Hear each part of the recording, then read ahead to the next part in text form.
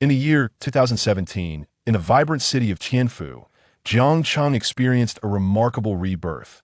Within the opulent suite of the Yihing Hotel, Jiang Cheng found himself gazing at a stranger woman lying beside him, while simultaneously perusing the messages on his mobile device. The WeChat notification displayed a message from his current girlfriend, Zhao Jia. Why are you silent? Have you grown bold? Are you no longer afraid when I lose my temper? As he absorbed the history of their conversation, memories began to flood his mind. A sardonic smile crept across Jiang Cheng's face as he replied, "Let's part ways." Zhao Jia was not only his classmate from high school, but also his first love. Though petite and charming in appearance, she possessed a glaring trait of materialism. Without fail, during any holiday, she would demand gifts or red envelopes from Jiang Cheng, be it New Year's Day, International Women's Day, Labor Day, Arbor Day, or even the Army Day. None were spared from her expectations. Should Jiang Cheng fail to send her a red envelope, she would throw a tantrum, accusing him of not loving her, and subsequently threaten to end their relationship. In his previous life, Jiang Cheng naively believed that Zhao Jia cherished every occasion they spent together. He once held her in the highest regard, ready to cater to her every whim, devotedly attending to her desires for years. She would often say to him, "We are still students, we cannot hold hands or kiss. Please give me more time. Things will be better once we enter university." Thus, he was led to believe that she was a girl of pure and innocent nature. However, upon entering university, she set her sights on a wealthier heir, promptly discarding Jiang Cheng. It was then that reality delivered a polite yet scathing slap to his face. Following his breakup with Zhao Jia in his past life, Jiang Cheng chose to remain at a local university. After several years of enduring the grind as a mere cog in the corporate machine, he finally could no longer bear it and yearned to return home to inherit his father's business. To his astonishment, after a single night's sleep, he found himself thrust back into the same circumstances once more. This time, however, the trajectory of his life appeared to diverge from his previous experiences.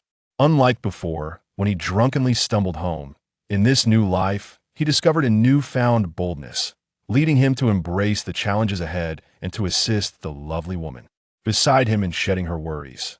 Jiang Cheng could not help but lament that the most tragic aspect of life is the dissonance between the loss of a person and the persistence of their abhorrent memories.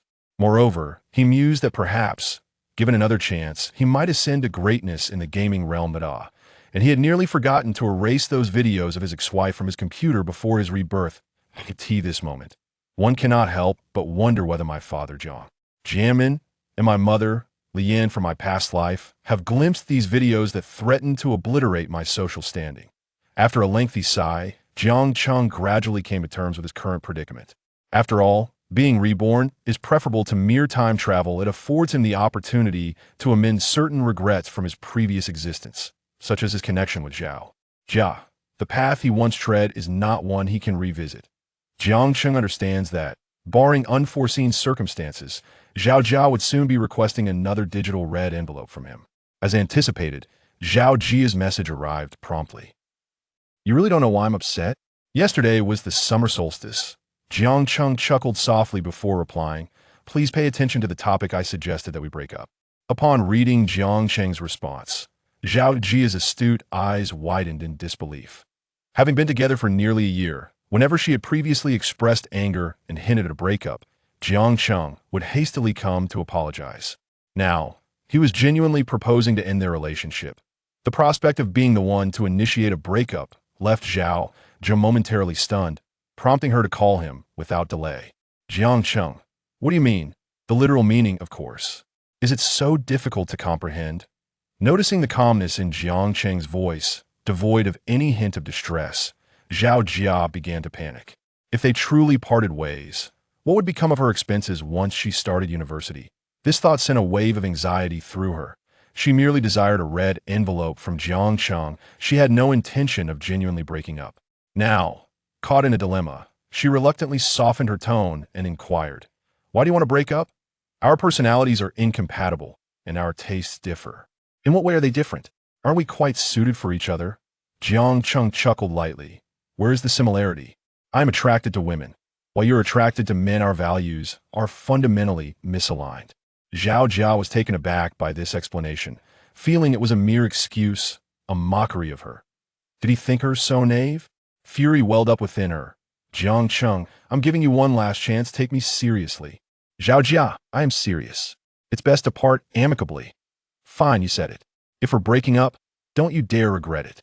With that, Zhao Jia abruptly hung up.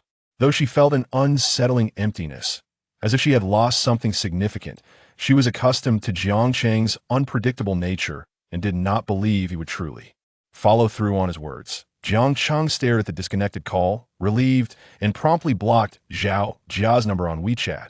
Congratulations, host, on activating the dream come true system. Such fortune! Could it be that he was destined to embark on a journey of extraordinary exploits, acquiring the means to confront challenges head-on, navigate the complexities of life, and ascend to the pinnacle of success? Although Jiang Cheng originally came from a reasonably well-off family, with his father managing a small construction company worth millions, this merely constituted a modest sum of wealth. Furthermore, having just graduated from high school and having lived at home for the past 3 years, his mother, Li Yin, provided him with a weekly allowance of only 1,000 yuan. Jiang Cheng recalled her promise that once he entered university next month, she would increase his monthly allowance to 10,000 yuan, a sum he considered quite generous at the time. Little did he expect that after years of longing for genuine affection, he would instead encounter this overwhelming fortune. As the divine wealth system activated, he learned the host earns 0.1 yuan for every second spent in this world. Name, Jiang Cheng. Age, 18. Height, 182 centimeters. Attractiveness, 85 points. Level 1. System reserve, 0 yuan. System earnings, 0.1 second. Experience for level up, 0100000. Jiang Cheng calculated that at level 1, earning 0.1 yuan every second would amount to 8,640 yuan in a day and 259,200 yuan in a month. Having just been reborn for a little over an hour, had he truly ascended to the pinnacle of life due to this system? This was exhilarating. Congratulations, host. You have received a beginner's gift package. Would you like to open it? With a silent affirmation, he declared, open the beginner's gift package. Reward, a million-level supercar, the Porsche 918. Ding. Congratulations, host. You have received a cash reward of 10 million yuan. 0.5 beginner shopping rebate cards. The maximum spending limit for each is 1 million. Expenditures exceeding this limit will be voided. 1 kindness value scanning system. The funds awarded by the system began transferring to the host's bank account. These funds are traceable and legal, posing no financial or legal risks to the host. As the system finished its notification, Jiang Cheng's phone buzzed with a familiar alert. Upon hearing it, he could not help but exclaim, no way. Picking up his phone, he saw, your account ending in 5456 has received a transfer of 10 million yuan, with a balance of 10,323,111 yuan. Looking at the Porsche key that had inexplicably appeared in his hand, he marveled at the luxurious and exquisite design. It was his first time holding such a key. Just then, the system chimed again. Would you like to activate the kindness value scanning system? Activate, Jiang Cheng replied, then turned his attention to the unfamiliar woman embracing him. Kindness value scanning system activated, retrieving information about the individual. Name, Yu Xiao Xiao. Age, 25. Height, 165 centimeters. Attractiveness, 93. Figure, 94. Privacy 1. Friendliness, 60. Intimacy status. The preceding values are quite straightforward. However, the concept of privacy left Jiang Cheng somewhat perplexed. He opened the system's explanation page. Privacy value refers to an individual's private life, with a numerical value indicating the extent of intimate interactions with the opposite sex. Upon reading this explanation, Jiang Cheng suddenly comprehended. Wasn't the number reflecting Yu Xiao's interest in him? This privacy value indeed proved to be quite beneficial, not only facilitating a long-lasting connection, but also serving as a safeguard against potential betrayal. It appeared that the interpersonal relationship scanning system acted as a protective measure for him. Suddenly, a pair of delicate arms embraced his waist from beneath the covers. Soft hands began to wander aimlessly. A voice, muddled yet playful, murmured, I never expected you to be such a cad, to concoct such a fresh and unconventional excuse for a breakup. Jiang Cheng gazed at the stunning woman, taking advantage of him. Beneath her naturally arched eyebrows lay a row of long, curled lashes. Her exquisitely sculpted nose complemented her tempting, slightly parted red lips. He couldn't help but marvel at how mature and alluring she appeared. Initially, he had sought solace in a bar, casually drinking due to Zhao Jia's indifference towards him. Meanwhile, Yu Xiaoxiao seemed to be nursing her own wounds. The two engaged in delightful conversation, and before long, they had consumed an impressive number of cocktails. In a haze, they continued to drink until they were both slightly intoxicated. Thus, it was no surprise that events unfolded as they did. Upon his rebirth, Jiang Cheng discovered Yu Xiaoxiao eagerly draped herself around his neck. Unsure of the circumstances, he did not hesitate to reciprocate her advances. Their playful interactions soon escalated into something more passionate. He pondered what emotional turmoil had driven Yu Xiaoxiao to seek solace in him. Although he had just administered a direct remedy for her emotional distress, her friendliness score remained at a mere 60 points. This indicated that she did not harbor an instantaneous infatuation for him. Perhaps she was either too intoxicated or grappling with despair.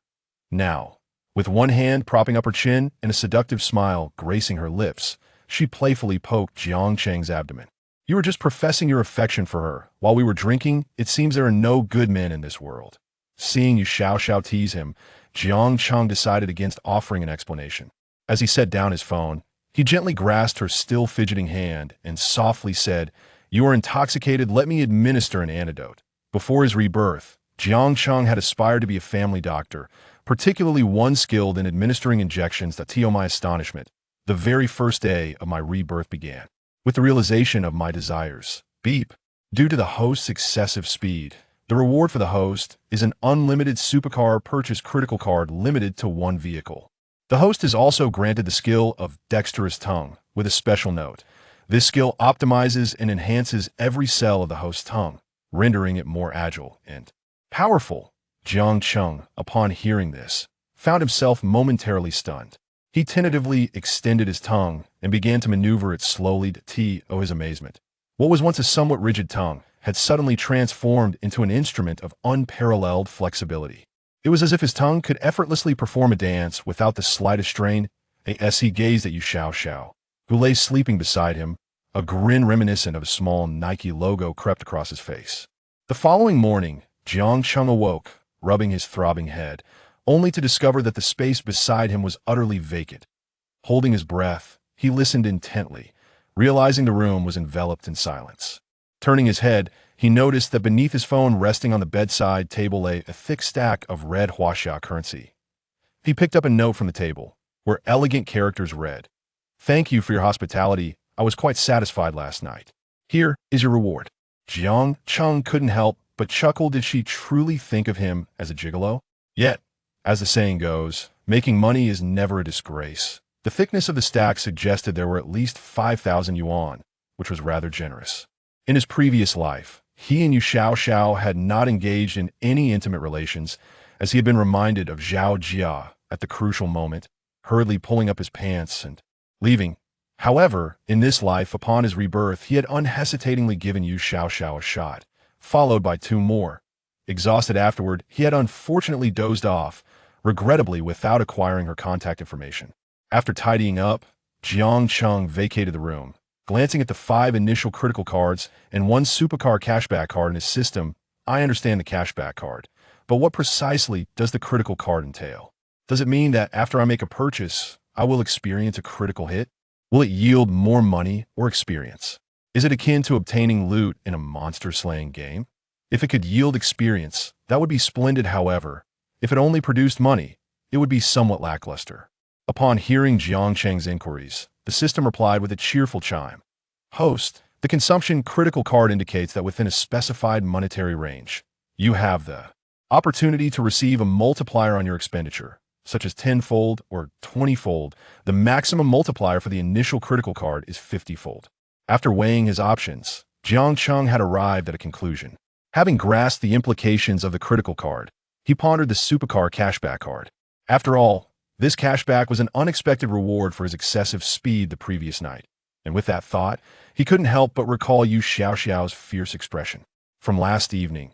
Feeling a tinge of embarrassment, I was indeed a bit overly excited during my first experience, especially considering my lack of expertise, as I was solely focused on the issue of speed. This card clearly stipulates that it is exclusively for the purchase of supercars. With merely over 10 million in my account, I could only afford a model price within 10 million if I were to buy a supercar outright. However, should I first utilize the 5 primary critical strike cards and then use the accumulated funds to purchase a more expensive supercar, wouldn't the rebate amount be significantly higher? With this thought, a plan began to form in Jiang Cheng's mind. The IT is now the year 2017. Although Rongqing implemented a purchasing limit policy back in 2014, the economic situation has rendered it virtually obsolete. While there is no formal announcement abolishing the purchasing limits, developers maintain a somewhat elusive stance. As long as one can provide full payment, they can acquire as many properties as they desire. The true constraint on property purchases is not the purchasing limit, but rather the lending restrictions. Without bank loans, there remains considerable room for maneuver. This insight was gleaned from my father, who works in the construction industry. Possessing 5 critical strike cards, each with a maximum spending limit of 1 million, Jiang Cheng prepared to use them to purchase a property. After exiting the hotel, Jiang Cheng followed the system's navigation to locate the Porsche 918 parked nearby. He attempted to press the key fob, and soon, the vehicle responded from short distance away. With this action, the crowd gathered around the supercar erupted into chatter. A young woman, busy snapping photos of the car with her phone, began scanning for the owner of the luxury vehicle. Jiang Cheng, gazing at the black prints of the nightclub Porsche just a few meters away, found himself once again awestruck. The car's allure would likely captivate any woman who sat behind the wheel. I wondered how the air conditioning would fare. The woman who had just been leaning against Jiang Cheng's car was now transfixed by the sight of such a young and handsome man approaching. As he walked towards the car, he cast a glance at the woman who had been preoccupied with taking selfies by his luxury vehicle. Even from a distance, he could see her despite the presence of onlookers. Her expression remained unchanged as she posed in various ways against his car. Clad in a strapless top and a form-fitting patent leather skirt, complemented by a pair of black high heels, she was indeed an eye-catching sight. Noticing that Jiang Cheng was indifferent to her presence, she promptly opened the car door and slid inside, quickly making her way to his window. With a smile she believed to be charming, she inquired, "Excuse me, is this car yours? Given the circumstances, I hardly think it could belong to you." Jiang Cheng replied, puzzled. The woman maintained her unchanging expression and spoke in a flattering tone. "Oh no, I simply found your car incredibly dazzling and couldn't resist taking a photo. Would you be so kind as to give me a ride? Does my vehicle appear to be a taxi?" "Certainly not.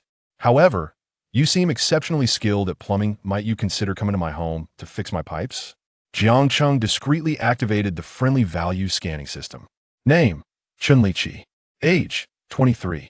Height: 168 centimeters. Attractiveness: 65. Figure: 88.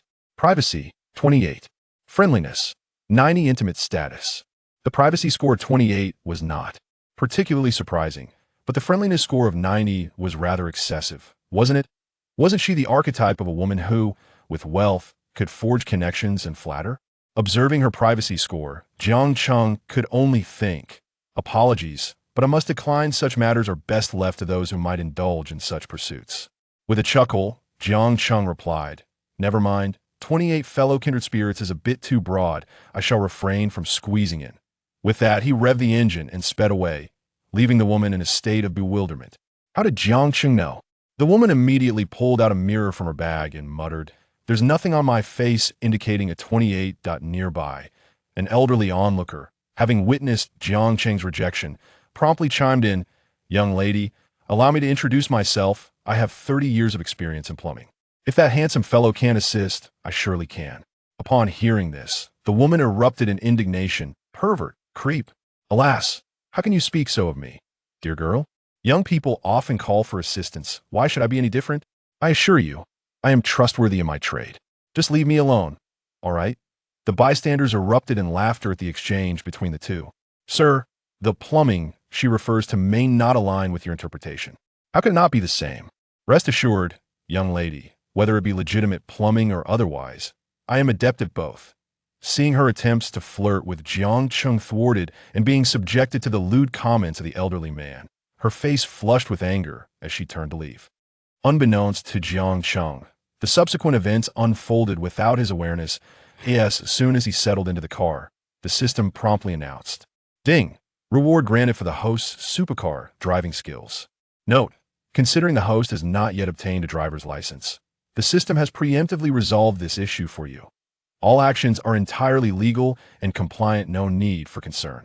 Gazing at the suddenly materialized driver's license in his possession, Jiang Cheng couldn't help but exclaim, "Incredible!" Now behind the wheel of a Porsche 918, Jiang Cheng finally grasped the true essence of a status symbol. For in modern society, cars and homes have become the definitive emblems of wealth for many.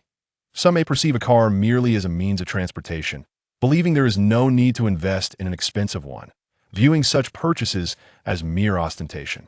However, in reality, when one's status has yet to reach a level of general recognition, items such as cars, watches, and houses serve as the most potent symbols of a man's tangible strength. For instance, if you drive a Wuling, your relatives might not think much of it yet.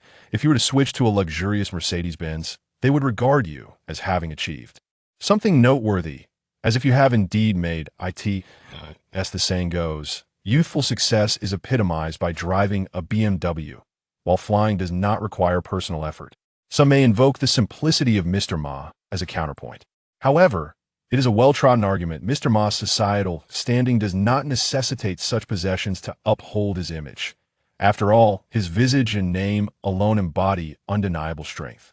Conversely, Jiang Cheng is not in the same league. He is akin to a novice player who has just registered and received a beginner's gift pack.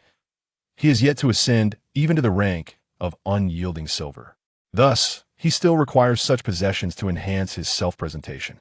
Although Jiang Cheng, much like M.R.I., harbors no interest in wealth, the allure of ascending to the pinnacle of life, fraught with unspoken rules, is undeniably compelling, rendering him unable to refuse. Therefore, the most prudent course of action remains the continued cultivation of his image. Before he had driven a mere 100 meters, Jiang Cheng spotted a real estate agency at the corner ahead. Instantly, he steered towards the diagonal opposite. As for why he did not head directly to the property development site, primarily due to laziness, and second, the notion of seeking a new residential community in the bustling heart of Rongqing is rather fanciful. At this juncture, the real estate market is on the rise. Newly launched developments are often snapped up in an instant or relegated to the secondary market for opportunistic gains. Therefore, the most straightforward method to acquire property is to consult a real estate agent. Chapter 3. A fondness for innocence. Before long, the vehicle came to a halt across the street from a real estate agency. This agency held a reputable status in their locality, boasting numerous branches. The branch before them was modestly sized, measuring just over 100 square meters. After parking, Jiang Cheng crossed the street and entered the establishment. Upon stepping inside, he was met with a tranquil atmosphere, with only two agents engrossed in their phones. Noticing Jiang Cheng's arrival, one of the female agents promptly rose to her feet. The male colleague beside her exhibited a barely perceptible frown at her action, though he refrained from his usual enthusiasm to vie for the client. Today, the seasoned agents were either out for a stroll or attending to clients viewing properties, leaving only the two of them in the office. The other male agent was currently holding his phone, wearing a lewd grin. Seeing that he remained inactive, the female agent, filled with excitement, approached Jiang Cheng. With a warm smile, she greeted him. "Good day, sir. I am Xia, a real estate agent from Lianjia. How may I assist you today?" Jiang Cheng nodded in response. "I am interested in purchasing several properties." Xia, surprised that he was not there to rent, but to buy, immediately invited him to the reception room. As Xia displayed her enthusiasm, the male colleague finally lifted his gaze. However, upon realizing that Xia was attending to the client, he quickly returned to his phone, engrossed in his own world. From Xia's demeanor, Jiang Cheng discerned that she was likely a novice in sales. Although her attitude was exceedingly cordial, her actions bore a certain clumsiness. Nevertheless, the real estate profession has a low entry threshold and high turnover, leading to a predominance of newcomers, especially given the instability of their earnings. "May I inquire if you have any particular properties in mind or specific requirements regarding price?" Xia asked, her cheeks slightly flushed with excitement. Having been at the agency for nearly 3 months, she had heard others claim that real estate agents earn substantial incomes. However, Her experience thus far revealed that it was not as straightforward as the outside world suggested. Despite the influx of clients, she had yet to close a sale, only managing to secure rental agreements, resulting in a meager monthly income of around 3,000 yuan, which included her basic salary of 1,800 yuan along with rental commissions. Though uncertain whether Jiang Cheng would indeed make a purchase, she was determined to give her utmost effort whenever the opportunity arose. "Please help me find a few properties of around 200 square meters," he requested. 200 square meters? A spacious option indeed, Xia exclaimed, nodding eagerly as she swiftly retrieved a tablet from the side to assist Jiang Cheng in his search. After a couple of taps, she suddenly realized she had yet to offer him a drink, hastily setting down the tablet and nervously inquiring, "My apologies, sir. May I ask your surname?" Jiang Cheng observed the slightly disheveled appearance of Xia Zhiqiu without displaying any sign of disdain. It was evident that she was genuinely inexperienced. After all, who has not experienced a first time? Coincidentally, Jiang Cheng had a particular fondness for such inaugural moments. The sincerity, the lack of pretense, and the absence of artifice made for a communication that, while initially challenging, could flourish with a touch of patience, gentle reassurance, and guidance, ultimately leading to a smooth progression in their interaction. With this thought in mind, Jiang Cheng activated the friendly value scanner. Name: Xia Zhiqiu. Age: 19. Height: 163 centimeters. Attractiveness: 90. Figure: 92. Privacy: 0. Friendliness: 50. Stranger status. Upon reviewing the results, Jiang Cheng furrowed his brow. Her coarse hair was tied in a low ponytail, heavy bangs obscured her eyes, and the addition of oval-shaped black-rimmed glasses contributed to a rather antiquated hairstyle. Was this some form of retro nonconformity? The girl before him, with an attractiveness rating of 90? Was the system malfunctioning? After a moment of jest, the system responded. The attractiveness score was based on the host's personal aesthetic sensibility.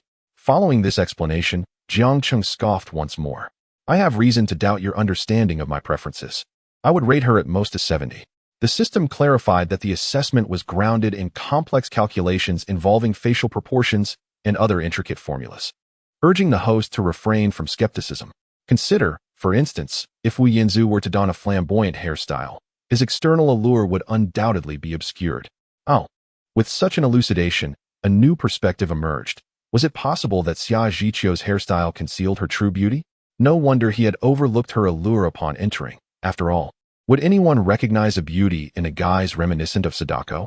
Jiang Cheng cast a glance at Xia Zhiqiu, noting that one of her eyes sparkled with clarity, reminiscent of an untainted mountain stream. Such enchanting eyes were regrettably shrouded beneath an excessively heavy fringe and donned in an ill-fitting uniform. Even the most radiant starlet would appear less than appealing in such attire. Xia's complexion was not the epitome of porcelain perfection, and her hair seemed lacking in vitality, suggesting a lack of regular care. Thus, a score of 90 implied that her facial features must indeed be quite remarkable. "Mr. Jiang, may I offer you tea? Or perhaps juice? Just a bottle of mineral water, please." "Certainly, one moment." With that, she swiftly turned and hurried out. Before long, Xia Zhiqiu returned, her steps light as she entered the reception room, eagerly unscrewing the cap of the mineral water before handing it to Jiang Cheng. "Please enjoy your drink." Jiang Cheng nodded appreciatively. "Thank you.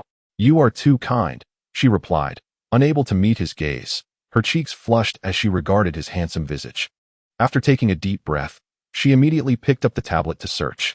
In the Rongqing Jinyo district, the price of new apartments in 2017 was around 20,000 yuan per square meter, while the average price in the current location, the Jincheng district, was approximately 14,000 yuan.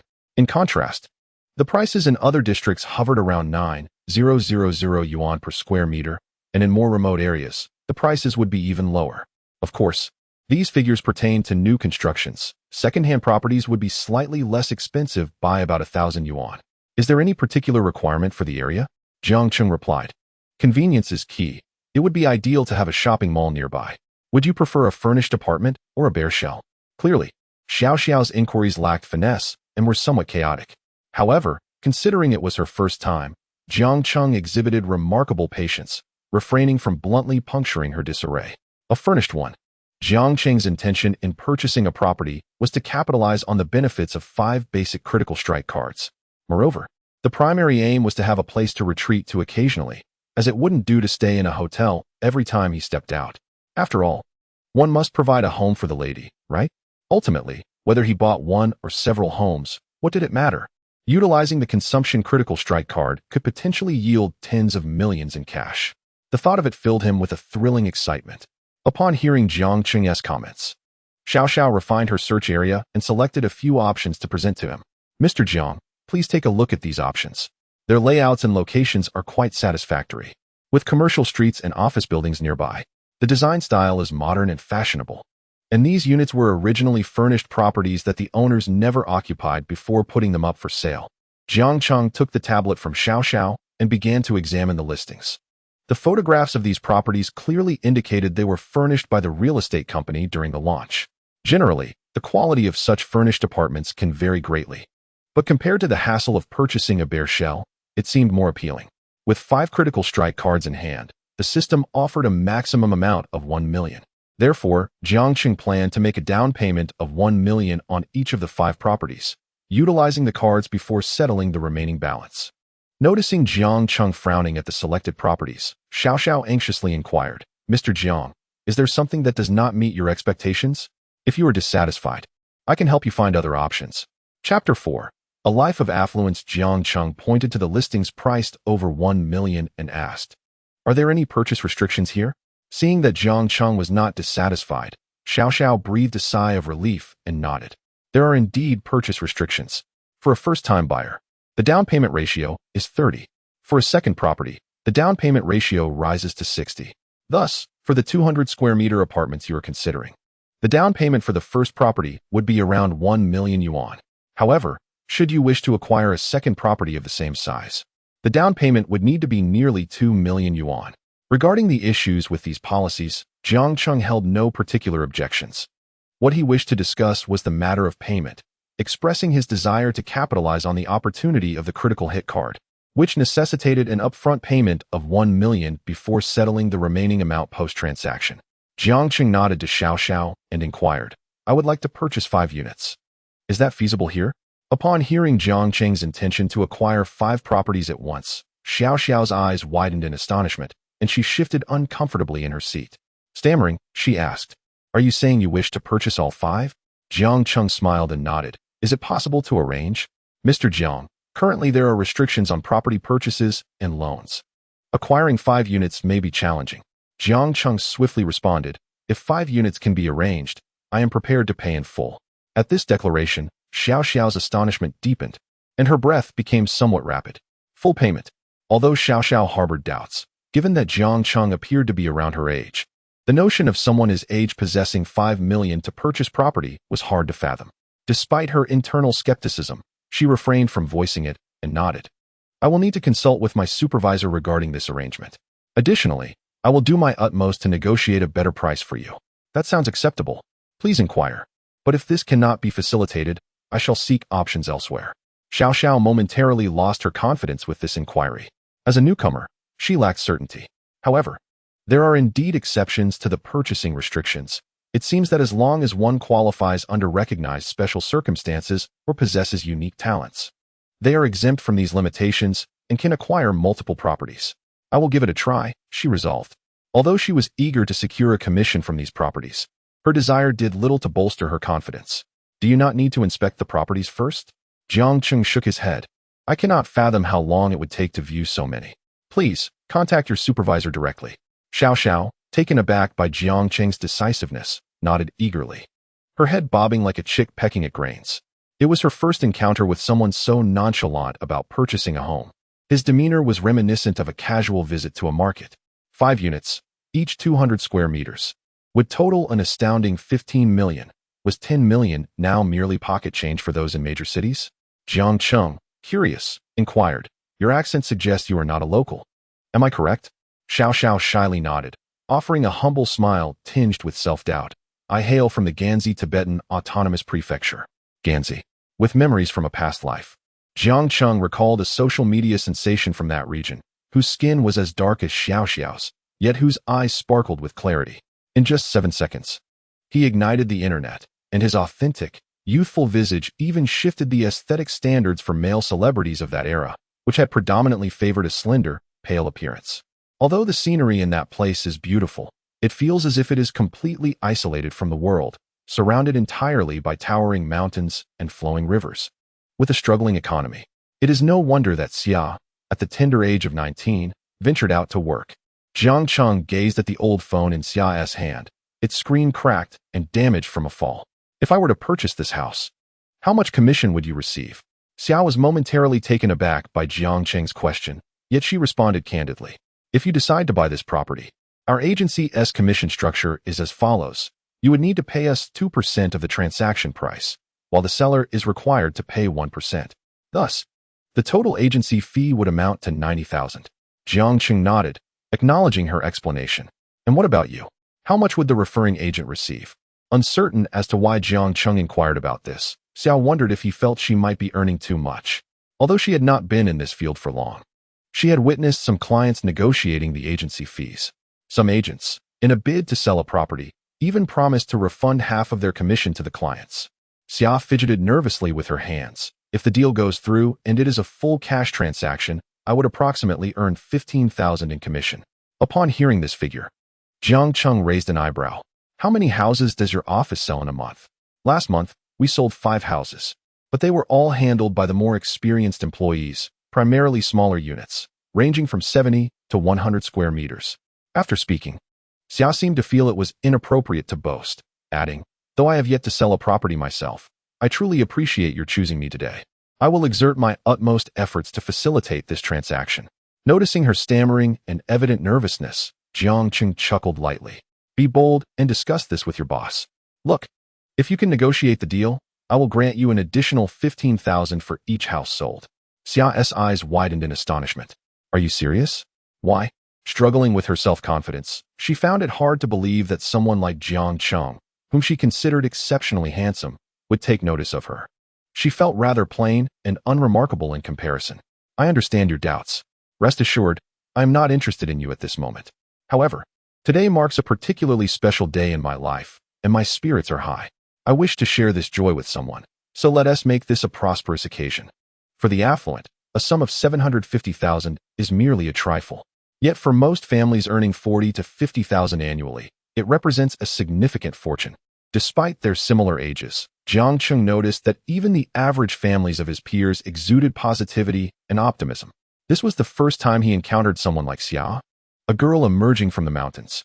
He acknowledged that upon acquiring the extravagant system, he had felt a surge of excitement, akin to a lottery winner eager to share his fortune. Realizing this impulse, Jiang Cheng reminded himself to remain humble and grounded.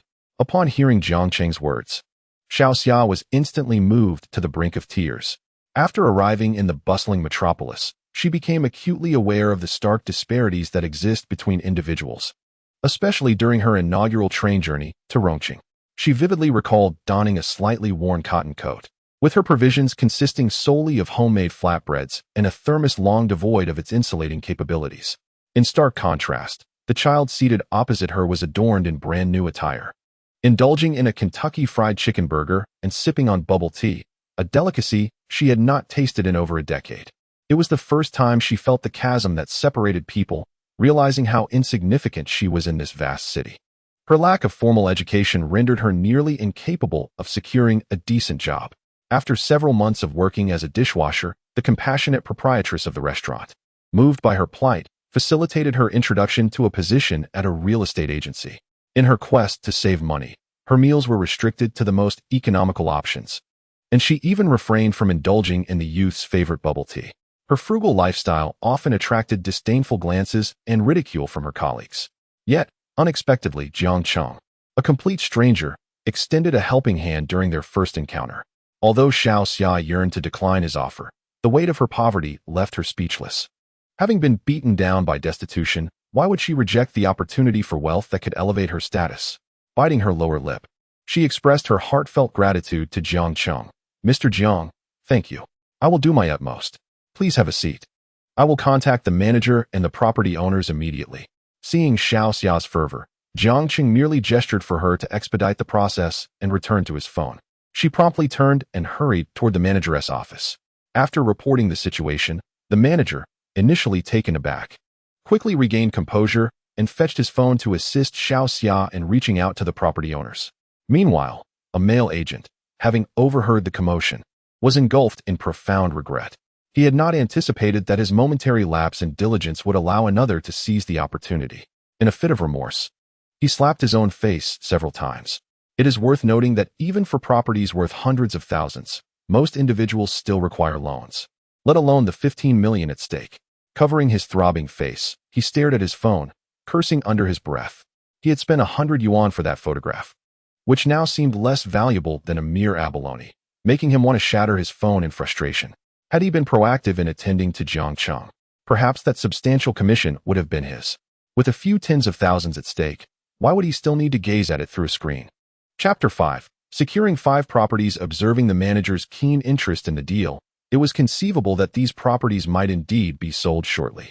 Upon entering the reception room, the male supervisor immediately extended his hand towards Jiang Cheng, warmly greeting him. "Hello, Mr. Jiang. I am Jiang Yuan, the supervisor here. Thank you very much for choosing our company, Lianjia." "Hello, Supervisor Jiang," Jiang Cheng replied.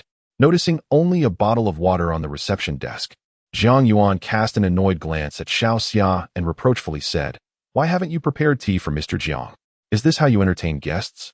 Xiao Xia immediately panicked and opened the hot water dispenser on the desk, exclaiming, "I'm so sorry, Supervisor. I will brew tea for Mr. Jiang right away. How can you use this tea? Quickly, go to my office and bring me the Preaching Ming Long Jing from the top shelf." Seeing Jiang Yuan exhibit such unusual enthusiasm, Jiang Cheng waved his hand dismissively. "No need to trouble yourself. I am not accustomed to that." Upon hearing this, Jiang Yuan offered a flattering smile. It was quite rare in their Rongqing for someone so young to afford a 15 million cash purchase of a property. Although he was unaware of Jiang Cheng's background, one could surmise that such a person was unlikely to hail from an ordinary family. "You are truly young and accomplished, yet down to earth," Jiang Yuan complimented, immediately signaling to Xiao Xia. Although the client had stated he did not drink tea, one could not simply disregard the preparations. After all, in this society, connections equate to financial opportunities, and many advantageous relationships cannot be forged merely through wealth. For instance, having a relative who is a hospital director, another who is a department head, or one who is a powerful figure in law enforcement. These connections cannot be established by wealth alone. When the day comes that one requires such relationships, it is these so-called networks that will facilitate introductions. Moreover, elite families among the wealthy possess more distinguished members than the average household, which is precisely the advantage of befriending the affluent. They have various channels to acquire advanced information, not only providing business insights, but also potentially assisting when one encounters significant troubles. While it is true that mere property transactions do not cultivate solid relationships, for those who navigate the complexities of society, they are always willing to seize even the slightest opportunity. Receiving Jiang Yuan's cue, Xiao Xia promptly exited with agility. Jiang Cheng, of course, observed their subtle interactions, yet he maintained an air of calmness. A person capable of attaining a supervisory position must inherently possess both tact and shrewdness. Jiang Cheng then inquired, "Supervisor Jiang, how are the negotiations progressing?" "Rest assured, everything has been settled. The properties you are interested in are not far from here. 2 of them belong to the same owner, and the other landlords have also been contacted and are on their way," Jiang Yuan replied. Handing Jiang Cheng the Preaching Ming Long Jing that Xiao Xia had brought, Jiang Cheng nodded in satisfaction. To be honest, this efficiency was quite commendable.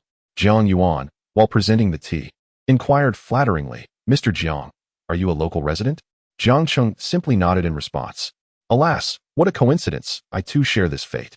It seems we are destined to cross paths." Jiang Cheng simply smiled gently, brushing aside the supervisor's words, "For in this world, where there are origins, there are also fates." The subsequent hours were spent in casual conversation with Jiang Yuan. One must admit that those who have attained the position of supervisor possess a certain finesse in dialogue. They skillfully extract your background while posing their inquiries in a manner that elicits no discomfort whatsoever. However, Jiang Cheng had experienced a rebirth and had spent several years navigating the complexities of society in his previous life. Though he may not yet possess the shrewdness of individuals of their age, he was more than capable of managing interpersonal relationships with ease. Before long, the homeowners began to arrive one after another. Upon entering the reception room, Several impeccably dressed middle-aged individuals gazed at Jiang Cheng with expressions of astonishment.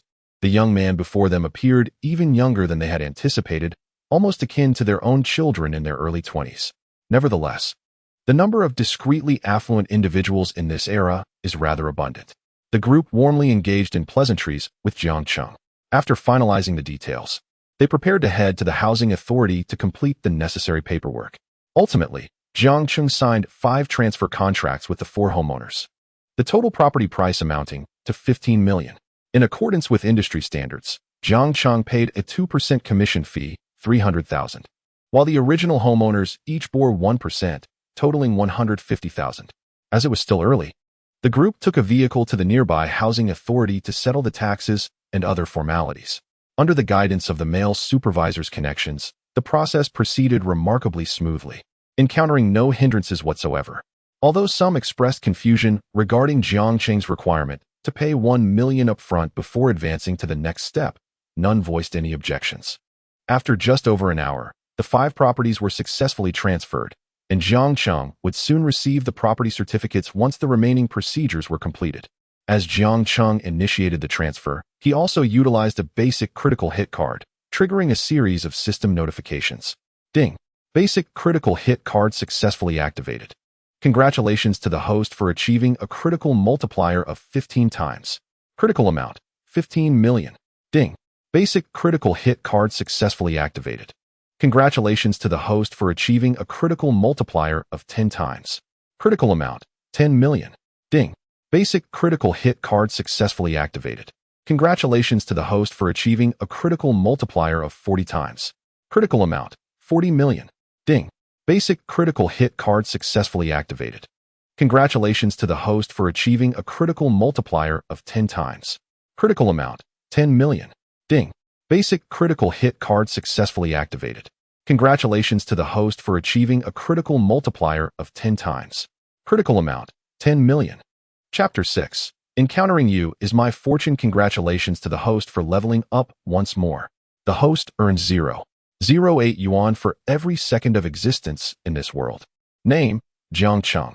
Age, 18 years. Height, 185 centimeters. Appearance, 85 points. Level 6. System reserve, 4,890 yuan. Jiang Cheng gazed at the system's notification, his excitement reaching a fever pitch. After spending $5 million, he struck a windfall of $85 million, subsequently utilizing these funds to settle the remaining $10 million. In just one day, with the aid of 5 critical strike cards, he had successfully acquired 5 properties, catapulting his net worth into the billions. Jiang Cheng expressed a fervent desire for more of such fortunate cards in the future. Moreover, the system had advanced him to level 6, allowing him to earn 0.8 yuan per second, which amounted to nearly 70,000 yuan daily. Is this what it feels like to live a life of privilege? After the transactions were complete, several former property owners and supervisors eagerly added Jiang Cheng on WeChat and exchanged contact information. Once they connected, they extended an invitation for a meal, which Jiang Cheng politely declined. He beckoned Xia to join him. Upon seeing Jiang Cheng refuse their invitations yet call over the young Xia, the others displayed expressions of sudden realization. The male supervisor pointedly remarked, Xia, Mr. Jiang has facilitated your commission on 5 properties. You should treat him to dinner tonight. You need not report to the company today. Rather, spend quality time with Mr. Jiang. Xia, hearing this, felt a rush of nervousness but nodded obediently. Yes, I understand. Supervisor. After the group departed, Xia, still anxious, bowed to Jiang Cheng and said, Mr. Jiang, I am truly grateful. Allow me to treat you to a meal. Jiang Cheng waved his hand dismissively. Just give me your bank account number. I will transfer the funds to you. Xia comprehended his intention. Initially, she had yearned for the profit Jiang Cheng spoke of. However, the transaction was now complete, and after the distribution, she would receive approximately 75,000 yuan in commission. Moreover, she had played a minimal role in the proceedings. Her contribution was merely that of a messenger, while the supervisor was the one who truly made an impact. Feeling somewhat embarrassed to accept more money from Jiang Cheng, she replied earnestly, No need, Mr. Jiang. I already have my commission and cannot accept further payment. I have received my due reward. Jiang Cheng perceived Xia's internal conflict. While not every child from humble beginnings is devoid of cunning, he recognized that Xia was genuinely principled. Consider this carefully. Opportunities like these do not present themselves frequently. You may not always be fortunate enough to meet someone like me. The next client might dismiss you or impose certain expectations regarding property purchases, such as requiring your company. I have offered you this money for a reason. It would be wise to accept it. Life is not replete with opportunities. And when the time comes that you require funds, do not lament missed chances. Jiang Cheng's pragmatic words jolted Xia into realization, and her once innocent, clear gaze transformed into one of alarm. She naturally understood the male supervisor's suggestion to accompany Jiang Cheng well. Such occurrences were hardly a secret in their real estate dealings. Moreover, she felt Jiang Cheng was correct. Society is not an ivory tower, and hard work, honesty, and kindness do not necessarily yield financial rewards. On the contrary, if one is willing to endure hardship, one may find an abundance of suffering instead. Given her own family's unfavorable circumstances, what right did she have to consider others, let alone to reject a fortuitous opportunity that fell into her lap? Xia lowered her gaze to the small bag she had purchased from a roadside stall. Gritting her teeth, she unzipped it, retrieved the bank card she had recently obtained, and handed it to Jiang Cheng, expressing her gratitude. Thank you, Mr. Jiang. Meeting you is my fortune. Jiang Cheng accepted Xia's bank card, opened his mobile banking app, and swiftly transferred 750,000 to her. In truth, Jiang Cheng was not a benevolent figure. Xia was merely a witness from the first day he acquired the godly rich system, and he considered it a keepsake. I've transferred the money. I must take my leave now.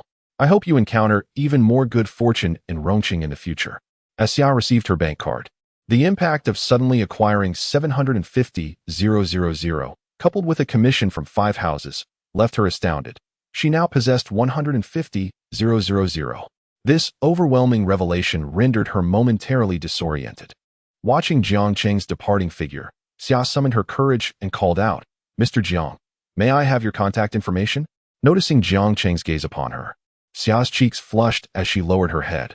I understand that a girl as ordinary as I am might not deserve to add you on WeChat. But if you have some free time in the future, I would sincerely like to invite you to dinner. Would that be all right? Xia clumsily articulated her heartfelt gratitude. Jiang Cheng observed Xia's bashful demeanor, fixated on the ground, and could not help but chuckle and shake his head. After checking Xia's friendliness level, he was astonished to see it rise from 50 points to 78 points. He pulled out his phone and displayed his QR code. Please scan it. I don't have time today, but I will reach out for dinner next time. Upon receiving Jiang Cheng's consent, Xia quickly took out her phone, hurriedly opening WeChat to scan his QR code. At that moment, a notification pinged from the system. Due to your very reasonable first consumption choice, the system rewards the host with a clearing card. When used on any goddess with a beauty score exceeding 90 points, it will activate a double happiness feature.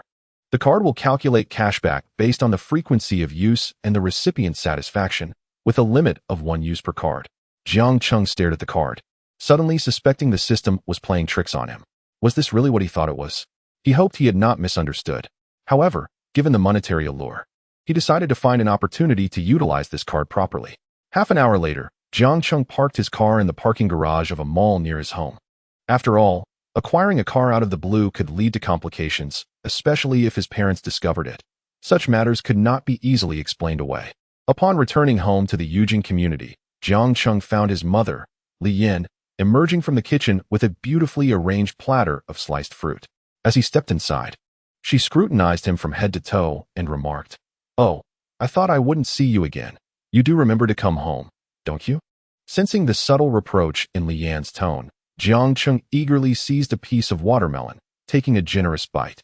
"Mom, this watermelon you bought today is quite sweet. It's delightful." Li Yan rolled her eyes at him, snatched the platter, and proceeded to the living room, placing the watermelon in front of Jiang Jianming, his father. Jiang Cheng followed suit, cheerfully calling out, "Dad." Jiang Jianming merely glanced at him and inquired, "Didn't you say you were going on a graduation trip? Have you decided where to go?" Jiang Cheng was unfazed by his parents' reactions. Though he was their only child, they had largely adopted a laissez-faire approach to his upbringing. This was largely due to his generally well-behaved nature, which had instilled a sense of trust in them. While savoring the chilled watermelon, Jiang Cheng replied, "I'm thinking of going to the Magic City. After some consideration, I've decided on a more vibrant area." I want to check out Shanghai University and see what the environment is like. Jiang Jiaming had no objections to this plan. That's entirely up to you. Your mother will transfer the travel expenses to you. Manage it as you see fit. Li Yin shot a disapproving look at Jiang Jiaming and retorted, "You've spoiled him." Nevertheless, despite her words, she promptly picked up her phone and transferred 30,000 yuan to Jiang Cheng via WeChat. Upon seeing the notification, Jiang Cheng graciously accepted his parents' generosity, beaming at them, "Thank you, Mom and Dad." The following day, Jiang Cheng drove his Porsche directly to the airport in Rongqing, unbothered by the 200 yuan daily parking fee. After passing through security, he entered the economy class boarding area. Typically, first-class tickets sell out quickly.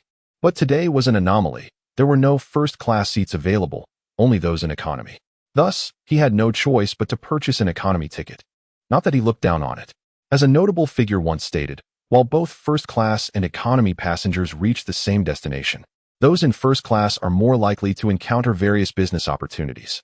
Although Jiang Cheng was not particularly interested in such prospects at the moment, his desire for a first-class seat was straightforward. It offered more space and comfort, unlike the cramped quarters of economy class.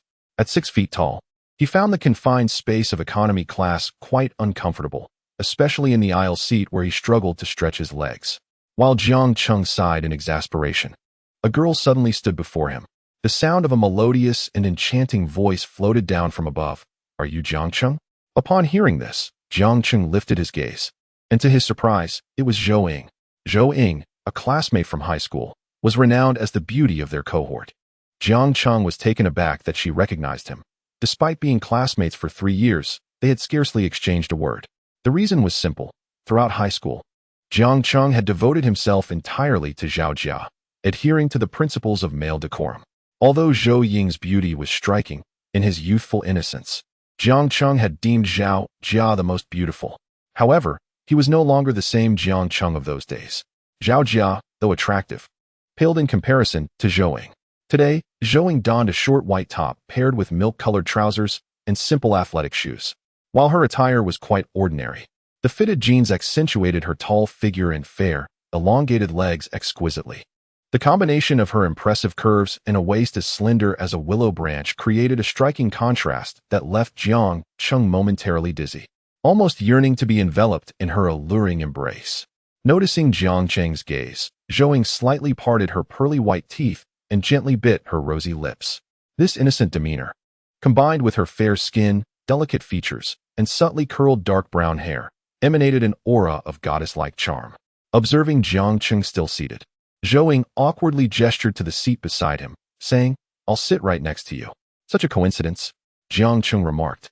As he spoke, a young man nearby, with slick-back hair, suddenly brightened up.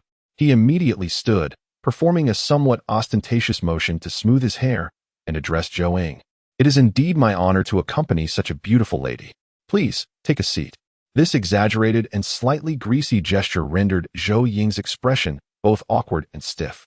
After all, a beauty of her caliber was bound to attract attention, standing out even among a crowd. Fellow passengers discreetly admired her from their seats. Just as she was about to sit down, Jiang Cheng called out, "Wait, I think I might be in the wrong seat. Your seat is 18, isn't it?" "I'm 18 too. Are you supposed to sit by the window?" Zhou Ying paused, quickly grasping Jiang Cheng's intention. Her cheeks flushed with gratitude as she smiled at him. "Yes, I am 18. I apologize. This is my first time on a plane." After expressing his faux apologies, Jiang Cheng rose from his seat, yielding it to Zhou Ying. As Jiang Cheng stepped out, a seemingly bashful smile crept upon the corners of Zhou Ying's lips. In a soft voice, she expressed her gratitude, saying, "Thank you." At that moment, Jiang Cheng appeared to her as both a gentleman and a savior, having deftly navigated a troublesome social obligation for her.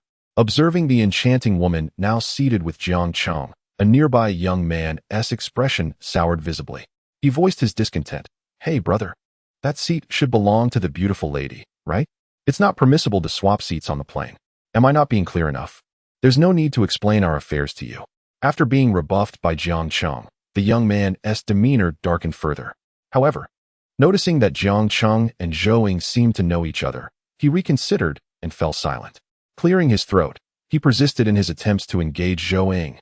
"Excuse me, lovely lady, what brings you to the magical city?" Faced with his persistent chatter from across the aisle, Zhou furrowed her brows deeper and replied with a hint of impatience. Just work, I suppose. You're working at such a young age? We seem to be of similar age. I just graduated. My name is Qian Shun, and I'm traveling to the magical city. Zhou chuckled lightly, wishing to cease the conversation, yet her eyes sparkled as she turned to Jiang Cheng and inquired, Jiang Cheng, what about you? Just taking some time to wander around. Jiang Cheng replied casually. Zhou responded with a hint of envy, how wonderful. So you're on vacation. Before Jiang Cheng could speak further, Qian Shun interjected. I've been to this area numerous times. If you're looking to explore, I could recommend some places. Or I could show you around, beautiful lady. Noticing Zhou's silence, Qian Shun remained undeterred, eager to flaunt his travel experiences. I must say, this city has many pitfalls. If you're inexperienced, it's easy to be deceived. I faced that when I first arrived, but I've learned a thing or two, especially regarding hotel accommodations. Despite the two remaining unresponsive, Qian Shun continued unabashedly upon my arrival. I had a hotel arranged to pick me up, very convenient. My parents organized it for me. What about you? Which hotel are you staying at? I could have them give you a ride. Otherwise, taxis from the airport can be quite expensive. Realizing that Qian Shun was subtly boasting about his hotel's pickup service, Jiang Cheng couldn't help but chuckle, understanding the underlying implication. He was subtly showcasing his financial prowess. Sensing Jiang Cheng's growing irritation, Zhou instinctively grasped his hand, then offered him one half of her earphones, saying, Would you like to listen to some music? Her voice was soft, laced with a hint of shyness and nervousness. Jiang Cheng was evidently taken aback by Zhou Ying's gesture, his gaze lingering on her hand resting on his, momentarily rendered speechless. Primarily, Zhou Ying's hands were soft and delicate, and when they unexpectedly clasped his, it evoked within him a sense of romantic infatuation.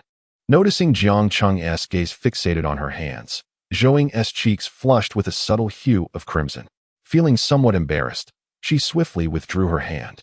Observing the intimacy shared between Zhou Ying and Jiang Cheng as they listened to music side by side, another male student felt a pang of discomfort. Casting an irked glare at Jiang Cheng, what song would you like to hear? Jiang Cheng leaned closer, glancing at Zhou Ying's playlist. Raising an eyebrow, he remarked, This playlist bears a striking resemblance to my own musical selections. Upon hearing Jiang Cheng's words, Zhou Ying's expression shifted to one of unease, akin to having her cherished secret unveiled, leaving her feeling both awkward and anxious. Oh, really? What a coincidence, she replied, her voice slightly strained, her gaze evading Jiang Cheng's. Indeed, a significant portion of her playlist mirrored the songs found in Jiang Cheng's collection. Jiang Cheng, undeterred, extended his hand to select a light-hearted English song. After perusing the list filled with heart-wrenching ballads, he quietly inquired, You've experienced heartbreak as well. Why do your selections align so closely with mine? Zhou Ying promptly refuted, I've never been in a relationship. Following her denial, she queried, But weren't you with Zhao Jia? Jiang Cheng replied casually, I've broken up with her. Zhou Ying appeared taken aback, You've broken up? Yet, almost immediately, a flicker of joy seemed to light up her otherwise serious demeanor. Jiang Cheng nodded, Let us not dwell on that. Are you headed to the city for work? Which district will you be residing in? Zhou Ying responded, I live in Jing'an district. What about you? Have you booked a hotel? Jiang Cheng affirmed, Yes. I'll check which district it's in. Subsequently, he picked up his phone to examine his reservation. It seems to be in Minhang district. Upon hearing this, Zhou Ying leaned in for a closer look, her surprise evident. You've booked the Yangyan Aman? Chapter 8. I thought you weren't a rich second generation? The Yangyan Aman is a nationally renowned hotel, famed in the city as well, of which she was certainly aware. Each Yangyan Aman establishment is meticulously designed by specialized architects, and they only reside in cities with substantial consumer power. The design styles of Aman hotels vary significantly from city to city, and even the architecture itself exhibits considerable diversity. The Aman in this city possesses a particularly unique narrative, with every brick and tile steeped in profound historical significance. According to the official website, the over 10,000 camphor trees and the design of the ancient mansion within have origins tracing back to the historic town of Shijiang Village, situated more than 700 kilometers from the city. This ancient town, due to geographic and societal influences, including the construction of reservoirs, is on the verge of being submerged beneath floodwaters. Nonetheless, within this town lie over 50 exceptionally rare ancient residences from the Ming and Qing dynasties, which hold immense preservation value. Upon learning of this matter, philanthropists and entrepreneurs in the bustling metropolis rallied together, collectively investing a staggering $3 billion to relocate these ancient historical relics, which had existed for over 1,000 years, into the luxurious Amman at UUN. This initiative not only preserved a significant number of historical artifacts, but also elevated the cultural and intellectual heritage of the Amman in the metropolis to new heights. Zhou Ying had previously stayed there with her parents, thus possessing some familiarity with the establishment. She turned to Jiang Cheng and remarked, "I have visited Amman before, but it was the one in Kyoto, not in the metropolis. The ambience was indeed splendid, and the service impeccable. However, we were not offered airport pickup at that time." Jiang Cheng shrugged. "This is my first time booking this hotel as well. Yet, they called me yesterday to inform me of the airport transfer service. So I assumed it was standard. Perhaps you booked a more expensive option. We previously reserved a room for over 9,000 a night, which did not include the pickup." Zhou Ying noted. "Ah, I see. I reserved the courtyard villa," Jiang Cheng replied lightly. Zhou Ying's eyes widened in surprise. "A villa? Are you staying there alone?" Jiang Cheng nodded. "Indeed. A villa must be the most expensive suite available." "Jiang Cheng, I didn't realize you were a second-generation wealthy heir," Zhou Ying exclaimed, glancing at him in astonishment. "Please, as if you're not one yourself," Jiang Cheng quipped. Zhou Ying was not only the belle of their school, but also a well-known affluent heiress of her class. She was often chauffeured to and from school in various luxury cars. Despite her beauty and excellent academic performance, few boys dared to pursue her, as the typical young man would feel inadequate in her presence, lacking the courage to profess their affections. However, during their sophomore year, rumors circulated about a misfortune befalling her family, although Jiang Cheng was unaware of the specifics. He only knew that thereafter, no luxury vehicles came to escort her to school. Reflecting on this, Jiang Cheng felt he might have misspoken. Moreover, Zhou Ying had mentioned she was seeking employment. Had her family fallen on such hard times? After he spoke, Zhou Ying's expression momentarily faltered before she quickly regained her composure. With a wry smile, she said, "At this point, I hardly qualify as a wealthy heir. When my family was affluent, my parents would never have considered staying in a villa." Qian Shun, overhearing their casual discussion about the 80,000 yuan a night courtyard villa, felt his face shift in color. He could not help but muse internally whether these two were genuinely second-generation wealthy heirs, given the highbrow nature of their conversation and their choice to reside in an 80,000 yuan a night Amman. If true, he would surely be mortified. Stealing a glance at Jiang Cheng, he saw that neither had noticed him, prompting Qian Shun to turn away and feign sleep, too intimidated to utter a word. Although uncertain whether Jiang Cheng was boasting, one couldn't help but ponder the possibility of truth in his claims. The two engaged in a leisurely conversation about their school experiences, having shared 3 years in the same class, thus avoiding any awkwardness. 2 hours swiftly slipped by. During this time, Jiang Cheng utilized the friendly value scanning system to assess Zhou Ying. Name: Zhou Ying. Age: 18 years. Height: 172 centimeters. Attractiveness: 96. Figure: 96. Privacy: 0. Friendly value: 80. Jiang Cheng raised an eyebrow upon examining the scanning system. To his surprise, Zhou Ying's height was indeed impressive. With a pair of 10-centimeter heels, she would nearly match his own stature. Her figure was undeniably remarkable, scoring a striking 96, with an acute precision that was simply commendable. Most astonishing to Jiang Cheng was the revelation of Zhou Ying's friendly value, which stood at a notable 80 points. Did she perhaps take an interest in him? In his astonishment, Jiang Cheng felt grateful for the friendly value scanning system, as it revealed that he was quite favored by the girls. Before long, the plane arrived at the airport in the bustling metropolis. At the baggage claim, Jiang Cheng thoughtfully assisted Zhou Ying in locating her suitcase. Noticing that he only carried a small bag, Zhou Ying curiously inquired, "Do you not have any luggage?" Jiang Cheng nodded, responding, "I only brought a change of clothes." Zhou Ying expressed her envy, saying, "It's so convenient for you boys when you travel." At that moment, a call from the Yun Anmin Hotel came through. Upon answering, a gentle voice greeted him. "Hello, Mr. Jiang, I am Wang Yuyan, your personal concierge for the Ting Villa you reserved. I am waiting for you at the exit." Jiang Cheng replied, "All right, I should be out shortly." The voice reassured him. "No rush, Mr. Jiang, we will await your arrival." After hanging up, Jiang Cheng turned to Zhou Ying and asked, "Where are you headed? May I offer you a ride?" She replied, I'm going to stay at a friend's place, which may not be on your way to Yunnan. Jiang Cheng insisted, it's no trouble. I have no plans today, and the car service is complimentary anyway. Zhou Ying considered this momentarily before smiling. Thank you, then. It might be difficult to find a taxi with so many people around. Just classmates. No need to be courteous, Jiang Cheng said.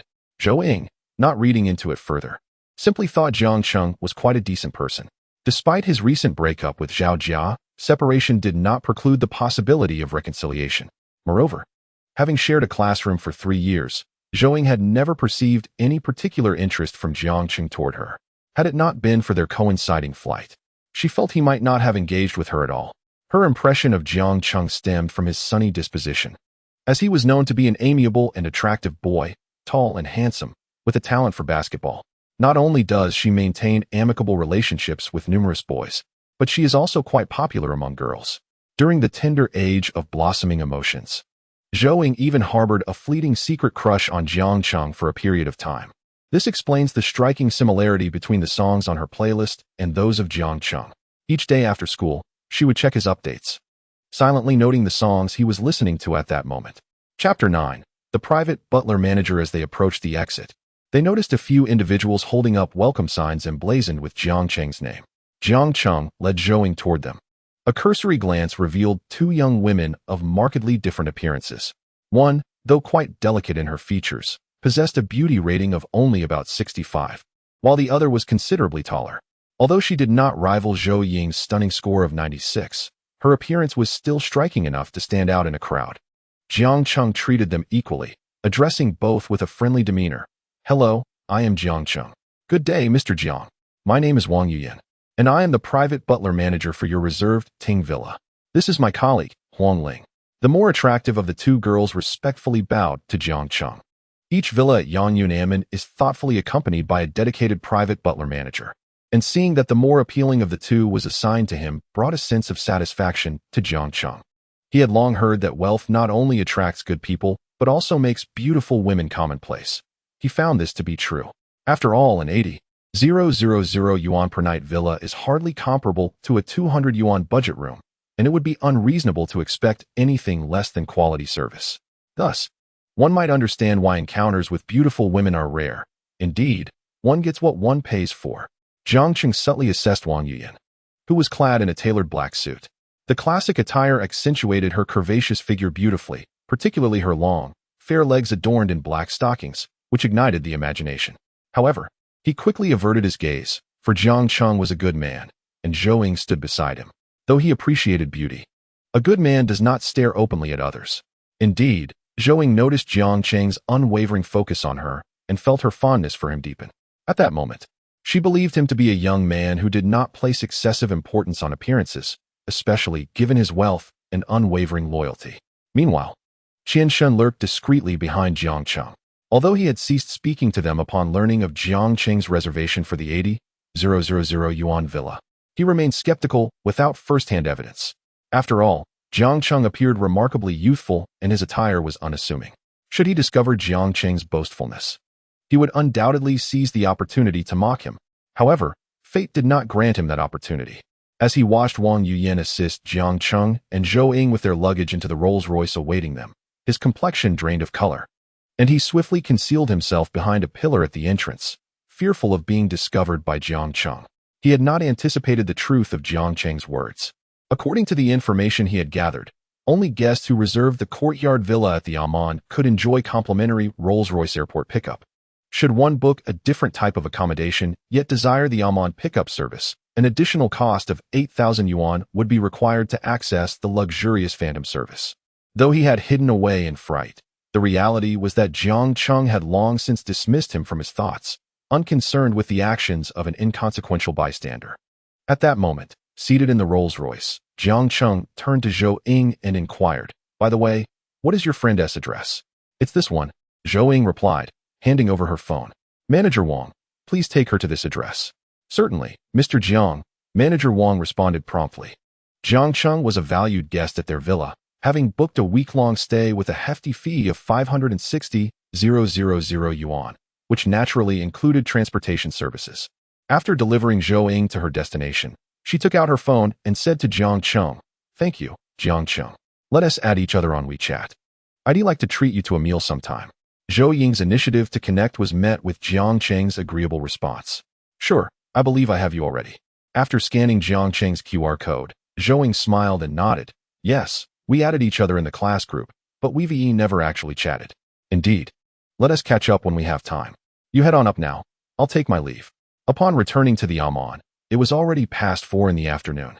Having only consumed a simple in-flight meal at noon, Wang Yuyin prepared a warm and nourishing dinner for Jiang Cheng after he enjoyed a relaxing bath. He savored a light vegetable porridge accompanied by various signature dishes from the Amman, while Wang Yuyin attentively introduced the culinary delights to him. It was a most pleasant experience. Mr. Jiang, this is South African abalone, a dish that combines abalone with a Western-style egg tart, drizzled with a white seafood sauce. It has received superb ratings. Please do give it a try. Jiang Cheng raised an eyebrow at the South African abalone, his taste buds tingling at the sight. It appeared delectable and quite succulent. He picked up his fork, pierced the abalone, and relished it in one swift motion. How is it? Quite good. The meat is firm, though a touch salty. Understood, Mr. Jiang. I will ensure the seasoning is adjusted next time. As Jiang Cheng had nearly finished his meal, Wang Yuyin inquired, Mr. Jiang, we are hosting a soiree at Amman tonight, and as one of our esteemed clients, you have received an invitation. It is placed on the table before you. Should you be interested, you are most welcome to attend. What is the theme of the soiree? Jiang Cheng asked. This event primarily caters to our platinum-level clients, offering a chance for guests to mingle and connect. Additionally, there will be a small auction featuring exquisite jewelry and similar treasures. Esteemed appraisers and notaries will be present to authenticate the items. If you have anything of considerable value, you are welcome to present it for auction, Wang Yuyin explained. Jiang Cheng nodded in understanding. Has the soiree commenced? It has already begun. If you wish to attend, I can escort you, she replied. Will my casual attire suffice for entry? Jiang Cheng queried, glancing at his white shirt. Wang Yuyin assured him, certainly. This soiree is exclusively for our internal clients, so there are no stringent dress requirements. Rising to his feet, Jiang Cheng nodded, then let us proceed. Wang Yuyin acknowledged with a nod and led him to the shuttle at the entrance. The expanse of Amman was vast, and walking could take quite some time. Soon, the shuttle arrived at another entrance, where several security personnel clad in black suits stood guard. Inside the courtyard, numerous waitstaff moved about, carrying trays of delicacies.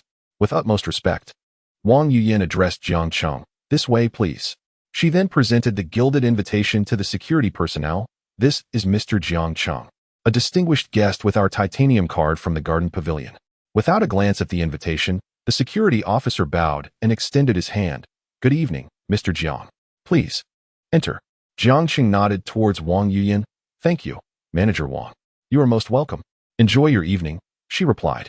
Jiang Cheng stepped into the courtyard of the soiree. He observed only 2 or 3 individuals casually strolling with glasses of red wine.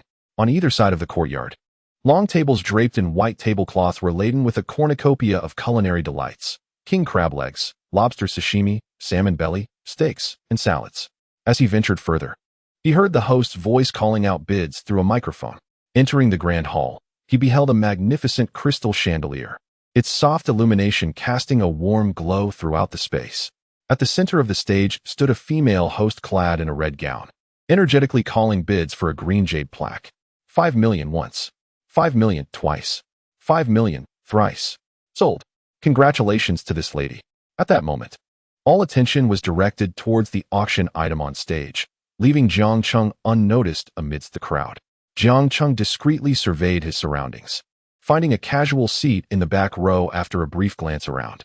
The arrangement of this auction was rather unpretentious, clearly not resembling the grandiosity of a formal auction venue. It appeared to be a small-scale auction intertwined with a cocktail event, yet the atmosphere was lively, with numerous attendees raising their hands to bid.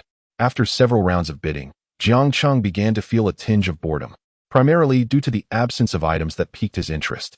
Just as he was about to leave, a Patek Philippe enamel lady's watch was presented at the display.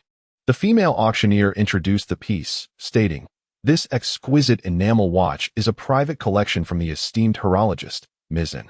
It is well known that while the price of Patek Philippe's enamel watches may not be exorbitant, each design is a unique masterpiece. Once an enamel pattern is created, only one watch is produced. Therefore, there is no need to worry about encountering duplicates. Today's auction begins at a starting bid of 500,000, with increments no less than 100,000. Let the bidding commence. Jiang Cheng was somewhat taken aback by the price, not due to its affordability, but rather its steepness. The official retail price for such a Patek Philippe enamel watch hovers around 100,000. Although a few unique enamel watches are released each year, they are typically pre-ordered by a select group of elite buyers before even hitting the shelves, leaving ordinary purchasers with little opportunity to acquire them. This realization illuminated the rationale behind the soaring prices of these enamel watches in the secondary market or at auctions. Indeed, rarity begets value. In a short span, the price of the enamel watch climbed to 800,000. Gazing at the elegant timepiece, Jiang Cheng was suddenly reminded of his mother, Li Yan. The watch seemed perfectly suited to her refined temperament, and he contemplated a way to gift it to her. As the bidding approached 800,000, Jiang Cheng raised his hand. Upon seeing his gesture, the auctioneer swiftly acknowledged his bid. 900,000. Is there anyone else willing to bid? 900,000 once. 900,000 twice. 900,000 thrice. Congratulations to bidder number 35 for securing the Patek Philippe enamel lady's watch. After the gavel fell, attendees in the front row turned to glance at Jiang Cheng, astonished at how a watch originally priced at a mere 100,000 had been dramatically inflated. Soon, another item was brought to the stage, a Richard Mille RM056, also sourced from Ms. Ann's collection. Despite its youth, having been established only 20 years ago in 1999, the brand has ascended to the pinnacle of luxury timepieces. The RM056 is heralded as the king of watches. With a global limit of just 10 pieces, the starting bid was set at 15 million, with increments no less than 500,000. Let the bidding begin. Listening to the price, Jiang Cheng was momentarily taken aback, not due to the cost being exorbitant, but rather because 15 million seemed rather reasonable. He recalled that before his rebirth, the Richard Mille 056, which bore a striking resemblance to the Xiao Xiankai phone watch, had skyrocketed to 25 million in the secondary market. However, he quickly reminded himself that it was now 2017. Although Richard Mille had begun to gain some renown within elite circles, it had yet to capture the public's attention. The brand truly became a sensation across the internet following the viral explosion of short videos on Douyin in 2018, where various million-dollar timepieces were fervently promoted. This series became synonymous with the affluent second-generation elite. Jiang Cheng had become acquainted with this watch through Douyin's data recommendation algorithm. Influenced by his father, Jiang Jianmin, who sported various Rolex timepieces, Jiang Cheng had developed a casual interest in watches himself. After engaging with Douyin, the algorithm incessantly suggested an array of timepieces worth millions, often leaving him to jest about Douyin's lofty expectations of his financial status, as all the recommendations were beyond his reach. Yet, at this moment, he found himself unexpectedly grateful for Douyin's recommendations, realizing they had laid the groundwork for his rebirth. Previously, he could only admire images, but now, acquiring one to adorn his wrist seemed entirely feasible, dependent solely on his personal preferences. Without a hint of hesitation, he raised his paddle. The female host noticed his gesture and regarded him with renewed interest. Mr. 35 bids 15 million. Is there anyone else willing to bid? Upon her declaration, a slender young man with tattooed forearms raised his paddle. Mr. 8 bids 16 million. Mr. 8 bids 16 million. Is there anyone else? Hearing this, Jiang Cheng raised his paddle once more. Mr. 35 bids 16.5 million. After his bid, the slight young man raised his paddle again. Mr. 8 bids 17 million. Jiang Cheng frowned, raising his paddle again, somewhat surprised that someone else shared his admiration for this watch. In truth, they were the only two bidding. The rest of the attendees showed no interest in participating. At this moment, only those familiar with the Richard Mille brand, elite second-generation heirs and wealthy individuals, were aware of its significance. In a couple of years, as its popularity surged, one would witness numerous affluent progeny and celebrities donning this brand in nightclubs. Compared to the prices it would command in the future, the timing to acquire this watch was indeed opportune. After all, the 056 was reputed to be the ticket to the Billionaire's Club, a symbol of the pinnacle of elite wealth. Chapter 11. Hello. Shanghai's monarch Jiang Cheng raised his paddle twice, increasing his bid by 1 million. Mr. 35 bids 18 million. After the host announced the price, the tattooed man with floral sleeves turned pale and whispered to a nearby young man with white hair, "Who is this number 35? Quite formidable." He then glanced behind him. The white-haired individual, noticing the tattooed man's lack of response, grinned mischievously and inquired, "Brother Chin, not raising your paddle? What the hell? How dare you speak to me like that? Who isn't raising their paddle? And besides, I don't have that kind of money," the tattooed man replied irritably. Upon receiving a glare from him, the white-haired man deftly shifted the topic, saying, "Let us set aside the matter of raising paddles for now. You claim you don't have enough money?" The tattooed man smacked his lips and shrugged. "Well, it's not really about the money. The crux of the matter is that spending 18 million on this watch is simply unwise. With that amount, I could purchase 2 Patek Philippe watches to enjoy instead." He believed that at the price of 18 million, acquiring this watch was indeed foolish. Although its design was appealing, its prestige paled in comparison to that of Patek Philippe. In agreement with the tattooed man's perspective, the white-haired man nodded, "I concur. Who is this number 35? He seems younger than both of us. And I don't recall having seen him before." The tattooed man stroked his chin, his eyes gleaming with curiosity as he pondered, "I don't know him. But he does have good taste. He has chosen the same model of watch as I have." "Wow, he snatched your item yet you praise him? I didn't expect you to be so magnanimous, Brother Chin," remarked the white-haired man. "His wealth is a testament to his capabilities. I have nothing to resent. I simply admire him. Why should I be envious?" "Ah, this is indeed Brother Chin. Your lofty demeanor commands my respect," the white-haired man added. Amidst their lively conversation, the Richard Mille watch was effortlessly acquired by Jiang Cheng. The subsequent auction items were rather mundane, consisting of jade and other similar artifacts, which bored Jiang Cheng to the extent that he began playing with his phone. Meanwhile, the tattooed man and the white-haired individual, equally disinterested, exchanged a few words before standing up and approaching Jiang Cheng. The white-haired man took the lead and greeted Jiang Cheng. "Hey there, buddy." Jiang Cheng looked up to see 2 young men now occupying the seats next to him. The one who had spoken was the white-haired man, dressed in Armani, exuding a rather roguish charm. Apart from his hairstyle, the Patek Philippe on his wrist and his designer attire lent him an oddly sophisticated air, suggesting he was no mere street thug. Though Jiang Cheng did not recognize the young man who had just introduced himself, he immediately identified the other slender man covered in tattoos. Wasn't he the notorious Qin Fun, a frequent figure on Douyin in his past life? Upon extending a handshake, Jiang Cheng reciprocated, saying, "I'm Jiang Cheng. Greetings, my name is Qin Fun, and this is Wang Zheng. By the way, I was the one who just competed with you for the Richard Mille watch." Qin Fun extended his tattooed hands toward Jiang Cheng. After a customary handshake, Jiang Cheng spoke. "I have indeed seen news about you, the Emperor of Shanghai. Indeed, he is the wealthy heir often seen on Douyin, regarded as the foremost second-generation rich individual in the bustling metropolis of Shanghai.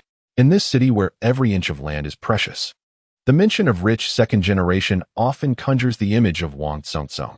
However, Qin Fun is not as ostentatious as Wang Tsongtsong, albeit his background is notably less pristine. Once, Wang Tsongtsong posted on Weibo, "I do not care whether my friends possess wealth, as none can rival my fortune." Qin Fun, in response, simply commented, "What about me?"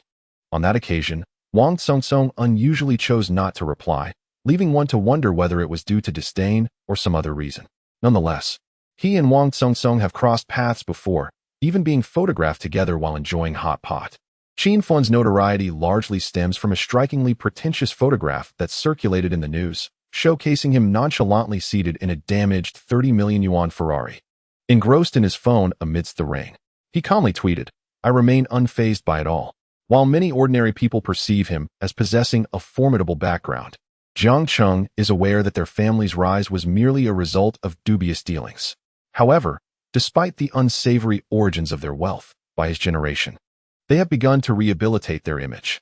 At present, he undeniably represents a notable figure among the affluent second generation. Upon hearing Jiang Cheng's remarks, Qin Fun chuckled, shrugged, and waved his hand. "There are far more impressive individuals than I in Shanghai. This title is merely a fabrication by netizens. Please do not bring it up. It embarrasses me, and look at you. You were just far superior to me." Jiang Cheng did not elaborate, merely smiling lightly.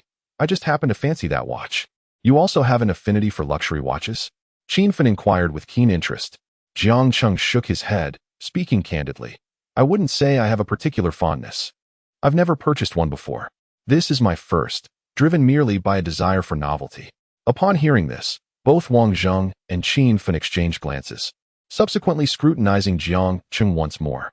Noticing he was indeed not wearing a watch, their astonishment deepened.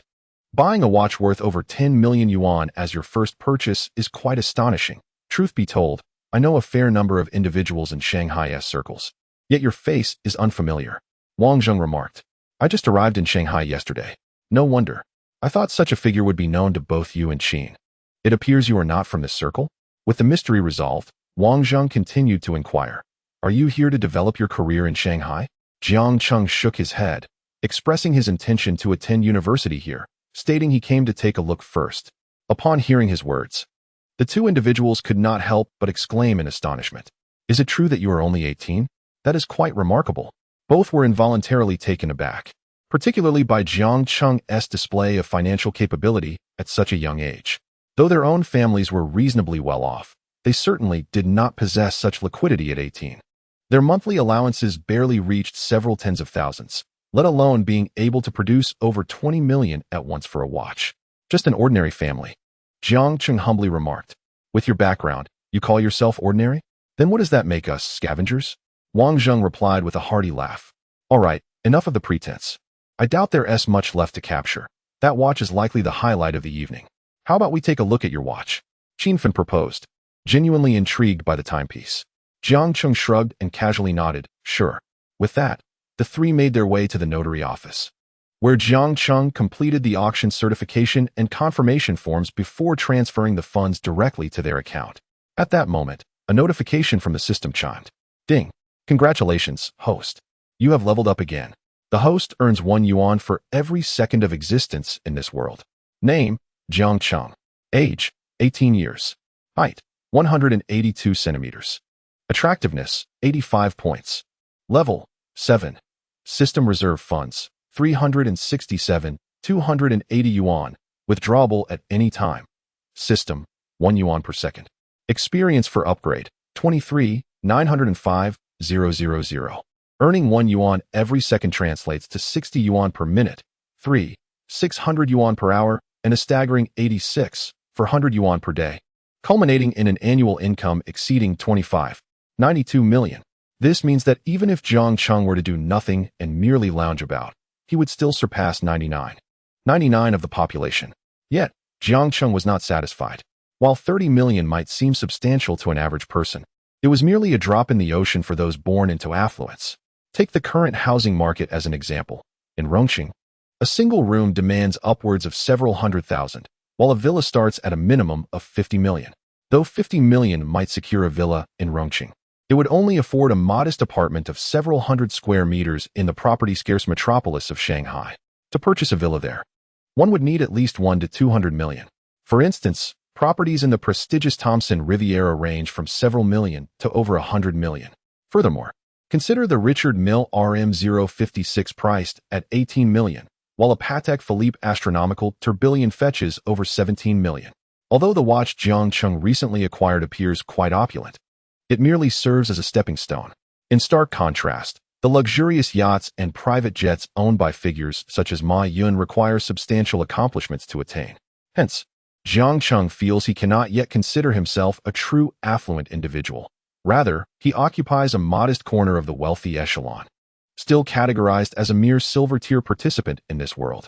To ascend to a life of grandeur, he must continue to strive relentlessly. Observing that the system's reserve had reached 367, 280 yuan, he promptly initiated a withdrawal. Moments later, a notification confirmed the funds had been transferred. Upon receiving the watch, Jiang Cheng generously placed it on the table for both to admire. The trio gazed in awe at the exquisite Richard Mille housed within its elegant box, exclaiming in unison, "It is truly stunning."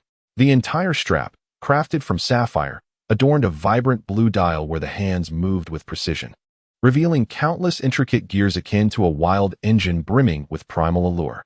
This Richard Mille 056 radiated a sense of modernity, futurism, and technological sophistication, a pure embodiment of mechanical beauty. Having witnessed the piece firsthand, Jiang Cheng comprehended why the Richard Mille brand, established a mere 15 years prior, could rival the esteemed Patek Philippe in both price and prestige. Unlike the serene elegance of Patek Philippe, Richard Mille exuded the vitality of a spirited youth. resonating with the aesthetic sensibilities of contemporary young people. As the trio engaged in casual conversation, Jiang Cheng's gaze inadvertently drifted toward the surrounding beauties, only to be drawn to a familiar figure seated in the corner of the gathering. A smile graced his lips as he recognized her. After adding Wang Zheng and Qin Fun on WeChat, he eagerly approached the figure. "You Xiao?" Upon hearing his voice, Yu Xiao slowly lifted her head, her brow furrowing as she regarded him. After 3 seconds, a look of alarm crossed her face as she covered her mouth with a slender, delicate finger and pointed at Jiang Cheng, exclaiming, "You are, that night." Jiang Cheng found her startled expression rather intriguing. Instinctively, he extended his tongue, showcasing a playful skill by curling it into 3 sections. Chapter 12. Is Yu Xiao getting married? In response to Jiang Cheng's expression, Yu Xiao instinctively crossed her long legs clad in a form-fitting black dress, reminiscing about their first encounter, her heart racing with anxiety. Observing her reaction, Jiang Cheng's mind wandered to tender and vivid imaginations. She wore a white halter neck blouse paired with a snug skirt and nude high heels. Her softly curled hair cascaded behind her, accentuating her elegant swan neck adorned with a pendant necklace. Jiang Cheng lowered his head, gazing at the towering peaks before him, reminiscent of the snow-clad Mount Everest depicted in his books, so majestic and profound. After staring at the necklace for several seconds, he still could not discern whether the pendant was adorned with a gem or a diamond, as it was currently concealed within 2 large bowls, thoroughly obstructed from view. The exquisite features of Yu Xiao, so tantalizingly close, along with her snow-white legs, stirred a flutter in Jiang Cheng's heart. Indeed, it was the sensation of being in love. Noticing Jiang Cheng's unabashed gaze upon her, Yu Xiao cast him a playful glance. "Have you seen enough, little brother?" Jiang Cheng, with a cheeky grin, replied. "Not nearly enough. Why not come over to my place later for a better look?" "You certainly have high hopes," she retorted. "Of course. With a beauty like you accompanying me and the prospect of wealth, why would I decline?" Upon hearing this, Yu Xiao felt a blush creep to her cheeks. "I assumed you were just a student at 18, hence my consideration. After all, you have contributed your fair share, but I didn't expect you to be a wealthy heir. Everyone here tonight comes from affluent families." The reason Yu Xiao was also an internal member of the Yangyunamon was that she held the position of operations manager at Tianqing Entertainment. She often assisted investors and partners in securing hotel accommodations. Her company typically arranged for clients to stay at the luxurious Yangyunamon, and after numerous bookings, she had become a platinum member. Tonight, feeling bored, she decided to come and take a look, never anticipating a meeting with Jiang Cheng. "You think too highly of me. I am indeed a student and could use your guidance," she said with a smile, her gaze inadvertently catching Jiang Cheng's Richard Mille watch and the bag he held. "Were you the one from room 35? Jiang Cheng nodded. "What do you say?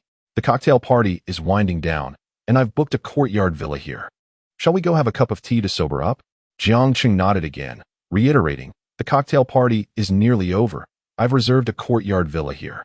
Would you like to join me for a cup of tea to clear our heads?" Upon learning that Jiang Cheng was a super-rich heir, Yu Xiao's interest in him intensified. After all, she believed that individuals like Jiang Cheng, with their wealth, often favored mutual benefit over genuine emotions. Coincidentally, that was precisely what Yu Xiao sought, companionship without emotional entanglements. This was also why she and T exchanged contact details after their first meeting. Though their initial encounter was fueled by alcohol, she felt no regret upon waking.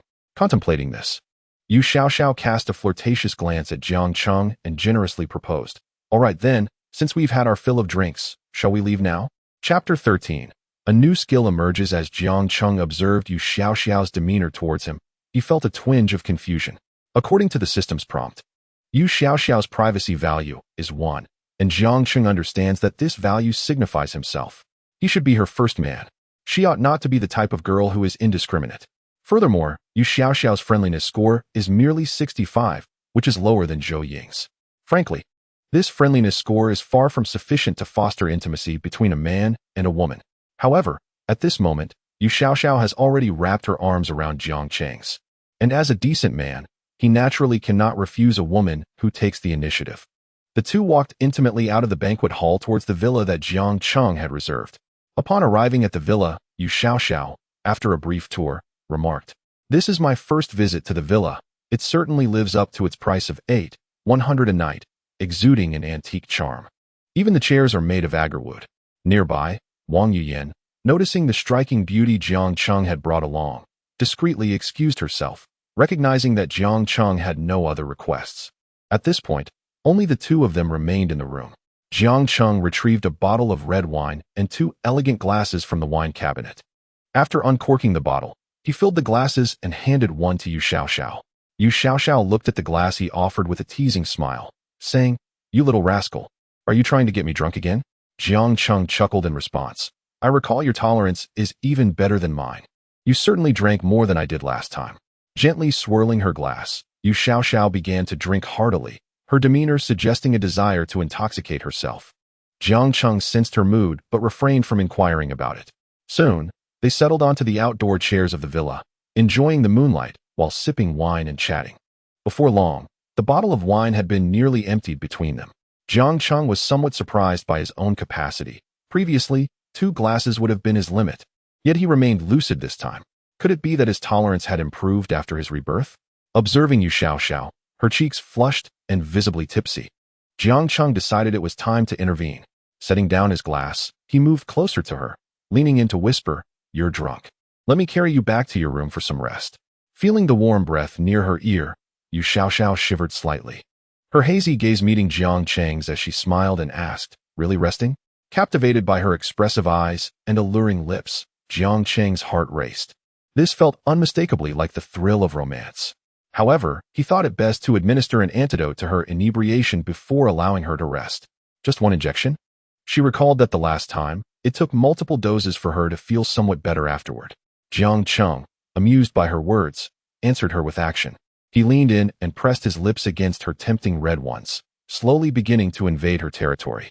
Moments later, Yu Xiaoxiao gently halted her hand against Jiang Cheng's. After a brief struggle, she began to emit soft, passionate murmurs, her hands instinctively climbing up Jiang Cheng's neck. Over an hour passed when suddenly, the system chimed with a notification. "Congratulations, host, you have acquired the milking skill. Mastering a diverse array of hand techniques is an essential asset for a wealthy individual. The host is encouraged to explore its intricate nuances." Jiang Cheng wholeheartedly agreed with the system's assertion. With a staggering balance of 63 million in his bank account, coupled with his newfound affluent system, his financial situation was destined to flourish rather than diminish. The concept of wealth held little significance for Jiang Cheng. He merely yearned for a skill to call his own. Chapter 14. Soon upon rising the next day, Yu Xiaoxiao had vanished once more. Glancing at the empty space beside him, Jiang Cheng couldn't help but admire his now agile hands, reminiscing about the previous night's events, a smile unconsciously curving his lips. He inwardly mused, "This is truly remarkable." Following that night, Yu Xiaoxiao's affection for him soared by 20 points, reaching a total of 85. The rapid ascension of her goodwill was partly attributed to the new skill he had acquired. After breakfast, Jiang Cheng rode in his luxurious Rolls-Royce, courtesy of a Yunnan, to the Ferrari showroom located on the northern bank of the Suzhou River in the bustling metropolis. The security guard glanced at him before granting entry, affirming the prestige associated with the Rolls-Royce. Noticing a client arriving in such opulence, the Ferrari sales staff promptly approached him. "Good day, sir. Welcome to the Ferrari Sales Center. It is a pleasure to assist you. May I inquire if you have an appointment?" Jiang Cheng shook his head. "No, I do not." "Very well. May I ask your name?" "Jiang." "Greetings, Mr. Jiang. I am Xiaoyun, a sales representative here. Do you have a specific model in mind? If not, I can guide you to our lounge for some tea while I introduce you to our various models. Do you have any cars available for immediate viewing? I would like to see them directly." Xiaoyun paused for a moment before responding. "Yes, we do. Please follow me, and allow me to introduce you to our Ferraris." Despite Xiaoyun not showing any signs of neglect due to Jiang Cheng's youthful appearance, he felt a twinge of disappointment at her slightly more mature features. Where were the enticing narratives of wealthy patrons courting luxury car salespeople found in novels? Yet in reality, to become a luxury car salesperson, one typically needed several years of experience. Moreover, candidates must meet the sales targets from previous years to be eligible for application. For a luxury automobile brand such as Ferrari, sales personnel are expected to have an annual transaction volume exceeding 100 million yuan at the very least, given that their base salaries are relatively high, typically ranging from 5,000 to 10,000 yuan or more. Those with such sales experience in the luxury car sector are generally not fresh graduates. Unless one possesses exceptional sales skills immediately upon entering the workforce, it usually takes years of experience to reach such a position, with individuals typically being in their 30s to 40s, as their sales expertise is undoubtedly substantial. Thus, it is rare for a recent graduate to secure a position in luxury car sales. If one were to consider sales for ordinary automobile brands, there might be a slight chance, but aspiring to join the ranks of high-end luxury car sales as a fresh graduate, I would advise you to reconsider. As Jiang Qing entered the dealership, he surveyed the surroundings. The atmosphere was remarkably tranquil, seemingly devoid of customers save for himself. However, as Xiaoyan guided him through the showroom, Jiang Qing noticed another couple, a man and a woman, perusing the vehicles. The duo appeared particularly mismatched. The male client was a middle-aged man, approximately 170 centimeters tall, stout in stature and exuding an oily demeanor, to the extent that Jiang Qing could see the reflection on his balding head. In stark contrast, the woman beside him was not only exquisitely beautiful, but also possessed a remarkably alluring figure. Her side profile, with its pronounced curves, easily surpassed that of 80% of women. At that moment, 3 salespeople surrounded them, taking turns earnestly explaining the features of a striking red LaFerrari. Suwan, if you think this car is appealing, I shall purchase it. How about I take you for a spin when I collect it? Said the middle-aged man, leering at her with an oily wink. The woman, referred to as Suwan, furrowed her brow, feeling a touch of discomfort as she replied, Mr. Huang, you are too kind. Buying a car is a serious matter. It is essential that you make a decision that suits you. After all, you will be the one driving it. My opinion is secondary. Why be so formal? When the film wraps up, I can pick you up from work every day. Whatever car you desire, I shall provide, he retorted. No need for that, Mr. Huang. Our filming schedule is quite erratic. It would be a bother for you. Moreover, that is the responsibility of the assistant. Today, I am here primarily to discuss our film. Before she could finish her sentence, the greasy man interrupted. As long as you agree, the leading role will undoubtedly be yours. He immediately made a move to embrace Suwan. Seemingly accustomed to such advances, Suwan reacted swiftly, taking a step back with an awkward smile. Mr. Huang, I reiterate, you are too kind. I merely wish to focus on my acting. Other matters are not my concern. At that moment, the commotion caused by Xiaoyan leading Jiang Qing drew everyone's attention. Upon seeing Xiaoyan approach with an exceptionally handsome man, not only the sales personnel, but even Suwan couldn't help but cast several glances at Jiang Qing. Their eyes met, and Jiang Qing suddenly felt an uncanny familiarity with this exquisitely attractive woman. The surname Su? A celebrity? Suwan. After a moment of contemplation, Jiang Qing finally recalled her identity. Suwan, one of the rising stars in the entertainment industry a few years hence, though currently still an obscure figure, would undeniably rise to prominence before Jiang Qing's rebirth. To his surprise, she was even more captivating in person than on screen. With her bright, peach blossom eyes and sweet, childlike voice, which man could resist being enchanted? Most memorable was her alluring poolside photo, affectionately dubbed Big Bol for her stunning physique. Any man who laid eyes on her would instinctively wish to forge a bond akin to that of comrades in arms. Observing Suwan's humble demeanor, Jiang Qing was certain his memory had not betrayed him. This scenario indeed depicted a small celebrity. Otherwise, why would she accompany a balding middle-aged man to view cars? The 3 female sales associates standing beside Suwan scrutinized Jiang Qing with their gazes. After spending years in luxury car sales, one inevitably develops a tendency to perceive others through a tinted lens. Though Jiang Qing's attire was unremarkable, his striking appearance, rated an 85 out of 100, still left the women present feeling invigorated. Standing at 6 feet tall, with naturally tousled hair devoid of any dye or perm, his fair skin complemented his handsome, chiseled features. This clean-cut, attractive young man was precisely the type that most women would glance at twice. Noticing that the women beside him were captivated by Jiang Qing, the middle-aged man felt a surge of irritation and turned to glance at him. He noted that Jiang Qing was merely younger and more handsome, taller perhaps, but nothing particularly extraordinary. His attire was unremarkable. After a cursory look, the middle-aged man silently scoffed at the superficiality of these women. Could good looks fill one's stomach? He had also observed the watch on Jiang Qing's wrist, transparent in design, which offered no indication of its brand. For an older man like Huang Ming, who typically focused on Rolex and Patek Philippe, he was entirely unfamiliar with newer watch brands, and thus automatically categorized Richard Mille as a low-end timepiece. Earlier, Jiang Cheng had overheard snippets of dialogue between Su Wan and the middle-aged man.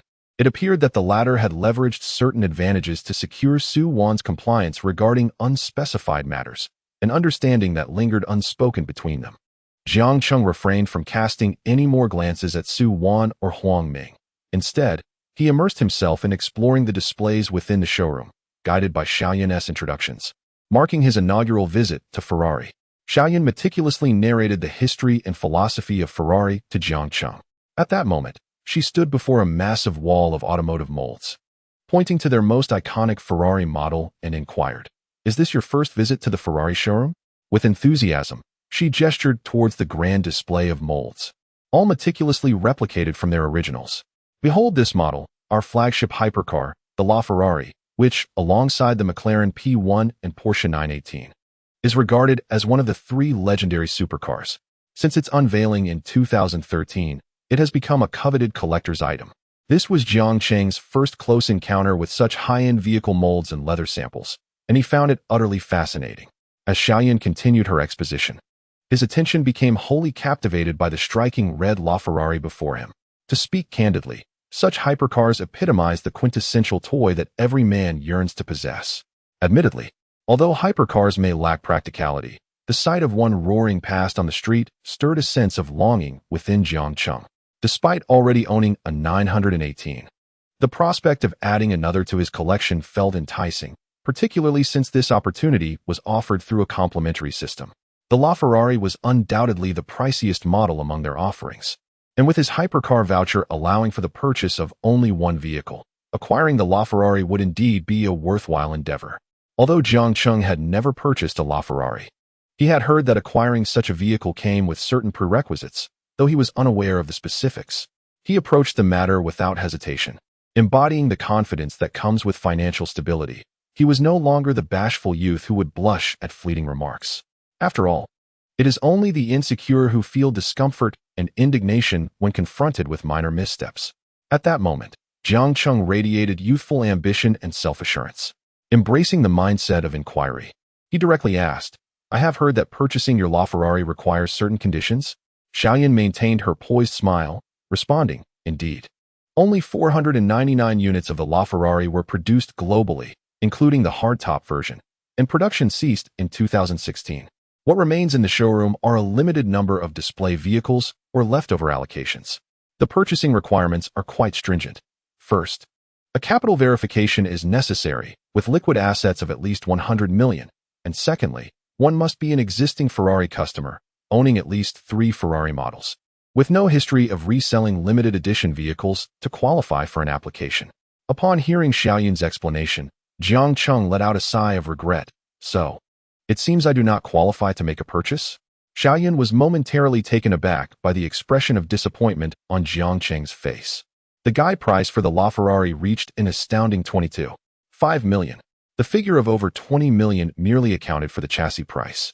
Excluding the costs of interior options and import taxes, the entire purchase process could easily exceed 28 million, with high-end configurations potentially soaring to 50 million. Clearly, only individuals with fortunes in the hundreds of millions, if not more, could contemplate acquiring a LaFerrari. Although she did not believe someone of Jiang Cheng's age could afford such a vehicle, his countenance of genuine regret did not seem faint. After pondering for a few moments, Xiaoyan spoke up. "If you are truly eager to purchase this LaFerrari, it is indeed possible." Jiang Cheng, upon hearing Xiaoyan's words, suddenly perked up. "Oh? How so?" When Ferrari first launched, it garnered immense popularity due to its exquisite design. However, its overwhelming success, coupled with slow production rates, led various suppliers to impose unreasonable purchasing conditions. Just as they mentioned earlier, conditions such as membership status and purchase history, and even more outrageous markups, became commonplace. Yet, as time passed, and with the emergence of other renowned supercar brands alongside the enforcement of environmental policies in our country, Ferrari can no longer dominate the market as it once did. All those restrictive conditions have since been abolished, and the prospect of price increases is now utterly implausible. In fact, under these new terms, one might even find discounts available. After all, the base price of a Ferrari starts at several million. While several million might not sound particularly extravagant, consider the context of Shanghai. If one were to aggregate real estate, vehicles, funds, cash, and stocks, it is quite feasible that half of Shanghai's population could possess assets amounting to 5 million. In today's world, having 5 million in assets is quite ordinary, as old properties coupled with some savings can easily account for that sum. However, how many individuals could readily produce 5 million in cash without liquidating their real estate assets? In 2019, Ferrari sold only 836 vehicles across our entire nation, including regions such as Taiwan and Macau, with more than 80% of those transactions involving cars priced below 5 million. As for the LaFerrari, priced over 20 million, the number of buyers is exceedingly limited. Thus, at present, price increases are simply not feasible, and purchasing restrictions, akin to those in real estate, are largely superficial. While this is the principle in place, you are aware that Ferrari orders require considerable time. Due to prolonged delivery timelines, some orders ultimately fail to be fulfilled as anticipated. Consequently, there are special quotas available as alternatives. If you are certain of your intent, you could register your order to replace those facing delivery issues. However, this may necessitate a higher deposit than standard orders. I wonder if that would be acceptable to you? Upon hearing Xiaoyun's words, Jiang Cheng raised an eyebrow, realizing that such special arrangements indeed existed. Since he was utilizing system funds for this purchase rather than his own, any additional costs were of little concern. Yes, if such orders are available, I will pay in full, no installments necessary. Upon hearing this declaration, Xiaoyun's eyes widened in astonishment. Full payment. Did Jiang Cheng truly understand the price of this vehicle? Not only Xiaoyun, but the others present also gaped in disbelief at Jiang Cheng's nonchalant statement. At this moment, a multitude of monologues blossomed within their hearts. Yet, when words teetered on the edge of their lips, not a single utterance could escape. They could only sit there, mouths slightly agape in a daze. Even Su Wan felt compelled to glance back at Jiang Cheng, hearing that he intended to purchase a car outright. She was both astonished and intrigued. After all, even Huang Ming, the affluent film investor by her side, opted for installments when acquiring a vehicle. Huang Ming was the head of Huang's entertainment company. Although the company was valued in the hundreds of millions, Huang Ming's liquid assets barely reached tens of millions.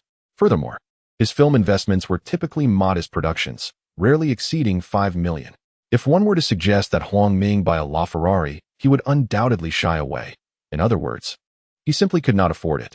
Even at this moment, the $3 million Ferrari before him would require considerable deliberation on his part. Yet Jiang Cheng boldly declared his intention to pay in full for a LaFerrari. How could this not astonish her? How could she not be curious? Amidst her astonishment, Xiaoyun immediately sought clarification. Mr. Jiang, the base price for a LaFerrari is over 20 million. With customizations, it would cost at least 50 million. I understand, and I am willing to accept. Observing Jiang Cheng's unwavering demeanor, Xiaoyun could no longer contain her excitement. Having worked at Ferrari for several years, selling their flagship model, the LaFerrari would mark a crowning achievement in her sales career. Moreover, the generous commission from this sale alone would cover her expenses for the next 2 years. Although this transaction was somewhat unique, as Jiang Cheng was her client, she would still receive her due commission. The sales personnel accompanying Huang Ming watched Xiaoyun's fervent demeanor with envy, their expressions contorting slightly with jealousy. They couldn't help but wish that Jiang Cheng had been assigned to them. Despite Huang Ming's expensive attire and his Jaeger-LeCoultre watch, what did that matter? They had meticulously presented the car to him for an entire hour, yet he remained indecisive, instead engaging Su Wan in discussions about investments and evening rendezvous. Observing the situation, the likelihood of closing the deal seemed slim. Perhaps he was merely flaunting his status with a celebrity by his side. Seeing Su Wan's gaze fixed intently on Jiang Cheng, Huang Ming's expression darkened once more. He interjected, "Xiao Wan, what do you think of this car? If you find it suitable, could you assist me in selecting the accessories? After all, you will be sitting in the passenger seat when the car is delivered." Upon hearing Huang Ming call her by her nickname, Su Wan's brows furrowed in plain discontent. Were it not for professional obligations, she would have undoubtedly turned on her heel and walked away. Although this was not her first encounter with Huang Ming, their relationship had always been above board. His casual address now implied an ambiguous connection between them that was difficult to articulate. However, there was no choice. Although Huang Ming invested in small-scale productions, he remained an investor in their company. Today, he specifically requested Su Wan to accompany him, and with the company's mandate, what could she do? "Mr. Huang, I am not well versed in automobiles. Please make your own decision. Moreover, I am quite busy with filming and have little time to go out." Upon hearing Su Wan's repeated refusals, Huang Ming, standing nearby, visibly began to lose his patience. He attributed his inability to win over Su Wan to the sudden emergence of Jiang Cheng. Ever since Jiang Cheng appeared, Su Wan's attention had intermittently shifted towards him. Huang Ming was uncertain whether Jiang Cheng was merely posturing or genuinely possessed substantial wealth. He felt an urge to mock Jiang Cheng, but as he opened his mouth, he grew frustrated and closed it again. After some contemplation, he decided to observe from the sidelines. If Jiang Cheng was indeed a genuine wealthy heir, then even if he stumbled, he would let the matter rest. After all, it would be unwise to offend a truly affluent individual. Even if Su Wan were to be set aside, he could always find another inconspicuous star. However, if Jiang Cheng were merely a pretender seeking Su Wan's attention, he would ensure to ridicule him to the point that even his parents would not recognize him, thereby demonstrating to Su Wan who the real affluent individuals were. Soon, Xiao Yun hurried over with two individuals, one a meticulously dressed middle-aged man, and the other a stylish young man with dyed white hair. As they approached, Xiao Yun spoke to the middle-aged man, "Supervisor, Mr. Wang, this is Mr. Jiang." Upon hearing this, Jiang Cheng turned his head and quickly recognized the young man with white hair as Wang Zheng, whom he had met at the auction the previous day. In that moment of mutual recognition, Wang Zheng, astonished, exclaimed, "Oh, it's you, Jiang Cheng. I heard from old Wang that someone was buying a LaFerrari outright. I didn't expect it to be you." Chapter 17. The invitation. Jiang Cheng casually nodded. "Yes, quite a coincidence. I just arrived in Modu and thought I would casually purchase a vehicle for convenience." "You call this casual? A LaFerrari as a mere convenience vehicle? That's quite ostentatious," Wang Zheng remarked enviously. The male supervisor, noticing Wang Zheng's familiarity with Jiang Cheng, asked with a smile, "Is this gentleman a friend of young Master Wang?" Wang Zheng, excitedly rising on his toes, patted Jiang Cheng on the shoulder. "We just met yesterday, brother Jiang. Look at that Richard Mille RM056 on his wrist. Purchased at the Yuyun Amon auction yesterday for 18 million. Originally, brother Qin wanted to buy that watch, but this wealthy fellow snagged it." The crowd gasped in astonishment. Jiang Cheng was incredibly wealthy. He appeared to be just in his 20s. The male supervisor's eyes sparkled as he regarded Jiang Cheng, his expression shifting to one of respect and humility. Those who can afford a watch worth over 10 million certainly have the means to acquire a LaFerrari valued at over 50 million. Immediately, he bent slightly at the waist, extending his right hand towards Jiang Cheng with enthusiasm. "Greetings, Mr. Jiang. I have already heard about your situation from Xiaoyan, and I sincerely thank you for choosing Ferrari. Is it true that purchasing your Ferrari requires a financial verification?" Jiang Cheng inquired. The male supervisor quickly waved his hand. "In principle, yes. Financial verification is a standard procedure we adhere to and is not aimed solely at you. I hope you can understand.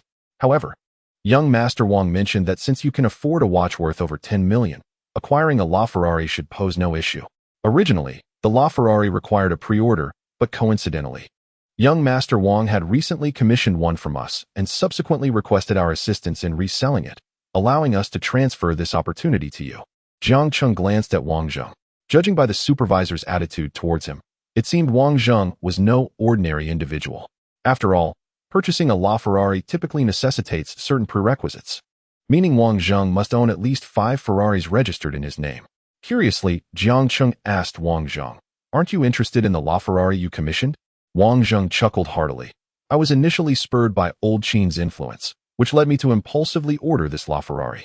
The Qin who was with me yesterday possesses one, and it looks incredibly striking. However, the custom order has taken an excessively long time. Several months have passed, and my enthusiasm has waned significantly. I thought I might attempt to sell it and see if I could find a buyer. If not, then so be it. I never expected to find you." Jiang Cheng nodded.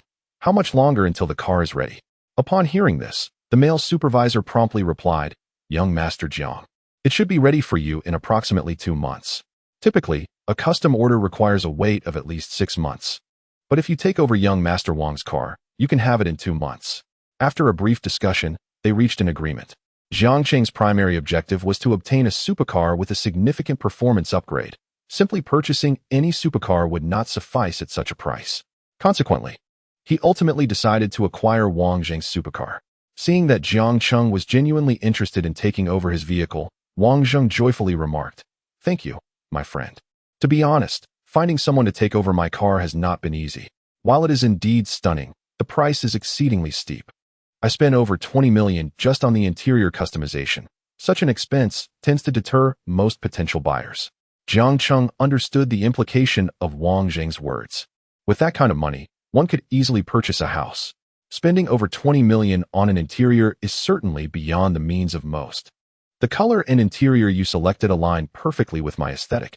It seems like a fortunate coincidence, he replied. Wang Zheng's eyes lit up at this, and he gave Jiang Cheng a thumbs up. Excellent taste. Let's have old Wang arrange the paperwork for the vehicle transfer. The male supervisor, noticing the two individuals had ceased their idle chatter, promptly presented the documents previously signed by Wang Zheng during the car order process, and subsequently contacted the notary institution to handle the ensuing formalities. After the transfer was notarized and signed, the bespoke LaFerrari became the sole property of Jiang Cheng. At this juncture, the supervisor addressed Jiang Cheng with utmost respect, proclaiming, "Esteemed Mr. Jiang, from this day forth, you are the distinguished owner of a Ferrari. We shall upload your information to the Ferrari headquarters, ensuring that you are promptly informed of any events or new vehicle releases in the future." With a cheerful demeanor, Wang Zheng turned to Jiang Cheng and remarked, "My friend, you cannot take the car just yet, but if you don't mind, I have a few idle ones you may use for now." Jiang Cheng, taken aback, cast a glance at Wang Zheng. This was only their second meeting, and he was already offering to lend him a vehicle. After all, one does not lend out their wife or car so readily. Wang Zheng, discerning the unspoken thoughts in Jiang Cheng's eyes, continued, "To be honest, your assistance in purchasing this car has alleviated a significant burden for me, and I am truly grateful. If you are amenable, let's forge a friendship and enjoy our time together in Shanghai." Wang Zheng's candidness further endeared him to Jiang Cheng, who appreciated such straightforwardness and sincerity. "Sure, I plan to stay in Shanghai for a while. As for the car, I can always procure another one," Jiang Cheng replied. Upon hearing his refusal, Wang Zheng did not press the matter further. There is an auto show at the Bund in the coming days, featuring various brands such as Ferrari, Lamborghini, Porsche, and McLaren. The best part is that if you find a vehicle you fancy, you can take it home right away. Would you care to join me? Jiang Cheng, noticing Wang Zheng's enthusiasm, casually nodded in agreement. "Sure, when shall we go?" Chapter 18. The astonished Su Wan. Meanwhile, Su Wan, observing the scene before her, felt a pang of bitterness swell within her. She found herself in a position of subservience for a mere 5 million investment, while Jiang Cheng had extravagantly spent tens of millions in the span of just 10 minutes. This stark contrast left her utterly astounded. Her bright, fox-like eyes fixated on Jiang Cheng, as if attempting to peer into the depths of his being. Jiang Cheng's financial prowess was unparalleled among the affluent second-generation individuals she had encountered. It was common knowledge that even those wealthy heirs had monthly allowances barely exceeding several hundred thousand, with only a few reaching the million mark. Yet, she had never witnessed anyone capable of effortlessly disbursing over 50 million in liquid assets to purchase a vehicle. Moreover, this amount represented merely the cash flow in Jiang Cheng's mobile banking account. What might his total assets amount to? It was evident that his net worth far surpassed 100 million. Though celebrities may appear glamorous on the surface, their financial standings vary significantly. In the same production, the actors with the highest remuneration, such as top-tier stars, could command fees reaching into the millions for a single project. However, when it comes to supporting roles, the compensation typically ranges from 1 to 2 million. The pay for other minor characters tends to plummet, with figures in the tens of thousands being commonplace. Su Wan belongs to this category of actors earning modest sums.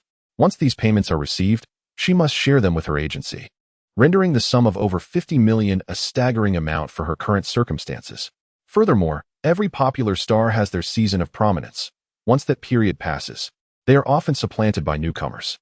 This is one reason why many celebrities aspire to marry affluent individuals. They hope to secure a stable financial foundation through marriage to maintain their quality of life. Congratulations, host. Your level has once again ascended. The host earns 12 yuan for every second of existence in this world. Name, Jiang Cheng. Age, 18. Height, 185 centimeters. Attractiveness, 90 points. Level, 8. System reserve, 86 for 110 yuan, withdrawable at any time. System, 12 yuan per second. Experience for upgrade, 68, 900, 000. The 12 yuan earned each second accumulates to 72 yuan per minute, 320 yuan per hour, and a staggering 680 yuan per day, translating to a monthly income of 11 million. The annual salary approaches an astonishing 40 million. Concurrently, Jiangqing utilized a supercar purchase critical card. Ding! The supercar purchase critical card has been successfully activated. Congratulations, host. You have received a triple critical strike on the basic critical card. The critical amount is 130 million. In an instant, Jiangqing acquired 130 million, leaving him genuinely exhilarated. This sum is enough for an ordinary person to live comfortably for a lifetime. Huang Ming observed the car ordering process and suddenly felt disheartened, turning to Su Wan and saying, "Xiao Wan, I've lost my desire to buy a car. Let us go grab a drink." "Mr. Huang, I have a meeting to attend at the company shortly," Su Wan politely declined. Upon hearing this, Huang Ming's anger flared, and he warned her, "What audacity for a minor star. Su Wan, listen closely. This investment will either fall through, or you will be left waiting for me. Clean and ready." Su Wan felt her indignation rise at his words. "What do you mean by that? Stop pretending. Know your place. I've spoken to you nicely, and yet you waste my time. I'll tell you this. Either prepare yourself for me or brace for being sidelined." Su Wan replied defiantly, "Mr. Huang, regardless of your investment decision, I stand firm. I will not yield. Do as you wish." Ding! A special mission has been triggered. Help Su Wan out of this predicament and secure her willingness to sign a contract. Upon completion, a special reward will be granted. Jiangqing chuckled at the system's notification. "Mr. Huang, such bravado for one whose glory has long since faded. Miss Su, fear not. If he chooses not to invest, I shall." As Su Wan encountered Jiangqing's sudden address, she was taken aback, her eyes widening in astonishment. Meanwhile, Huang Ming, witnessing Jiangqing's remarks, dared not confront him directly. Having already witnessed Jiangqing's formidable prowess, he could only snort in frustration before departing. Su Wan straightened herself, composed her emotions, and inquired of Jiangqing, "Hello. I am Su Wan. Mr. Jiang, is what you mentioned about the investment true?" After posing her question, she felt a twinge of rudeness and added, "You see, Huang Ming is an investor in our Tianqing Entertainment Company, and with his withdrawal, it would be quite challenging for me to justify my position upon returning to the company." Su Wan, merely a third or fourth-tier actress, lacked the privilege to select her scripts. Moreover, the company frequently imposed unreasonable demands upon her. Despite her unwavering adherence to her principles, she had remained in a state of semi-obscurity since her debut. She was acutely aware that her refusal of Huang Ming might lead to her complete erasure from the company's roster. Tianqing Entertainment? She recalled hearing Yu Xiaoxiao mention it during their conversation the previous night, as she worked there. With the system having issued a task, Jiangqing was naturally compelled to fulfill it, for the rewards were always quite generous. Jiangqing nodded, "Of course. Mr. Jiang, I am profoundly grateful for this opportunity. I shall endeavor to perform exceptionally well." Su Wan exclaimed with excitement. At 19, her most notable role had been that of a supporting character, with her other performances being minor. She diligently engaged in her craft daily, yet had not landed a role that garnered significant attention, having not acted in several months. Currently, she found herself in a drought of opportunities. Hence, she had agreed to accompany Huang Ming on a shopping trip, hoping for a chance to seize a new role. However, Huang Ming had been subtly hinting at other intentions. Though Su Wan had not acquiesced, she still yearned to grasp the opportunity to portray the leading lady. Just then, a message from Yu Xiaoxiao arrived via WeChat, informing her that she had made a reservation at a restaurant for Jiangqing. After reading the message, Jiangqing turned to Su Wan and stated, "Let us discuss the investment matters tomorrow. I have some engagements tonight." Su Wan nodded and took the initiative to ask, "Mr. Jiang, would it be convenient for us to connect on WeChat?" Jiangqing readily agreed, captivated by the allure of Su Wan's enchanting eyes, which sparkled with vivacity and emitted a captivating charm. Coupled with her alluring figure, she exuded an irresistible magnetism, prompting Jiangqing to contemplate employing his charm skills. Chapter 19. Michelin Restaurant. After finalizing the order, Jiangqing arrived at the restaurant reserved by Yu Xiaoxiao in a Rolls-Royce. Upon entering, he was greeted by a rich ambience steeped in the charm of Shanghai.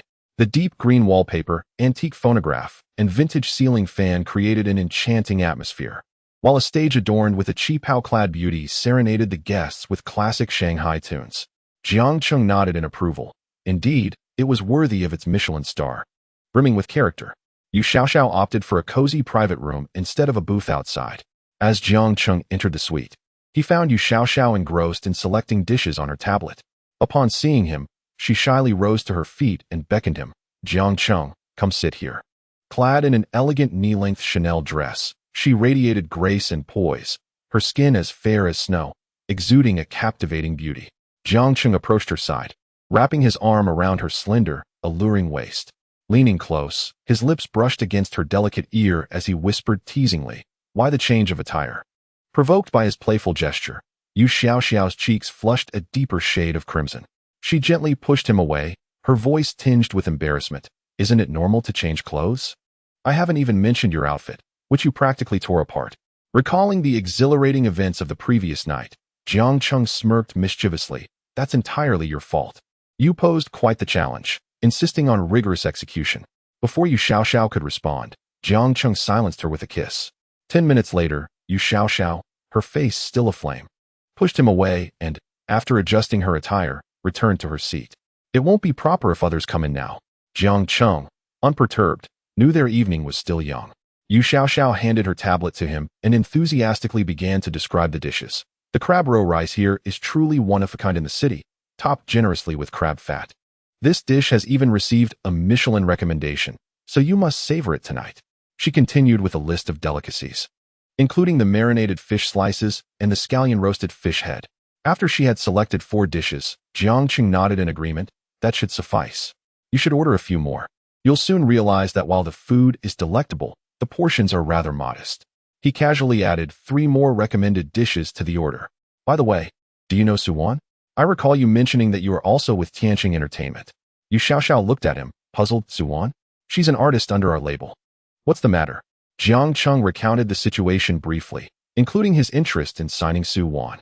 Upon hearing this, a hint of bitterness crossed Yu Xiaoxiao's face as she jested. To help her terminate her contract? That would entail paying a penalty. Jiang Cheng understood her implication and shook his head. "I have no immediate intentions toward her. I simply see immense potential in her." Immense potential? Her current standing barely qualifies her as a third-tier artist, and the resources the company allocates to her are virtually non-existent. Moreover, she didn't secure any new investments yesterday. Yu Xiaoxiao dismissed Jiang Cheng's words, recognizing that, after all, men tend to be drawn to beautiful women, especially someone like Suwan. Nevertheless, Yu Xiaoxiao remained indifferent. In her view, her relationship with Jiang Cheng was merely transactional. Should he ever decide to end their liaison, she would gracefully walk away. She is, after all, a staunch advocate of remaining unmarried. As long as matters of the heart are left unspoken, everything else is agreeable. I am aware of this, yet I hold great optimism for her future, and I am in the process of establishing an entertainment company. With her being the first artist I intend to engage," Jiang Cheng asserted earnestly. During his conversation with Yu Xiaoxiao, he discovered, to his astonishment, that she was actually the manager of the operations department at Tianqing Entertainment. It is indeed remarkable to attain such a position at the tender age of 25. Although she merely presides over a single department, one must acknowledge that without a prominent background, securing such a role at that age is no small feat. Yu Xiaoxiao claimed that her ascent was due solely to her own prowess. Her academic performance had been exemplary throughout university, earning her a plethora of scholarships. The prospect of having such a capable woman manage his company filled Jiang Cheng with a sense of ease and delight. Contemplating this, a sly smile crept across his lips. Suwan, despite the current lack of emphasis placed on her by the company, possesses commendable attributes. Should you take a liking to her, I could facilitate her contract termination. Yu Xiaoxiao's generous offer stirred an unusual feeling within Jiang Cheng. However, he was quite willing to engage in such a matter that required no strings attached. "That would indeed be troublesome for you," Yu Xiaoxiao nodded, adding, "Suwan's contract is likely still active, should you wish to sign her. The penalty for breach would probably amount to several million. Our company generally operates on 5-year contracts, and I shall need to review the detailed clauses." As their conversation unfolded, the dishes were served in their entirety. Jiang Cheng, glancing at the 138 yuan portion of braised pork with cheese he had ordered, finally comprehended what Yu Xiaoxiao meant by small portions. It appeared substantial on the tablet, yet upon arrival at the table, it was merely a modest dish. The same was true for the sautéed fish slices. Although it seemed plentiful on the tablet, there were only a handful of pieces. Fortunately, Yu Xiaoxiao had ordered a few additional items towards the end, or else they would truly have found themselves lacking. Chapter 20. An unexpected turn at this age. Jiang Qing's appetite was considerable. Despite having ordered over 10 dishes, he polished off every last morsel without exception. As Yu Xiaoxiao had remarked, this Michelin-starred restaurant, recommended by the Culinary Guild of the Magical City, certainly lived up to its reputation. Although the portions were scant, the flavors justified the price. After satiating his hunger, Jiang Qing nodded in satisfaction. Ding! Congratulations to the host for receiving an unforgettable culinary experience. The system rewards a food cashback card. The cashback multiplier stands at an impressive 1,100 times, in addition to the actual number of guests invited, up to a maximum of 5. Jiang Qing meticulously examined the system prompt's explanation. This card implied that he could invite others to dine with him. If one were to spend 10,000 yuan, the cashback, calculated at the highest multiplier of 100 times, would yield a return of 1 million. Plus the number of guests invited, counting up to 5 individuals, would result in a cashback of 5 million. This seemingly ordinary food cashback card turned out to be extraordinarily advantageous. No matter how unfortunate one may be, a return of 20 or 30 times seems plausible. A casual meal could easily yield millions. Truly, this is the system where dreams come true. After dining, Jiang Qing naturally escorted Yu Xiaoxiao back to Yang Yunamen. Just as they approached the entrance of the hotel lobby, a flamboyantly dressed woman inadvertently collided with Yu Xiaoxiao. Oh dear, a melodramatic voice echoed. Jiang Qing glanced at Yu Xiaoxiao, who was clutching her shoulder, and inquired with concern. Are you all right? Yu Xiaoxiao shook her head, yet her expression suddenly flushed with indignation, her gaze fixated on the woman before her. Zhang Yu, what brings you here dressed like that? Upon realizing she had bumped into Yu Xiaoxiao, the woman's demeanor shifted to one of mild panic. Though she quickly regained her composure. With an affected and sharp tone, she retorted, Yu Xiaoxiao, what are you doing here? And who is this man? Seeing the woman point at him with a delicate gesture, Yu Xiaoxiao's face darkened with disdain. Forget it, I can't be bothered with you. You'd best clarify matters with your relatives. Zhang Yu smirked at Yu Xiaoxiao and replied, Don't forget, we are already engaged. Even if you have a change of heart, it's of no consequence. I shall not annul our engagement. Engaged? Have you no shame? You, a grown man, dare to speak of engagement while dressed like this? You are nothing but a fraud. Yu Xiaoxiao retorted, her voice laced with sarcasm and agitation. Zhang Yu, taking a deep breath, glanced at Jiang Qing and remarked, We have both informed our families. Your withdrawal will not alter anything. Zhang Yu, have some dignity. I won't dwell on your issues, but how dare you entangle yourself with my best friend, and not just once? You two are truly heartless. If it weren't for my parents' pressure, I would never have agreed to this engagement. Now that we are engaged, we should proceed to marriage. Zhang Yu insisted stubbornly. Upon hearing this, Yu Xiaoxiao anxiously broke free from Zhang Yu's grasp and immediately wrapped her arm around Jiang Qing's. The force of her escape was somewhat excessive, causing her ample form to collide against Jiang Qing's arm. Stop being so nauseating. You do not even like me. You cling to me merely to provide cover for your meetings with other men, right? I wonder how my dear friend would feel knowing you are bisexual. Why should I concern myself with your opinions? This arrangement has long been settled between our families. Your change of heart is inconsequential, especially since you are so quick to seek refuge with another. What gives you the right to criticize me? At this point, Jiang Qing finally grasped the tangled relationship between the two. He was somewhat surprised to learn that Yu Xiaoxiao was already engaged. However, observing Zhang Yu before him, he began to understand Yu Xiaoxiao's predicament. It turned out that this individual named Zhang Yu was, in fact, a woman. No wonder there was an air of ambiguity surrounding her.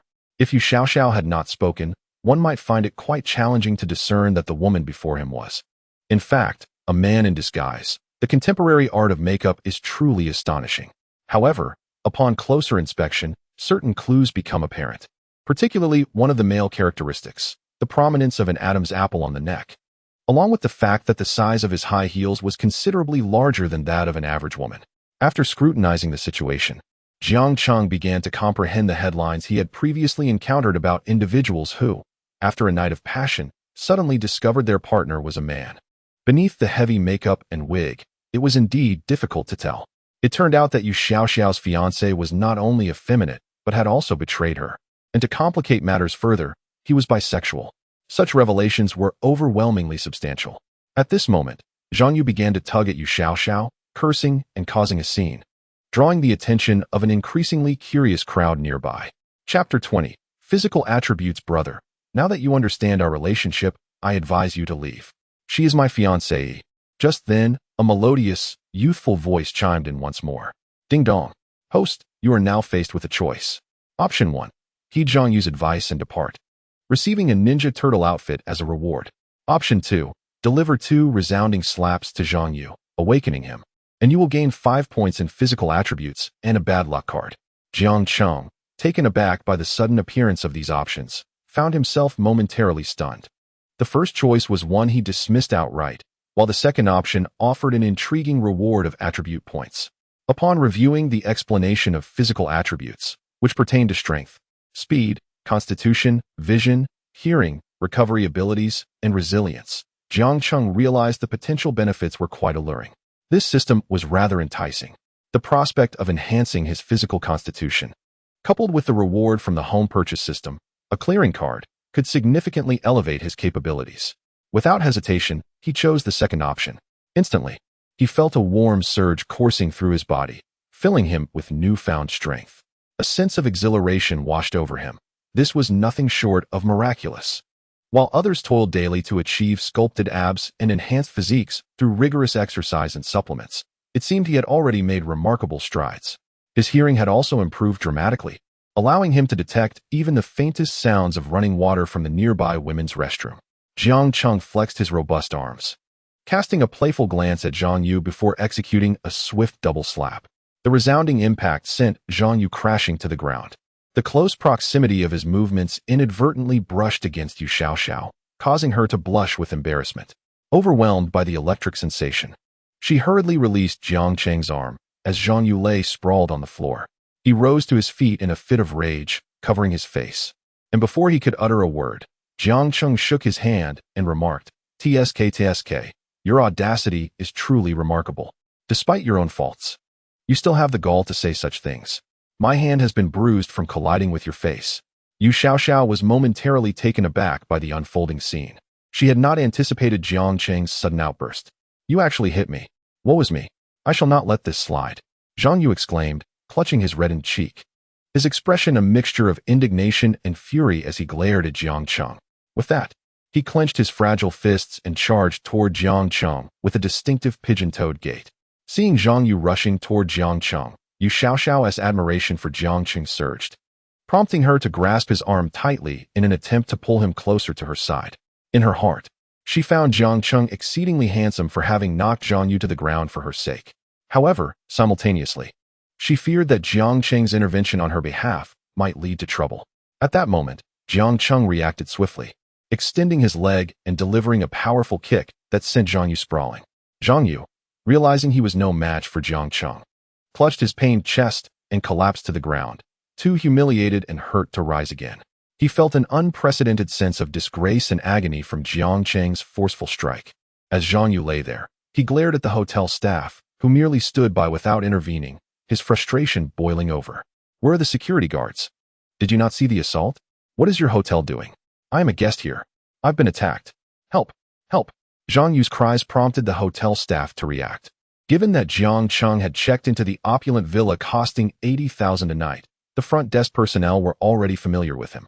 Consequently, they exchanged glances, caught in a dilemma as they assessed the situation. Zhang Yu noticed the staff's hesitant and dismissive demeanor, which only fueled his anger further. He shouted once more, "What are you all standing there for? Security, hurry and apprehend him, or I shall call the police." The staff, desperate to defuse the situation, urged, "Gentlemen, let us not escalate this matter. It's a trivial issue that can be resolved privately without compromising goodwill. Indeed, it's nothing serious. Let us discuss this amicably," they added, though they privately cringed at Zhang Yu's delicate demeanor. Yet, bound by their professional decorum, they could only attempt to mediate the situation with calmness. Seeing their reluctance to escalate the matter, Zhang Yu became increasingly agitated. "You are all bullying me. Just wait. I will report you and file a complaint, exposing all of you." Zhang Yu was not foolish. His declaration sent waves of anxiety through the hotel staff. They understood that his intent was to amplify the incident. Although they were reluctant to offend Jiang Cheng, they were even less inclined to jeopardize their jobs. Yu Xiaoxiao gazed at the chaotic scene before her. Her brow furrowed in distress. She cast a disdainful glance at Zhang Yu and, after taking a deep breath, whispered to Jiang Cheng, "It's all right. If he calls the police, I will claim he has been harassing me, and your intervention was merely to protect me. Do not slander me. There are surveillance cameras here, and numerous witnesses can attest to your actions." Upon hearing Zhang Yu's words, he noticed that no one around was willing to support him. In fact, some were discreetly preparing to leave, unwilling to wade into this murky water. Zhang Yu's anger intensified, and he shouted, "You scoundrels, cowards! I will call the police." The hotel's response was swift, as two officers soon approached them. After presenting their identification, they began to gather information. Before Jiang Cheng could speak, Yu Xiaoxiao rushed forward. She shook her head and urgently addressed the officers. "Officer, it's not his fault. This man is attempting to deceive me into marriage. Our families had previously arranged a betrothal, but after getting to know him, I discovered he is not only bisexual, but also enjoys cross-dressing. I made it clear that I would not marry him. Today, he approached me to harass me, and this gentleman here was simply trying to help me fend off the harassment." Jiang Cheng observed Yu Xiaoxiao's actions with a sense of satisfaction, noticing her demeanor towards him had grown even more affectionate than before. At that moment, her curves were pressed closely against his arm, an action she initiated. Jiang Cheng gently reassured her, patting her shoulder, "Do not worry. This must be a misunderstanding. It's merely a trivial dispute that can be resolved through discussion." After understanding the situation, the officer began to mediate. His face flushed, he exclaimed, "What misunderstanding? What do you mean? There are surveillance cameras here." "I demand," before he could finish, Jiang Cheng utilized the misfortune card he had just received, directing it at Zhang Yu. Suddenly, peculiar sounds erupted from Zhang Yu's body. His expression turned strange as he halted mid-sentence, his eyes wide with anxiety, his legs instinctively clenching together. His rear began to lift slowly, and his hands moved to cover his abdomen. He felt an uncontrollable warmth surging within him, as if something was rushing through his intestines. This peculiar and embarrassing sensation transported him back to an unforgettable childhood memory. He recalled being in the 3rd grade, when one day the teacher called on him to answer a question, and coincidentally, he had been suffering from diarrhea that very day. He stood up nervously, and in that very moment, he inadvertently felt the urge to pass gas. At that young age, he grasped a profound truth: never trust a fart when one is experiencing diarrhea. On that day, his innocent belief was that he could discreetly release gas while answering questions, and all would go unnoticed. Yet, reality proved his assumption to be utterly misguided. What escaped him was not merely gas, but a rather unfortunate incident that left him mortified. He would forever remember the pale, disdainful expressions on the faces of his classmates and the teacher at the podium. At this very moment, that long-forgotten sensation resurfaced. Zhang Yu, his face flushed, quietly admonished himself, "Never trust a fart." After muttering this mantra a few times, he began to take deep breaths, attempting to regain control over his body. After all, there were surveillance cameras, and the room was filled with people. He could not allow such an embarrassment to occur again. However, life is rarely so accommodating. Zhang Yu realized that the gas within him was accumulating, and cold sweat began to bead on his skin. He recalled that he had eaten nothing that day, having merely indulged in frivolity with an old acquaintance at the hotel. Could it be that there was something amiss with his companion's influence? With a pale complexion, Zhang Yu mustered the courage to ask the others, "Excuse me, where's the restroom on the 1st floor?" He exerted tremendous effort to maintain his composure while uttering those words. Yet, despite his attempts, it was already too late. A familiar warmth began to seep out, threatening to undermine his dignity acquired over 20 years. Observing his pallor and peculiar movements, a police officer expressed concern. "Sir, are you all right? Do you feel unwell?" At this moment, Zhang Yu clenched his buttocks tighter, slowly inhaling as he fumbled for words. "I feel a bit," he began, but could not finish. He realized that the mere act of speaking caused his sphincter to relax even further.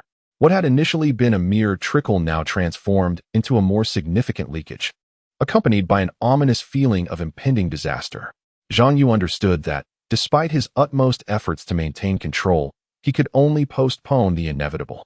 As the dampness increased, those around him found his behavior somewhat peculiar. However, Jiang Cheng, who had invoked a stroke of bad luck, subtly surmised Zhang Yu's predicament. The unusual expression on Zhang Yu's face indicated that something was indeed amiss, and he could hardly muster the courage to shout for help. Jiang Cheng let out a mischievous chuckle as he approached Zhang Yu, giving a hearty pat on his shoulder. "Brother, if you're feeling unwell, please don't hesitate to speak up. Officer will assist you." The forceful slap from Jiang Cheng jolted Zhang Yu, prompting him to take a deep breath and clench his muscles even tighter. Slowly, he turned his head, his face flushed and eyes wide as he glared at Jiang Cheng. With each movement from Jiang Cheng, he felt himself teetering closer to the brink of an eruption. "Take me to the restroom." Zhang Yu gritted out those words through clenched teeth, but dared not utter another syllable. At that moment, an unpleasant odor wafted through the air. What on earth? Why does it smell so foul? He wondered. Is the restroom malfunctioning? That shouldn't be. It's quite far from here. Could it be that a sewage truck has arrived? Oh my heavens, it feels so fresh. Who could have been so careless? He thought. At this age, one should know better than to lose control. Chapter 22. The past of Yu Xiaoxiao. As the discussion among the crowd continued, Zhang Yu found himself stifling the last word, unsure of how to engage further. All he wanted was to become invisible, to quietly slip away to the restroom to relieve himself. "Excuse me, sir, let us first take down your statement." The officers, overwhelmed by the unpleasant scent, were eager to conclude their business and depart. The leading officer, visibly displeased, glanced around and suddenly recalled his apprentice beside him. This rascal was always preoccupied with eating. Just that morning, he claimed to have an upset stomach. Could it possibly be him? Instantly, he covered his nose and began to scold. "You little scoundrel! I told you not to eat while working, yet you never listen. And now you've soiled yourself? At your age, how can you live like this, suffering from incontinence? What distinguishes you from the animals on the street?" Zhang Yu felt his face burn with embarrassment at being likened to an animal. He had initially considered asking for help, but swallowed his words instead. He certainly did not wish to be regarded as such. The corpulent officer, feeling insulted, protested, "Master, it wasn't me. Although I had stomach pains today, I am far too old for such disgraceful behavior. It must be someone else." Seeing his mentor's skeptical gaze fixed upon him, his indignation flared.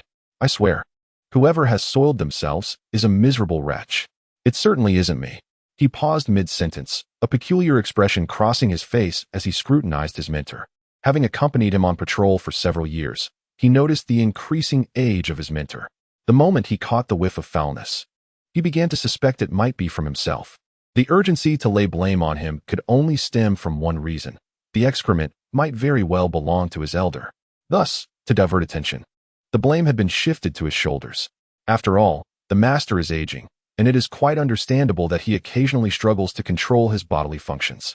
This thought crossed his mind, and he suddenly swallowed hard, a bitter taste welling up within him. Over the years, the master has imparted a wealth of knowledge. It is time to repay his kindness. Embarrassment be damned. It is only right to bear the burden for the venerable elder. With this resolve, the corpulent officer's face darkened as he said, "Master, I apologize." Nearby, Zhang Yu noticed someone was willing to take the blame for him, and his spirits lifted. His lips curling into a smile, he began to slowly retreat towards an empty space. As he walked, he declared, "No need, I 1T report it. You all can go back."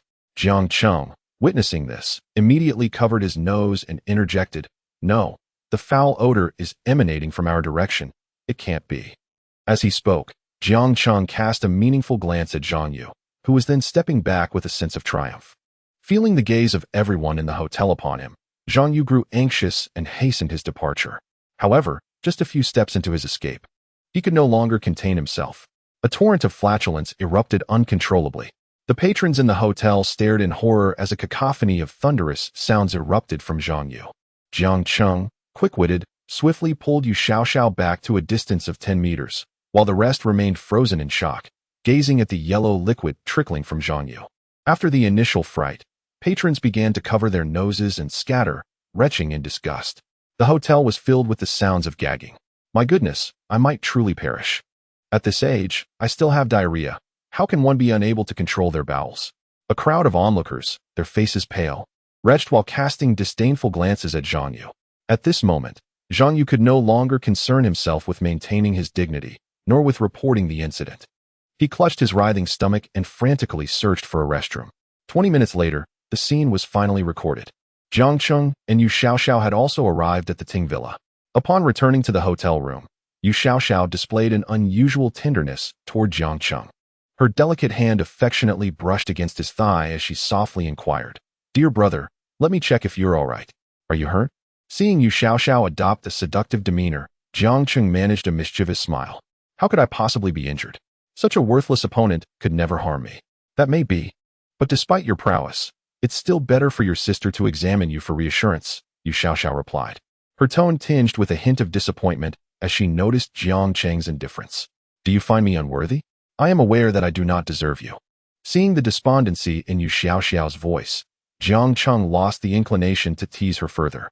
He gently reassured her, saying, "How could I ever find you distasteful? I was merely jesting."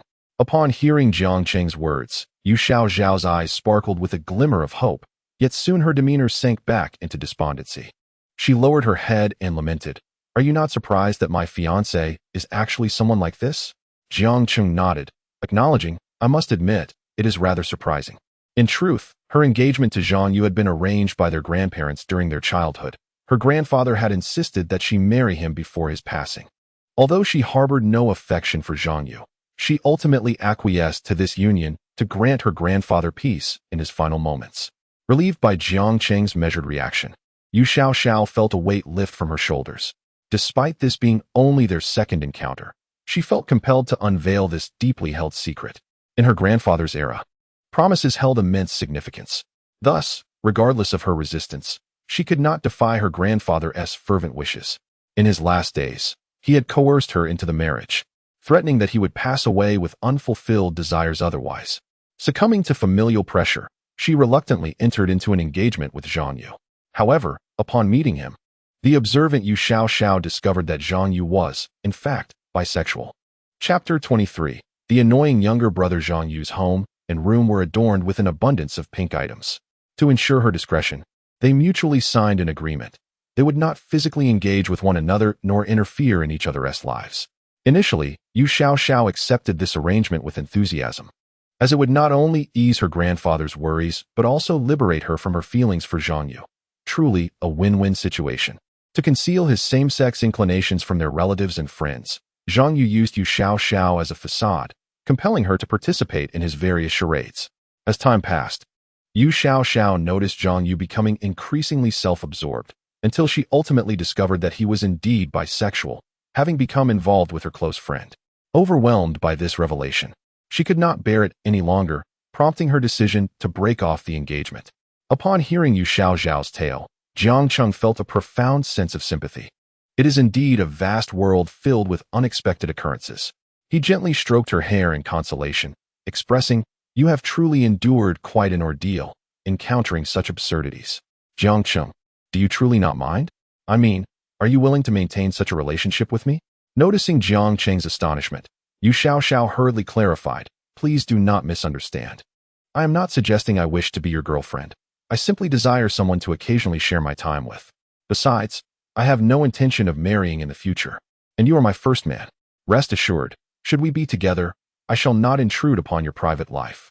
Yu Xiaoxiao was, in her essence, a remarkably accomplished professional woman. Yet, she was also a perfectly ordinary woman. Her grandfather had passed away 5 years prior.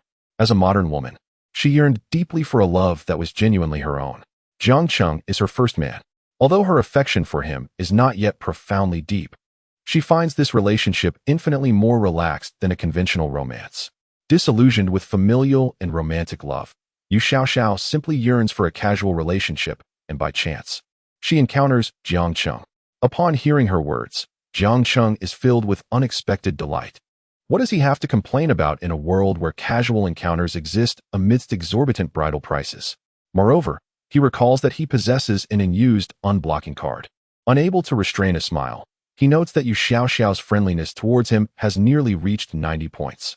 Faced with such an enchanting beauty, how could he not exert himself to live up to her trust? Jiang Cheng affectionately embraces Yu Xiaoxiao and whispers in her ear, "Rest assured, I will treat you well." Elated by his words, Yu Xiaoxiao kisses him lightly and suggests, "You must be tired. Let us indulge in a spa. I've heard it's quite renowned here. And I could use some relaxation too." "Sounds good," he replies.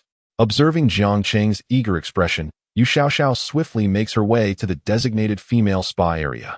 The spa at the Yangyun Amon Hotel boasts the title of the largest spa in the world, with a 1-hour service costing 3,000 yuan.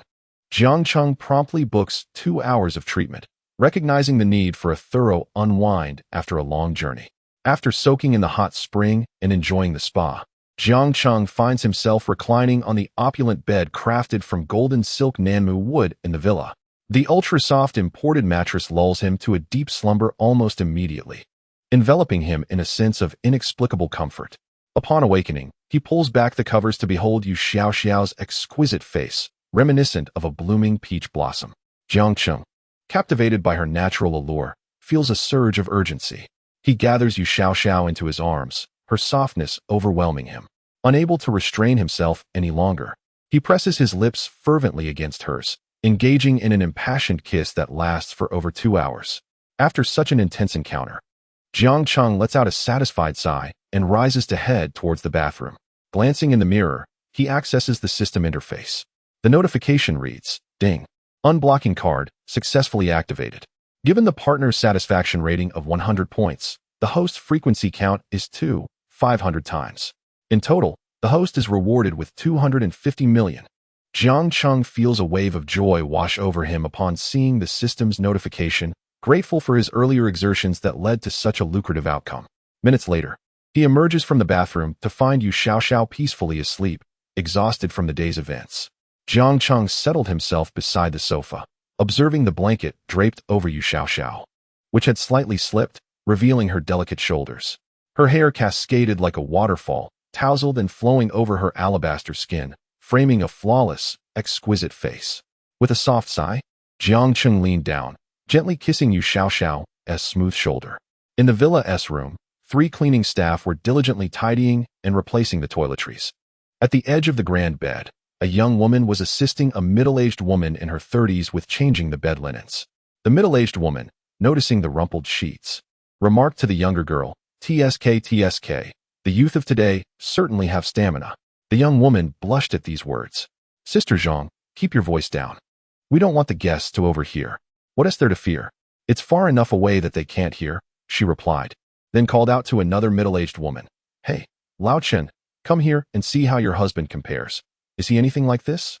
If my husband were that vigorous, and if he looked more handsome than a star, just thinking about it makes me feel lucky." Jiang Cheng, with his acute hearing, had long since caught wind of the trio's murmurs while he sat at the dining table enjoying lunch with Yu Xiaoxiao. At that moment, Yu Xiaoxiao, with a face full of happiness, offered him a piece of marinated seafood. "Jiang Cheng, try this. It's incredibly fresh, not too fishy, with a hint of sweetness from the sea." After savoring the bite for a moment, Jiang Cheng replied, "Indeed, it's quite delicious." Hearing this, Yu Xiaoxiao's face flushed instantly. She playfully shot him a look. "You're so incorrigible. I told you not to eat it, yet you insisted. And now you tease me. This isn't teasing. I genuinely mean it." Yu Xiaoxiao bashfully swatted at Jiang Cheng. "Stop it. There are others around." Jiang Cheng chuckled, pinching her cheek, imagining how flustered she would be if she knew the cleaning staff were discussing the linens they had shared. After breakfast, the strong-willed Yu Xiaoxiao had intended to go to work, but was compelled by Jiang Cheng to take a leave of absence and rest at the hotel instead. Jiang Cheng, scrolling through his social media, noticed their class monitor, Li Sudong, flaunting his gifts for his 18th birthday. He playfully patted Yu Xiaoxiao's long, silky thigh. "Xiaoxiao, may I borrow your legs for a photo to commemorate my 18th birthday? Is today your birthday?" "No, I already celebrated mine. Recently, everyone has been showcasing the various gifts their parents gave them for adulthood, and seeing that makes me want to share something too. I'll just showcase your lovely legs." Yu Xiaoxiao hesitated for a moment before replying, "That's fine, but how do you want to take the photo?" Jiang Cheng, noticing her cheeks blooming like a ripe peach, mischievously said, "We're already so close. Why are you still so shy?" As Yu Xiaoxiao listened to Jiang Cheng's words, her fighting spirit was indeed ignited. "Who says I am shy? Come here." With that, she pulled Jiang Cheng to sit beside her on the luxurious leather sofa, confidently draping her long, beautiful legs over his neck. "Come on, little brother, take a picture." This pose, despite Jiang Cheng having previously experienced Yu Xiaoxiao's exquisite legs, left him momentarily overwhelmed. After snapping a few pictures with his phone, he opened his moments. "Though my 18th birthday celebration lacks a Mercedes or a BMW, the speed of this car rivals that of a supercar." Jiang Cheng, adeptly selecting the appropriate audience, published his post. After sharing it, He casually tossed his phone aside. In no time, Jiang Cheng's post ignited a flurry of activity. Their class monitor, Li Sudong, was engrossed in the likes on his own recent post, showcasing a 20,000 yuan piano from his own coming-of-age celebration. After taking hundreds of photos, he meticulously selected 9 to share. This post undoubtedly garnered a multitude of likes and comments. As he savored the compliments and browsed through moments, he stumbled upon Jiang Cheng's post. Upon seeing the casually taken photos of Jiang Cheng's alluring legs and black stockings, Li Sudong found himself unable to stem the flow of blood from his nose. Typically, Jiang Cheng often disregarded Li Sudong's authority as class monitor, so their relationship was far from amicable. Yet, at this moment, Li Sudong couldn't help but admit his envy for Jiang Cheng's coming-of-age celebration. This was the true essence of a coming-of-age rite. Compared to his multiple girlfriends stored on his computer, he yearned for a tangible experience like Jiang Cheng's. Observing how, within minutes, Jiang Cheng's post had exploded with over 20 likes and dozens of comments, he felt a mix of admiration and jealousy. Cheng Jiping, damn. What a heart-wrenching sight to wake up to. Zhou Jiun, suddenly, the house my mom gave me doesn't seem appealing anymore. I also want a black stocking beauty. I want to be an adult too. Li Zirwei, bro, impressive. You've won. My nose is bleeding. Zhong Chushi, Jiang Chang Yu. Suya, oh my, you men are too perverse. Li Shumin, incensed, typed a comment on Jiang Cheng's post. Li Shumin, what the hell? Jiang Cheng, I'm telling the principal. Just because you've graduated doesn't mean you can act recklessly. Zhou Jun, wake up, Li Shumin. He has already graduated and received his diploma. The principal won't care much anymore. Jealousy is futile. Chapter 24, do you want to sign me? After a casual grooming, Jiang Cheng set off in a Rolls-Royce, heading towards the location provided by Su Wan. The apartment complex where Su Wan resided appeared to be a mid-range development, neither new nor old. In a mere 5 minutes, a graceful figure hurriedly approached his car. Jiang Cheng focused his gaze and realized it was Su Wan. She was adorned in a light yellow, delicate top, complemented by a pair of black, chunky-soled Martin boots, and her long, snow-white legs were confidently exposed, an epitome of her signature style. Once she settled into the backseat of the Rolls-Royce, Su Wan removed her black cap and mask. Observing Su Wan's arrival, the respectful chauffeur inquired, Mr. Jiang, where to now? After Jiang Cheng glanced at her, Su Wan promptly replied, driver. Please take us to the Baiwei Hotel in Lujiazui. Certainly, the driver responded courteously. As the car commenced its journey, Su Wan adjusted her bangs while gazing at her phone screen. She then flashed a cheerful smile, her bright, fox-like eyes sparkling, and said, Good afternoon, Mr. Jiang. You were quite fast in coming down, but aren't you feeling hot? Your quick descent suggests you are always prepared. With a playful laugh, Su Wan covered her mouth and continued, Where we are headed is filled with air conditioning and shopping malls. Besides, in our line of work, it's quite normal to wear cotton jackets in summer and formal attire in winter. That's indeed true, Jiang Cheng acknowledged. You appear quite youthful. And I am curious about your profession, Su Wan ventured tentatively. Jiang Cheng chuckled and replied, I believe I mentioned I am here for tourism. I plan to apply to Modi University and wanted to explore the area first. Su Wan's expression shifted to one of surprise. I pondered this yesterday on my way back. But I thought you were joking. Are the wealthy second-generation individuals so extravagant these days? At 18, you can manage such a substantial cash flow? Seeing Jiang Cheng merely smile, Su Wan sighed enviously, I truly envy you. Does your family really possess a fortune? To be able to casually purchase a Ferrari at such a young age. Reflecting on her own 18, she recalled juggling university while taking on minor roles. Jiang Cheng shook his head lightly, just an ordinary family. Noticing Jiang Cheng's reticence, Su Wan refrained from pressing further. With Su Wan seated obediently beside him, Jiang Cheng inquired, By the way, the situation with Huang Ming won't impact your work, will it? Su Wan offered a bittersweet smile. It does have some effect, though not significantly. He visited our company as an investor and chose me. As she spoke, she glanced at Jiang Cheng, hesitating before adding, In our industry, there are certain unwritten rules. When an investor selects you as the lead, funding your role often comes with additional conditions. Jiang Cheng understood her implication. He wasn't merely 18. It was a matter of unspoken arrangements. After all, films must be made, investments must be secured, and typically, investors prefer to choose someone they like, who is compliant, and with whom they can enjoy working. These are the common criteria for selection among most investors. Unless you are a top-tier celebrity, This production relies on your ability to draw an audience. In such a scenario, you may circumvent this rule. After all, investors depend on your fame to promote the show. Otherwise, individuals like Soo-won, who are merely third or fourth-tier stars, face a fate of being chosen by others. Hwang Ming presented me with certain conditions. Should I accept? I would become the leading lady. Naturally, if I decline, they will select someone else, and the company sending me to entertain Hwang Ming signifies this intent. Are you prepared to accept? Soo-won shook her head. I certainly will not accept.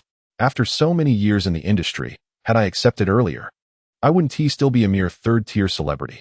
Accompanying him is the most I can offer, and I will not agree to any other terms. Jiang Chung did not doubt Soo-won's words. After all, her privacy value was zero.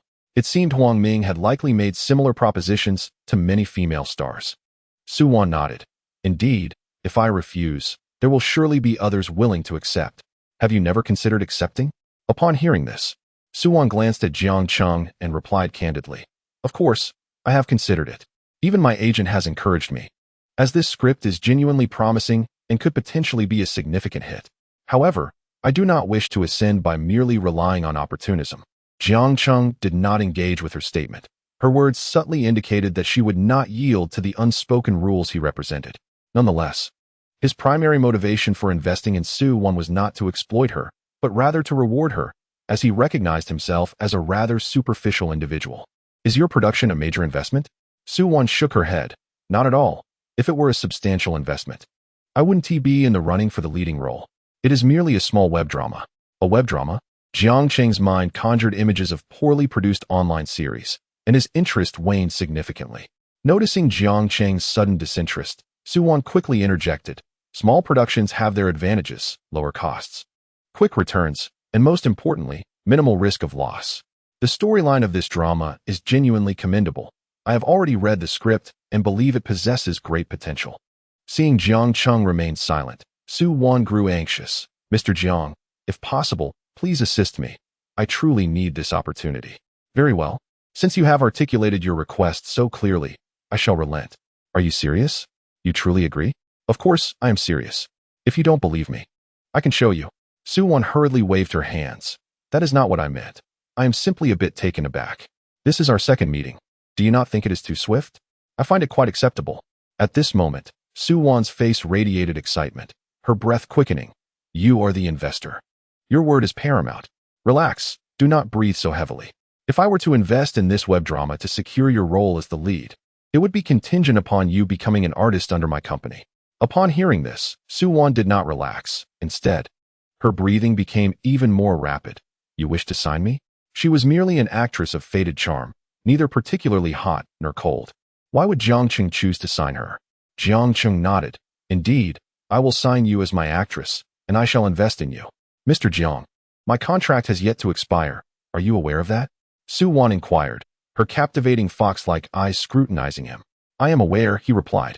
However, signing me means you would need to cover my breach of contract fee. Soo-won's fingers unconsciously fidgeted with her bag strap, her voice dropping a notch. Perhaps Mr. Jiang is unaware of the harsh terms of our company's contracts. As she lifted her gaze, a hint of vivacity in her eyes was overshadowed by a veil of resignation. I was merely 19 when I signed with the company, utterly naive. My agent presented an 8-year contract as a norm of the industry, and I unwittingly signed it. Little did I know that these 8 years would bind me in chains. As the car traversed the Huangpu River, the Jiang wind wafted through the cracks in the window, stirring the loose strands of her hair. The company dictated our actions, and we were obliged to comply. If instructed to entertain a client, refusal was not an option. If asked to accept a poorly written script, one had to do so with a smile. Even absurd demands, such as those from someone like Hwang Ming, had to be met with acquiescence, for any dissent was deemed insubordination. A self-deprecating smile crossed her lips as she reflected on the consequences of disobedience, either being sidelined or incurring exorbitant penalties to escape. Jiang Chung drummed his fingers on his knee, choosing to remain silent. I have witnessed several seniors suffer for rejecting a dinner invitation from an investor. The very next day, all their resources were cut off. Scripts were swapped, endorsements rescinded, and even opportunities for minor roles vanished. The company would hold your contract hostage, forbidding any side gigs or contact with other agencies. Even live streaming sales was considered a breach. Su Wan's voice tightened. They wished to leave, but the penalty was astronomical. What newly debuted artist possesses such wealth? We can only endure, waiting for the contract to lapse, only to find that by then, we have long surpassed our prime. Our vibrancy dulled, and the market has forgotten us. She looked down at her hands, which could convey myriad emotions on screen, yet at that moment, her fingers were clenched so tightly that her knuckles turned white. I rejected Huang Ming yesterday, and today the company has already issued a warning, stating that if I jeopardized the collaboration again, I would face severe breach penalties. I must either comply and accompany him to next week's social event, or risk following in the footsteps of those predecessors. The skyline of Lujiazui drew ever closer outside the car window, the reflections on the glass FA flickering across her face. It is not that I wish to be submissive, I simply cannot afford to be. With 5 years remaining on my 8-year contract, if I were to be sidelined, it would truly spell the end for me. This is not an issue. I am aware, Jiang Chung replied. He currently possessed over 430 million in funds, and for Su Wan's present value, compensating a few million would suffice. Upon hearing Jiang Cheng's words, Su Wan fell into silence. She understood that no one would lavish attention upon her without reason. After so many years in the industry, she was no longer the naive girl she once was. At that moment, a myriad of ambiguous thoughts swirled in her mind regarding Jiang Cheng's true intentions. Could it be? Unsavory images began to surface in Su Wan's mind. Chapter 25. Hengqin Investment Company. She acknowledged that Jiang Cheng was exceptionally handsome, and given his qualities, if he truly harbored intentions toward her, it would hardly constitute a significant loss on her part. After all, she would eventually seek a boyfriend. If she were to acquiesce to Jiang Cheng's proposition, not only would she have the opportunity to be with such a charming young man, but she would also enjoy his admiration, truly a twofold benefit. She could hardly be blamed for her pragmatism. Anyone would understand the choice between an aged man like Huang Ming and a dashing, affluent individual like Jiang Cheng. Mr. Jiang, do you own an entertainment company? She inquired. Jiang Cheng shook his head. Not at the moment, but if you agree, it will be a swift reality. Noticing Su Wan's hesitant demeanor, Jiang Cheng continued. I am acquainted with the manager of your company's operations department. She mentioned that you are not held in high regard within the firm. Should you sign with my company, I will handle the breach of contract penalty, and I can assure you that for the next 2 years, the company's focus will be squarely on you. Upon hearing this, Su Wan's mouth fell agape, momentarily at a loss for words. It was true that she was not valued in her company. They often assigned her to accompany investors and producers. Her consistent refusals had led to her recent fiasco with Huang Ming's investment, prompting the company to consider sidelining her. The window of opportunity for a star is fleeting. Being sidelined would make future success exceedingly difficult. What? Are you still unwilling? Seeing Jiang Cheng furrow his brow, Su Wan quickly waved her hands to clarify her stance. No, I am willing. With such favorable terms, how could she possibly refuse? She was not a top-tier star. Someone willing to support her was an opportunity she could not overlook. Moreover, she had already witnessed Jiang Cheng's capabilities firsthand. A man who could purchase a Ferrari outright was hardly lacking in prowess. After a moment of contemplation, Su Wan bit her lip, her expression betraying a hint of conflict. May I ask if you have any specific requirements regarding your investment? At that moment, her enchanting eyes were fixed intently on Jiang Cheng, a subtle allure gracing her features. Jiang Cheng understood the implication in her words, but feigned ignorance, asking, requirements? Such as those Huang Ming might have. If I were to bring them up, would you acquiesce? Su Wan hesitated, shaking her head. Her current rapport with him was merely a score of 50. They were still in the realm of strangers. While one might say that a forced relationship could yield sweetness, it seemed unnecessary. It would make him appear as if he had never savored anything delightful, and Yu Xiaoxiao was no less than she. Rest assured, as long as you are one of my company's artists, I will not require you to engage in any clandestine dealings with other investors, Jiang Cheng assured her, though he made an exception for himself. Seeing Jiang Cheng's earnest expression, Su Wan felt her heart flutter even more. In this day and age, it is quite a rarity to encounter a talent agency that not only requires no prerequisites, but is also willing to invest in your success. What is there to hesitate about?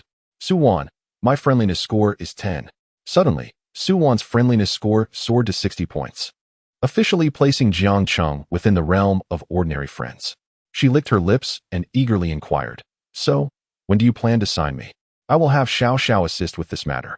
You can discuss the annual salary and profit sharing with her, Jiang Cheng replied. Upon hearing Jiang Cheng mention Yu Xiao, Suwan couldn't help but raise an eyebrow. However, she wisely refrained from voicing any objections. Very well, should I start calling you Boss Jiang from now on? Suwan said, her spirits lifted. Calling me boss feels too distant. How about brother instead? Brother, how old are you? 20. 20? Do you really look that old? Jiang Cheng nodded affirmatively. Of course, why don't you take a look? But didn't you say you just started university? Shouldn't you be around 18? Oh, I see you were referring to age. I thought. What else could it be? Suwan replied, bewildered. Noticing Jiang Cheng's meaningful smile, Suwan, being the savvy individual she was, quickly comprehended the implication. Her face flushed a deep crimson, akin to a ripe apple, as she playfully retorted, You little rascal. Ahem. Half an hour later, the two arrived at the Baiwa Hotel. Suwan had chosen this establishment, located on the 87th floor of the Global Financial Center at Century Avenue in Lujiazui. Upon entering, they were greeted by walls adorned with various prestigious awards in the restaurant's corridor. As Jiang Cheng walked, he admired the breathtaking glass views outside. From the height of the 87th floor, it felt as though they were amidst a sea of clouds, truly evoking a sense of transcending the ordinary. Guided by the waiter, they soon reached the reserved private room. Once seated, Suwan promptly handed the menu to Jiang Cheng. Without hesitation, Jiang Cheng spoke. Let me treat you to this meal today. It wouldn't be appropriate for the boss to ask you to foot the bill. How can that be? I should treat you. I am immensely grateful for your assistance. The best way to show your gratitude is to perform well in your acting career. Your success will be the greatest return on my investment. Understood, boss. I promise to deliver an excellent performance. As soon as Suwan finished her statement, the system chimed with a notification. Congratulations, host. You have received Suwan's intention to sign. Rewards are being distributed. Task reward, 15 shares of the Terran virtual currency from Hongqing Investment Company. Note 1. The system has legally supported this event. All funds for the host will be obtained through Hongqing Investment Company, thereby ensuring a transparent source of funding. Note 2. The host initially purchased shares in Hongqing Investment Company upon its establishment, and all related documentation is legitimate and verifiable. The information has been uploaded into the system. Please proceed to Terran to sign and claim your rewards. Jiang Cheng gazed at the rewards presented before him. After a thorough interpretation, I have finally grasped the significance of this reward. It serves as a means for him to elucidate the sudden fortune he has encountered to everyone. Initially, he was at a loss regarding how to explain his newfound wealth to his parents. Now, however, he can articulate everything clearly, and if there are any doubts, his father can simply verify the details of Hongqing Investment Company, which will provide the necessary clarity. Thus far, this reward is deemed by Jiang Cheng as the most valuable he has received. Chapter 27. Confessing to his parents while dining. Jiang Cheng took the opportunity to share various information from the system with his parents. He aimed to allow them to digest the astonishing news of his sudden wealth in advance, so when he returned home, he wouldn't have to spend an inordinate amount of time explaining. Communicating through the phone was certainly less daunting than face-to-face discussions. Knowing his father, Jiang Jiamin, he would undoubtedly seek verification immediately. Given that this was orchestrated by the system, Jiang Cheng felt no apprehension about potential flaws. As anticipated, half an hour later, Jiang Jiamin called. You rascal. Your investment acumen is commendable. Hongqing Investment has blossomed into a substantial company in such a short span. Does this not mean you have struck it rich?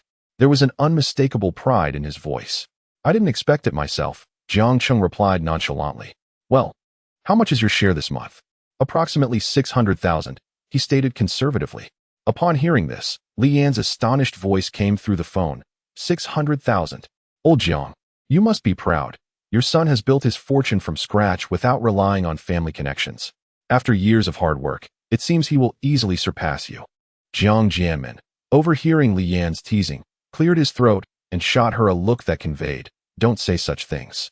This brat is merely lucky, he retorted, hastily giving Jiang Cheng a few instructions before abruptly ending the call.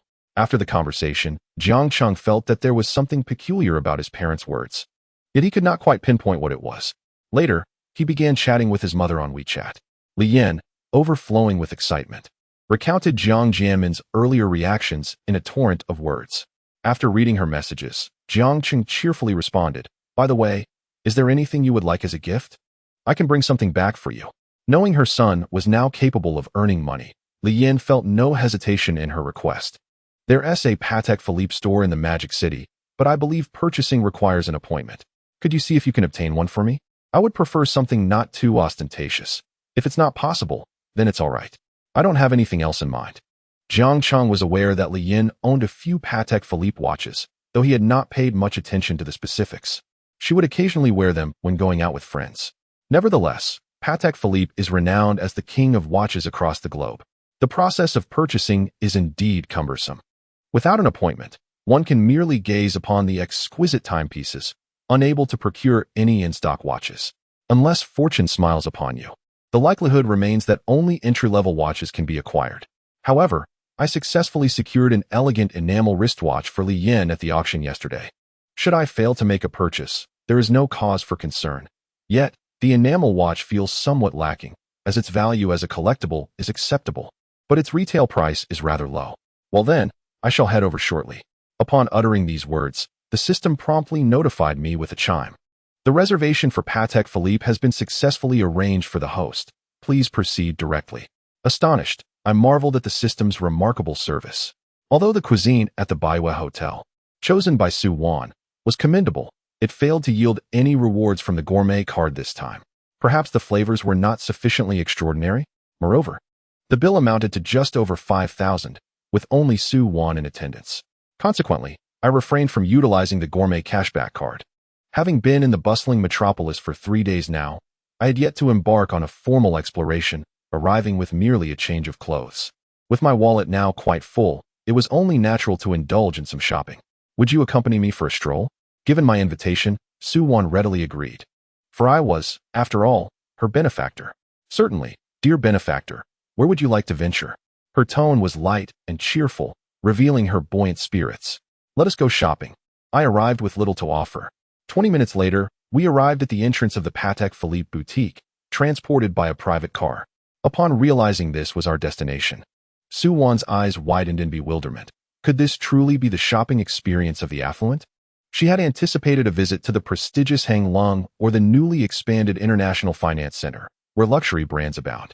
Surprisingly, our first shopping stop was Patek Philippe, where even the most basic timepieces start at a staggering 200,000. The slogan displayed at the entrance exuded an air of sophistication. No one can own a Patek Philippe. You are merely safeguarding it for the next generation. Following my lead, we entered the Patek Philippe residence. Soon, a sales associate approached us with a warm greeting. Good afternoon, sir. May I ask if you have an appointment? I nodded affirmatively. After confirming my reservation, the saleswoman enthusiastically introduced herself. Mr. Jiang, I am Xiao Chun. Please follow me upstairs. Upon reaching the second floor, I noticed other clientele present, a man and a woman, accompanied by another sales representative. The young woman was excitedly trying on a diamond-studded watch, displaying it with glee to a middle-aged gentleman. The man, after taking a moment to appreciate the watch, remarked, Indeed, I believe this timepiece suits you splendidly. Mr. Wang's discerning eye is commendable. Noticing others ascending the stairs, both turned their heads to gaze upon them. Their eyes met, and at once, Su Wan recognized the woman. Senior Lin Ru, what a coincidence. I never expected to encounter you here. Lin Ru, upon receiving Su Wan's greeting, haughtily nodded. Are you here to view watches as well? At that moment, Jiang Jianmin sent a WeChat message to Jiang Cheng. I forgot to mention yesterday, Manager Chen from Patek Philippe is an acquaintance. If you mention my name, he will extend you extra consideration. Avoid making extravagant purchases. Jiang Cheng paused, momentarily taken aback by his father's extensive connections, which were remarkably profound. Chapter 28. The aroma of wealth. I accompanied Su Wan, hesitating slightly, for it seemed premature to address Jiang Cheng as boss at this juncture. A friend had come to admire the watches. Lin Ru cast a discerning glance over Jiang Cheng, noting his youth and unfamiliarity. In their circle, handsome men were plentiful. Yet, a handsome visage alone was insufficient to captivate them. It was the allure of wealth that truly attracted their interest. Jiang Cheng, recognizing a somewhat familiar face, activated the friendly value scanning system. Name: Lin Ru. Age: 27. Height: 165 centimeters. Attractiveness: 90. Figure: 88.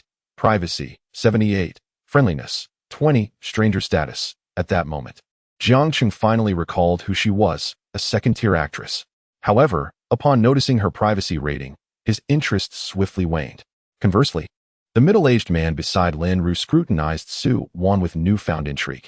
Though Su Wan and Lin Ru were comparable in attractiveness, their poise was equally matched. Yet, when it came to the essence of allure, Su Wan undoubtedly prevailed. The middle-aged man regarded Su Wan with keen interest and inquired of Lin Ru, "Ruer, who is this?" "Oh, Wang. She played a minor-maid role in a historical drama I starred in. Her name, if I recall correctly, has Wan in it." Lin Ru introduced Su Wan with an air of superiority, her expression one of disdain. In her estimation, Su Wan was simply not in her league.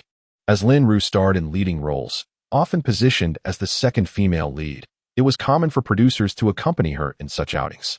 In contrast, Su Wan would find herself relegated to inconsequential roles, often having to navigate a minefield of favors and personal sacrifices to secure a part. Wang Hai retrieved a business card from his pocket and presented it to Su Wan. "Hello, I am Wang Hai, a film investor. Should you require assistance with your acting endeavors in the future, do not hesitate to reach out." Observing Lin Ru's condescending demeanor, Su Wan offered a nonchalant smile. Over the years, she had endured myriad challenges and tribulations, fortifying her psychological resilience. In their industry, reality was starkly harsh. When one remained inconspicuous, others often failed to remember their name. When one suddenly rises to fame, one may find an influx of inexplicable acquaintances. These newfound friends not only bask in your limelight at various occasions, but some, with audacious demeanor, even reach out to you on social media. Su Wan politely accepted the business card and remarked with a hint of indifference, "Thank you. I shall not intrude upon you any further." Upon their conversation's conclusion, Xiao Chen promptly inquired, "Mr. Jiang, do you have any particular goals for today?" Jiang Cheng shook his head, replying, "No, I shall purchase what seems appropriate, whether it be a women's or men's watch. Which models are available for immediate purchase?" Listening intently, Xiao Chen pointed to the model Lin Ru was examining. "Those two are the 7122 series. Both the rose gold and platinum versions are in stock, along with a few others. The popular starry models, however, require advance reservation." "I'm not well versed in this," Jiang Cheng said. "How much does the model they are considering cost?"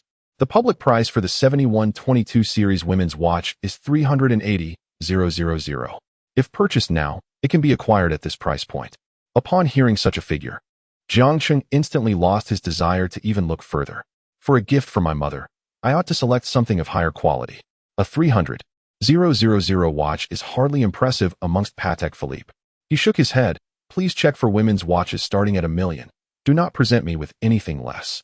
Noticing Jiang Cheng's immediate preference for watches above $1 million, Xiao Chen quickly nodded, replying, "Certainly, Mr. Jiang, please hold on a moment while I fetch them for you. Bring several options, including men's watches." "Of course, right away." After a respectful bow to Jiang Cheng, Xiao Chen hastened away from the VIP area. In stark contrast, the atmosphere around Lin Ru grew palpably awkward. She shot a disdainful glare at the two, feeling deeply unsettled. She had believed her choice of a 380,000 watch was already quite luxurious, only to find it dismissed as too cheap by Jiang Cheng. It is important to note that she had long persuaded Wang Hai to accompany her on this shopping trip. Wang Hai, upon hearing Jiang Cheng's remarks, also immediately darkened his expression. While 380,000 may not seem substantial, it is a sum that could procure a decent small car for an ordinary person. This young man is utterly arrogant. Observing Su Wan, who was now intently gazing at a minimalist women's wristwatch in the magazine, Jiang Cheng noted her rapt attention. It was a timepiece with a brown crocodile leather strap and a rose gold case, exuding both elegance and sophistication, priced at a staggering $17 million, a quintessential entry-level women's model from Patek Philippe. "Do you fancy this one?" Jiang Cheng inquired, surprising Su Wan with his sudden question. She waved her hand dismissively. "Just browsing. After all, I cannot afford it." Ding. A random task has been issued. Present a women's watch to Su Wan. Task rewards, to be determined based on the outcome. Failure penalty, unspecified.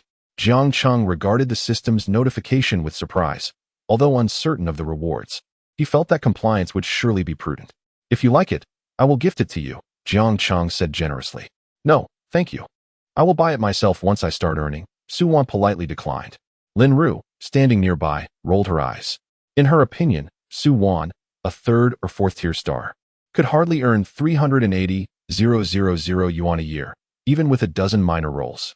The disparity in actors' salaries was vast. Top-tier celebrities could command millions, while a supporting actress like her might earn at most 100,000. For someone like Soo Won, whose appearances were scarce, the remuneration ranged from tens of thousands to a little over 100,000, and she would still have to split it with her agency. The notion of purchasing a Patek Philippe was utterly absurd. She secretly anticipated witnessing Jiang Cheng's futile attempt to buy, eager to showcase what she deemed the art of green tea rhetoric. Soon, a young man named Chen presented a watch display tray before Jiang Cheng and Soo Won. Mr. Jiang, these models are all priced above 500,000 yuan. For instance, this model 516-050-0001 is a highly complicated chronograph, distinguished by its hand-engraved, reversible case back, which reveals the intricate movement when flipped. Its retail price is 27 million yuan. He then pointed to another model, and this one, 527-0001, features a rose gold case paired with a golden dial, also a highly complex piece, with a retail price of 855 million yuan. Chen meticulously introduced the 6 watches to Jiang Cheng, subsequently outlining their prices. After finishing, he discreetly observed Jiang Cheng for any reaction. However, Jiang Cheng remained unfazed, his expression as tranquil as a still lake, not even blinking, as though he had just discussed a mere 50 yuan. After the introduction, Jiang Cheng gestured towards the 516-050-0001 and 5,270 models. The retail price of the former was 27 million yuan, while the platinum version of the latter with a golden dial was 855 million yuan. Having already purchased a Richard Mille, Jiang Cheng had grown indifferent to watches priced over 1 million. Yet, Richard Mille was less renowned than Patek Philippe. Apart from wealthy second-generation elites like Wang Zheng and Qin Fun, most people were oblivious to the fact that the watch on his wrist was worth over 10 million yuan. "Let me try these too," Jiang Cheng said. Immediately, Chen fetched the watches to assist him in trying them on. Jiang Cheng accepted without hesitation. After all, why stand if one could sit, or sit if one could lie down, or let others move if one could remain still? Chapter 29. A tighter fit with Chen's assistance. Jiang Cheng wore one watch on each wrist. "How do they look?" Soo Won inquired, attentively observing as Jiang Cheng presented both hands to her. "I think the 516-050-0001 suits you better. It looks exquisite on you, but the strap feels a bit loose," she remarked. Jiang Cheng nodded. "I also prefer this one. But Chen, the strap is a bit loose and uncomfortable. Perhaps you could try adjusting it." Upon hearing this, Chen was taken aback, feeling bewildered. He thought to himself, "I haven't had many tries, so how could it be loose? This is so unfair." He was eager for Jiang Cheng to give it another go. However, upon encountering his opponent, Soo Won, he realized that a direct approach would likely prove futile. Unlike Xiao Chun, Soo Won did not dwell on Jiang Cheng's words. She immediately assisted him in adjusting his watch strap. Jiang Cheng, visibly pleased, remarked, "Tighter is better. I prefer it snug." At that moment, Soo Won felt a hint of suggestiveness in his words. Observing his half-smile, her brow furrowed further. Nevertheless, considering the current context, having a preference for a tighter fit was not unreasonable. Perhaps she was overthinking it. After all, Jiang Cheng was merely 18 years old. She reassured herself that it was unwise to read too much into it. Jiang Cheng turned to Xiao Chun and instructed, "Please wrap these 2 watches for me." He intended to wear the 516-050-0001 model himself, while the 5270 Platinum model with the golden dial was meant for his father, Jiang Jianmin. Xiao Chun, upon hearing this, expressed her delight. "Mr. Jiang, are you saying you want both?" At that moment, even Lin Ru and Wang Hai turned to gaze at Jiang Cheng. Seeing him genuinely purchasing Patek Philippe watches, Lin Ru regarded Soo Won with a hint of envy. She had anticipated that the man she had brought along would acquire 2 watches in less than 10 minutes, and not just any watches, but ones worth millions. Clearly, he was affluent. 1 million could buy a decent house in a small town. "Now, could you help me select a lady's watch?" Jiang Cheng requested of Soo Won. Noticing her hesitation, he added, "Which 2 do you think are the most appealing? I intend to buy one for my mother." He understood that if he mentioned it was for Soo Won directly, she would surely refuse. Upon hearing his words, Soo Won began to analyze seriously. "For your mother. I think this one is quite elegant and understated." As soon as she finished speaking, Xiao Chen chimed in. "Miss Soo has exquisite taste. This model is adorned with 450 sparkling diamonds, totaling 25 carats, and it features complex chronograph functions, priced at only $83 million. She continued, additionally, the model Mr. Jiang mentioned aligns perfectly with the aesthetic of modern young women. It boasts 4 dials, displaying the month, date, lunar phases, and leap year. It is slightly less expensive at $850,000. Xiao Qin's demeanor had grown increasingly cordial and respectful as she stood to gain a 1% commission from the sale. Having already secured 2 watches, a third purchase would ensure her bonus for the month. Jiang Cheng pointed to the 2 watches on the tray and said to Su Wan, "Please try these on for me." Without further thought, Su Wan complied, with Xiao Qin assisting her in donning both timepieces. Observing how the watches adorned Su Wan's wrists, Jiang Cheng nodded in satisfaction, teasingly remarking, "Quite nice. Much better than that 380,000 model 7122. Upon hearing Jiang Cheng's words, Lin Ru immediately became irate, rising to her feet in indignation. Before she could unleash her fury, Jiang Cheng had already produced his bank card. Addressing Xiao Chun with a straightforward command, "Wrap these 4 up and charge it to my card." Xiao Chun, beaming with delight, respectfully accepted the card, responding, "Certainly, Mr. Jiang. I will take care of this for you right away. Please hold on for a moment." At this point, despite her growing frustration, Lin Ru could only swallow her anger and sit back down. After all, purchasing 4 watches in one go, amounting to several million, was not a trivial matter that a wealthy second-generation heir could afford to offend recklessly. Even Wang Hai, whose face was ashen, turned away, feigning indifference. His thoughts mirrored Lin Ru's. Why antagonize a person of unknown background over a matter of pride, especially when this individual appeared to be far from an ordinary rich heir? Once Xiao Qin departed, Su Wan prepared to remove her wristwatch. After Jiang Cheng assisted in taking off the watch from her left wrist, he held her right hand firmly and continued, "You need not remove this one. I gift it to you." Su Wan was momentarily taken aback and quickly began to decline, stating, "Oh no, this is far too precious. I cannot accept it." Jiang Cheng reassured her, "It's merely a trinket. Do not overthink it. Besides, the payment should already be completed, and returning it is not an option. Just wear it." Su Wan still felt the gift was too extravagant and attempted to refuse again, suggesting, "What if you gift it to your mother instead?" She had already overheard the price of the watch, over 800,000, which was certainly not a trivial sum. Although this amount might equate to mere pocket change for Jiang Cheng, Su Wan felt unworthy of such a gift. Though Jiang Cheng was not fond of such displays, he persisted in persuading Su Wan for the sake of the system's rewards. "It wouldn't be suitable for my mother to wear this." Seeing that Su Wan continued to hesitate, he asserted, "It is settled then. You are about to become part of a company. Consider this your welcome gift." With the conversation having reached this point, and with others present, Su Wan sensed that further refusals would be a slight against Jiang Cheng. Reluctantly, she nodded and expressed, "Then thank you, generous boss." Su Wan's friendliness value surged to 75 points, prompting Jiang Cheng to reflect. Indeed, when a woman claims she doesn't want something, it often means she does. He cheerfully remarked, "No need for such formality. Mr. Jiang, we have processed your payment, totaling 43,885,000. Here is your receipt. Please keep it safe. We sincerely appreciate your support of Patek Philippe. Additionally, we are delighted to present you with a Patek Philippe ladies perfume silk scarf, 3 Patek Philippe keychains, and 6 Patek Philippe Calatrava cufflinks. We hope you enjoy them," Xiao Qin concluded, arranging the complimentary items before them. Observing the plethora of gifts from Patek Philippe, Lin Ru felt a pang of envy. Furthermore, seeing the 850,000 watch on Su Wan's wrist, she suddenly found her own 380,000 watch far less appealing. Her status significantly surpassed Su Wan's, yet the watch she wore was inferior to Su's. Chapter 30. A heart in turmoil. Lin Ru, feeling a tinge of dissatisfaction, inquired of her sales associate, "If we were to purchase this watch, would there be any complimentary gifts?" She had caught a glimpse of a lady's silk scarf adorned with the Patek Philippe emblem, which she found quite appealing. The sales representative, slightly embarrassed, replied, "Miss Lin, I regret to inform you that there are no gifts included." Upon receiving this refusal, Lin Ru's expression darkened further. Beside her, Wang Hai wore a grim countenance. He had purchased several Patek Philippe timepieces in the past, yet he had seldom received any gifts.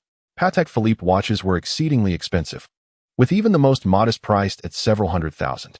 Thus, Making a substantial purchase in the realm of hundreds of thousands was a commonplace occurrence for these sales associates, and Patek Philippe would not typically offer complimentary items. The reason Xiao Chun had bestowed numerous gifts upon Jiang Cheng was due to his extravagant expenditure of over 4 million at once. Wang Hai had initially intended to accompany Lin Ru to flaunt their status and engage in an extended display of extravagance. However, Jiang Cheng's actions had left him feeling utterly humiliated. With a stern expression, he addressed Lin Ru, "Let us leave it for another time." After uttering these words, he disregarded her entirely and strode out of the VIP reception area, leaving Lin Ru awkwardly seated. The sales associate, sensing the tension, anxiously asked, "Miss Lin, do you wish to proceed with this watch?" Witnessing Wang Hai's lack of decorum as he exited, Lin Ru felt a surge of indignation. She certainly desired the watch. Although it was not as lavish as Su Wan's, it was still valued at 380,000. Could she truly let it slip away? Fuming, she removed the watch. Her face flushed with anger, and coldly remarked, "We'll discuss it another time." Before departing, she cast a pointed glare in Su Wan's direction. However, Su Wan remained unfazed, even feeling a sense of relief. Meanwhile, at the moment Su Wan agreed to accept the watch, Jiang Cheng received a notification from the system. Ding. Task completed. Given Su Wan's consistently increasing goodwill towards the host, the task was rated exceptionally high. Congratulations to the host for receiving a specific cashback reward. The expenditure at Patek Philippe will yield a random 13-fold cashback. Would the host like to claim the reward immediately? Jiang Cheng, satisfied, nodded at the system. After all, it was an opportunity to gain something for nothing. Receiving cashback simply for acquiring a watch was an enticing prospect, even if it was just a single-fold reward. Internally, he declared, "Withdraw immediately." Ding. Congratulations to the host for obtaining a 3-fold cashback reward, totaling 13,165,500. Would you like to withdraw this amount to your bank account? Instantly securing over 10 million in cashback, Jiang Cheng marveled at the system's efficacy. Withdraw now. In the next moment, a text notification arrived on Jiang Cheng's phone, deducting the 4 million from his account, while simultaneously adding over 13 million. Leaving the Patek Philippe residence, Jiang Cheng instructed the driver to head towards the Hang Lung Plaza. In this vibrant metropolis, aside from Hang Lung, there is also the newly expanded Guijin. Both are renowned luxury shopping centers. However, Hang Lung, situated on Nanjing Road, is arguably more bustling. The mall maintains a stringent control over brand selection, positioning itself as a bastion of high-end luxury and contemporary fashion. Within its walls lie numerous flagship stores, boutiques, and concept shops of prestigious international brands. As a time-honored luxury department store, Hang Lung Plaza boasts an opulent decor, with soaring ceilings that exude grandeur. The entire establishment is replete with elite flagship stores from around the globe, including the likes of and other top-tier international brands. Chapter 31. Under the eaves, one must bow their head whether domestic giants or internationally acclaimed labels. One can find everything here, provided one possesses sufficient wealth to procure any desired brand. Jiang Cheng, confident in his affluence, strolled through the exquisitely adorned windows and the expansive advertisements that captivated the attention of passers-by. Yet, what truly enticed were the seasonal collections displayed within these stores. Each boutique featured a saleswoman clad in a black suit and white gloves, standing elegantly at the entrance, embodying the allure and strength of the brand. Accompanied by Su Wan, Jiang Cheng entered Hang Lung Plaza with grace. Upon his arrival, the tall and striking Su Wan instantly became the focal point for onlookers. Although her face was concealed by a mask, her long, slender legs and curvaceous figure drew the gaze of many men, their eyes seemingly glued to her. Even as their female companions pinched and nudged them in jealousy, it did little to quell their desire to admire beauty. Despite his modest attire, Jiang Cheng exuded a calm demeanor in response to the eager glances from the saleswomen, a testament to the depth of his wealth. The couple meandered leisurely through the mall. Wan, which brands do you typically enjoy shopping for? Jiang Cheng mimicked Huang Ming's tone, addressing Su Wan. Upon hearing Jiang Cheng refer to her in such a manner, Su Wan shot him an incredulous glance, unable to suppress her annoyance. She recognized his jest, but chose not to correct him, as he was, after all, her future benefactor. Under the eaves, one must indeed bow their head. Jiang Cheng noted Su Wan's subtle eye roll and clarified that his comment bore no ulterior motive. It was merely a light-hearted jest born from boredom. I am particularly attentive to the colors and styles that are in vogue each season, as it is essential for us in this industry to keep pace with current trends. However, I also select styles that resonate with my personal aesthetic. When it comes to designer labels, I do not have a particular preference. As long as the garment exhibits a sense of design, I am inclined to purchase it, regardless of the brand. Personally, I am not fond of being adorned from head to toe in ostentatious labels, especially since I cannot afford an abundance of expensive brands. With a shrug, Suwon concluded her thoughts. Upon hearing her candid remarks, Jiangqing chuckled. Today, indeed, Suwon was only sporting a Chanel handbag, while the rest of her attire appeared rather ordinary. From Jiangqing's recollection, Suwon had always possessed a distinctive style. Her outfits tended to blend practicality with a keen sense of fashion. Very well, then, do assist me in selecting a few pieces. Brand names are of no consequence. As long as they suit me, he replied. Suwon laughed lightly. Come on, why come to Hang Lung if not to indulge in luxury brands? There are indeed many visually appealing and well-designed items. With your figure and features, you would look good in anything, and money is not an issue for you. As she spoke, Suwon led Jiangqing into a nearby Louis Vuitton store. Compared to other brands, the clientele inside was relatively sparse. Upon entering, a sweet-looking sales associate approached them. Good evening, sir and madam. I am Sally, your personal shopper. Welcome, she greeted with warmth. Suwon gestured towards the newly released expensive casual wear on display and said to Jiangqing, this outfit would suit you perfectly. Why not give it a try? Chapter 32. The unremarkable university student Jiangqing glanced at Louis Vuitton, raising an eyebrow as he looked at Suwon. Didn't you mention that you dislike being clad entirely in conspicuous labels? He inquired, noting that the high-end brand was indeed well known for its audacious designs, often adorned with its signature motifs. Every item, be it shoes, outerwear, or its most renowned handbags, was frequently embellished with their emblematic patterns. This very characteristic has propelled the brand to unprecedented success.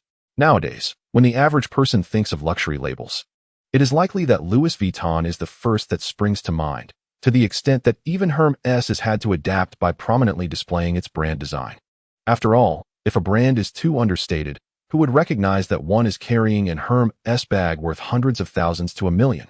Consequently, Hermès has also begun to feature its iconic logo more prominently in new releases. Observing this, Sally eagerly remarked, what excellent taste you have, madam. This new arrival is indeed perfect for this gentleman. Suwon playfully pointed to the new collection before her and remarked to Jiangqing, I say this, but the crux of the matter lies in my financial constraints. I cannot afford many luxury clothes. If I could, I believe my taste would undoubtedly evolve. Furthermore, it is not you donning this style. This brand currently excels in design and avant-garde aesthetics, whereas the garments from the shop across leave much to be desired. Are you suggesting that one cannot generalize? Jiangqing inquired. Suwon nodded, indeed. A prominent figure like you should not dress so modestly. I was nearly deceived at first, thinking you were merely an unremarkable university student. I am, in fact, quite the ordinary university student, Jiangqing replied. Suwon gazed at him, incredulous, and teasingly retorted. Look at what you just said. Is that even a sensible statement? If you are unremarkable, then I must be impoverished. As they jested, they continued to select clothing. Observing the enthusiastic saleswoman in the store, Suwon reminisced, I recall my first visit to a luxury brand, where I was treated rather coldly. Really? That is quite the experience, Jiangqing responded, intrigued, despite having seen numerous videos of sales associates treating customers differently on social media. Yes. I remember wanting to try on a gown, and the sales associate informed me it was the most expensive piece in the store, questioning if I could afford it. If not, she suggested I refrain from trying it on. Suwon recounted, pouting. And how did you respond? Jiangqing asked, curious. Suwon shook her head. I was too timid at the time. Coupled with the price, I truly could not afford it, so I left. Noticing Suwon's somewhat bitter expression, Jiangqing chuckled. Next time you encounter such a situation, simply retort, is your monthly salary as high as the price of this dress? Suwon's mouth fell open in surprise. Jiangqing's words sparked a realization within her, and she couldn't help but give him a thumbs up. If only I had your wit back then, I wouldn't still be dwelling on it, she sighed. Those high-end sales associates often possess an unfortunate arrogance, as if their employment elevates them above others. Most of them judge customers based on their attire. As seen online, many influencers don ordinary clothing while shopping at luxury brands. and the outcome tends to be a mix of cold receptions and a few who are treated normally. Jiang Cheng detested this phenomenon before his financial situation changed. He would receive endearing nicknames like handsome at regular clothing stores, yet in brand boutiques, he was met with disdain. Soon, the two of them concluded their shopping spree and, upon checking out, spent a total of 120,000. Chapter 33. Wandering thoughts. Let us set these aside for now. Please have them delivered to the garage later. Jiang Cheng instructed Sally. Of course. Please leave your phone number, and I will bring them down once you call, she replied cheerfully. With a radiant smile, Sally bid farewell to Jiang Cheng and Su Wan as they exited the store. After reserving a phone and storing their purchases, Jiang Cheng led Su Wan into the adjacent Chanel boutique. The plush carpet and opulent crystal chandeliers created an atmosphere of luxury, while exquisite handbags, illuminated by spotlights, were elegantly displayed in the showcases. It is well known that no woman can resist the allure of Chanel. Jiang Cheng recalled that the two bags Su Wan carried yesterday and today were both from the brand. As Su Wan gazed at the Chanel offerings, she inquired, "Do you like Chanel? I think men don't look particularly good in it." Indeed, the woven garments from the brand did not appeal to her, prompting her to suggest, "Help me choose a handbag. Which ones do you find appealing?" Upon hearing Jiang Cheng's words, Su Wan hesitated, asking, "Women's bags? Are they for my mother?" She was somewhat apprehensive about Jiang Cheng gifting her again, believing that gifts should not come without merit. "Well, if you were to choose, which would you prefer?"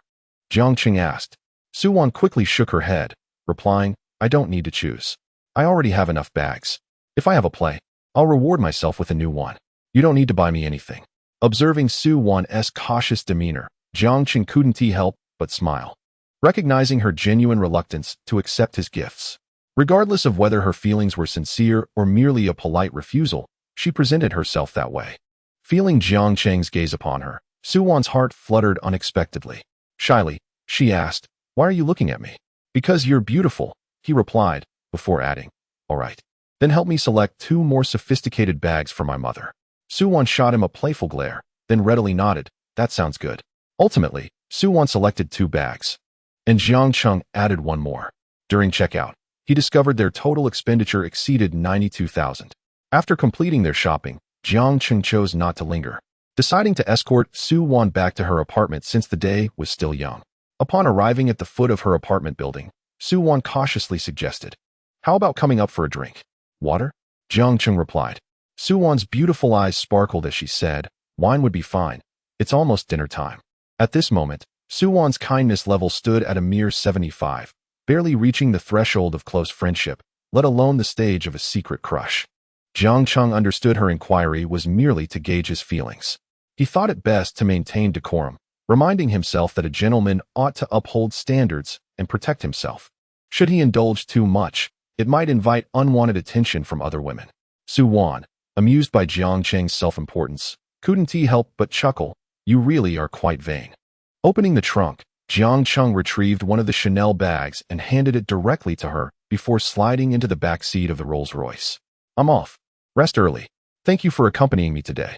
Su Wan stood still, gazing at the bag in her hand, then casting a glance at the distant Rolls-Royce, a reluctant smile creeping across her face. Jiang Cheng, to her surprise, did not approach her as she had anticipated. She thought he would at least sit for a moment, yet he seemed disinterested. Su Wan mused, friendship value at 5, noticing that her kindness score had risen to 80 points due to the gift he had given her. Jiang Cheng couldn't help but smile. As the saying goes, when a woman says no, she often means yes.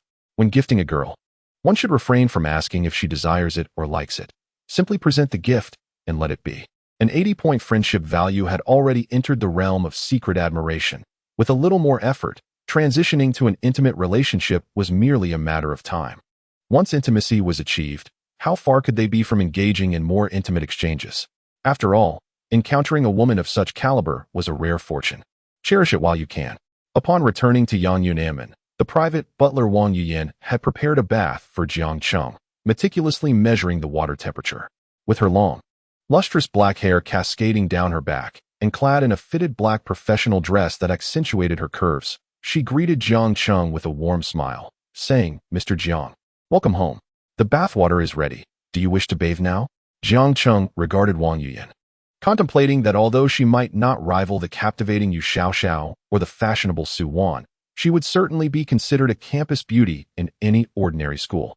The so-called private butler was, in essence, a high-end attendant responsible for managing guest services and accommodations, always at the ready to respond to the guest calls. Please hold on. I will take a swim first. Kindly open a bottle of champagne for me, Jiang Chung replied with a smile. Very well, please wait a moment, Wang Yuyan said, turning to retrieve a bottle of champagne from the wine cabinet. The luxurious suite that Jiang Chung rented with Yu Xiaoxiao in Rongqing cost over 5,000 per night. Yet the service was far less attentive than that of Yang Yunanmen. After all, the 81,000 per night villa at Yang Yunanmen boasted an outdoor balcony, a private pool, and a hot spring bathroom, along with aromatherapy, a spa, and a game room, ensuring that one could relish an entire day without stepping outside. After opening the champagne, Wang Yuyan poured half a glass into a tall flute and placed the tray beside the pool. Once everything was prepared, she respectfully stood by, observing Jiang Chung as he swam back and forth in the pool. After several laps, Jiang Chung emerged from the water. As he stepped onto the deck, Wang Yuyan promptly draped a towel around him. Feeling her considerate gesture, Jiang Chung smiled at her and said, "Thank you, Manager Wang," while covering Jiang Chung with the towel. Her hand inadvertently brushed against his firm abdomen, causing a slight flurry of emotions within Wang Yuyan. She gazed at the adjacent swimming pool, concealing her emotions, and replied, "You are too kind. This is what I ought to do." Despite having worked here for 3 years, the occupancy rate of the Ting Villa was inherently low, primarily due to its steep pricing. Typically, there would be only a day or two each month when guests would check in. On fortunate occasions, a wealthy patron might even stay for 2 consecutive nights. However, over the course of a year, the total number of clients serviced barely reached a few dozen. Individuals like Jiang Chung, who booked an entire week, were exceptionally rare. Wang Yuyan, feeling shy, smiled faintly, ignoring her subtle emotions. Jiang Chung strolled directly to the lounge chair by the pool and reclined comfortably. "By the way, Manager Wang, do you offer any particularly special yet expensive dishes?" Jiang Chung inquired, sipping his champagne. Upon hearing his question, Wang Yuyan promptly composed herself and adopted a serious demeanor. Given the exorbitant rates of the suites at Ting Villa, it was only natural that they employed high-caliber chefs. Should guests desire, the hotel chef could even prepare meals on-site at the villa, as it was equipped with a dedicated kitchen and dining area. The menu here was diverse, featuring a wide array of cuisines, including Chinese, French, Italian, and Japanese. Moreover, Aman Hotel was currently one of the priciest establishments in Huaxia, with its restaurant holding a reputation for high standards, particularly the Italian eatery, where prices were exceptionally steep. Among the unique offerings was the yellow-lip fish, known for its exquisite flavor, rarity, and high cost. It was often pan-seared, a method that best preserved the freshness and taste of the dish. Wang Yuyan earnestly elaborated, adding that the alba white truffle was also a signature item. Similar to winter mushrooms and porcini, this delicacy originated from Italy and was exceedingly precious, often referred to as white diamonds, highly esteemed by connoisseurs. The white truffle could be incorporated into salads, pasta, or paired with steak. Jiang Chung had indeed heard of the yellow-lip fish, which, if sizable, could fetch millions. The alba white truffle, on the other hand, was priced by the gram, often reaching several $100s per gram.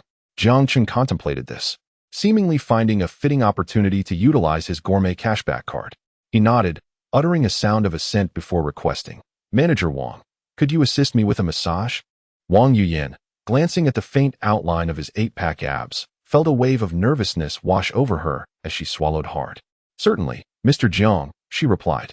Soon, she placed her hands on his shoulders and began to massage him slowly. In stark contrast to Wang Yuyan's subtle thoughts, Jiang Chung appeared rather earnest, his mind wholly occupied with the gourmet cashback voucher. Just then, Yu Xiaoxiao entered from outside. The appearance of Yu Xiaoxiao caused a fleeting look of unease to cross Wang Yuyan's face, leaving even herself perplexed as to the reason behind it. It was not just her. Yu Xiaoxiao also discreetly scrutinized Wang Yuyan. Hearing the footsteps, Jiang Chung opened his eyes and, upon recognizing Yu Xiaoxiao, addressed Wang Yuyan, "Manager Wang, you've worked hard. Please take a rest." "All right, Mr. Jiang. Should you need anything, do not hesitate to call me," Wang Yuyan replied, nodding slightly at Yu Xiaoxiao before turning to leave. As Wang Yuyan's figure faded from view, Yu Xiaoxiao approached Jiang Chung with a charming smile. She gracefully extended her leg and settled herself directly onto Jiang Cheng's lap. At that moment, the intimate posture stirred something within Jiang Cheng, who was lounging on the recliner.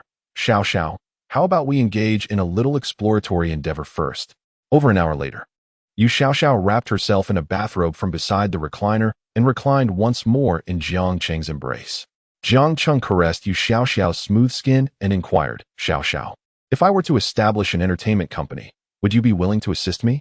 Yu Xiaoxiao glanced up at Jiang Cheng and asked, You're starting a company just for Suwan? Jiang Cheng playfully tapped Yu Xiaoxiao's nose. Yes. But there will certainly be more than just her among the artists I sign. I see potential in her, but the primary goal of the company will be profitability, not what you might be imagining. Upon hearing Jiang Cheng's words, Yu Xiaoxiao tightened her embrace around him. Of course, no problem. If you need me, I will help. Over the past few days, through profound exchanges, Yu Xiaoxiao had developed a unique affection for Jiang Cheng. Seeing her agreement, Jiang Cheng began to paint a bright future. Thank you, Xiao Xiao. I have decided to name the entertainment company Starlight Entertainment. You will be in charge of management, with the highest industry salary applied, and you will have the final say on all company matters.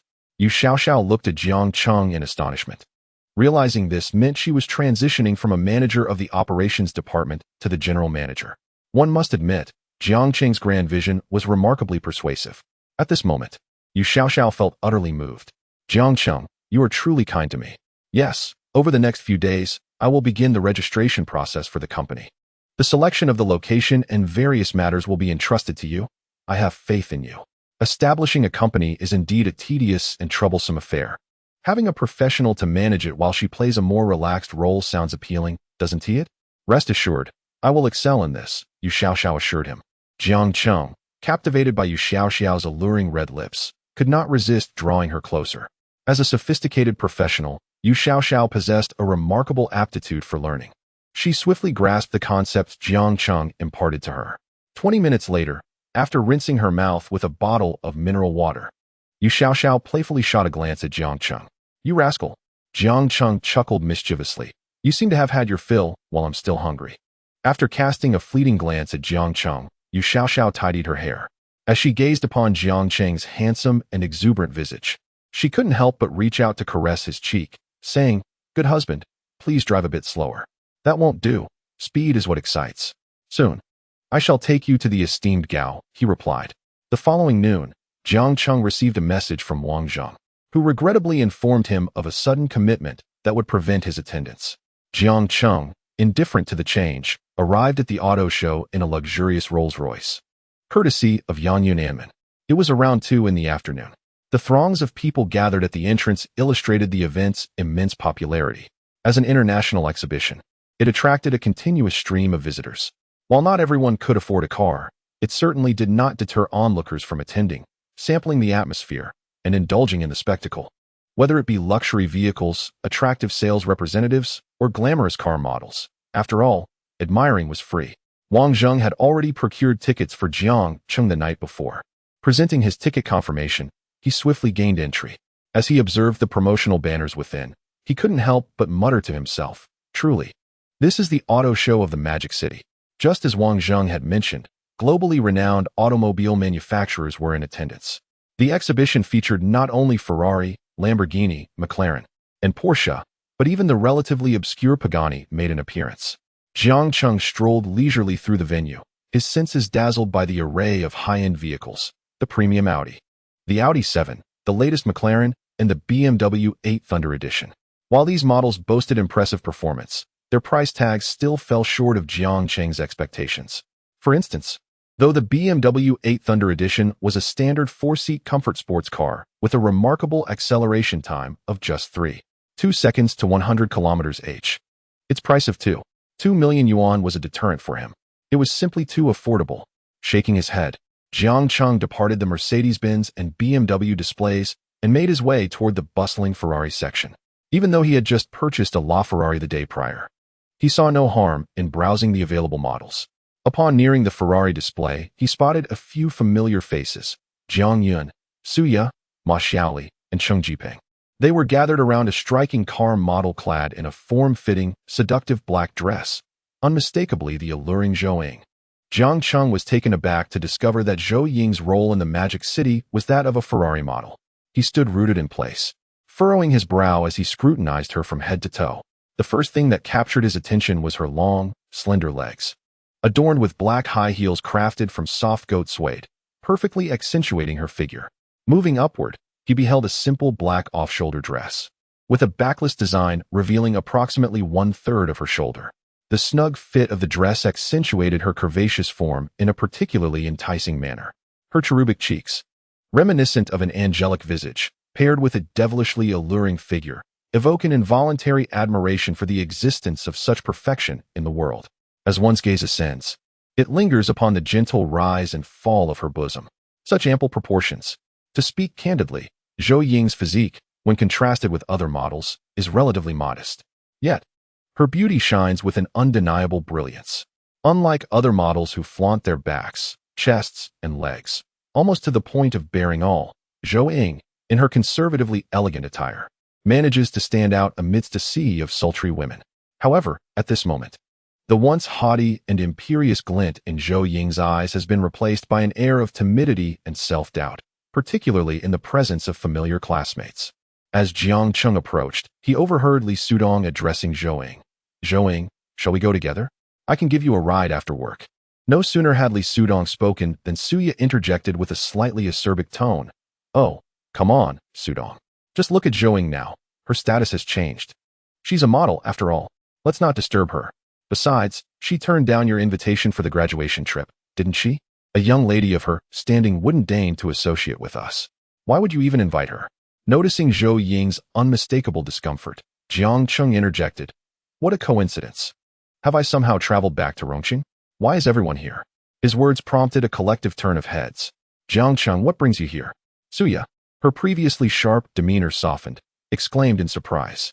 "Old Jiang, I had no idea you were coming." Zhou Zhiyun, equally astonished, approached Jiang Cheng with enthusiasm, patting him on the shoulder. Zhou Zhiyun was a close friend of Jiang Cheng, and they often spent time together at school. Upon hearing this, Jiang Cheng cast a significant glance at Li Sudong. "What does this mean? It sounds as if you've organized some clandestine gathering that I was unaware of." Li Sudong had a penchant for deliberately excluding Jiang Cheng from events, as his presence often overshadowed others. In response, Li Sudong shrugged with an air of self-satisfaction. "It's not a class event. We've graduated. I merely invited a few close classmates for a graduation trip. What's the matter? Didn't Zhou Zhiyun inform you? Come on, Li Sudong. Don't try to sow discord. Even if I told Jiang Cheng, he wouldn't join us. You're not that close anyway, so why would I mention it to him?" Zhou Zhiyun retorted, challenging Li Sudong's insinuation. Li Sudong, provoked by Zhou Zhiyun's rebuttal, shot back with renewed vigor. "Then why did you come along?" "I came with Suya." "What of it? Is this your territory? Must I seek your permission to be here?" Zhou Zhiyun countered defiantly. Suya, witnessing the escalating quarrel between Li Sudong and Zhou Zhiyun, covered her ears in exasperation. "Must you two start this again? Can't you refrain from arguing? It's been nothing but bickering all the way here." Jiang Cheng cast a sidelong glance at Zhou Zhiyun, whose relationship with Li Sudong had always been tumultuous, all due to the enchanting temptress, Suya. Zhou Zhiyun harbored feelings for Suya, who, in turn, sought to ensnare affluent suitors. Any young man with a modicum of wealth and decent looks fell within Suya's sights, including the relatively well-off Jiang Cheng and Li Sudong. With Zhou Zhiyun trailing behind them, Jiang Cheng had subtly advised Zhou Zhiyun on several occasions, hoping to awaken him to reality, yet his friend remained obstinately oblivious. Suya, after a moment of contemplation, fixed her gaze on Jiang Cheng and remarked, "Jiang Cheng, it feels like you've become even more handsome since we last met." Another friend, Jiang Yun, known for her short hair and steely demeanor, leaned closer to scrutinize him with earnestness. "Indeed, while you may not surpass my charm, you do appear notably different." Zhou Zhiyun interjected. Surrounded by his companions, Jiang Cheng waved his hand in exasperation, acknowledging that his elevated aura was indeed a result of his newfound style. "What are you all doing here? Buying a car?" he quipped. "Where would we find the means for a Ferrari? We merely ran into old classmates and came to reminisce." "Jiang Cheng, are you here to see our class beauty? She's a major model now. Just look at all those boys surrounding her for photos," Suya remarked, her tone dripping with sarcasm. Suya's teasing caused Zhou Ying to exhibit a fleeting moment of discomfort, yet she dutifully remained beside the vehicle. "Suya, what is wrong with being a model?" Zhou Ying retorted. I'm merely a temporary worker. Don't speak of it so disdainfully. Li Sudong, utterly captivated by Zhou Ying's beauty, promptly defended his idol. Sudong, what are you implying? I know Zhou Ying doesn't lack for money. I was merely taken aback by her appearance. Is this truly the pure and untouchable school belle we once knew? Just look at how alluringly she dresses, Jiang Cheng mused. Noting Suya's somewhat duplicitous rhetoric, he discreetly activated the friendly value relationship scan system. Name, Suya, age, 19, height, 163 centimeters, attractiveness, 75, figure, 88, privacy, 30, friendliness, 90 points, intimate relationship. Name, Jiang Yun, age, 19, height, 165 centimeters, attractiveness, 70, figure, 90, privacy, 2, friendliness, 75, close friend. Gazing at the scan values, Jiang Cheng felt a surge of complex emotions and sympathy for Zhou Zhiyun. Suya's privacy score was a startling 30. How many close acquaintances had she had? According to the system's explanation, that indicated 30. The most perplexing aspect was her friendliness score towards Jiang Cheng, which soared to an astonishing 90 points. This was utterly baffling, given that their interactions had been superficial at best. Beside him, Zhou Zhiyun noticed Jiang Cheng staring at him with a bewildered expression, prompting him to ask, "What's the matter? Brother, let me remind you once more, take care of yourself. Have you taken the wrong medicine?" Zhou Zhiyun pushed his hand away, utterly perplexed. After the jest, Jiang Cheng took the initiative to greet Zhou Ying, saying, "Zhou Ying, you look even more beautiful after a few days." Jiang Cheng's candid compliment evoked no hint of annoyance from Zhou Ying. Chapter 36. Will you buy a car and gift a model? Zhou Ying nodded at Jiang Cheng. Jiang Cheng, are you here for the car exhibition too? Yes, I just came to have a look. Are you all gathered around the goddess with the intention of purchasing a Ferrari? Li Sudong, seeing Zhou Ying's friendly demeanor towards Jiang Cheng, couldn't help but darken his expression and retorted, "Jiang Cheng, if you don't understand, please refrain from speaking carelessly. This is a Ferrari 488, one of the latest models developed this year, and it is the highest positioned among the 3 new models. Do you think it's just any car that you can buy on a whim? Truly impressive, our class leader. I never expected you to be so knowledgeable about Ferraris." Jiang Cheng lauded Li Sudong. Seizing the rare opportunity where Jiang Cheng did not retort him, Li Sudong continued to showcase his knowledge. Of course, this Ferrari 488 features a 3.9-liter V8 twin-turbo engine that outputs over 640 horsepower and accelerates from 0 to 100 in just 3 seconds. All its controls are electronic touch, exuding a strong sense of futuristic technology.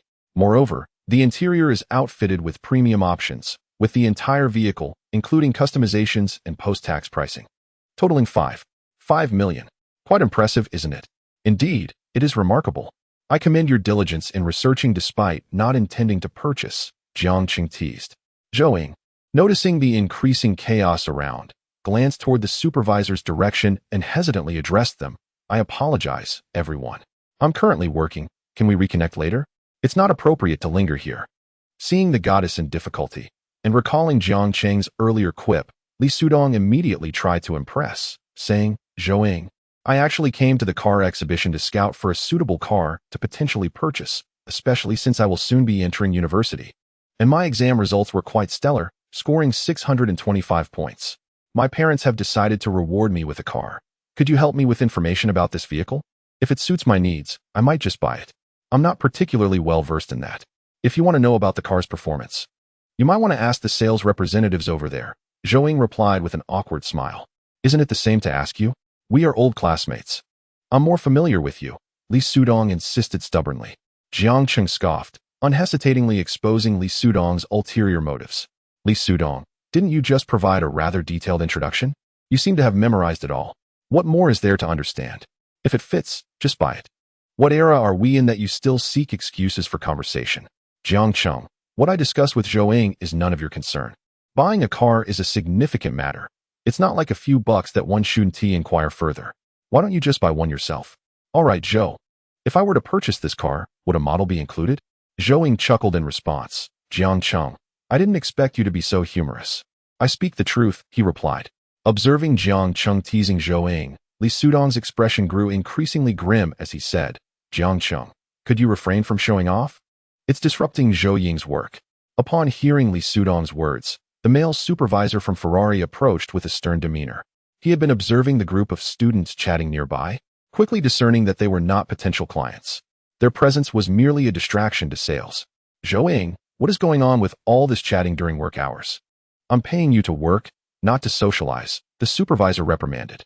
At the supervisor's admonition, Zhou Ying's fair complexion tinged with a faint blush, her fingers instinctively twisting the hem of her dress. She bit her lip, her voice soft yet imbued with a hint of defiance. I apologize, supervisor. I will return to my duties immediately. This part-time modeling job provided her with a significant income of 2,000 yuan a day. She had not anticipated encountering an old classmate in the bustling metropolis. In the past, she had donned the latest fashion trends, her backpack adorned with limited edition charms. Now, she was confined to the uniform provided by the organizers, standing here for 8 hours, maintaining a smile. In truth, the moment Jiang Cheng appeared, she felt an involuntary tremor in her fingertips. The boy who once filled her diary with secrets now stood unexpectedly before her. Zhou instinctively wanted to hide, but found no refuge. This modeling job was crucial for her. It constituted a significant portion of her university tuition. The supervisor's authoritative demeanor served as a subtle warning to Jiang Cheng and his companions to cease their idle chatter. Chapter 37. What is there to discuss? Li Sudong, see what you've done? I told you not to flirt with Zhou, and now look, she's been reprimanded because of you. Li Sudong erupted upon Jiang Cheng, deflecting the blame onto him. Jiang Cheng, are you deliberately targeting me? You haven't disturbed Zhou yourself? Haven't you been watching for quite a while? Am I not allowed to look? Jiang Cheng nodded, glancing at the Ferrari 488 beside Zhou, with a list price exceeding 5 million. The car's design was strikingly appealing to him. Although the price was rather average, Zhou Ying's presence made it seem extraordinarily enticing. I just want to inquire, if I were to purchase this car, would I receive a model like Zhou Ying as well? The supervisor, upon hearing Jiang Cheng's inquiry, responded with a smile. If you truly decide to buy this Ferrari 488, we would indeed provide a model. Having been farther away earlier and not observing closely, he now noticed the exquisite Patek Philippe watch adorning Jiang Cheng's wrist. With the discerning eye of a seasoned supervisor, he immediately recognized that the watch was no ordinary model, but rather one valued at no less than 500,000. Although Jiang Cheng understood that the car film the supervisor referred to differed from the car model he mentioned, he nodded affirmatively and said, "You said it. Let us proceed with the payment." With that, he took out his bank card and handed it to the supervisor before him. The others present were momentarily taken aback by Jiang Cheng's bold move. Old Jiang, are you serious? Impressive. Even without the extras, this car must be worth over 5 million. Considering the configurations he has chosen, which we just discussed, this vehicle could easily soar to over 8 million, exclaimed Cheng Jiping, who had been silent until now. A fervent enthusiast of supercars, he may not have been able to afford one, but he could certainly speak knowledgeably about them. Aside from him, the others stood there, staring at Jiang Cheng as if they had seen a ghost, their expressions a mix of disbelief and astonishment. Even Suya, who held a favorable opinion of Jiang Cheng, furrowed her brow, for this was a Ferrari, not just any car worth hundreds of thousands. Although Jiang Cheng's family was relatively well off, no one truly believed he could casually produce 8 million. After all, that amount could buy a rather splendid apartment in Rongqing. Li Sudong was the first to break the silence with a chuckle. Jiang Cheng, stop pretending. Zhou works here. I advise you to be considerate and not jeopardize her job. Li Sudong, are you out of your mind? How would buying a car affect her? I bought the car because of her. Isn't that right, supervisor? Jiang Cheng retorted. The supervisor instantly grasped the implication and, with a smile, respectfully accepted Jiang Cheng's bank card. Indeed, esteemed guest, should you purchase this car, the commission will indeed be credited to Zhou, the supervisor remarked astutely. Selling this car and providing Zhou with a commission was a trivial matter. Zhou's face flushed crimson upon hearing this. She looked up to meet Jiang Cheng's warm gaze, the boy who once stirred her heart, now standing before her, his eyes still clear and bright. She realized that without Jiang Cheng's words, the commission would never have reached her, as she was merely a car model, not a salesperson. Absolutely. But let us make it clear. Purchasing the car comes with a car model, Jiang Cheng teased, prompting a look of anger to darken Li Sudong's face. The supervisor, amused by Jiang Cheng's banter, chimed in cheerfully. Yes, Mr. Jiang, let us proceed to sign the purchase agreement. Shall I fetch the contract? Sure. Let's go with the full payment. It simplifies things. By the way, Is this car available for immediate delivery? The supervisor's surprise was palpable upon hearing Jiang Cheng's intent to pay in full, and he eagerly accepted the device handed to him by the female sales associate. With a charming smile, she replied, "Of course, it's available for immediate delivery. You can drive it away right now. I'll take care of the paperwork." With that, the supervisor swiftly began processing Jiang Cheng's payment with palpable excitement. In a swift motion, the machine dispensed a lengthy receipt, accompanied by a confirming beep, signifying a successful card transaction. As the stream of receipts emerged, a brief silence enveloped the scene. Even Li Sudong, who had been vocally mocking Jiang Cheng moments earlier, now clenched his fists in silence, his face flushed with embarrassment. Just moments ago, he had been enlightening Jiang Cheng about the prowess of the Ferrari, only to be astounded as Jiang Cheng effortlessly purchased it before his very eyes. In that moment, Li Sudong felt akin to a mere dog. Noticing the way Zhou Ying gazed at Jiang Cheng, Li Sudong suddenly came to a realization. A person capable of affording an $800,000 Ferrari belonged to an entirely different echelon, and he had no grounds to feel discontent. What right did he have to contend with Jiang Cheng? If he were to foolishly confront him now, it would only result in further humiliation. With this thought, Li Sudong could only let out a quiet sigh and gradually retreat to the back. The male supervisor beamed as he handed Jiang Cheng his bank card back, saying, "Mr. Jiang, I will promptly arrange the vehicle's documentation for you. Thank you for choosing our Ferrari. Would you please proceed to our VIP lounge for some tea?" Jiang Cheng shook his head, indicating he did not need it. "No need. You carry on with your work." "Very well. Zhou Ying, please take good care of young Master Jiang," the supervisor instructed, to which Zhou Ying nodded in acknowledgement. Once the supervisor departed, Zhou Zhiyun was the first to regain his composure, excitedly patting Jiang Cheng on the shoulder. "Who would have thought, old Jiang, that you are actually a super-rich second-generation heir, maintaining such a low profile during our school days?" At that moment, Suya gazed at Jiang Cheng with sparkling eyes, admiration evident in her expression. "Indeed, Jiang Cheng, I've never had the chance to ride in a Ferrari. You must take me for a spin later." Although everyone was aware that Jiang Cheng's family was not impoverished, they were astonished to discover the extent of his wealth. Suya quipped, friendliness level 5. Meanwhile, Jiang Yun, with perceptive insight, teased Jiang Cheng and Zhou Ying, saying, "Suya, Jiang Cheng bought this car for Zhou Ying. Besides, this Ferrari only has 2 seats. There's no room for you. Why wouldn't I have a seat? I could sit in the passenger seat." Isn't Zhou Ying headed to work? Besides, as a model, she probably has plenty of opportunities to try out this car with other men, Suya retorted, her tone dripping with sarcasm as she directed her disdain toward Zhou Ying. As Suya's friendliness level soared to a staggering 95 points, Jiang Cheng felt an increasing sense of discomfort. While it is said that good girls should be cherished and bad girls should not be overlooked, he sensed that the 30-point privacy level made it unwise to engage with Suya further. He chose not to respond to her, but instead nodded toward Zhou Ying, stating, "Jiang Yun is right. It looks best with Zhou Ying in the car." Suya was taken aback by Jiang Cheng's frankness, letting out a cold snort before shooting a resentful glare at Zhou Ying. "By the way, Jiang Cheng, I heard you broke up with Zhao Jia. Is it because you have feelings for Zhou Ying?" Upon hearing Suya's remark, Zhou Ying widened her eyes in surprise as she looked at Jiang Cheng. She certainly did not believe that Jiang Cheng's split with Zhao Jia was due to her. She was merely astonished by the news, given how gentle and considerate Jiang Cheng had always been towards Zhao Jia. "The reasons behind my breakup with Zhao Jia are unrelated to you all, and certainly not to Zhou Ying. However, it is undeniable that Zhou Ying is exceptionally beautiful, and any man would be inclined to admire her," Jiang Cheng replied candidly. Zhou Ying felt a rush of shyness and turned her gaze elsewhere upon hearing his words. She understood that Jiang Cheng was defending her, and she quietly murmured, "Thank you, Jiang Cheng. We're all classmates. There's no need for such formality. Besides, I genuinely came here to purchase a car, not to recite anything," Jiang Cheng remarked, casting a meaningful glance at Li Sudong. At that moment, however, Li Sudong seemed completely absorbed in his phone, as if Jiang Cheng's words did not pertain to him at all. Just then, Cheng Jiping approached Jiang Cheng with sparkling eyes, exclaiming, "Jiang Cheng, that watch must be a Patek Philippe 5160. Jiang Cheng nodded in acknowledgement. "Impressive. Not only do you know cars, but you also have a keen eye for watches?"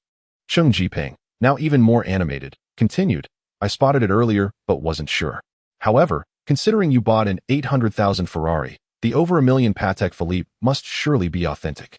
Upon Cheng Jiping's declaration, the group erupted in excitement, especially Li Sudong, who had been flaunting his modest 20,000 yuan Longines, now wishing to vanish into thin air. Suya's previously extinguished enthusiasm reignited. Jiang Cheng, you're incredible. Over 1 million.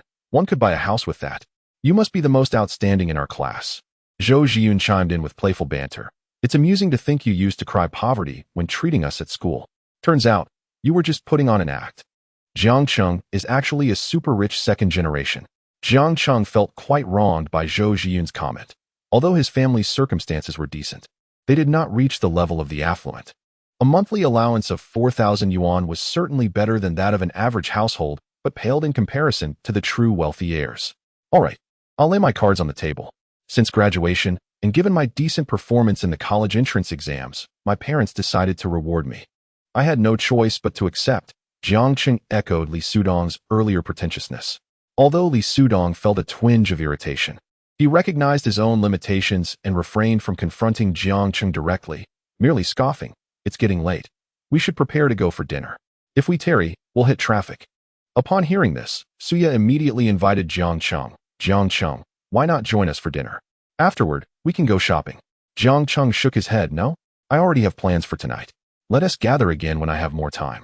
As Suya witnessed Jiang Cheng's rejection, a sense of reluctance washed over her as she glanced at Zhou Ing. When will you return to Rongqing? She inquired. In a few days, he replied. Upon hearing this, Suya nodded in reluctant acceptance. Let us gather again when you return. We shall take our leave now. After bidding farewell to a few individuals, Jiang Cheng did not linger at Zhou Ying's side. His gaze wandered to the adjacent exhibition hall, where a pink-wrapped Lamborghini caught his attention. The sight of this car immediately reminded him of Yu Xiaoxiao. At high-end auto shows, Ferraris and Lamborghinis are invariably neighbors, which was hardly surprising. Seizing the moment while the Ferrari 488 was undergoing paperwork, Jiang Cheng sauntered over to the Lamborghini showroom. Upon his arrival, the staff surged forward in a flurry. Indeed, the sales manager was the first to dash over to Jiang Cheng. Given the exhibition's nature, while many people were present, genuine buyers were a rarity. The personnel from Lamborghini had already noticed Jiang Cheng's expenditure at Ferrari. Esteemed sir, may I inquire which model you wish to view? Allow me to provide you with some information, the sales manager offered. Jiang Cheng glanced at the salesman's name tag and confirmed he was indeed the sales manager. He gestured toward the pink Lamborghini. This pink one is quite appealing, suitable for women. Sir, you have a discerning eye. This pink Lamborghini is quite rare, and it certainly draws attention. We specifically tailored this model for our female clientele, the sales manager responded, his demeanor replete with flattery as he rubbed his hands together.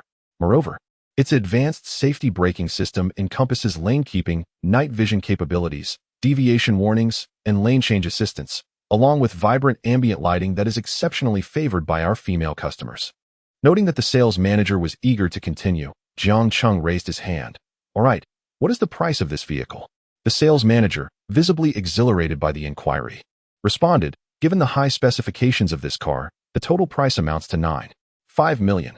Should you decide to purchase, we will provide 3 years of maintenance and our exclusive 200,000 custom vehicle wrap. Very well, let us proceed with the card payment, Jiang Cheng declared. The male manager, elated by this affirmation, swiftly prepared to facilitate the transaction. Excellent. I will process that for you immediately. By the way, I require a delivery ceremony. That is feasible, correct? The manager nodded vigorously, assuring, absolutely, I guarantee a splendid delivery ceremony for you, replete with a sense of occasion. Please, have a seat over here. No need for that. I'll browse casually. Just expedite the process and ensure it is delivered to a specific location, Jiang Cheng instructed. Of course, the manager replied, promptly dashing off to complete the necessary arrangements. At that moment, a strikingly attractive young woman, engrossed in a live stream and capturing footage, noticed the pink Lamborghini and hurried over with enthusiasm. Dear esteemed viewers in the live broadcast room, behold the exquisite pink Lamborghini, a hue seldom seen. It exudes an aura of youthful femininity. Surely, no woman could resist such a vehicle. I do wonder about the efficiency of its air conditioning system. Might any of the top supporters here be inclined to experience this car's cooling comfort? Why should the color pink be deemed unappealing? Must a Lamborghini strictly adhere to shades of yellow and red? Presenting this car to a lady would undoubtedly lead to success. Observe, there is a young gentleman here. Much like myself, admiring this pink Lamborghini, and he even ventured to take a seat. Allow me to inquire about his impressions. As the charming female host approached, she was promptly intercepted by the Lamborghini staff. Pardon me, miss, are you here to place an order or merely to view the vehicle? I wish to see that car. She replied, could you kindly provide proof of funds? The host, somewhat indignant, retorted, is verification necessary for merely viewing? I distinctly saw that gentleman walk right in. She was well aware that some luxury vehicles require financial verification for viewing. But this is a car show, is it not? Surely, one does not need to validate their finances just to look. The attendant, maintaining a polite smile, responded, I regret to inform you that this is our protocol. The reason for her strictness was twofold. The host was not a potential client, and Jiang Chung was present, for whom the manager had instructed exceptional service. Naturally, she could not allow anyone to disrupt Jiang Chung, especially a female host. At this juncture, viewers in the live stream began to comment. The little host is truly unfortunate. The verification for a Lamborghini likely requires at least 7 figures. Another day of bullying for our little host. Look at her, broadcasting at their entrance for so long without any acknowledgement. Host, hurry and interview the big shots. Though the host was barred from entry, her frustration simmered beneath the surface as she muttered a few grievances before turning to leave.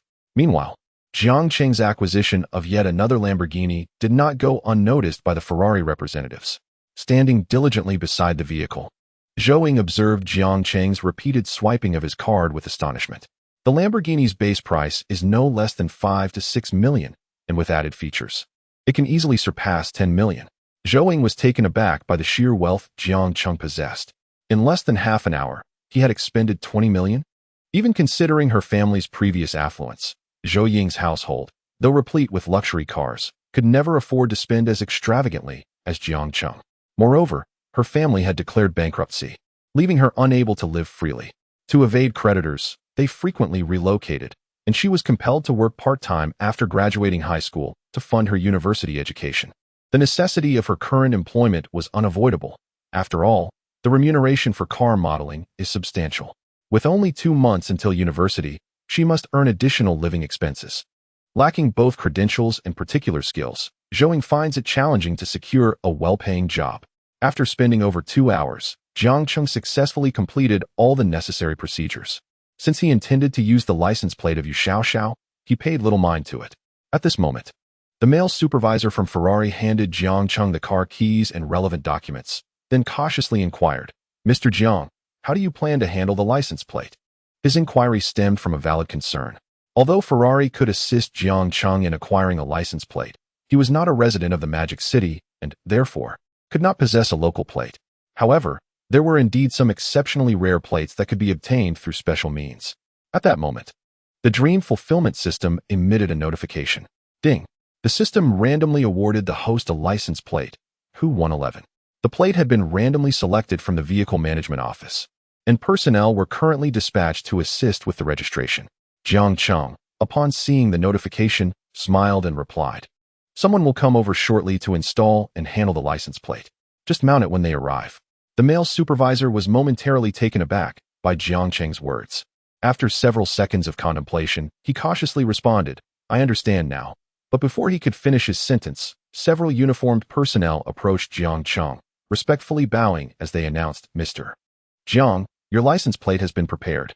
We will now assist you with the registration. Thank you very much, Jiang Cheng replied graciously.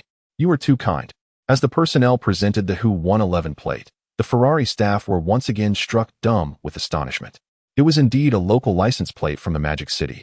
And more remarkably, it bore the initials of Jiang Cheng's name. The male supervisor gazed at Jiang Cheng in disbelief, having never encountered someone with such influence during his years at Ferrari. Noticing the supervisor's pale expression, Jiang Cheng chuckled and patted him on the shoulder, saying, Don't overthink it. I simply made a reservation for the license plate in advance, that's all. Reserved in advance. The supervisor thought Jiang Cheng was mocking him. Incredulous at the absurdity of it all, how could one reserve such a license plate and have it delivered for direct processing?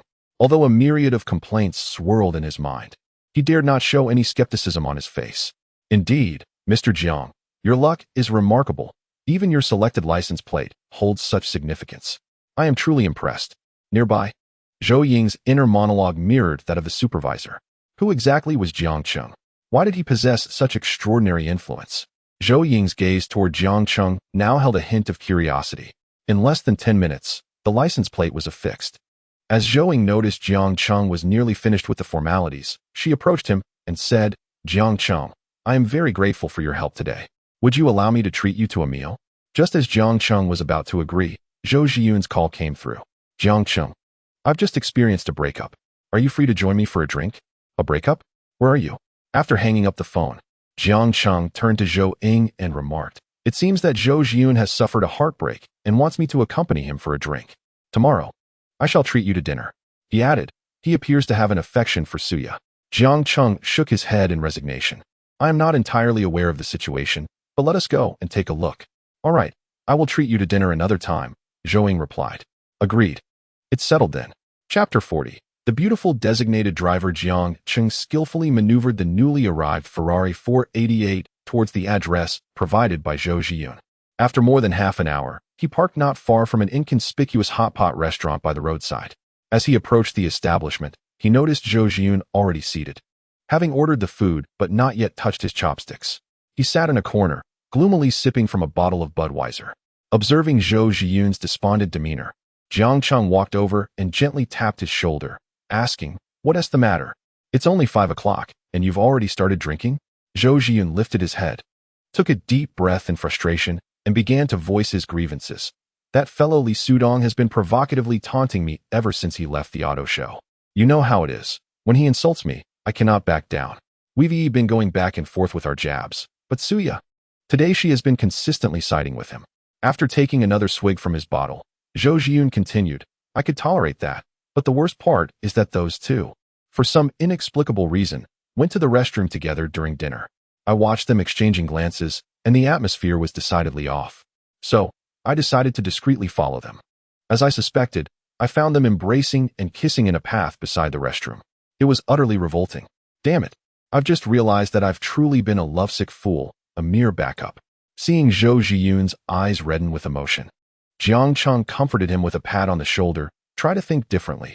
Discovering this is a blessing. If you hadn't seen it, that would be far worse. I know, but it still pains me. Lao Jiang, I've experienced a heartbreak, Zhou Zhiyun lamented, his face a picture of despair. But you two were never in a relationship. How can you claim to have suffered a heartbreak? Jiang Cheng retorted, You truly are the king of sarcasm. All right, listen to your brother. Although we adhere to the principle that good girls should be cherished and bad girls should not be wasted, Suya is simply not worth it. Did you know this all along? Zhou Zhiyun inquired. Though she may be flawed, she is undeniably attractive. Aren't we saying not to waste beauty? Your argument is contradictory. Jiang Cheng replied, careful not to disclose the private details he knew about Suya. I meant bad girls, not irreparably flawed ones. I've heard she leads quite a chaotic private life, Jiang Cheng added. Upon hearing this, Zhou Zhiyun shot Jiang Cheng a knowing glance, smacked his forehead in realization, and muttered, I must have been out of my mind previously. Come, let us share a drink. We can discuss more afterwards. Zhou Zhiyun consumed 5 bottles of beer before reaching his limit, while Jiang Cheng had remained relatively sober. After settling the bill, Jiang Cheng turned to Zhou Zhiyun and said, Having consumed alcohol, I cannot drive you home. Shall I summon a ride for you? Where do you reside? Vienna. How much will it cost? I can transfer the amount to you, Zhou Zhiyun replied. At this point, discussing money seems trivial. Let's go, Jiang Cheng responded. Zhou Zhiyun gazed at Jiang Cheng and chuckled. Oh right, I forgot you were quite wealthy. Well then, next time you experience heartbreak, it will be my turn to treat you. Who would experience heartbreak? Just leave. After seeing Zhou Zhiyun into the vehicle, Jiang Cheng proceeded to request a designated driver through a certain platform. As he awaited the driver, he walked towards his Ferrari. Upon reaching the car, he noticed a young woman dressed provocatively, taking pictures with her phone while leaning against the vehicle. Observing this technologically inclined woman, Jiang Cheng promptly returned the car keys to his pocket and quietly waited for the designated driver to arrive. As the saying goes, one's tastes can vary greatly. Jiang Cheng felt no inclination towards such women. A minute later, the young woman lifted her head and disdainfully addressed Jiang Cheng. Sorry, I don't have WeChat. You needn't wait. This car belongs to my boyfriend, and I'm waiting for him. Jiang Cheng was momentarily bewildered. When did he acquire such a girlfriend? Name, Chun-Li. Age, 25. Height, 168 centimeters. Appearance, 60. Figure, 90. Privacy score, 65. Friendliness level, 30. Stranger status. After perusing this information, Jiang Cheng chuckled lightly. He then retrieved the keys from his pocket and unlocked the car. As the Ferrari's headlights illuminated, Chun-Li's expression transformed abruptly.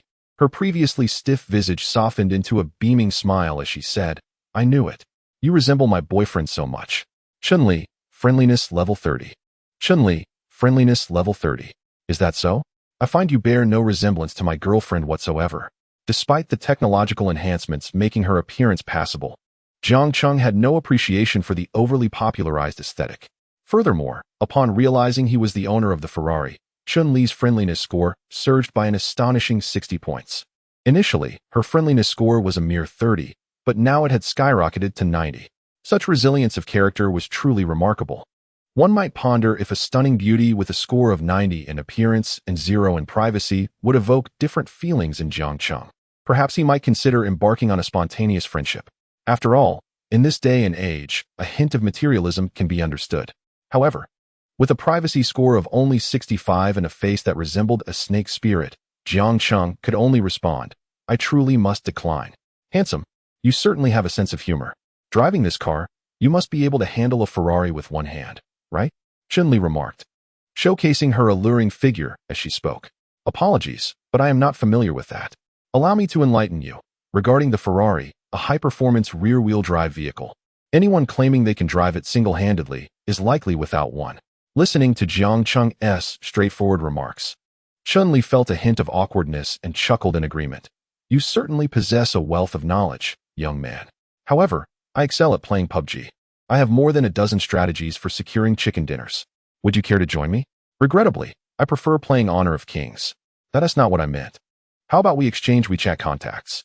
That might be inappropriate. I'm not certain whether you genuinely lack WeChat.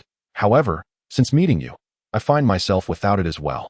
Noticing Jiang Cheng's refusal, Chun-Li's expression stiffened slightly, yet she remained undeterred. She had no intention of missing out on an individual with a license plate like his. I was merely jesting. I do have WeChat, and I am available anytime. Regardless of the hour, she continued. Just as Jiang Cheng was about to retort, a stunning girl in a white slip dress and a light jacket approached him briskly. Her breathtaking beauty momentarily caught Jiang Cheng off guard, and in her breathless state, he was reminded of the phrase turbulent waves. She surveyed Jiang Cheng, recognizing that he perfectly matched the description provided by the ride-hailing app, a handsome man in white attire standing next to a supercar. Staring at him in surprise, she politely inquired, "Excuse me, are you the one who requested the ride?" Jiang Cheng was momentarily puzzled. She appeared rather youthful. "Yes. Are you the driver?" The young lady smiled calmly and nodded, slightly out of breath. "Hello, I'm Xiao Yinin, the driver you requested." Having run a bit too quickly, she momentarily forgot to adjust her phone's camera, and it was now aimed directly at Jiang Cheng. The viewers in the live stream began to buzz with excitement. Wow, what a handsome guy, but he seems somewhat familiar. Isn't this the young man from the Lamborghini showroom at noon? Oh, so he's the one with the Ferrari. No wonder the Lamborghini staff treated him with such distinction. Noticing that Xiao Yinin's phone was directed at him, Jiang Cheng furrowed his brow and stepped forward, extending his hand to shield the camera. "Miss, capturing my handsome visage requires a fee." Chapter 41. Sister Qiao. The girl smiled awkwardly, glancing at the comments before redirecting her phone's camera elsewhere. "My apologies, young man. It just occurred to me that I saw you today in the Lamborghini showroom while you were test driving a pink Aventador." Jiang Cheng leaned closer to the phone and asked, "Are you a streamer? And also a driver?" Xiao Yini nodded and replied politely, "I drive during the day when I have free time. I am an outdoor streamer. May I film your car?" Jiang Cheng glanced at the time. It was only 6 in the evening, and he nodded nonchalantly. Upon receiving his consent, Xiao Yinin beamed with a radiant smile and promptly took out her phone to capture the moment. "Dear viewers in the live stream, I have unexpectedly encountered a Ferrari 488. She exclaimed. This vehicle is a classic performance model from Ferrari. Although the flagship model now is the 296, the 488 has always maintained an impressive reputation. She referred to her notes, adding, "It is equipped with a 3.9-liter twin-turbocharged V8 engine, producing 670 horsepower, with a 0 to 100 kilometers h acceleration time of just 2.9 seconds, once the benchmark in its class. The charming female host's introduction instantly ignited a flurry of comments in the live chat. Isn't this license plate something only the elite can possess? Haha, I chuckled. Can a regular person drive a Ferrari? It's a vehicle for the privileged and affluent. Let's all take a wild guess. Perhaps this little host might find herself entangled in some indescribable escapades with the wealthy, transcending social classes. Xiao Yining smiled wryly at the barrage of comments, choosing not to engage with the playful jabs from her audience. In this day and age, being a streamer is no easy task, especially for someone like her, who lacks any remarkable skills compared to those eye-catching dancers. Her popularity lagged significantly, so Xiao Yining typically relied on her antics to maintain viewer engagement. She never anticipated her good fortune in crossing paths with the owner of a Ferrari today. Beside her, Chun-Li observed Jiang Cheng's kindness towards Xiao Yining with a twinge of jealousy, her expression contorting slightly. Undeterred, she turned to Jiang Cheng and said, "Young man, I can also serve as a designated driver, and I offer my services for free." "No need for that. I fear free services may come with their own risks," Jiang Cheng replied, handing the car keys to Xiao Yining before taking a seat in the passenger side. After receiving the keys, Xiao Yining adeptly opened the door and settled into the driver's seat. Once inside, she politely inquired, "May I live stream while driving? My camera will only focus on me, and I won't capture you." Jiang Cheng activated the interpersonal relationship scanning system. Name, Xiao Yining. Age, 20. Height, 165 centimeters. Appearance, 94. Figure, 90. Privacy, 0. Friendliness, 50. After reviewing the information, Jiang Cheng furrowed his brow. 20 years old. Although she is merely 2 years my senior, has she truly met the qualifications for a designated driver? One must possess at least 5 years of driving experience, which Xiao Yining clearly lacks. Considering that Xiao Yining was live streaming, he refrained from pointing out her inexperience directly and instead asked, "Do you do this every day? Are you capable of driving supercars?" "Not exactly. Today happened to be a day without much to do, so I decided to live stream from the auto show. Afterward, I thought I might earn a little extra on the side. Don't worry, dear viewer. I have trialed many sports cars in the past, as I used to be an automotive commentary blogger." With that, Xiao Yining expertly adjusted her equipment and proceeded to start the vehicle. While driving, she excitedly addressed the phone camera, saying, "Dog fans, I never imagined that one day I could actually drive a Ferrari, and not just any Ferrari, but the top-of-the-line 488. This car indeed ignites a fervor within, but don't get me wrong, the heat I speak of is from nervousness. This is a Ferrari, and I must focus intently on the road." Observing Xiao Yining as she skillfully maneuvered the vehicle while live streaming, Jiang Cheng couldn't help but glance at her. If it weren't for his friendly value scanning system, he might have mistaken Xiao Yining for just another casual female streamer. Watching her adept handling of the car, Jiang Cheng gradually relaxed and leaned in to peek at the live stream. The streamer's name was Sister Qiao, and while her popularity was decent, the number of her patrons was rather meager. The top of the weekly leaderboard had only garnered over 300 yuan, while the second place barely reached 200. Being Thursday, her growth value for the week had just surpassed 8,000, equivalent to approximately 800 yuan in donations. Although she was merely a level 12 small streamer, her contract division was roughly around 40%, a common figure for newcomers. Thus, her daily earnings amounted to just over 50 yuan, and shockingly, this stunning beauty had not even filled 50 positions on the weekly leaderboard. This made Jiang Cheng reminisce about the previously sensational internet celebrity Xiao Biro, whose artificial beauty had propelled her to the top of the streaming world. In stark contrast, this genuine beauty's streaming performance was woeful. Jiang Cheng's dream fulfillment system had already accumulated nearly 80,000 yuan in savings within a single day. The disparity prompted him to comment, "Your weekly performance is quite dismal. As a level 12 small streamer, with the platform's cut being 40%, you're only taking home a little over 300 this week. Barely 50 a day? You might as well focus on being a chauffeur, though at your age, it seems you lack the qualifications." Jiang Cheng's critique incited immediate outrage among the viewers in the live stream. "Haha, the wealthy brother speaks the truth. It's truly grim for small streamers. What do you mean no one is donating? Streamer, I'll toss you a fishball, just for fun. Brothers, let us show this wealthy brother our true strength. Come on, let us send some free gifts. Streamer, I've given all my free flowers this month." Xiao Yining, witnessing a wave of free gifts flooding in, pouted helplessly. "What can I do? Who told me I lack skills? I can't even charm the top donor." I can only entertain by showing off the traffic conditions in our bustling city. Jiang Cheng glanced once more at Xiao Yinin's live stream. To his surprise, it was filled with free gifts, yet not a single tangible donation had been made. It appeared these viewers were masters of empty promises. Chapter 42. Not proactive. The traffic conditions in the bustling metropolis indeed rivaled those of Rongqing. I had initially thought the traffic in Rongqing was already exaggerated, but it turned out that the metropolis was equally chaotic. I see your destination is Yangyunanmen. Are you not from the bustling metropolis? Jiang Cheng shook his head and replied, I'm just here for tourism. Indeed, one cannot help but admire the opulence displayed by the affluent, residing in such extravagant hotels while traveling. Young man, I am compelled by curiosity to pose a question. Might you indulge me with an answer? You inquired? Today, I encountered you within the Lamborghini showroom, and I was astounded by the attentive service lavished upon you by the client managers. I distinctly observed your seamless entry without the necessity of financial verification, while others were promptly offering you refreshments. Why was I unable to gain entry for a mere photograph? Is it possible, dear host, that you are unfamiliar with Patek Philippe? Can you not discern the exquisite Louis Vuitton attire adorning the young gentleman? The host appeared momentarily bewildered, as though entranced. The watch in the young man's possession is no mere entry-level timepiece. It is a Patek Philippe 5160, valued at over $1 million. The alluring female host, engrossed in her driving, remained oblivious to the barrage of comments. Perhaps it is due to my recent purchase of a vehicle at Ferrari? Did Lamborghini take note of this? Upon hearing Jiang Cheng's remark, Xiao Yinin turned her head in surprise.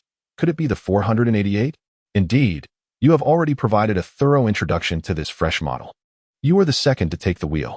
With Jiang Cheng's words, the live stream erupted in excitement. I am astounded. There truly exists a disparity among individuals. The implication is that he casually dispensed millions, thus prompting the unusual attentiveness from Lamborghini's staff. Yet another day of genuine envy ensued. Xiao Yinin, upon hearing this, was wholly convinced. How could one doubt such a figure? Having purchased a Ferrari, why would Lamborghini require him to undergo financial verification? It is, in essence, a redundant formality. Ah, so he is indeed a magnate. It is no wonder. Pray tell, esteemed magnate, how did the test seating of the Lamborghini Huracan feel this afternoon? Did you ultimately favor the Ferrari due to the Huracan's lack of comfort? The 488 indeed offers a thrilling driving experience. Were it not for the public thoroughfare and the fact that the vehicle does not belong to her, Xiao Yinin would have been tempted to accelerate recklessly. Who claimed I solely opted for the Ferrari? Although I have yet to drive the Huracan, I found it quite comfortable when seated, and I have yet to detect any issues with the air conditioning. However, I shall soon ascertain whether that Lamborghini becomes warm for other ladies. Xiao Yinin, now restless, shifted slightly in her seat and remarked, Do you mean to imply that you also purchased the pink Huracan? Indeed. Is there a problem with that? Jiang Cheng replied, prompting Xiao Yinin to momentarily falter before retorting, tinged with envy. Of course, there is no issue.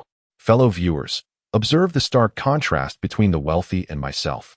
While I must deliberate for ages over a meal of snail noodles or spicy hot pot, the magnate effortlessly orders a lavish spread. The reactions from the viewers in the live stream rivaled Xiao Yinin's own. In the parking lot of Yangyunanmen, Xiao Yinin concluded her stint as a designated driver. Before she alighted, Jiang Cheng playfully remarked, I never expected this little streamer to drive so adeptly. Neither too fast nor too slow, the rhythm is just right, quite comfortable. I shall request your services again next time.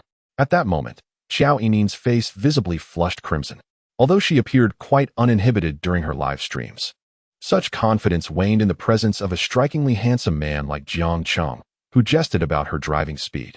Ignoring Jiang Cheng's teasing, Xiao Yinin swiftly changed the subject, inquiring, What type of live streams do you usually enjoy, wealthy patron? Naturally, it was the allure of beauty. Haven't you noticed that affluent individuals often prefer watching attractive women? I assumed you would be interested in cars. Why bother with looking at cars when one can simply purchase them? He retorted. As the saying goes, admiring beautiful women enhances one's health, prolongs life, and wards off depression. Pouting slightly, Xiao Yinin said, If you find my driving enjoyable, how about offering this struggling little streamer some tangible support, perhaps a vote of encouragement or something similar? Look at me. I can be considered a beautiful streamer, right? Jiang Cheng accepted the car keys she handed him and shook his head. Apologies, I am merely here to indulge in free content.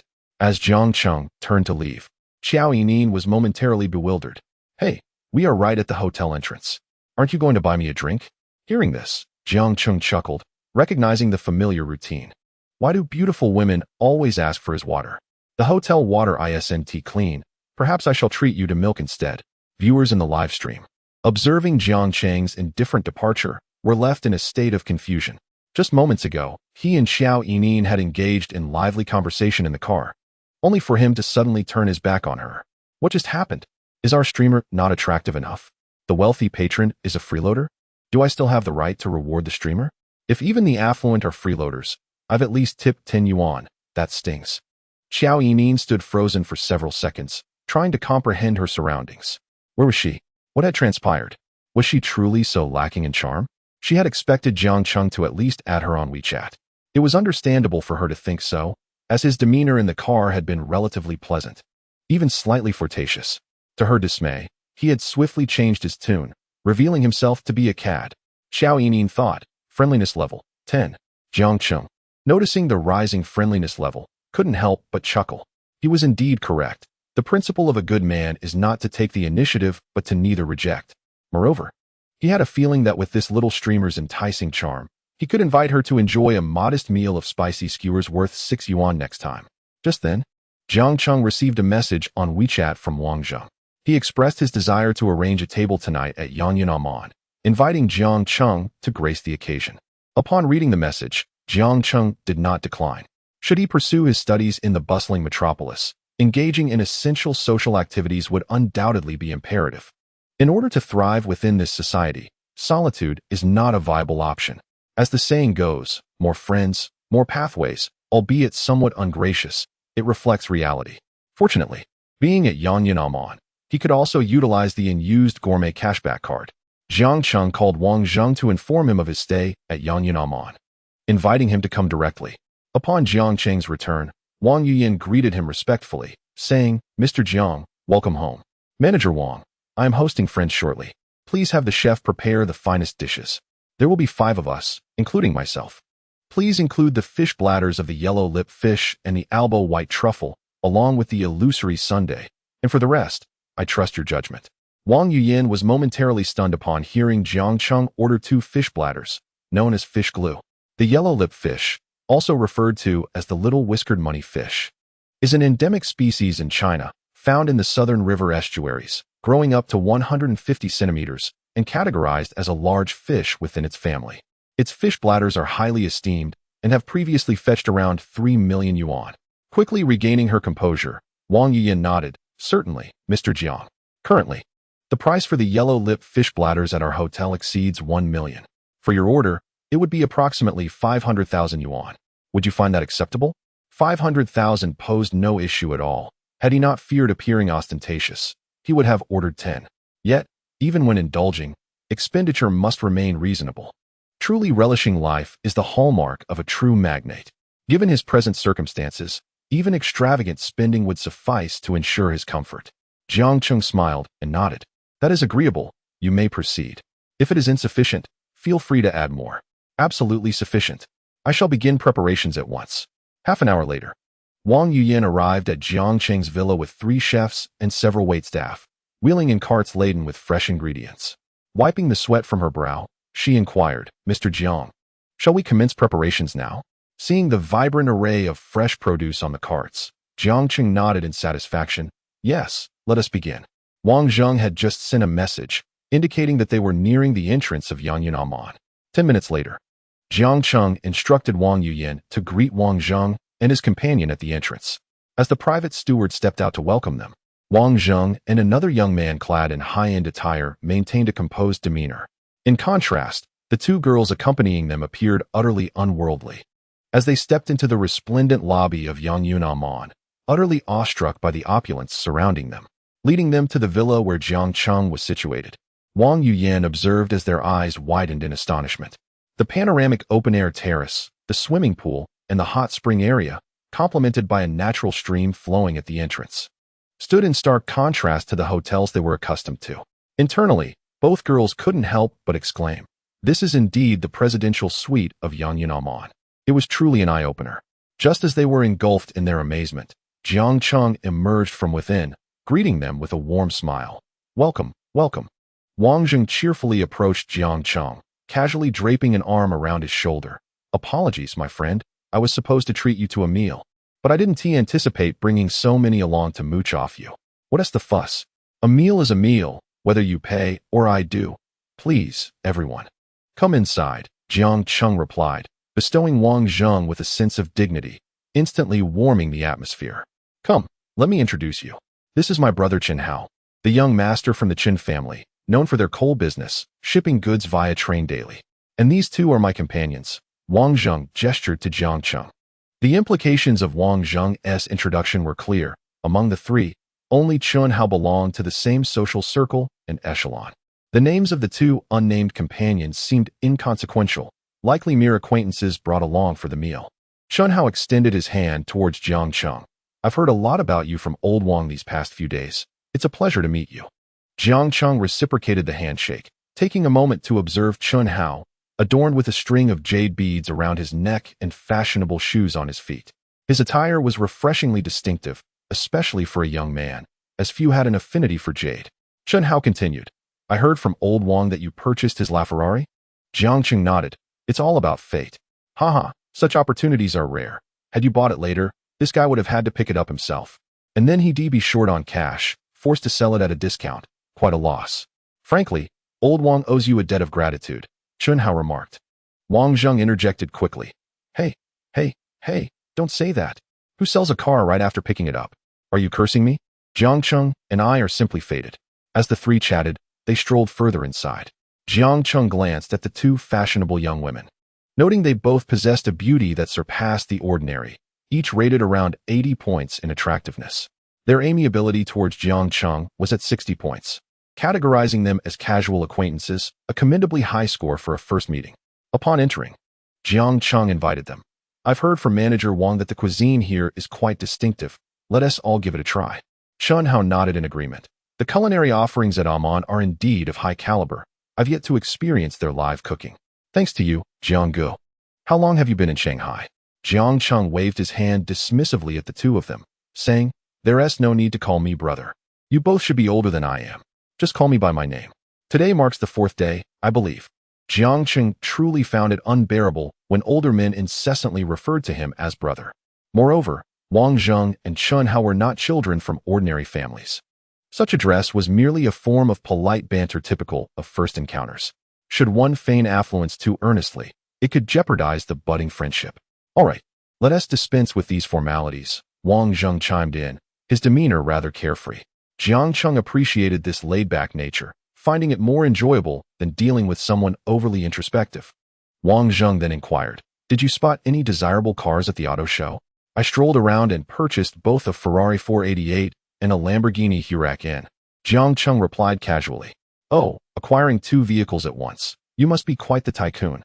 When will these beauties hit the road? Chen Hao asked after taking a sip of red wine. The Ferrari is already arranged, Jiang Cheng responded. That's impressively swift. The 488 costs over 8 million, doesn't it? Normally it takes at least 2 days to finalize such a purchase, yet you managed to obtain it on the spot. Upon hearing this, Chen Hao exchanged a knowing glance with Wang Zheng. They both understood that Jiang Cheng was not short on funds, especially since he had purchased a Ferrari LaFerrari outright. Financing these 2 vehicles seemed unlikely. Meanwhile, the 2 young women, eavesdropping on their conversation, exchanged astonished glances. Just then, Wang Yuyan entered with the dishes. Once the table was adorned with an assortment of delicacies, Jiang Cheng gestured for everyone to help themselves. After examining the spread, Wang Zheng exclaimed, Brother, this is truly extravagant. I feel rather embarrassed. Is that Alba white truffle? And this must be fish maw, correct? Jiang Cheng nodded. Indeed, it's from the yellow-lip fish. Wang Zheng leaned closer for a better look, nodding in acknowledgement. Jiang Cheng, this is excessively lavish. It must have cost a fortune. One of the young women, glancing cautiously at the seemingly unremarkable fish maw, asked, Is yellow-lip fish maw very expensive? The other woman licked her lips in anticipation of an answer. Wang Yuyan, noticing their curiosity, promptly replied, The yellow-lip fish is one of the 4 most expensive seafoods in the world, particularly its fish maw, which is exceedingly rare. This bowl alone is priced at over 500,000. Additionally, this is the Italian Alba white truffle, which is also quite precious, costing several $100s per gram.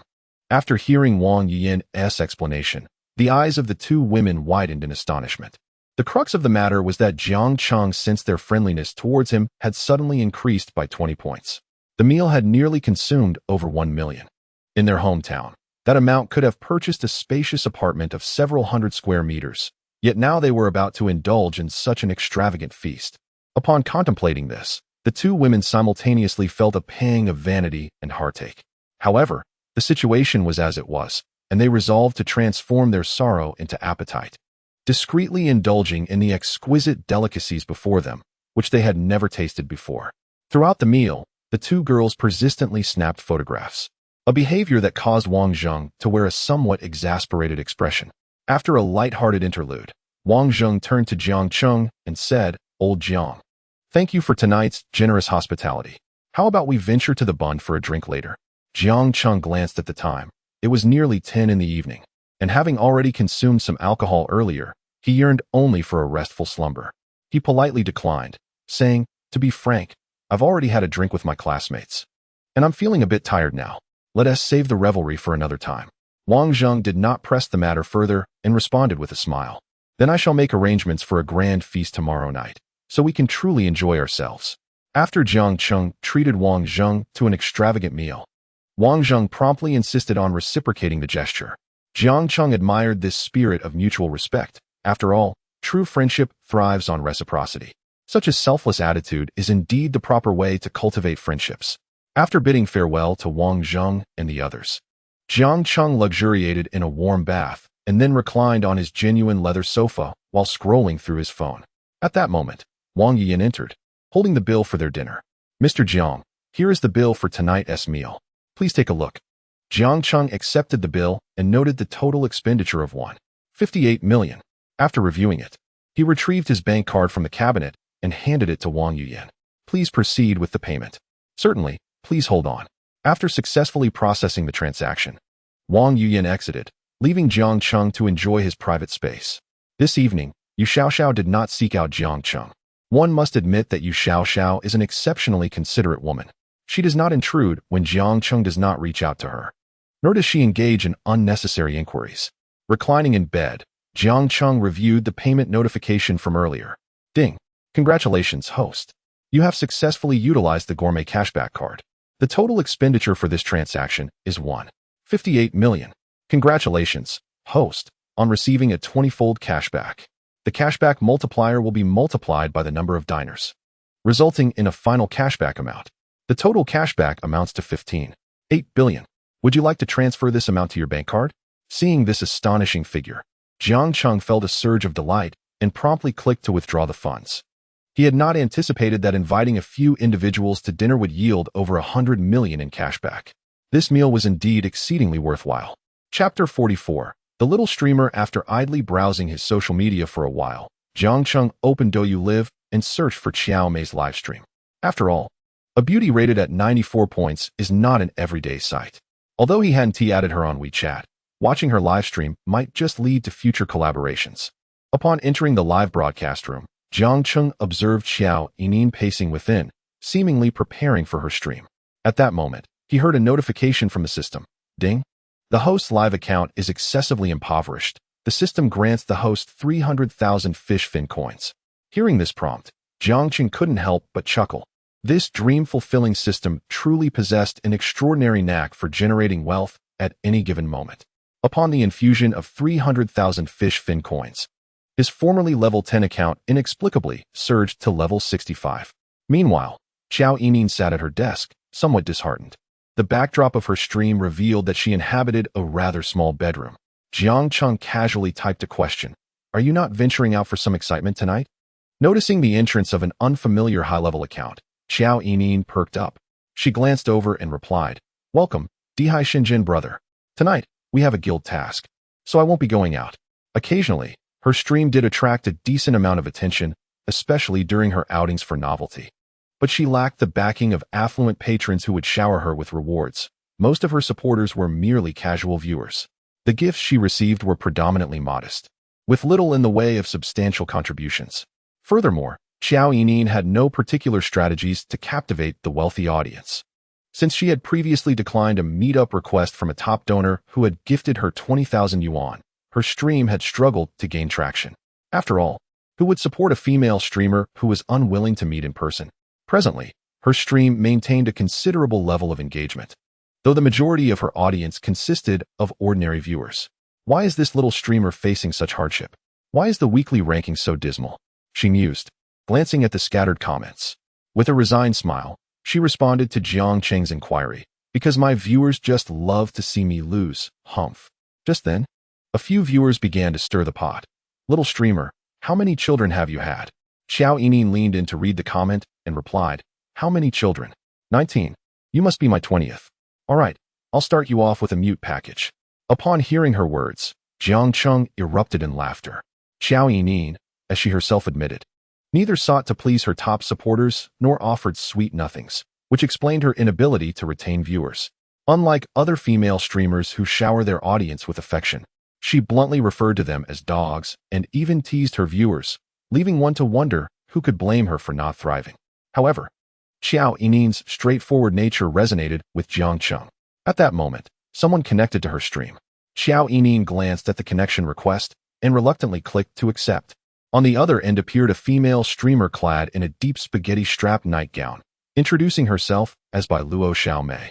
Gazing at the somewhat blurred beauty-enhanced image, Jiang Cheng activated the scanning system directed at her. Name, Huang Ling. Age, 28. Height, 168 centimeters. Beauty score, 55. Figure, 89. Privacy, 70. Friendliness score, 10. Bystander status. Upon reviewing the information, Jiang Cheng could not help but exclaim in disbelief. This was a quintessential example of a beauty filter. The heavy application of the filter, combined with a somewhat distorted enhancement, made her appearance seem to boast a score of at least 90, only to reveal a stark reality of merely 55. Jiang Cheng found himself once again marveling at the power of beauty software. Upon encountering Xiao Yining, the girl smiled brightly, her eyes brimming with uncontainable joy. She began to cover her mouth, teasingly remarking, Sister Xiao, it's you. I can't believe my luck. My first live connection, and I meet you. You should help me secure a win in the first round, just like last time, right? Although Xiao Yining felt a pang of annoyance internally, she recognized her own limitations. Throughout her extensive streaming career, she had never triumphed in a connection with her. This was the reason many streamers, known for their playful antics, favored connecting with her. The outcome was invariably a victory. Though Xiao Yining did not place much importance on winning or losing, she had just received a call from her guild, urging her to win at least 2 rounds, or else her attendance bonus for the following month would be jeopardized. Typically, she relied on this modest bonus along with her income from driving to barely make ends meet. Without the attendance bonus next month, affording her small apartment would become a daunting challenge. With a forced smile, Xiao Yining maintained her politeness and said, Hello, could you please be a bit lenient with your top supporter later? Hee, no problem, brother Daju. We'll breeze through the first round and conserve our strength for the next. Huang Ling confidently addressed her top supporter. Jiang Cheng, observing this facade, shook his head in silent disapproval, preparing to exit the scene. However, at that moment, a prompt from the system caught his attention. Ding! Leading Xiao Yining to victory will earn you a reward multiplier of 150 times, having just received over 100 million in returns. Jiang Cheng felt intrigued by the system's notification. After all, money was money. One should never turn down an opportunity. He promptly typed, Little streamer, after all this time, you've only received 5 yuan. That's quite unfortunate. Xiao Yining, unfazed, replied with a cheerful demeanor, Brother Dinghai Shinshin, seeing me in such a plight, wouldn't you consider supporting me with a little medical fee for comfort? Surely, just 1 yuan could get you on the weekly leaderboard, right? In response to Jiang Cheng's inquiry, Xiao Yining's facade momentarily faltered. Indeed, in other streams, there are emperors, dukes, earls, and viscounts, yet my stream lacks even a knight. Typically, I would console myself, but after enduring ridicule today, compounded by pressure from the guild, my spirits have undeniably dampened. I take pride in my free indulgence. I shall never spend a dime. What? Do you look down upon us freeloaders? I came here to witness the host's defeat. Xiao Yining felt a pang in her heart as she glanced at the barrage of comments in the live stream, rolling her eyes in response. She had already resigned herself to the possibility of ceasing her broadcasts next month. Her intention for streaming had always been to earn money. If she were to incur losses instead, what would be the purpose of her broadcasts? Host, what does your eye rolling signify? Host, if you roll your eyes again. Today as free gifts will be withheld. I was even planning to send you some fish balls. Host, do you disdain us? The audience commenced their playful banter. Xiao Yining, undeterred, retorted, you are mistaken. How could I possibly disdain you? The words of my viewers have become increasingly pleasant. Each one of you is a gem.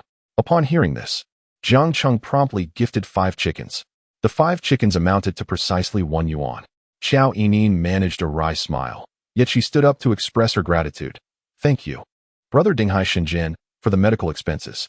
Even the esteemed elder of 65 had grown frugal in her live stream. Was she truly a live-streaming pariah? Host, what skills do you possess? Well, does driving count? I often serve as a designated driver. If you lead us to victory in the guild war, will you be my designated driver? Xiao Yining paid no heed to Jiang Cheng's words, nodding in agreement. Sure, Brother Dinghai Shenzhen, if you can ensure my victory, I shall drive you for free. I am quite steady behind the wheel, you can rest assured. All right then, let me see how steady your driving is tomorrow night. At this moment, only a few seconds remained. The opposing player, Bila Xiaomei, had already garnered over 300 yuan in gifts, whereas Xiao Yining had received a mere 20. Observing her health dwindling, Jiang Cheng chose to launch 3 of the most expensive super rockets, each worth 2,000 yuan. Chapter 45. Turn off the beauty filter? After all, the fish coins he possessed were gifted by the system, akin to free indulgence. Should Xiao Yining emerge victorious, he could receive a return of 150 times. In that moment, Jiang Cheng felt no remorse in his generous gifting. Xiao Yining, who had long since abandoned hope, felt a surge of exhilaration as 3 super rockets soared into her live stream. Ah, thank you, Brother Dinghai Shenzhen, for the 3 super rockets. I am truly grateful. What performance would you like to see? I shall deliver. To her astonishment, this level 65 magnate had bestowed upon her such a significant amount in super rockets. Although her live stream had seen its fair share of affluent guests, these individuals typically lingered only briefly before departing. Xiao Yining had grown accustomed to this. Hence she refrained from soliciting gifts. To her surprise, Jiang Cheng had gifted her a staggering 6,000 yuan in one go. This instantaneously transformed the score to 6,200 and 380. Wow, the little host has struck luck. At last, a magnate has taken notice of our humble streamer. The esteemed figure appeared somewhat perplexed, contemplating the allure of reaping benefits without cost. Initially on the verge of an assured victory, the charming Bilo Xiaomei observed with dismay as a formidable rival, the esteemed Jiang Cheng unexpectedly infiltrated the live broadcast of Xiao Yining. With her face flushed with indignation, she could not help but exclaim, "Oh, Xiaomei, it seems a distinguished guest has graced your stream. Hello, Brother Dinghai Shenzhen. You've dealt quite a blow to me. Oh dear, I seek solace. Do visit me when you have the time." Noticing Bilo Xiaomei seizing the opportunity to charm the audience, Xiao Yining promptly addressed Jiang Cheng, saying, "Brother Dinghai Shenzhen, I shall appoint you as a moderator. Once you are appointed, you are considered part of my household, so please refrain from wandering into others' domains." Observing Jiang Cheng's silence, Xiao Yining continued, "Are you still with us, dear brother? My dancing is rather ungraceful. Perhaps I could serenade you instead?" As soon as she uttered those words, the chat exploded with comments. "Dear streamer, I implore you, do not sing. You might scare the brother away. Perhaps stick to dancing?"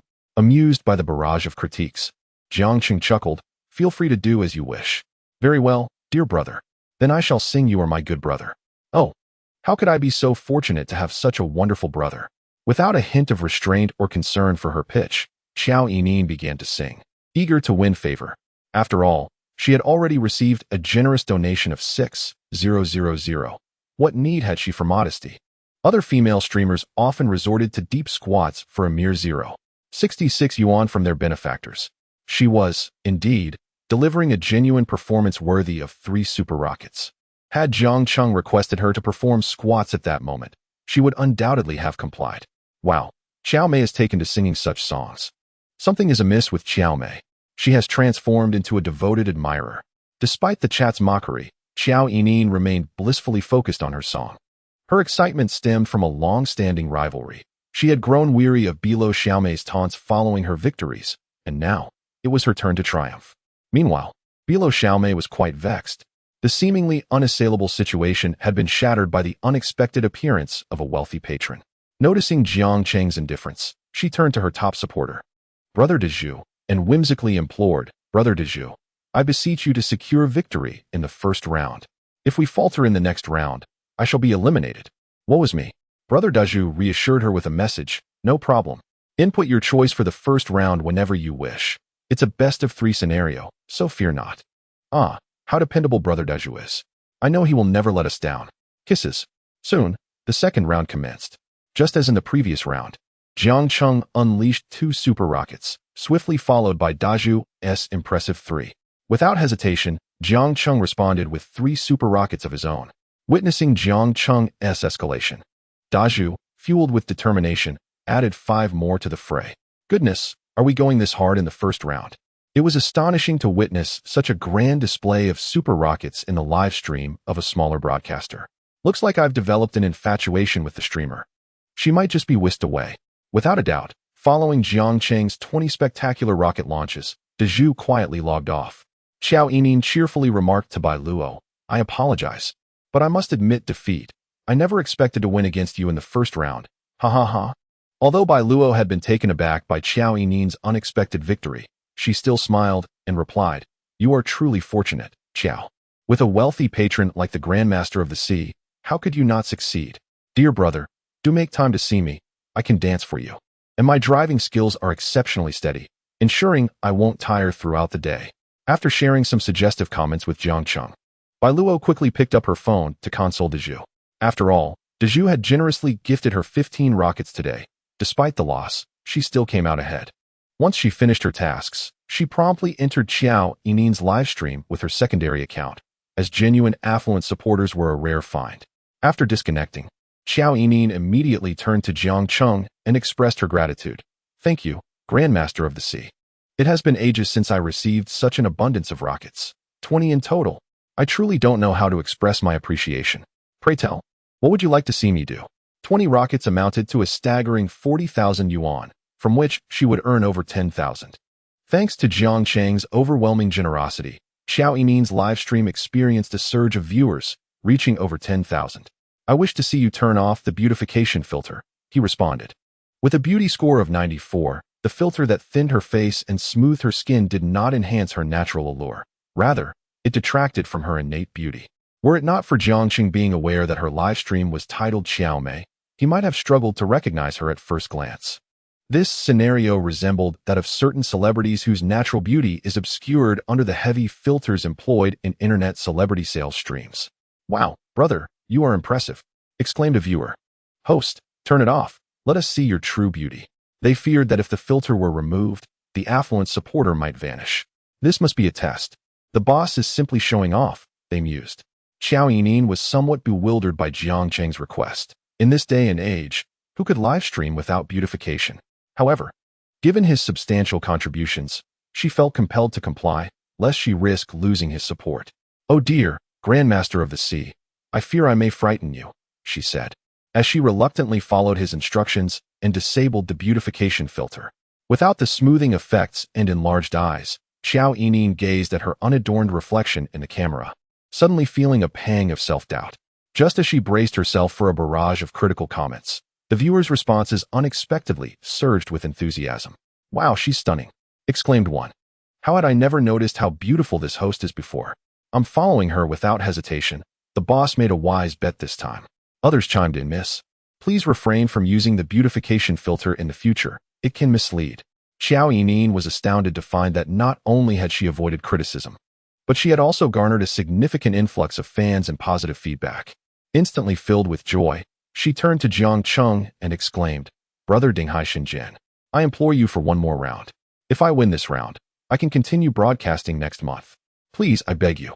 Chapter 46. Let us see who is more resilient. Were it not for the system's task to reimburse, Jiang Cheng would not be here wasting time.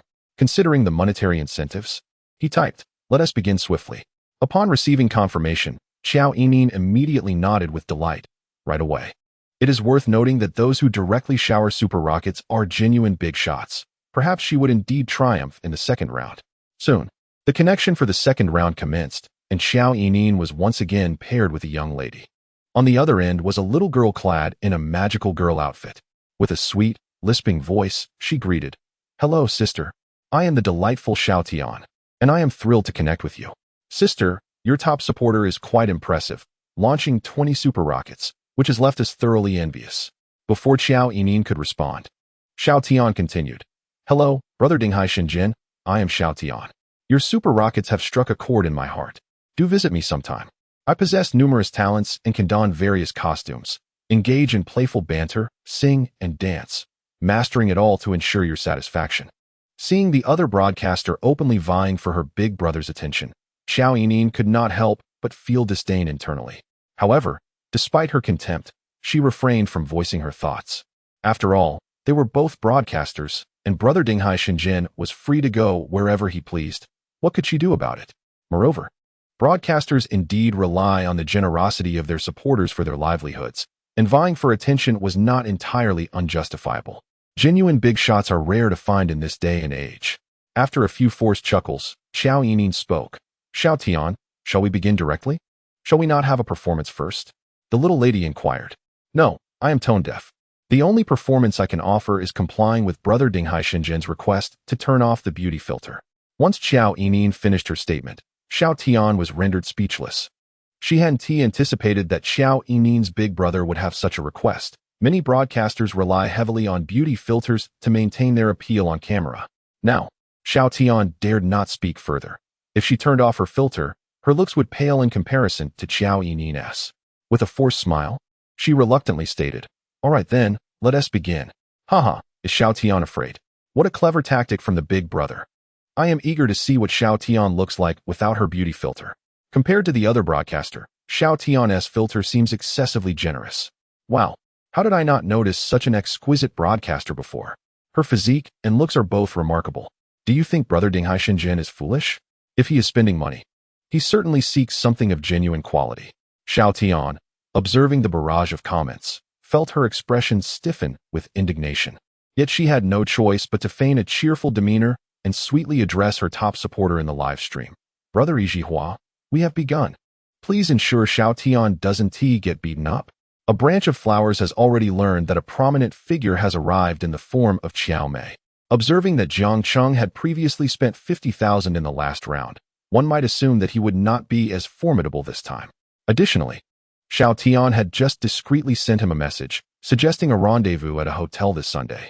Contemplating this, a branch of flowers decided to reward with 5 airplanes.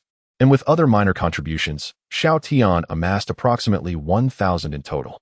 As the competition intensified, Jiang Cheng effortlessly dispatched 5 super rockets, overwhelmingly surpassing his opponent. The moment the 5 super rockets launched, the fiery spirit of the branch of flowers was instantly extinguished.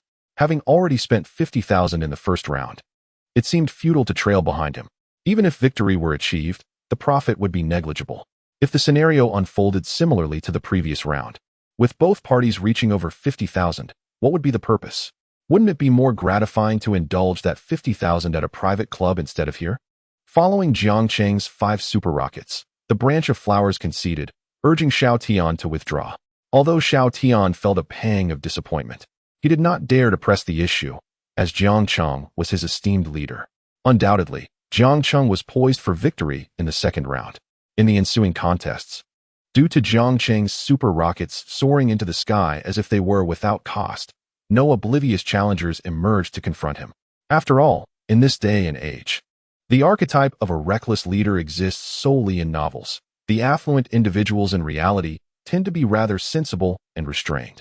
No one would recklessly expend their resources in a guild battle, while Jiang Cheng, equipped with a system that generates wealth and a mission at hand, would not foolishly engage in such an endeavor. Other minor streamers' patrons would not jeopardize their fortunes for a mere guild battle. Why would a generous supporter, who typically spends 10,000 to summon a female streamer, suddenly feel compelled to double that amount today? With a clear path ahead, they arrived at the final round. This time, the opponent was a major streamer known as Duiu, who has recently seen a surge in popularity, and her top supporter was a genuine wealthy benefactor. Upon Xiao Yining's acceptance, she warmly greeted, "Hello, Sister Qiao, I am Duiu. It's a pleasure to connect with you for the final broadcast. Shall we begin directly? Or would you prefer to showcase some talents first? Xiao Yinin, maintaining her unembellished demeanor, replied, Hello, Mississippi. I neither sing nor dance and possess no talents. Shall we proceed directly? Duyu hesitated, aware that her guild had undoubtedly gathered information about Xiao Yinin's background. Xiao Yinin was merely a small streamer, fortunate today to have attracted a wealthy benefactor to assist her in the guild battle, and that benefactor had already contributed nearly 800,000. With a sweet smile, Duyu said, Very well, since you have no talents, I shall perform a dance for my esteemed benefactors, and the gentlemen across can also enjoy the spectacle. After the performance of the charming dancer, Jiang Cheng promptly typed, You danced splendidly. I truly enjoyed it. It transported me to the realm of the delightful dancer. Upon sending this message, the audience in the live stream erupted in laughter. The allure of the charming dancer was undeniable, and her talents were equally impressive.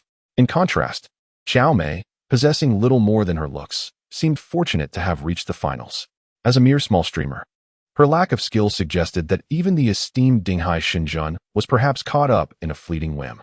Xiao Yinin, instantly flustered, exclaimed, Oh no, Dinghai Xinjun, are you going to abandon me? We are just one step away from both ascending to the realm of the champions. Jiang Cheng continued to jest. Please, do not say such things. Just look at the delightful dancer's name. You can only call him brother. Ascending to the champions together? If you meant a group endeavor, I might reconsider. Wow, this is truly remarkable. Over 800,000 has been spent. Engaging in a group endeavor in this game seems entirely reasonable, does it not? He provocatively inquired whether the streamer was feeling anxious at present. Xiao Yinin quickly grasped the underlying meaning of Jiang Cheng's words, and without any pretense, she responded to her benefactor's call. Dear benefactor, I implore you to safeguard our final game. After the stream, I shall immediately enroll in a class. Whatever dance you wish to see, I shall learn. A friendly reminder to Dinghai Xinjun. The brothers of the charming dancer are indeed formidable, boasting 3 distinguished level 100 players. Though Dinghai Xinjun is impressively skilled, it remains uncertain whether he can surpass these true titans. It all hinges on who possesses greater resolve. As the competition commenced, the charming dancer's team began to exert their strength. The 3 super emperors on the opposing side unleashed 3 rounds of super rockets each, totaling 9 celestial displays. After this display, one named Batian even ventured into Xiao Yinin's stream to contribute 2 rounds of super rockets, cheekily remarking, A modest medical fee for you to accept. Xiao Yinin, undeterred by this provocation, responded with a sarcastic smile. Thank you, Brother Batian, for the 2 rounds of super rockets. Without your generous medical fee, I would hardly be able to continue my stream. Upon hearing this, Jiang Cheng was left speechless, bombarding the chat with a series of question marks. Was it that the hundreds of super rockets he had just sent were mere candles, mere air? The audience mirrored Jiang Cheng's confusion, inundating the chat with question marks as well. Who would have thought that Xiao Mei could be so sharp-tongued? Jiang Cheng mused. Just moments ago, Dinghai Xinjun had generously contributed several 100,000, and now she claimed she could hardly continue her stream. Keep up the act if you wish, he thought. Daring to mock the super emperors was audacious indeed. Xiao Mei seemed to be getting carried away. Observing the provocation from the opposing team, Jiang Cheng swiftly countered by sending 20 rounds of super rockets to Xiao Yinin, before rushing over to the charming dancer's stream to deliver 5 rounds to her as well. With the system having credited him with 3 million fishbone coins, he still had 2 million remaining. In this final round, Jiang Cheng was determined that 2 million would suffice, if it truly did not. He still had ample funds in his bank account to draw upon. At this moment, Jiang Cheng exhibited not a trace of anxiety. Observing the heated contest unfold, Dai Xiaomei felt a surge of delight within her. After all, when deities clashed, mere mortals such as themselves could indulge in the spoils. With a beaming smile, Dai Xiaomei addressed Jiang Cheng, expressing her gratitude for the financial support from the Dinghai Xinjun father, exclaiming how generous he was. The ensuing barrage of super rockets ascended as if there were no cost, one after another. 3 seasoned super emperors faced off against Jiang Cheng, the newly minted super emperor of the night, in a fierce confrontation. By the time the first round drew to a close, Jiang Cheng had already amassed an impressive 1,500,000. Meanwhile, on Dai Xiaomei's side, the top 3 on the leaderboard had collectively contributed around 900,000, with the first place racking up 500,000. while the second and third each contributed 200,000. Yet, they still trailed Jiang Cheng by 600,000. After some deliberation, the three decided not to continue. They had only managed to contribute tens of thousands in the earlier rounds, while Jiang Cheng had multiplied his contributions several times over in just the first round. Seeing her elder brother pause, Dai Xiaomei eagerly called out, "Big brothers, why have you stopped? Don't halt. Please, go faster." Although she swayed as she spoke these suggestive words, the reality was that they simply could not keep up. The leading competitor conceded, saying, "Let us call it a day. Dai Xiaomei, we'll discuss it another time." Without the support of the top player, Dai Xiaomei's side quickly succumbed. The second round was even more effortless. Jiang Qing only needed to launch 2 super rockets to secure victory. Despite Dai Xiaomei's vigorous efforts to rally votes, the outcome remained disappointing. When Xiao Yining achieved victory, she was momentarily dazed, covering her mouth as she gazed at her skyrocketing viewer count, still feeling as if she were dreaming. Just an hour prior, she had been in a state of existential doubt, even contemplating ending her streaming career.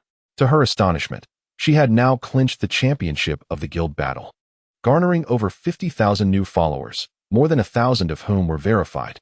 No longer was she surrounded by cold, lifeless followers. More crucially, she received a staggering 2,500,000 in tips, and according to her contract, Xiao Yining would pocket around 700,000. Suddenly catapulted to the pinnacle of her life, Xiao Yining was engulfed in a whirlwind of complex emotions. Is this little streamer daft? Why is she covering her mouth and not speaking? One might wonder. She must be overjoyed. If I were in her position, I could hardly contain myself. The extravagant spending of the wealthy was beyond imagination. It was as if the cost of an entire house had vanished. Yet, one could not deny the beauty of this young lady. The affluent certainly had discerning taste. Alas, such a stunning girl, just as she gained attention, was destined to be captured by the top player. As Xiao Yining observed the screen filled with 6,666 comments, she finally came to her senses, bowing repeatedly in gratitude towards Jiang Cheng. "Dinghai Shenzhen brother, I truly do not know how to express my thanks. May I add you on WeChat? If you ever find yourself enamored with something, I shall promptly endeavor to master it, ensuring your complete satisfaction." Witnessing Xiao Yining's exuberance, Jiang Cheng replied nonchalantly, "No need. I was merely passing by. Brother, how will I find you for a ride in the future? If you could simply drive me to Yangyunamen, that would suffice. I shall be around for a couple more days. Farewell." Xiao Yining's eyes widened in astonishment at Jiang Cheng's words. Could it truly be him? My goodness, I cannot fathom the world of the affluent. Spending over 2 million without adding WeChat? Might I inquire, esteemed sir, do you still require trinkets? Perhaps you are the gentleman who drove the Ferrari today? Realizing he was indeed the Ferrari gentleman, Xiao Yining understood why such wealth was not commonplace. She was genuinely shocked and questioned, "Are you the Ferrari gentleman?" However, the entire internet awaited Jiang Cheng's response in vain, for he had already logged off after receiving a system notification. At that moment, Xiao Yining was left utterly perplexed, as were the viewers in the live stream, who began to buzz with curiosity. What kind of family could afford such extravagance, casually spending over 2 million? Some viewers, grappling with disbelief, speculated that this live stream was merely a ploy by a guild to promote Xiao Yining and generate hype. Yet, could a talentless female streamer truly attract such grand financial backing from a guild? The viewers soon found themselves embroiled in debate. Meanwhile, Jiang Cheng was far too engrossed in his own matters to pay attention to the online chatter. He accessed the system to scrutinize his expenditure records. Indeed, this latest donation did not factor into his daily expenses. It seemed that any funds supplied by the system, when spent, would not count towards his upgrade expenditures.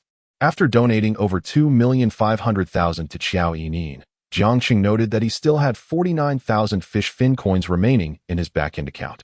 Concurrently, his notifications were inundated with friend requests and various private messages from female streamers.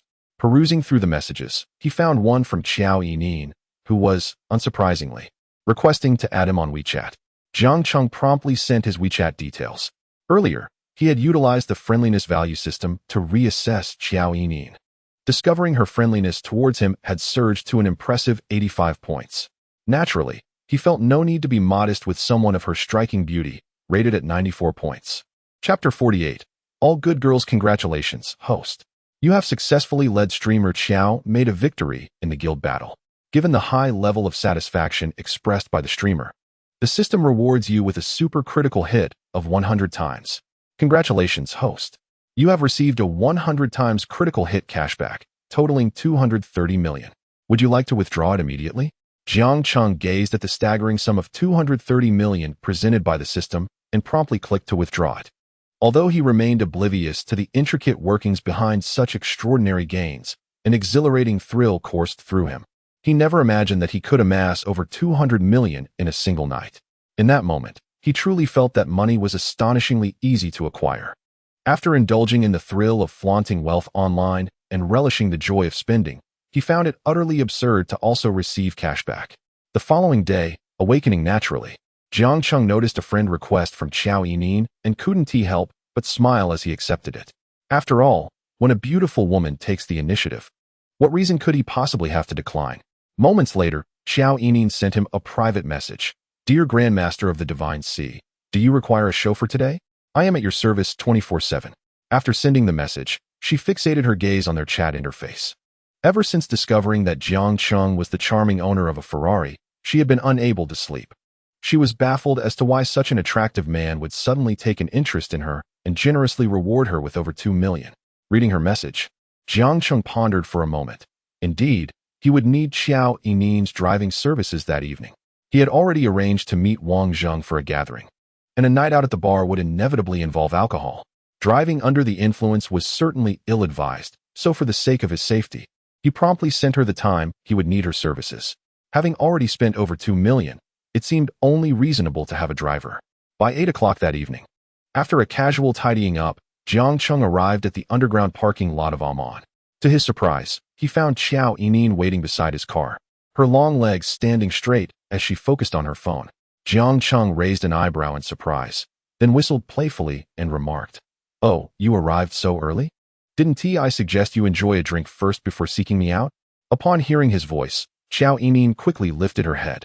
Dressed in casual black attire and donning sleek sunglasses, Jiang Cheng exuded an undeniable charm. His handsome features rendered Xiao Yinin momentarily speechless.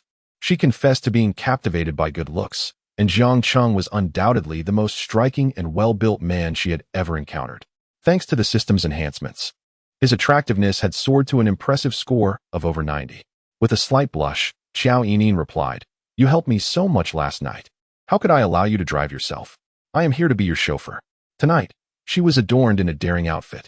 Sporting ultra-short shorts paired with a black camisole and distinctive silver jewelry, clearly prepared for a night out. Her attire accentuated her curvaceous figure perfectly, and the combination of her slender arms and shapely legs caused Jiang Cheng's interest to rise instantaneously.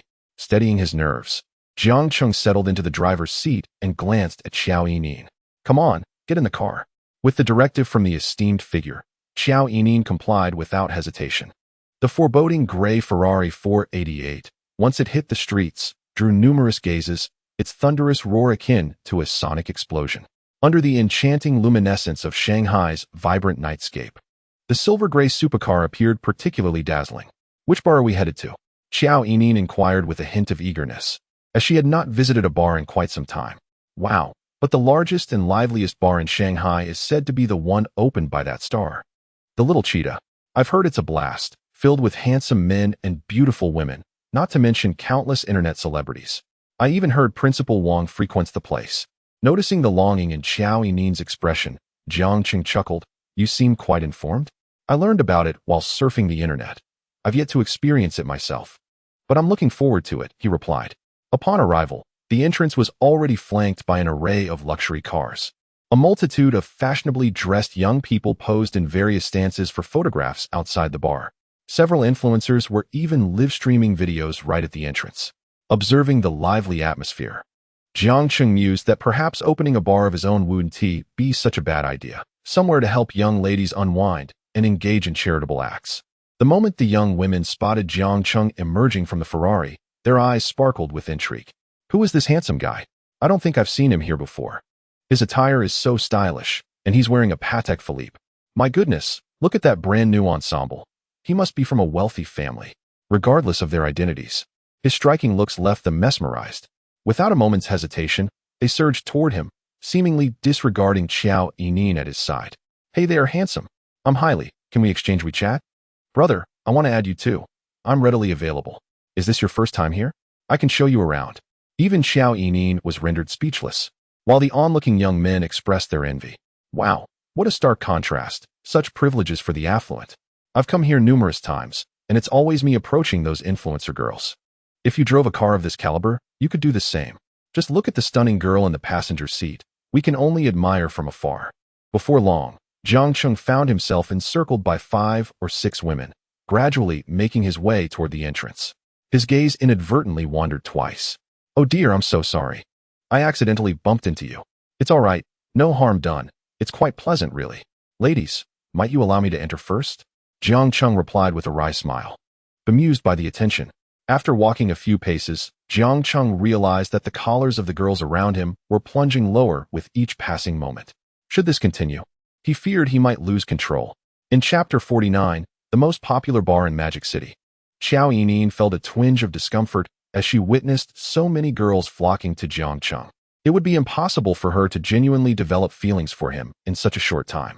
Perhaps she was still a bit dazed from the wealth he had flaunted the previous night, an allure that resonated with her deep-seated ideals of a perfect partner, typically embodied by affluent individuals. Casting a glance at Jiang Cheng, she approached and intervened, smiling as she said, "Excuse me, he already has someone. My apologies." After Xiao Yining pushed them aside, the few girls glared at her, clearly displeased. However, given the order of arrival and Jiang Cheng's apparent lack of objection, they had no choice but to retreat. Once the girls dispersed, Jiang Cheng's gaze lingered on the remarkable softness pressed against his arm, and with genuine curiosity, he inquired, "I have someone." Noticing Jiang Cheng's scrutiny of her, Xiao Yining smiled, aware of her own advantages, yet she did not allow this advantage to linger for too long.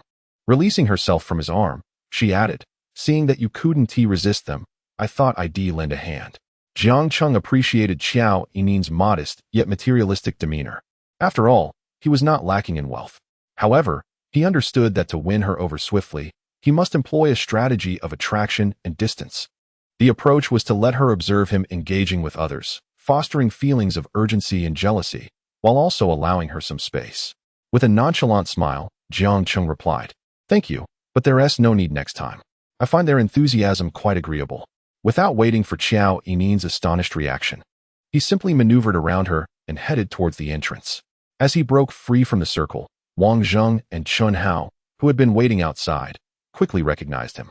"Wow, so it was you who was just surrounded," Wang Zheng exclaimed with a grin. Upon seeing Jiang Cheng, the two rushed over, glancing in the direction of the girls, and teased, "Were you scared?" "Not at all. It was quite pleasant." Everyone was exceedingly enthusiastic, Jiang Cheng replied. "Haha, I didn't have such an extravagant reception when I arrived. Those girls wouldn't even acknowledge me." Chun Hao lamented, looking enviously at Jiang Cheng. "With your reputation, those girls must be intimidated," Wang Zheng commented. "And as for you, you're not faring much better.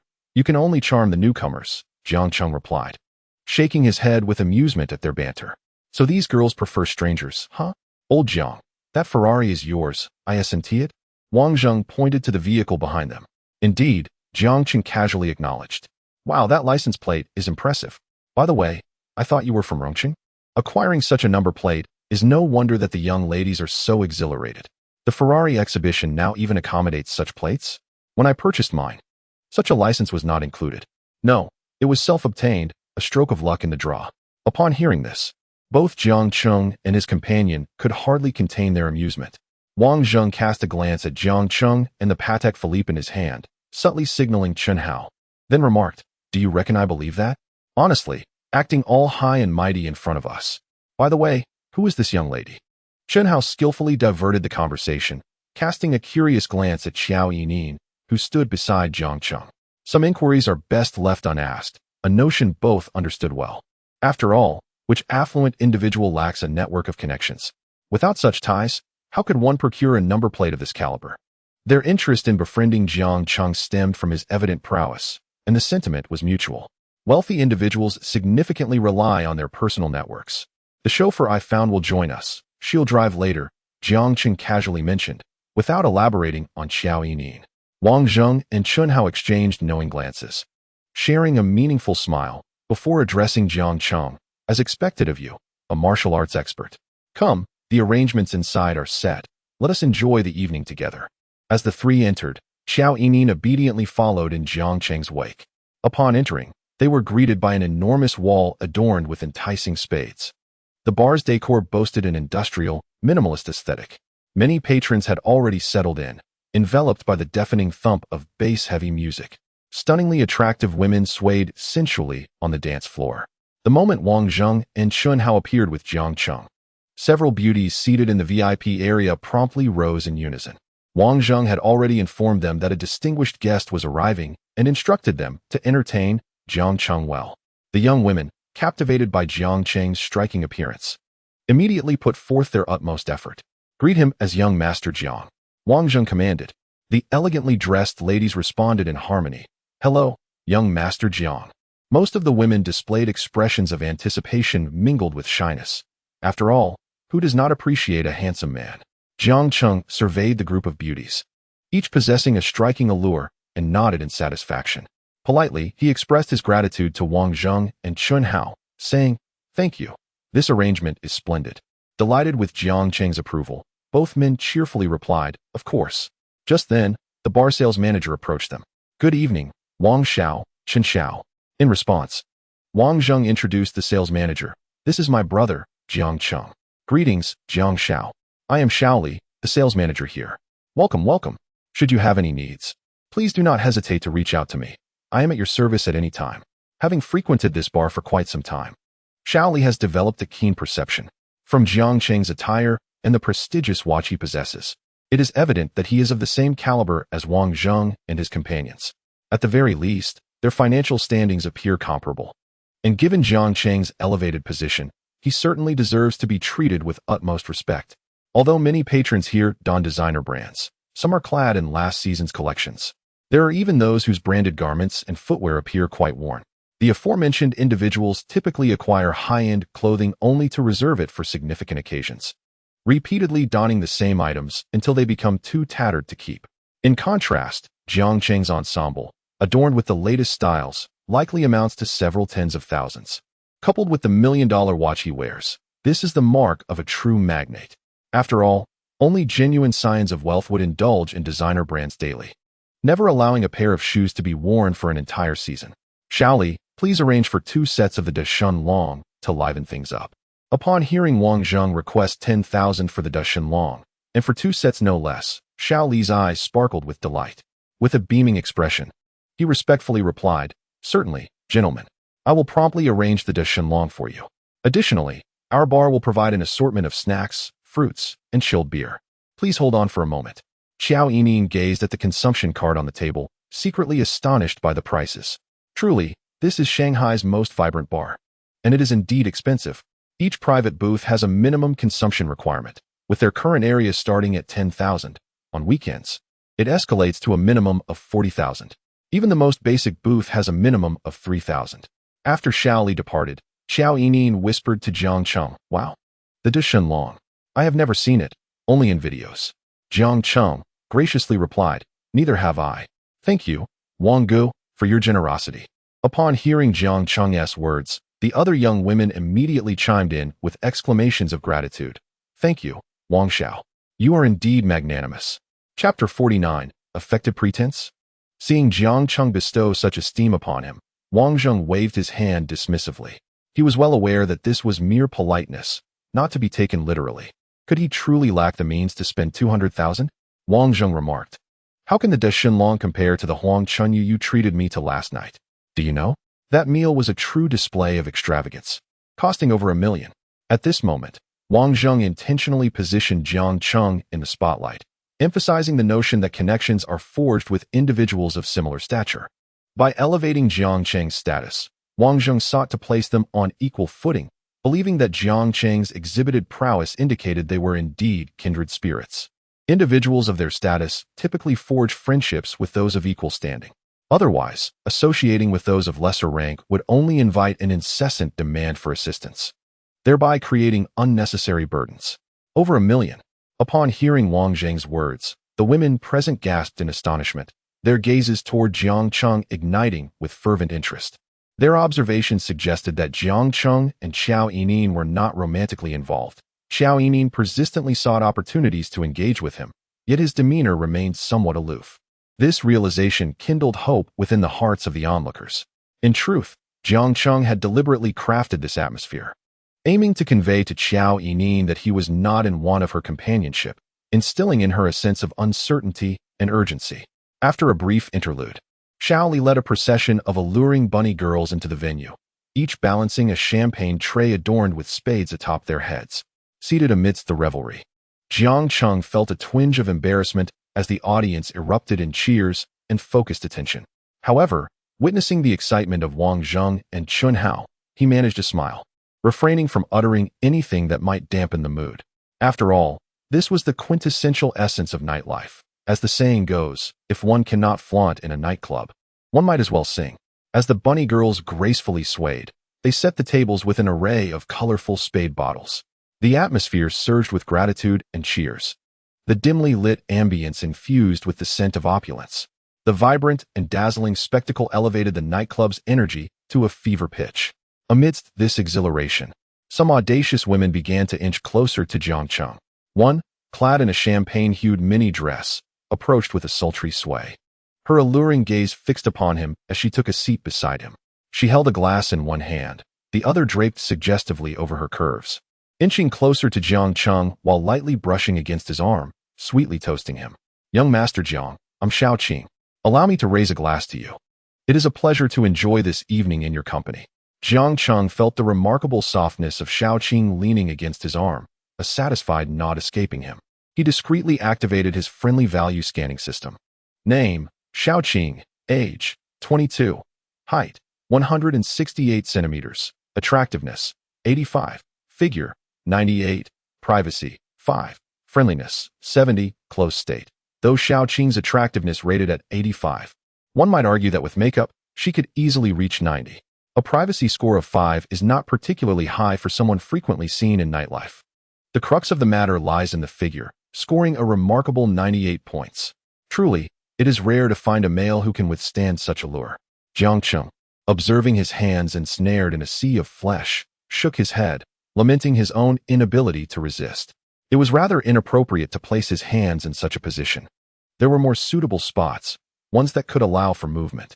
Suddenly, a strikingly attractive young woman appeared, causing Xiao Yining's expression to darken. The newcomer unabashedly leaned toward Jiang Cheng, igniting a sense of crisis within Xiao Yining. Jiang Cheng was undoubtedly her top brother, yet he had never explicitly expressed any demands of her. Now, in her presence, he was engaging in flirtation with another girl, his demeanor exuding enjoyment, leaving Xiao Yining perplexed about his intentions. Logically, Jiang Cheng should have shown interest in her. Otherwise, what could justify his actions? If he truly held no feelings for her, why would he spend so much money on her? Xiao Yining sought an opportunity to approach Jiang Cheng, yet the captivating presence of the other woman continually distracted him. The sight of Jiang Cheng clinking glasses in a flirtatious manner with Xiao Qing made her grumble with annoyance. Seizing the moment, Xiao Yining lifted her own glass and declared, "Top brother, allow me to toast you as well." Xiao Qing, who had initially prepared numerous topics to engage Jiang Cheng, felt her plans thwarted and shot a sharp glance at Xiao Yining. However, she was astute enough not to interrupt their conversation. Jiang Cheng raised an eyebrow at Xiao Yining and inquired, "What are you drinking?" Afterward, he handed her a bottle of Wangzai milk, teasing, "Take a look at others. Then at yourself, perhaps you should replenish with this." Recalling that she would need to drive Jiang Cheng later, Xiao Yining reluctantly accepted the milk. Glancing at Xiao Qing, she pouted and replied, "I'm fine, no need to replenish." "Oh, I didn't realize you were okay," Jiang Cheng retorted, urging her to reconsider. In response, Xiao Yining straightened her back defiantly. Jiang Cheng chuckled at her earnestness. Although he was tempted by Xiao Qing's allure, his primary objective for the evening remained Xiao Yining. Regrettably, he had to momentarily set aside his interest in Xiao Qing. As Jiang Cheng withdrew his arm, he drew closer to Xiao Yining, who, feeling disinterested, stood up to join her other friends in dancing to the music. With his left arm naturally encircling her slender waist, he leaned in to whisper softly in her ear, "It's quite difficult to discern from here. Perhaps I should take a closer look tonight." Meanwhile, his hand began to wander, caressing the upper part of Xiao Yining's thigh. Upon witnessing the multitude gathered at the scene, Xiao Yinin's cheeks flushed with embarrassment. Throughout her life, no one had ever acted towards her in such a manner. In her moment of anxiety, she hastily pushed Jiang Cheng away, exclaiming, "What are you saying? Do you think I am such a frivolous woman?" Jiang Cheng's expression instantly turned icy at her words. After investing over 2 million, how could she dare to utter such things? If she had no intention, why come here tonight? And now, feigning indifference? Was she attempting to elicit his coaxing? He was not one of those backup suitors or sycophants. If she wished for Jiang Cheng to play along, she might as well abandon that thought. He was well aware that Xiao Yinin's privacy held no value. Yet, for Jiang Cheng, this was far from an extraordinary occurrence. It was common knowledge that a mere few thousand could secure a multitude of women lacking any semblance of privacy. To manipulate Jiang Cheng in such a manner was a futile endeavor. Releasing Xiao Yinin, Jiang Cheng took a sip from the black label whiskey on the table, his gaze drifting to the alluring Xiaoqing beside him. Indeed, she was a captivating beauty. Her sultry, voluptuous figure swayed enticingly, rendering Jiang Cheng momentarily entranced. After managing a smirk, he playfully slapped her, and another girl's peach-shaped dairy Chapter 50. Proceeding with the plan, the two girls, caught off guard by the unexpected slap, gasped in shock, their faces flushing red, even ruffled by the surprise. However, upon turning to see it was Jiang Cheng, their expressions shifted to one of delight as they teasingly exclaimed, "Jiang Xiao, you startle me." They had initially wondered who it was, only to realize it was him, marveling at his playful nature. If an ordinary man had slapped them, it would have been deemed lewd behavior, but with someone as distinguished and affluent as Jiang Cheng, it was considered playful flirtation. Such was the reality. Jiang Cheng gestured for them to join him, saying, "Don't be shy, come sit and share a drink with me." Xiaoqing, taken aback by Jiang Cheng's sudden invitation, instinctively glanced at Xiao Yinin beside him. Noticing Xiao Yinin's pallor and discomfort, she quickly pieced together the situation. Ha. It was clear that Xiao Yinin had done something to displease Jiang Cheng. Otherwise, why would he seek her out so suddenly? Girls like Xiaoqing, who often frequented bars, understood that when faced with a wealthy man like Jiang Cheng, it was best not to act aloof. After all, men of his caliber were never in short supply of female attention. Otherwise, one could easily end up like Xiao Yinin.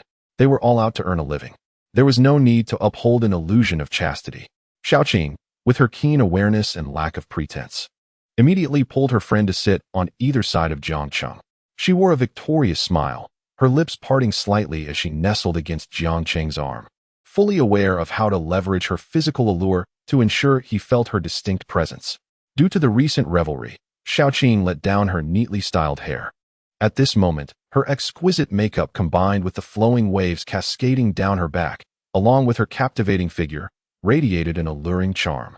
"Jiang Xiao, how did you find my dancing just now?" Jiang Cheng nodded affirmatively, "Quite impressive. You should have seen my brothers applauding for you." "Is that so? I haven't met your brothers yet. With you being so dashing, they must surely be remarkably formidable." "Indeed. Would you like me to introduce you to them later? My brothers have quite the flair. I believe you would find them delightful." "Oh, how annoying. What do you mean by flair? I don't quite understand. It's rather embarrassing." "Jiang Xiao, I'm Sun Yan. Your dance just now felt wonderful. I'd love to meet your brothers. My friends are in need of someone with flair." Another sweet-faced girl quickly interjected, addressing Jiang Cheng in a flirtatious tone. While her figure may not have been as striking as Xiaoqing's, her melodious voice enchanted all, especially when she sang at night. No man could resist. Jiang Cheng gazed at Sun Yan's innocent and charming face, instinctively reaching out to pinch her slightly cherubic cheeks. However, as he drew closer, he noticed her makeup seemed a tad excessive. Hesitating for a moment, he instead playfully slapped her backside, eliciting a sharp sound. "No problem. I can be flamboyant with both of you. It's a trivial matter." Observing this, Xiaoqing immediately tugged at Jiang Cheng's hand, pouting, "Jiang Xiao, you can't show favoritism. I wish to be teased too." With that, she moved closer, presenting her curves towards him. Another playful slap followed. Jiang Cheng, still wanting more, remarked, "What's this? Are you a magician? Why is your backside so prominent? How rude. This is just the way I am." "Is that so? I find it hard to believe. Unless I take a closer look." "Oh dear, Jiang Xiao, you're quite naughty. I assure you, it's all genuine. You'll understand once you try." "How should I try? Like this or like that?" Jiang Cheng found himself caught between the two women, shaking his head in disbelief. Indeed, where there are women, There is strife. This is how the term plastic sisters was coined. Although other girls were eager to approach Jiang Cheng, they hesitated upon witnessing Xiaoqing and Su Nian retreating in self-preservation. Xiaoqing and Su Nian were the most desirable among them. To approach now would be to invite humiliation. Thus, the other girls naturally gravitated towards Wang Zheng and Chen Hao, seeking amusement. After all, the presence of two prominent figures was a rare spectacle. As Jiang Cheng playfully interacted with the two women, the atmosphere grew lively. Sitting nearby, Xiao Yining observed the jovial antics of Jiang Cheng, Xiaoqing, and Su Nian, resembling a group of debauched youths. Strangely, she felt no disquiet within, though a twinge of defeat began to rise within her heart. Jiang Xiao, what do you usually do? Oh, nothing much, just passing the time, idly waiting for the inevitable. Living off my past. Occasionally, I might tend to some plumbing issues. Really, you even fix plumbing? Of course. I excel at unclogging those perpetually blocked drains. A mere poke, and they flow freely. Ah, Jiang Xiao, you are quite mischievous. What hobbies do you have? Fitness? Your physique is quite impressive. It seems you possess an 8-pack. Not quite. I have but one hobby, and that is socializing. Socializing? How annoying. Please don't separate the words. Xiaoqing and Su Nian leaned against Jiang Cheng, giggling shyly on either side. What? Are you thinking inappropriately? Aren't you all here tonight to socialize? Oh, you rascal. We merely came here to unwind, and didn't expect to encounter you. It truly is serendipitous. Is this unwinding of a serious nature? Jiang Xiao, you are insufferable.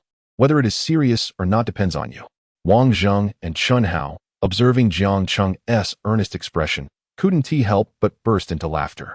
Xiao Yining attempted several times to strike up a conversation with Jiang Cheng, yet he offered her no opportunity, treating her as if she were invisible throughout the evening.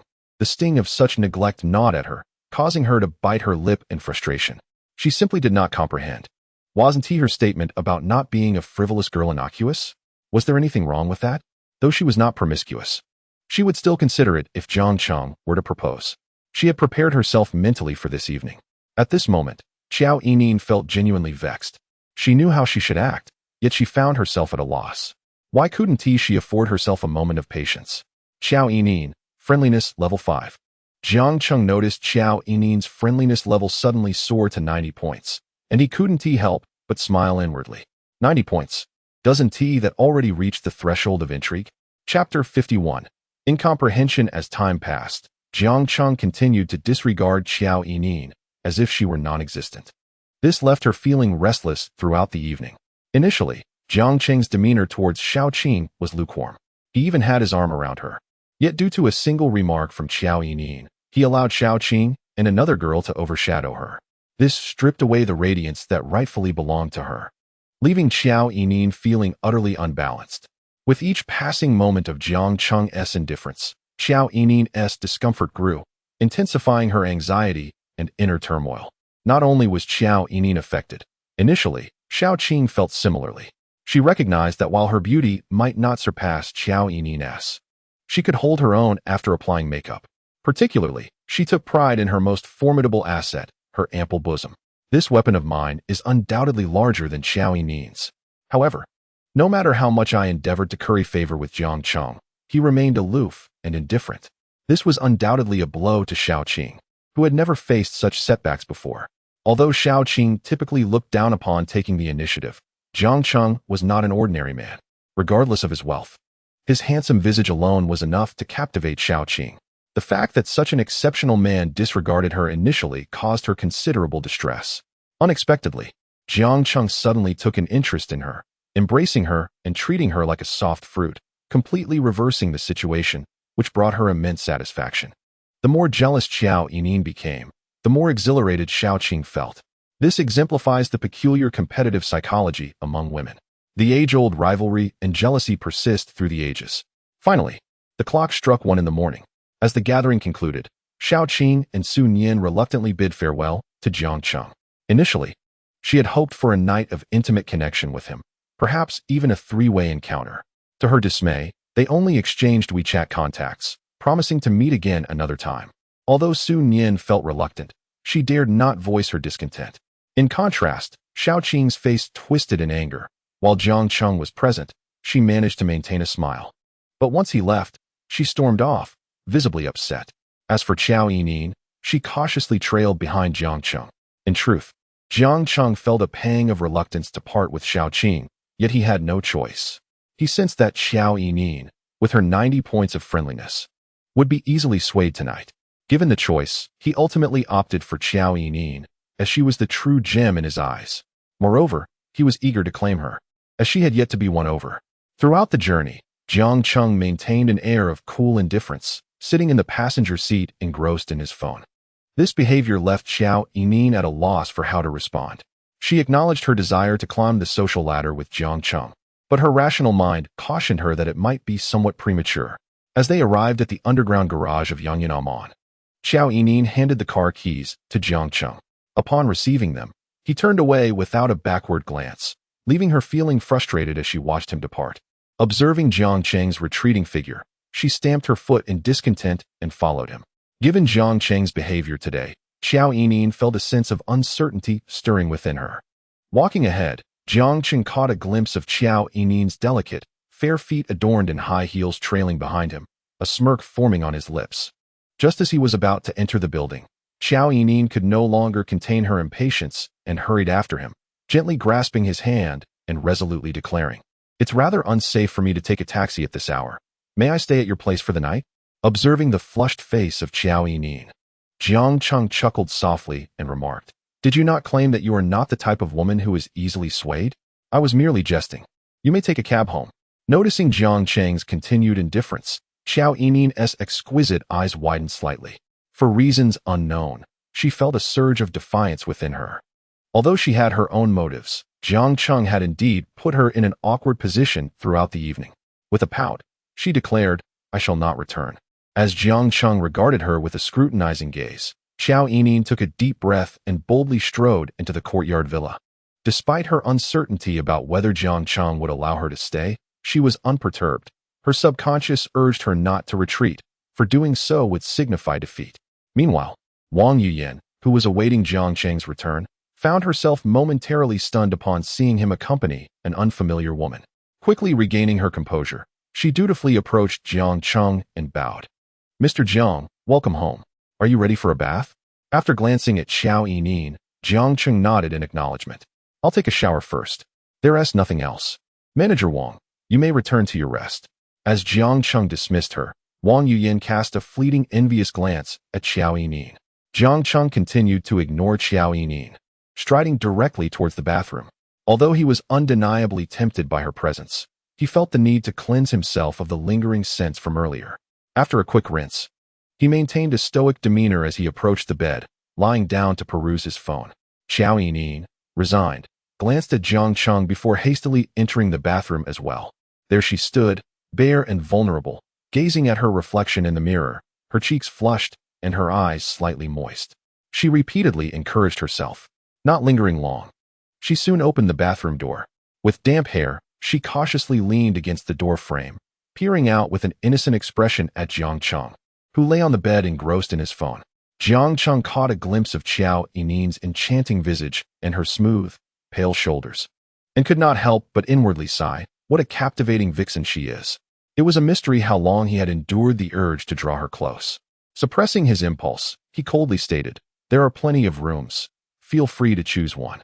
Feeling dismissed, Xiao Yining pouted, "Your bed is so large. Can't we share it?" While her words sparked a wave of joy within Jiang Cheng, his expression remained nonchalant. "I am not accustomed to sharing a bed." Though he said this, internally he thought, "Why not just come over here? Enough with the fuss. I might just rush over to you out of longing." As Jiang Cheng reveled in his secret delight, Xiao Yining emerged with a countenance marred by despair. She pouted, slowly crouching down, burying her face in her knees, her shoulders trembling slightly, as if she were stifling sobs. "Why are you crying?" Jiang Cheng found himself perplexed. "Do you truly despise me now? What has changed? You were so affectionate before, even embracing me. Now, despite my willingness to share a bed, you refuse." Fresh from her bath, Xiao Yining resembled a blooming flower. Yet her enchanting eyes brimmed with tears, evoking an irresistible vulnerability that no man could withstand. Clad in Jiang Cheng's oversized bathrobe, it hung loosely on her figure, and as she crouched, it gaped slightly, revealing her emotional turmoil as she confronted Jiang Cheng, oblivious to her exposed state. The sight stirred a primal urge within Jiang Cheng to draw her closer. With a deep sigh, he urged, "Come here." Taken aback for a moment, Xiao Yining inhaled deeply before rising and approaching the bed. Her hands fumbled as they grazed the chiseled contours of Jiang Cheng's face, seemingly mimicking a cherished moment, before she leaned in and gently pressed her lips against his. This gesture elicited a chuckle from Jiang Cheng, a sign that their connection was solidifying. After a prolonged kiss, as Xiao Yining's nervousness resurfaced, Jiang Cheng finally began to reciprocate. Their mouths intertwined in a tender embrace. Jiang Cheng took hold of Xiao Yining's hands, asserting dominance in the kiss, and began to trail kisses from her chin upward, gently wiping away her tears. Moments later, Xiao Yining let out a soft murmur, her tear-streaked eyes locking onto Jiang Cheng's. "Jiang Cheng, I like you." Despite her affection for wealth, she found herself genuinely drawn to him. After all, what girl wouldn't appreciate a boyfriend with status, luxury vehicles, and the ability to rescue her from despair? To her, Jiang Cheng embodied her dreams of a gallant prince. Xiao Yining wrapped her arms tightly around Jiang Cheng's waist, resting her face against his strong chest, listening to the steady rhythm of his heartbeat. The following morning, Yu Xiaoxiao arrived punctually at the company. She picked up her phone and texted Jiang Cheng, "Good morning, darling." After sending the message, she set her phone aside and began to tackle her work report for the day. Meanwhile, Su Wan, an artist under the company, made an unprecedented appearance at Xingxin Company, tasked with taking promotional photos. Since their last meal together, Jiang Cheng had not contacted her again. At this moment, Su Wan hesitated outside Yu Xiaoxiao's office door. After a brief pause of several seconds, she knocked lightly and said, "Manager Yu." The response came swiftly from within, "Please come in." Upon seeing that it was Su Wan, Yu Xiaoxiao's expression reflected mild astonishment. "Manager Yu, hello? I apologize for the interruption," Su Wan greeted with a radiant smile. "Su Wan, come, have a seat," Yu Xiaoxiao said as she rose from her chair and walked over to the sofa designated for guests. After settling on the edge of the sofa, Yu Xiaoxiao picked up a teacup from the desk and poured a cup of tea for Su Wan. She had a fair inkling as to why Su Wan had sought her out, yet she refrained from stating it outright and instead asked tentatively, "Wan, is there something you need to discuss?" Su Wan bypassed any pretense of small talk and inquired directly, "Manager Yu, do you know Jiang Cheng?" Upon hearing Jiang Cheng's name, Yu Xiaoxiao's demeanor softened. She nodded and replied, "Yes, I met him during a business trip. Did he mention to you that he intends to sign me?" Su Wan pressed on, "Yes, that's indeed the case. I'm in the process of preparing for it. Once I complete the handover of my current responsibilities, I will attend to this matter. It may take a few days, but please don't worry. I will ensure it gets done," Yu Xiaoxiao assured her. Relieved by her words, Su Wan felt a weight lift off her shoulders. She had feared that Jiang Cheng was merely jesting. "Will you be resigning, then?" she asked. Yu Xiaoxiao nodded, stating, "I have already submitted my resignation. I will be assisting Jiang Cheng at his company, which has been officially registered today. When the time comes, I will terminate your contract with my current company, making you the first artist under our new label. Manager Yu, this is a new company. You've worked hard to reach your current position. Do you truly have such faith in Jiang Cheng?" Su Wan questioned, understanding the underlying concern in Su Wan's words. Yu Xiaoxiao gently took her hand and patted it affectionately, embodying the spirit of a close sister. "Wan, I comprehend your apprehension. However, I have complete faith in Jiang Cheng. In time, you will see that he is a person worthy of trust and reliance. We are all sisters. Just call me Sister Yu from now on." Just as Su Wan was about to respond, an employee suddenly knocked and entered the room. "Manager, the front desk called to inform you that someone has sent a surprise for you, and it is currently downstairs. Please go down to receive it." Yu Xiaoxiao furrowed her brow at this news. She often received gifts, typically flowers or jewelry, which never required her to go downstairs for acceptance. What sort of surprise? Who sent it? Tell them to refuse it. I don't want it. It seems to be a car, and it cannot be refused. The payment has already been made. The employee replied. Both Yu Xiaoxiao and Su Wan gasped in astonishment. What? A car? Yu Xiaoxiao's mind raced through numerous faces, ultimately settling on Jiang Cheng's handsome visage. Sister Yu, someone actually gifted you a car? That's incredible. Shall we go down together to take a look? Su Wan exclaimed, a hint of excitement in her voice. After speaking, she suddenly furrowed her brow, an inexplicable premonition washing over her. Could it be Jiang Cheng? Su Wan was not the only one harboring such thoughts. Yu Xiaoxiao's heart began to flutter with excitement. I will go check it out, she declared. Observing Yu Xiaoxiao's expression of elation, Su Wan couldn't help but express her envy. I want to go too. Before long, Su Wan and Yu Xiaoxiao took the elevator down to the lobby on the first floor. Upon their arrival, a young man clad in a suit and white gloves approached Yu Xiaoxiao, saying, "Miss Yu, good day. There is a vehicle that requires your signature." A bit dazed, Yu Xiaoxiao followed the staff to the entrance of the company. There, a striking car draped in a red cover awaited, surrounded by a throng of onlookers. As Yu Xiaoxiao stepped outside, 6 staff members from Lamborghini flanked her, raising colorful confetti cannons and fireworks in celebration. With cheerful smiles, they addressed her, "Hello, Miss Yu. Please unveil it." As the vibrant confetti filled the air at the entrance, Yu Xiaoxiao stood momentarily stunned. Slowly, she removed the cover, revealing a stunning pink car, and the Lamborghini emblem soon became visible. Overwhelmed by the beauty of the vehicle, Yu Xiaoxiao gasped, "Oh my, a pink Lamborghini. It's absolutely breathtaking. I'm so envious. Manager Yu is so fortunate," someone remarked, recalling the rumors of Yu Xiaoxiao's recent breakup with her fiancé, now in a new relationship. "If only I could have a boyfriend like that." As she gazed at the pink Lamborghini, Su Wan's thoughts drifted to Jiang Cheng's Ferrari LaFerrari. For reasons unknown, she felt an unshakable conviction that this vehicle was indeed a gift from him. Who else could afford such a lavish gesture? "Miss Yu, here are your car keys," a staff member announced. "Who sent this?" Yu Xiaoxiao hesitated to take the keys, a hint of suspicion creeping in. "It was Mr. Jiang Cheng. He instructed us to handle this and hopes you will enjoy it." Upon hearing Jiang Cheng's name, Yu Xiaoxiao's excitement surged as she gratefully accepted the Lamborghini keys. The self-proclaimed strong woman found herself overwhelmed with emotion, tears streaming down her face. No man had ever treated her with such kindness as Jiang Cheng had. Friendliness level 5. Jiang Cheng, hearing the system's notification, was jolted awake. Ding! Due to Yu Xiaoxiao's friendliness value reaching 99 points, the title, Inseparable, has been unlocked. The host has received a special reward package. Would you like to open it? Jiang Cheng silently affirmed. Open. Ding! Congratulations to the host for receiving a cashback card. Maximum spending limit, 5 million. Cashback multiplier, 1,100 times. Congratulations to the host for receiving a card reward. Chapter 52. The Emperor's Cuisine. Upon hearing the system's prompt, Jiang Cheng was instantly awakened. Ding!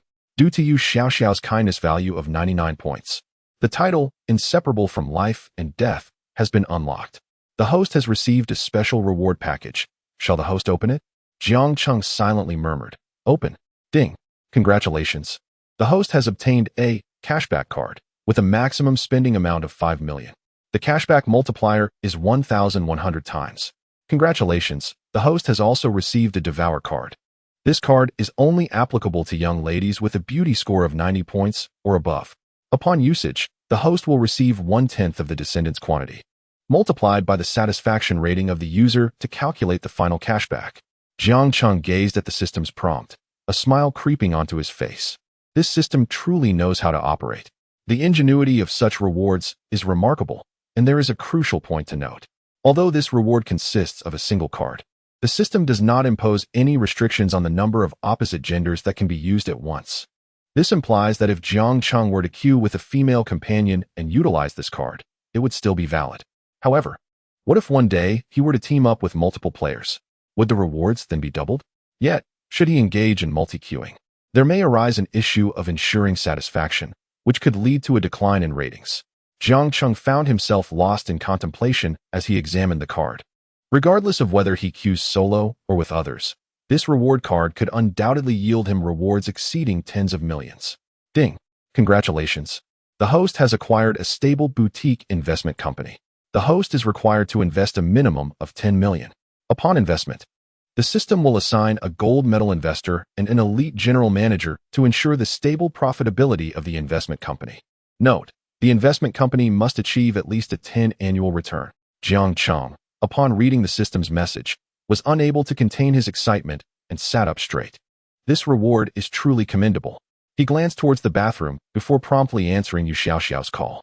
"Xiaoxiao, Jiang Cheng, thank you for your gift. I really like it." Yu Xiaoxiao replied, her voice choked with emotion. "I'm glad you like it, but why are you crying?" Jiang Cheng responded helplessly. He held a certain fondness for Yu Xiaoxiao, not only because she was his first woman, but also due to her understanding and generous nature. Moreover, Her kindness value towards him had reached an impressive 99 points. With her blend of thoughtfulness and sensuality, coupled with her unwavering affection, how could he not cherish such a woman? You are too good to me. I don't know how to repay you. If you truly wish to repay me, just practice your gaming skills. Stop it, I understand. After indulging in a moment of sweet conversation with Yu Xiao, Jiang Cheng hung up the phone, glancing towards the bathroom. Estimating that Xiao Yining should be finishing her grooming soon, Jiang Cheng switched to the system's interface, and the rewards from this investment company undeniably elevated his status. While possessing wealth is significant, mastering the art of investment is equally crucial. Otherwise, one merely consumes without replenishing. Establishing a company not only enhances Jiang Cheng's social standing, but also presents the substantial advantage of real estate, thereby directly resolving the local property purchase restrictions. For instance, when he sought to acquire a Ferrari, under normal circumstances, without the system's intervention, Jiang Cheng would have been unable to obtain a license plate in the bustling metropolis, as he did not possess local residency and was thus barred from purchasing vehicles or properties there due to regulatory constraints. However, should Jiang Cheng establish a company in the metropolis, the issues surrounding purchasing cars and properties would be effortlessly surmountable. After some contemplation, guided by the dream realization system's suggestions, he acknowledged that the minimum requirement was 10 million. The annual return on investment is at least 10%. Naturally, the greater the investment, the more substantial the returns. He glanced at his bank account balance and, after careful consideration, decided to allocate 500 million directly into this investment company. After all, the more substantial the investment, the higher Jiang Cheng's social status would ascend. When a company's investment and financing scale reaches hundreds of billions or even trillions, one would genuinely become a formidable figure. Jiang Cheng silently intoned, "Initiate the investment company." The system responded, "Establishing investment company. Please provide the location, funds, and company name." He declared, "Location, Metropolis, funds, 500 million. Company name, Star Investment Company." With a chime, the system confirmed, "The investment company has been established. Gold-tier investors and elite management executives will contact you within 3 days. Please stay vigilant for communication. Congratulations, your level has upgraded once more. You now earn 15 yuan for every second you exist in this world." Name, Jiang Cheng. Age, 18. Height, 185 centimeters. Appearance, 92 points. Level, 10. System reserve, 786, 410 yuan, withdrawable at any time. System earnings, 15 yuan per second. Experience for level up, 633, 710, 000. His decision to invest 500 million in establishing the investment company propelled the system to leap 2 levels, reaching level 10.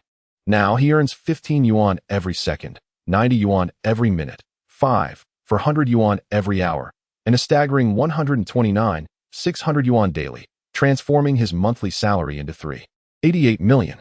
His annual income is poised to exceed 46 million. A few minutes later, Xiao Yining emerged from the bathroom, wrapped in a towel. Her visage adorned with a bashful expression as she gazed at Jiang Cheng. "Did I wake you?" she inquired. Jiang Cheng shook his head. "Aren't you tired?" he asked. Xiao Yining responded, "Not at all. I slept quite well last night." Despite Jiang Cheng's hands resting on her sensitive areas under the pretense of providing care, she found herself sleeping soundly, enveloped in a profound sense of security. As Jiang Cheng listened to Xiao Yining's words, his gaze dimmed slightly. "Is that so? Then you must be hungry. I have a delectable dish that requires the discerning palate of a burgeoning food blogger like yourself for evaluation." Upon finishing his statement, Jiang Cheng grasped Xiao Yining's hand firmly. "Ah!" Xiao Yining exclaimed in surprise, instantly comprehending the implication behind Jiang Cheng's words. She wished to escape, but it was far too late. She could only comply and diligently critique the exquisite culinary creation before her. Jiang Cheng sighed contentedly, reveling in the delightful morning, having not only received generous rewards from the system, but also feeling exceptionally comfortable in his own skin. After freshening up, Jiang Cheng and Xiao Yining finally sat down to lunch. "By the way, Jiang Cheng, please refrain from sending me gifts in the future." Following a profound discussion the previous evening, Xiao Yining's favorability toward Jiang Cheng had surged to an impressive 95 points. "If you don't give me gifts, does that mean you'll give them to someone else?" "That's not my intention. It's just that the platform takes a staggering 70% cut from gifts.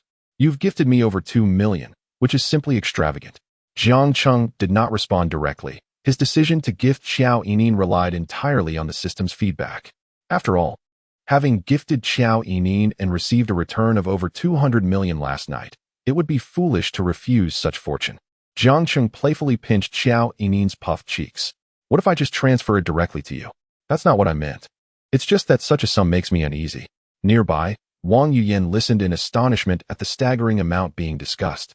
Is this what it means to be wealthy? Over 2 million in gifts to a female streamer? Wang Yuyan could hardly believe her ears. While she acknowledged Xiao Yining's stunning figure and beauty, the figure of over 2 million seemed utterly absurd.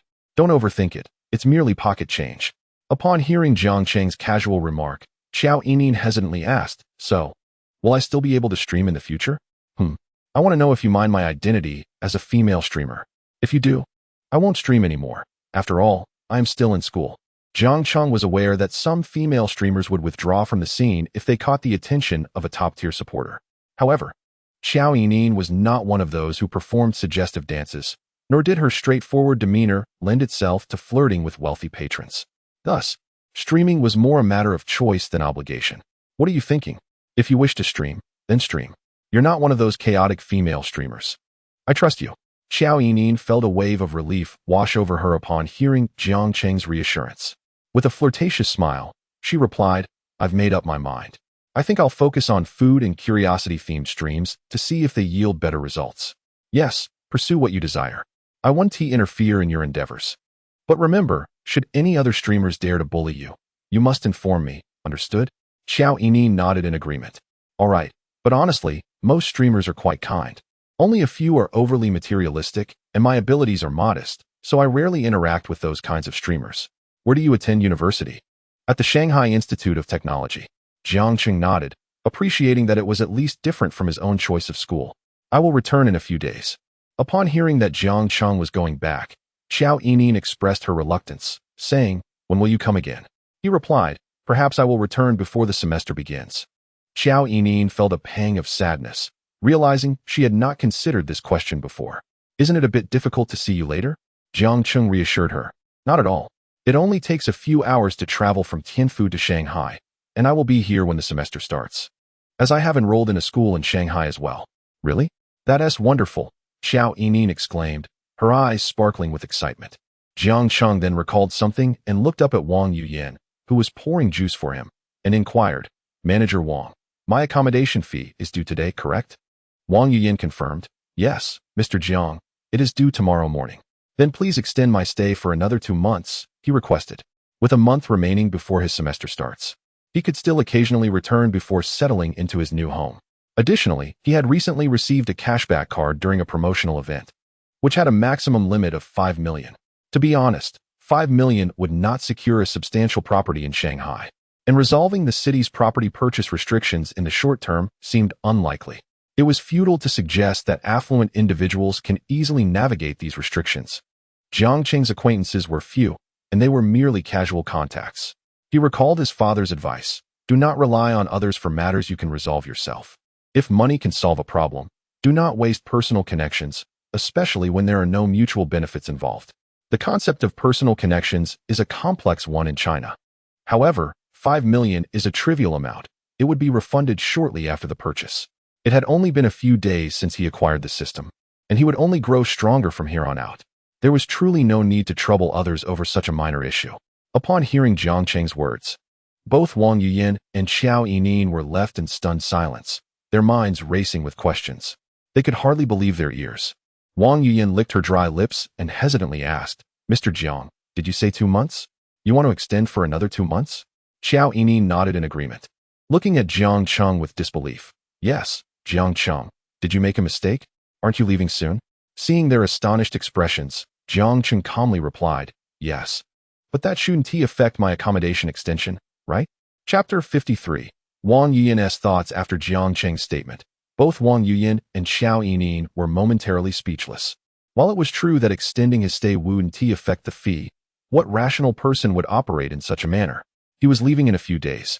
Why would he pay for an additional 2 months of accommodation? The daily rate here was 80,000, not 80. Even Wang Yuyan, known for her exemplary service as a gold star manager, was taken aback by the shock of his request. Unavoidably, Her legs grew weak. Typically, clients for the villa would be scarce, and a 2-month stay was indeed unprecedented. Jiang Cheng was the first. Although she recognized that it was inappropriate to meddle in her client's affairs from a professional standpoint, she could not help but remind Jiang Cheng, "Mr. Jiang, if you find this place comfortable, you may contact me directly before your arrival, and I will ensure the reservation for this room, sparing you the need for continual renewals." Xiao Yini nodded in agreement, adding, "Mr. Jiang, I can assist you with the reservation in advance as well." Xiao Yinin's mind raced as she calculated the costs. 80,000 per day, over 2 months, amounted to a staggering 4,800,000. This realization illuminated why Jiang Cheng could so generously reward her with over 2 million. It was as if his family owned a mint, or perhaps he had access to a mine. Seeing the two of them trying to dissuade him from spending, Jiang Cheng couldn't help but chuckle and shake his head. The maximum value of the cashback voucher was 5 million, and purchasing luxury goods in one go was quite cumbersome. However, in the bustling metropolis, 5 million would barely cover a down payment for a house, and it was unlikely to secure even a modest apartment. Given that his own bedroom spanned dozens of square meters, he found it absurd to fret over such a sum, regardless of how he utilized the voucher. Its ultimate purpose was merely for cashback. Why be so frugal? Furthermore, he had just obtained this descendant card due to Yu Xiaoxiao's influence. As long as he presented this card to a lady with an appearance score exceeding 90 and treated her to a meal before surpassing her, he could potentially reap billions. After acquiring that fortune, purchasing a grand house would be all the sweeter. Interrupting Wang Yuyuan's analysis, he remarked, "Manager Wang, this approach is not wise. Shouldn't the hotel be delighted with the business? If I were your boss, I would certainly be displeased." At Jiang Cheng's reminder, Wang Yuyuan felt a pang of anxiety and replied, "You have a point, Mr. Jiang, I merely." Yet as she attempted to justify herself, she found no valid reason to do so. Jiang Cheng was correct. Why should she advocate for his frugality? The longer Jiang Cheng stayed, the greater her commission would be. She should be elated, not obstructing his spending. Even she was perplexed by her own thoughts. Xiao Yinin, observing the exchange, furrowed her brow, casting a glance at Wang Yuyuan. As a woman herself, she understood the underlying sentiment. It was akin to the situation when Jiang Cheng rewarded her. Initially, unaware that the benefactor was Jiang Cheng, she had hoped for generous rewards from this stranger. However, once she found herself truly involved with Jiang Cheng, she no longer wished for him to squander his resources on her. Xiao Yinin perceived that Wang Yuyan was in a similar predicament as herself. Exceptional men inevitably attract the attention of women. The issues that Xiao Yinin discerned, Jiang Cheng also noted, and he promptly activated the friendliness value scanning system directed at Wang Yuyan. Name, Wang Yuyan. Age, 24 years. Height, 165 centimeters. Beauty score, 89. Figure score, 94. Privacy score, 0. Friendliness value, 80. Closed status. Jiang Cheng was somewhat surprised by the revelation that Wang Yuyan's privacy score was 0. People tend to view the profession of a hotel room manager through a lens tinged with skepticism, especially when it concerns the manager of a luxury suite. The higher the status, the more opportunities for temptation arise. Moreover, Wang Yuyan's beauty, while not as overtly stunning as Xiao Yinin's, was still commendable. A score of 90 would certainly place her among the most attractive in her academic circle. The salient point, however, was her remarkably high friendliness value of 80. Since his arrival, Jiang Cheng had entertained 2 women overnight. Wang Yuyan was acutely aware of his connections with Yu Xiaoxiao and Xiao Yinin, having personally changed the sheets after their escapades. In such circumstances, maintaining a friendliness score of 80 suggested an unusual undertone. It was no wonder Wang Yuyan was so intent on her own interests. Furthermore, in her line of work, a stewardess like Wang Yuyan would typically receive commissions, yet she seemed disinterested in such incentives. While Jiang Cheng regarded her as a mere steward, it appeared Wang Yuyan had ulterior motives. This was indeed intriguing. Regaining his composure, Jiang Cheng feigned a nonchalant demeanor and spoke. "It's all right, just handle it for me. My schedule is rather unpredictable, and I am unsure when I will depart or return. I prefer to avoid any hassle." With that, he handed his bank card to Wang Yuyan. Given Jiang Cheng's explicit instructions, Wang Yuyan had no choice but to accept the card. She felt her earlier demeanor had been somewhat conspicuous. "Very well, Mr. Jiang. Please hold on for a moment while I process this for you," Wang Yuyan replied before swiftly exiting the villa. Once outside, she shook off the impractical thoughts swirling in her mind and, with a furrowed brow, made her way toward the lobby, clutching the bank card. After only a couple of steps, she encountered another woman in a similar uniform who greeted her. Yuyan, what else with the long face? Is the guest difficult to attend to? Wang Yuyan shook her head in response. Chung, not at all. The guest is quite easy to serve. Then why the expression? You have no idea how envious we are of you.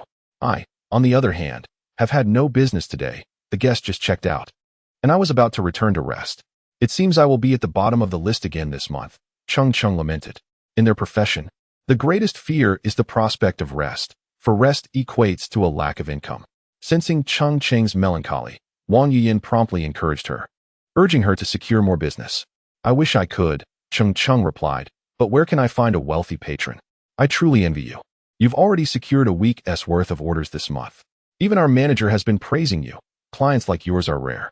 For housekeepers like them, the base salary is a mere 3,000 yuan, yet the commissions are remarkably high. Whenever a guest checks into a room and it is their turn to serve, their commission amounts to 5% of the room rate. Thus, if Jiang Chung books the Ting Villa for just one day, Wang Yuyan's commission could reach 4,000 yuan. However, bookings for the Ting Villa do not occur daily.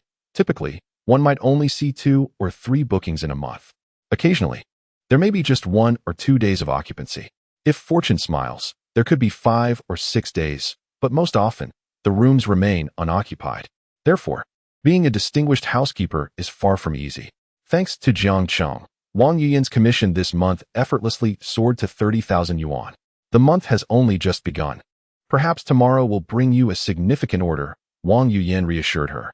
If only your words could bring me luck. By the way, your guest room fee is due today, right? You can finally take a proper rest tonight. Chapter 55. Is the money of the wealthy blown by the wind? Wang Yuyan genuinely wished not to dishearten Cheng Chung. All she could manage was a bittersweet smile. I would love to rest, Cheng Chung, but do you believe the money of the wealthy comes as easily as the wind? I cannot say if it is indeed like the wind, but it surely does not come without effort. You have no idea. My guest was awake from 2 to 5 last night. There was a constant flurry of changing bed linens and opening champagne. It was quite a tumultuous night. You should return to rest. Look at those dark circles under your eyes, Cheng Chung advised, nodding in agreement. Let us head back to the dormitory and get some sleep. Wang Yuyan hesitated before speaking up. I've been contemplating. I plan to speak with the general manager. My guest mentioned extending his stay for another 2 months, and I want to see if I can negotiate a discount for him. What? 2 months? Yuyan, are you serious? Cheng Chung gasped, covering her mouth in astonishment. Wang Yuyan nodded affirmatively. You see, after booking the room, he doesn't stay here every night. I told him that he need not book the room during his absences, yet he insists on keeping it. It's disheartening. The disparity between people is so vast. 4 million yuan could buy a villa in my hometown, yet he chooses to spend it on a hotel room for 2 months. Yuyan, are you out of your mind? Why would you let him forego the booking? That commission amounts to 240,000 yuan. This could be your fortune, Cheng Chung exclaimed, simultaneously feeling disheartened and speechless. But he said he would be leaving in a few days. If he is not staying here, I feel strange collecting service fees without providing any service, Wang Yuyan lamented. Oh dear sister, if you don't want it, let me take over. I would gladly attend to that handsome gentleman in your room. To be honest, I've never had the chance to serve someone so dashing. Look at you. You've become infatuated again, Wang Yuyan teased. Seriously, dear sister, how is the guest's physique? Is it impressive when swimming? Have you taken a liking to that handsome fellow? Hence your concern for him? As Cheng Chung posed this question, she couldn't help but recall Jiang Chung lounging on his back in the water. Indeed, he was quite remarkable. Wang Yuyan, contemplating for a moment, quickly shook her head, dismissing those inappropriate images from her mind. Don't speak nonsense. In the service industry, we must always consider the guest's perspectives to provide them with the best service. She hastily defended herself. A 2-month reservation. This shatters our hotel's record. No wealthy patron has ever done such a thing since the hotel's inception. Could it be that the guest has taken a fancy to you? Cheng Chung examined Wang Yuyan with excitement. To become a stewardess at their hotel, a stringent criterion exists. Candidates must possess both beauty and a commendable physique. Additionally, a bachelor's degree in hotel management is required, along with a minimum proficiency of level 6 in a foreign language. Otherwise, one cannot serve as a private steward in such a prestigious establishment. An exceptional and attractive stewardess, coupled with graceful demeanor, is akin to a first-class flight attendant. These women often encounter situations where they are either flirted with by guests or subtly presented with various requests. After all, aside from abstaining from intimate relations, private stewards provide a level of personal service that is quite comprehensive. Wang Yuyan, being the most attractive among her peers, naturally finds herself facing such situations more frequently. Wang Yuyan shook her head in regret. That's impossible. You haven't seen the women he brings back, each one more beautiful than the last. Previously, he brought a stunningly alluring woman, and just last night, he returned with another equally lovely. I cannot possibly compete with them. And did you know? My guest even tipped her over 2 million. Cheng Cheng became even more animated. 2 million. My goodness, Yin, what kind of wealthy patron are you serving? If you're not interested, can I take your place? I'll handle the guest. And you can have my commission, I just want to serve him. If you don't want this opportunity, please let me have it. Enough with the frivolity. He spends millions in a single gesture. That amount could easily support a dozen or 20 different women. Let's not dwell on it, Wang Yuyan replied, though inwardly, she felt a flicker of anticipation, pondering how she appeared in Jiang Cheng's eyes. Women tend to exhibit a remarkable tolerance for wealthy and accomplished men. If they cannot accept a man with multiple partners, it often signifies he lacks sufficient wealth. Just look at the gambling tycoon with his first, second, third, and even fourth and fifth wives, and you'll understand the extent of women's tolerance. Chapter 56. The flattery of the Amon president. Indeed, your point is well taken. If one is enamored, why bother spending such sums? It would be far simpler to offer it directly, wouldn't it? Do you recall that client who booked the courtyard villa for 2 days last month? It was intended to buy Yuan, and within just those 2 days, she was whisked away by the guest and subsequently resigned. Cheng Cheng expressed a hint of envy. The nature of their profession bears a striking resemblance to that of flight attendants. Both are service-oriented fields with alarmingly high turnover rates. Notably, both professions present a considerable likelihood of encountering distinguished gentlemen. I am fully aware. Now, I must attend to my duties. We cannot keep the guests waiting. With that, Wang Yuyan hurriedly departed. 10 minutes later, Wang Yuyan arrived at the office of the general manager and promptly relayed the matter of Jiang Cheng's lease extension. The male manager was taken aback for a moment before immediately deciding to report this incident to the president of Amon. Despite having catered to numerous esteemed guests throughout its long tenure, Amon had never encountered a patron like Jiang Cheng, who stayed for over 2 months. And judging by Wang Yuyan's words, he was not the type to reside here long-term. Wasn't this akin to receiving a monetary gift? Once the report was submitted, the higher-ups at Amon were stirred into action. There was always heightened interest in individuals from the same elite circles. However, Jiang Cheng clearly did not belong to their realm. Speculations arose regarding whether he might be the offspring of a high-ranking official or perhaps a scion of a prominent returnee who had returned to lavishly spend money. Regardless of his background, an introduction seemed necessary. Contemplating this, the executive president of Amon in Shanghai hastily made his way over. Half an hour later, under Wang Yuyan's guidance, the executive president arrived at the villa where Jiang Cheng was residing. At that moment, Jiang Cheng had already noticed the deduction from his bank card, but he found the amount deducted did not align with his calculations. Based on his arithmetic, at 80,000 a day, 2 months would equate to 480,000, yet his card had only been charged 380,000, a discrepancy of a full 100,000. Ding! Congratulations on using the cashback card. Your current cashback multiplier is 100-fold. Ding! Congratulations. You have received 380 million. Just as Jiang Cheng pondered this unexpected windfall, Wang Yuyan pressed the doorbell. Upon opening the door, he saw Wang Yuyan accompanied by a young man clad in an exquisite suit and polished shoes. Mr. Jiang, greetings. This is our president from Amon, Wang Yuyan announced. The middle-aged man promptly extended his hand, saying, Hello, Mr. Jiang. I am Wang Yang, the executive president of Shanghai. President Wang, it is a pleasure, Jiang Cheng replied, returning the handshake. Hearing from Butler Wang that you have renewed your lease for an additional 2 months at the Garden Villa, I have come to pay you a visit. I am sincerely grateful for your recognition of our Amon services. Here is my business card. Please feel free to contact me directly should you require any assistance. Moreover, Butler Wang has personally arranged for you to receive a stay discount, granting you the privileges of a super customer with a 20% reduction on your future visits. Upon realizing the deduction of only 3,800,000 from his bank account, Jiang Cheng finally understood the reason for the discount. Unbeknownst to him, this very action resulted in a significant loss of over 100 million in rebates. He couldn't help but internally lament. Women do complicate matters. Nevertheless, since the hotel had already provided him with a discount, Jiang Cheng was not the type to foolishly insist on giving others his money, although the rebate was diminished. This incident did elevate his perception of Wang Yuyan, as she had managed to secure a $1 million reduction on the room fee, undoubtedly impacting her commission as well. With a smile, Jiang Cheng graciously replied, "Thank you, President Wang. Should any matters arise, I will not hesitate to reach out." Wang Yang, overhearing this, chuckled and said, "You're too kind. Please do not hesitate to contact me. I would rather you reach out than not." He then added, "By the way, this is a treasured pu'er tea I have kept. I hope you will enjoy it." With that, he handed Jiang Cheng an elegantly packaged gift. Jiang Cheng accepted it without pretension. "Thank you, President Wang. Would you care to join me for a cup of tea?" No, I wouldn't want to impose. If you don't mind, may I add you on WeChat? We can communicate effortlessly there." Jiang Cheng initially believed Wang Yang was merely being courteous, but to his surprise, he proactively suggested adding him on WeChat. As they exchanged QR codes, Wang Yang promptly scanned his phone. He then turned to Wang Yuyan and instructed, "Butler Wang, ensure that Mr. Zhang's needs are met with utmost care." "Yes, President, I understand," she replied. Seeing that his visit had taken enough of Jiang Cheng's time, Wang Yang concluded, "Well then, Mr. Jiang, I shall take my leave. I hope your stay is delightful." Jiang Cheng nodded appreciatively. "Thank you, President Wang." After Wang Yang departed, Jiang Cheng expressed his gratitude to Manager Wang.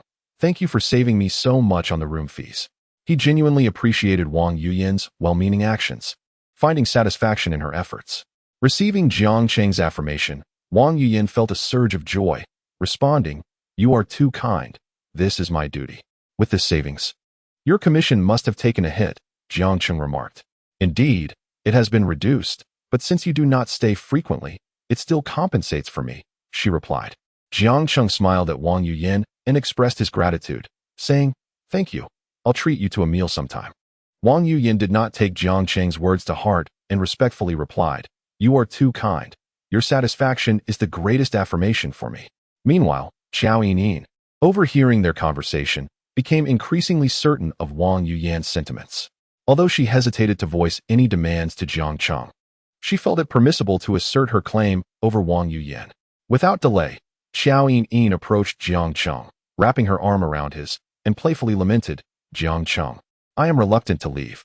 At that moment, Jiang Cheng remained oblivious to the subtle dynamics between the two women. Feeling emboldened, he reciprocated by embracing Xiao Yinin and remarked, "Didn't your good friend come all this way to see you? If you're reluctant, perhaps you should stay." Pouting, Xiao Yinin replied, "Alas, I wish I could, but we had arranged this beforehand. She is quite busy with work, and it's not easy to find a time to meet. I suppose I must go." Observing Jiang Cheng and Xiao Yinin's affectionate exchange, Wang Yuyan's expression dimmed. After giving a nod to Jiang Cheng, she instinctively turned away and exited the room. An hour later, Xiao Yinin stood before the mirror, repeatedly rinsing her mouth in frustration. She pinched her soft lips, resolving that she would refrain from such jealousy in the future. After indulging in several meals that evening, she worried that she might grow accustomed to such excess, risking oral ulcers. After escorting Xiao Yin back to her apartment, Jiang Cheng proceeded to Yu Xiaoxiao's company. Upon arriving at the building, he dialed Yu Xiaoxiao's number. Shortly after, Yu Xiaoxiao answered the call, sounding somewhat flustered as she responded to Jiang Cheng. After a few exchanges, she mentioned her busyness and asked Jiang Cheng to hold on for a moment. Just as she ended the call, a raucous noise from Jiang Yu could be heard in the background. With his keen hearing, Jiang Cheng immediately recognized that the sound was emanating from nearby. Frowning, he instinctively moved in that direction. As the roar of a Ferrari approached, several onlookers turned their gazes toward Jiang Cheng. Once the vehicle came to a halt, Jiang Cheng spotted Yu Xiaoxiao standing there, accompanied by none other than Zhang Yu. He quickly exited the car and made his way towards Yu Xiaoxiao. Upon seeing Jiang Cheng, Yu Xiaoxiao's expression turned anxious. "Jiang Cheng, what brings you here?" Zhang Yu, standing by the riverside, grew increasingly animated at the sight of Jiang Cheng. "Oh, so you're openly together now? Yu Xiaoxiao, you wretched woman, let me tell you, you had better marry me without delay." Gazing at Zhang Yu, Jiang Cheng furrowed his brow and replied, "Xiaoxiao, didn't you say you had resolved this matter?" Upon hearing Jiang Cheng's words, Yu Xiaoxiao immediately lowered her head. "Jiang Cheng, he has been pestering me. Today he even caused a scene at my office. I didn't want you to be troubled by such a person, which is why I kept it from you. Fool, what is there to worry about? Jiang Cheng replied, tenderly ruffling Yu Xiaoxiao's hair. Ignore him. He is nothing but a scoundrel. He even threatens to jump into the river, but I have already called security. Nearby, several security guards clad in black uniforms were patiently trying to calm the agitated Zhang Yu. Am I a scoundrel? What about you two? You are nothing but a pair of shameless lovers. Jiang Cheng's expression turned icy upon hearing Zhang Yu's insult. Sensing the coldness radiating from Jiang Cheng, Yu Xiaoxiao quickly grasped his arm. Jiang Cheng, don't pay attention to such a person spouting nonsense. Let's leave. Yu Xiaoxiao, today I shall expose everything about you two. If you dare to leave, I will jump. You know I cannot swim. If I die, you will bear the consequences. With that, Zhang Yu dramatically threatened. The security guards, witnessing this, immediately interjected, Sir, please calm down. Let's discuss this rationally. Jiang Cheng chuckled softly. You want to jump? Go ahead. As he approached, Zhang Yu instinctively clenched his body. What do you want? Stay back. Chapter 58. Money can move mountains. The last incident still haunted him psychologically. Weren't you going to jump? Just do it. Seeing Jiang Cheng's playful demeanor, Zhang Yu's expression darkened, and with a stiff resolve, he declared, Do you think I wouldn't dare? If I jump, how will she explain to my relatives and friends? Enough with the idle chatter. If you don't want to jump, shall I give you a hand? Jiang Cheng then spoke directly to the nearby security guards. How about this? I'll give each of you 5 million. You four rush over and pretend to restrain him. In the struggle, if he happens to jump due to his agitation, you can attempt to rescue him, but ultimately discover that you couldn't save him. He drowned. What do you think? Hearing Jiang Cheng's nonchalant proposal, Zhang Yu's brows furrowed, and he quickly paled. The implication was clear. Jiang Cheng intended to eliminate him. Zhang Yu merely wished to intimidate Yu Xiaoxiao, not actually jump into the river. Trembling, he pointed a delicate finger at Jiang Cheng. What are you saying? This is a society governed by law. You actually consider hiring someone to commit murder in public? The security guards exchanged glances, initially shocked, then intrigued by Jiang Cheng's plan. No one dared to speak first as they assessed one another. Observing Jiang Cheng's attire and his luxury sports car, it was evident he was a wealthy young master. If he could indeed produce such a sum, they might very well consider executing his proposal, for it was unlikely an ordinary person could ever amass such wealth. The largest among them, clearly tempted, cautiously inquired, Sir, are you joking? Unwilling, you need not worry, should any issues arise. I shall procure the finest attorney to ensure your exoneration. If incarceration becomes a reality, I will augment your family's fortune by an additional 500,000. What say you? If you harbor doubts, I could transfer the funds to you presently. Upon witnessing Jiang Cheng retrieve his mobile device, Zhang Yu's complexion paled further, for he discerned the internal conflict and fervor within the eyes of the security personnel. Their gazes unmistakably revealed a burgeoning inclination towards temptation. The meager salaries of the guards barely reached 4,000 to 5,000. 500,000 would afford their families a life of ease. And Zhang Yu himself had contemplated a leap into the river. Should calamity strike, as long as neither of us speaks, perhaps they would remain unscathed while acquiring a substantial sum. The guards seemed to have reached a silent consensus, glancing furtively around as if to ascertain whether anyone else might overhear. What are you plotting? In broad daylight, do you intend to commit murder for profit? Zhang Yu, now visibly anxious, retreated from the riverbank towards safety. Noticing Zhang Yu's cowardice, Jiang Cheng scoffed. What is this? No longer inclined to jump? Zhang Yu bit his lip. His face flushed with anger as he once again pointed an accusatory finger at Jiang Cheng. Do you realize that murder is a crime? I shall sue you. Indeed, I am aware, which is precisely why I shall not act personally. Besides, I have already stated that should you leap into the river, it shall be deemed an accident. An act of your own volition. Surely, you are familiar with the adage that money talks. As Zhang Yu distanced himself from the river, the guards were engulfed with a sense of regret, chastising themselves for not having acted sooner. The allure of 500,000 was undeniably potent. Dare you? I shall report you and expose your nefarious scheme. Zhang Yu blustered. Try uttering another insult, and while I may refrain from physical confrontation, remember this, the next time we meet, you shall find your voice silenced. Feeling the chilling gaze of Jiang Cheng upon him, Zhang Yu shivered involuntarily. Huh? Do you believe that your threats instill fear? If you possess courage, strike me. Touch you? I would consider it beneath me. And why would I engage in conflict with a corpse? At that moment, Jiang Cheng had arrived at a resolute decision. Zhang Yu must cease to exist. Upon hearing Jiang Cheng's words, Zhang Yu faltered, particularly under the penetrating, cold glint in Jiang Cheng's eyes, coupled with the earlier temptation offered to the guards, which sent shivers down his spine. Observing the guard's predatory demeanor, Zhang Yu's pallor deepened. I shall not allow you to. Yet before he could finish, Jiang Cheng, with a grim expression, addressed the guards. I will give each of you 100,000. Ensure you beat him to within an inch of his life. The proposition of 100,000 for simply administering a beating left no room for hesitation. The four men lunged at Zhang Yu, unleashing a flurry of blows. And soon he was left battered and bloodied. Observing the fearful expression on Yu Xiaoxiao's face, she grasped Jiang Cheng's arm and implored, Jiang Cheng, let it be. There's no need to provoke trouble over such a person, especially since today is relatively uneventful. Chapter 59. The discreet Yu Xiaoxiao. Jiang Cheng gently patted Yu Xiaoxiao's palm to reassure her, then called out to the leading security guard. He took his phone and promptly transferred 400,000 as a reward for their efforts. With a satisfied smile, Jiang Cheng looked at the bruised and battered Zhang Yu and remarked, well done, you may divide this among yourselves. The lead middle-aged security guard, upon reviewing the transfer record, immediately nodded and, with a toothy grin, assured Jiang Cheng, rest assured, young master, we will take care of everything. This matter will be handled thoroughly. We are quite adept at resolving such issues.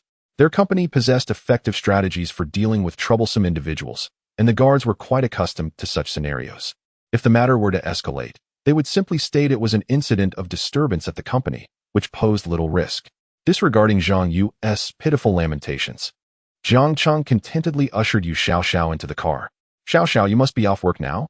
Yu Xiaoxiao nodded, her expression tinged with regret. I'm sorry, Jiang Cheng. I merely came to finalize my handover today.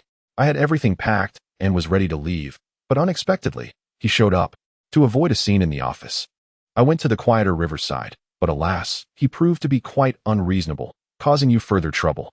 Jiang Cheng affectionately stroked Yu Xiaoxiao's silky hair and sighed. In the future, do not hesitate to inform me of any issues. Leave Zhang Yu to me. I will handle it. Accumulated from years of independence. Yu Xiaoxiao felt a flush of warmth at Jiang Cheng's tenderness. All right, I understand. After escorting Yu Xiaoxiao to the company parking lot, Jiang Cheng activated the system. Moments ago, he received a notification, ding. An anomaly in the host's emotional state has been detected. To alleviate the host's distress, the system rewards the host with a private security company. This private security firm will assist the host in addressing various daily troubles. Simply contact the security personnel for discreet resolution, guaranteed professionalism. Relevant personnel information has been saved in the system for the host's review, and their contact details have been added to the host's phone. Communications between the host and the relevant personnel will be securely encrypted.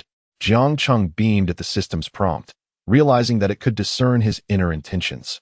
Just moments ago, a myriad of plans had flashed through his mind, and now the system had promptly provided him with the means to address these matters. As he perused the profiles of the security personnel, he noted their impressive capabilities. Any one of them could swiftly deal with Zhang Yu. Jiang Cheng dismissed further thoughts, confident in the reliability of the security firm provided by the system. After reviewing the information, he sent the task regarding Zhang Yu and chose to focus on other matters. Regarding their intentions towards Zhang Yu, Jiang Cheng had no plans to inquire. Ultimately, he was only concerned with the final outcome. After sending the message, Yu Xiaoxiao arrived, driving a pink Lamborghini. The two of them proceeded towards the city center, with Jiang Cheng leisurely trailing behind Yu Xiaoxiao. The two supercars made a bold statement on the road, with no one daring to cut in between them. In recent days, Yu Xiaoxiao had been bustling about for the company's location. Initially, the two had differing opinions on where to establish their company. Yu Xiaoxiao proposed several locations, all of which Jiang Cheng rejected due to their remote nature. Eventually, Yu Xiaoxiao had no choice but to heed Jiang Cheng's advice and settled on the 58th floor of the Global Financial Center in Lujiazui. After considering both their opinions, Yu Xiaoxiao chose a moderately sized studio of over 1,000 square meters. This space had originally been a branch of a multinational company, which, after failing in its operations, decided to withdraw from the market in Huaxia. Yu Xiaoxiao felt the fashionable and elegant decor of the place was perfect for launching an entertainment company, leading her to finalize the decision. Chapter 60. The alluring and fiery Yu Xiaoxiao. Yesterday, a cleaning company thoroughly sanitized the premises, and all the items had been procured and arranged. The only thing left was to recruit talent for the various departments before commencing operations. Observing the office adorned with luxurious marble and a simple yet elegant black and white gray color scheme, Jiang Qing nodded in satisfaction. It was a testament to the quality of design that a well-established multinational company would possess, even if it had struggled in its business. With minor adjustments needed for the layout, Jiang Cheng, as the new proprietor, had certainly benefited. After Yu Xiaoxiao guided Jiang Cheng on a brief tour, they returned to his private office. "President, this is your private office. I hope you find it to your liking," Yu Xiaoxiao announced. Jiang Cheng adjusted the single sofa by the floor-to-ceiling window, positioning it to face the view before taking a seat. The sight of half of the bustling metropolis laid out before him was exhilarating. This was precisely the prestige he sought, which was why he opposed Yu Xiaoxiao's plans to establish the company in another district. Lujiazui in the metropolis was one of the three major financial centers in Huaxia, alongside Zhujiang New Town in Yangqing and the Central Business District in Yanjing. Establishing their company in such a landmark as the global financial center was undeniably prestigious, promising numerous advantages for the company's future development. Jiang Cheng tapped his thigh and beckoned to Yu Xiaoxiao, saying, "Come over and sit." Yu Xiaoxiao glanced at Jiang Cheng's gesture with playful reproach, then promptly turned to lock the office door. With a decisive click, she lowered the window blinds, then sauntered over to Jiang Cheng, her movements imbued with an alluring grace. She directly perched herself upon Jiang Cheng, who gazed at Yu Xiaoxiao with an amused expression. "Xiaoxiao, what does this mean? I merely suggested you sit for a moment." With a hint of blush gracing her cheeks, Yu Xiaoxiao playfully tapped Jiang Cheng, saying, "How annoying. If you keep teasing me, I shall ignore you."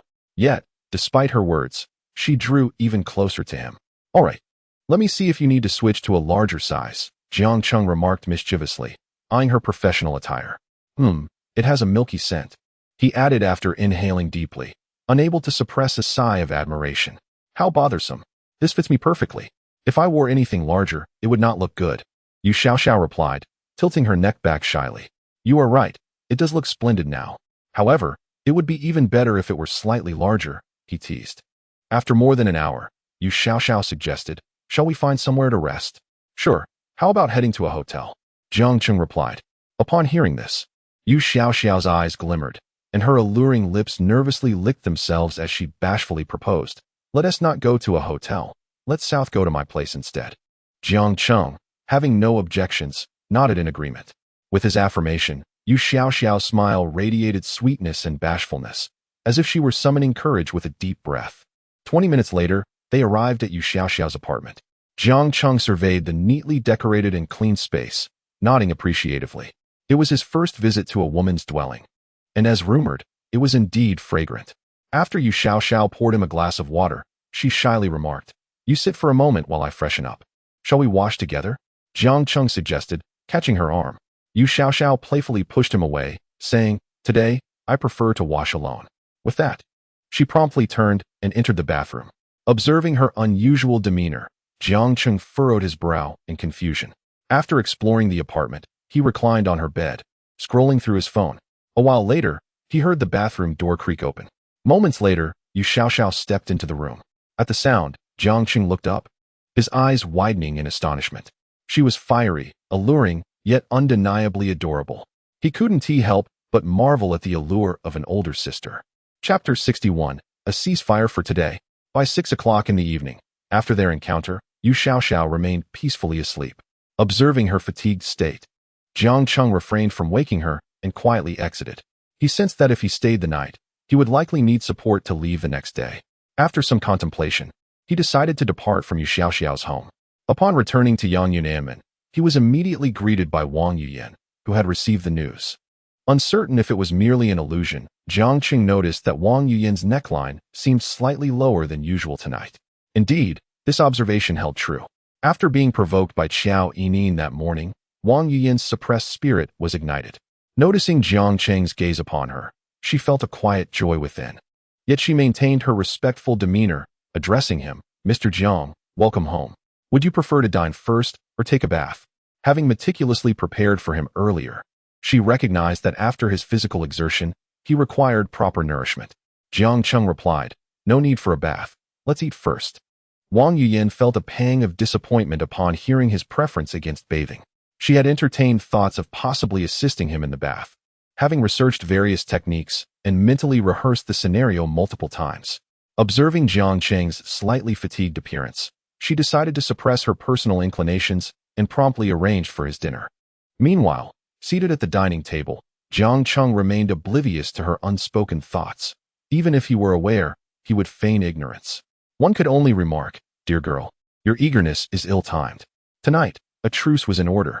The following day, well-rested, Jiang Cheng regained his vitality. Upon reaching the prearranged time with Chun Hao and Wang Zheng, he drove towards the auto show. It was the final day of the exhibition, and both of them expressed a desire to explore any remaining vehicles of interest. Upon arriving at the entrance of the auto show, Jiang Cheng successfully reunited with Wang Zheng and Chun Hao. "Old Jiang, over here," Wang Zheng waved him over. "Wang Gu, Chen Gu." "It's clear that the crowd is noticeably thinner today," Jiang Cheng observed while scanning the attendees. The two nodded in agreement. "Indeed, fewer people is better. Though I wonder what cars are still available. Let us go take a look together." As the trio strolled about, Chun Hao exhibited a keen enthusiasm for supercars, incessantly discussing various models along the way. This Panamera, if not examined closely, one might mistake it for an Audi, isn't it? As is widely known. Porsche and Audi share the same manufacturer, leading to inevitable design similarities. "This Porsche Panamera does bear some resemblance to Audi's A6, Jiang Cheng replied, recalling his father's passion for supercars. Their home contained several promotional brochures on such vehicles, of which he had gained some understanding through frequent perusal. However, Jiang Jianmin had yet to make a purchase, one reason being that supercars did not quite align with his age. Yet, this was not the primary concern. The more significant reason was that Li Yin forbade him from buying one.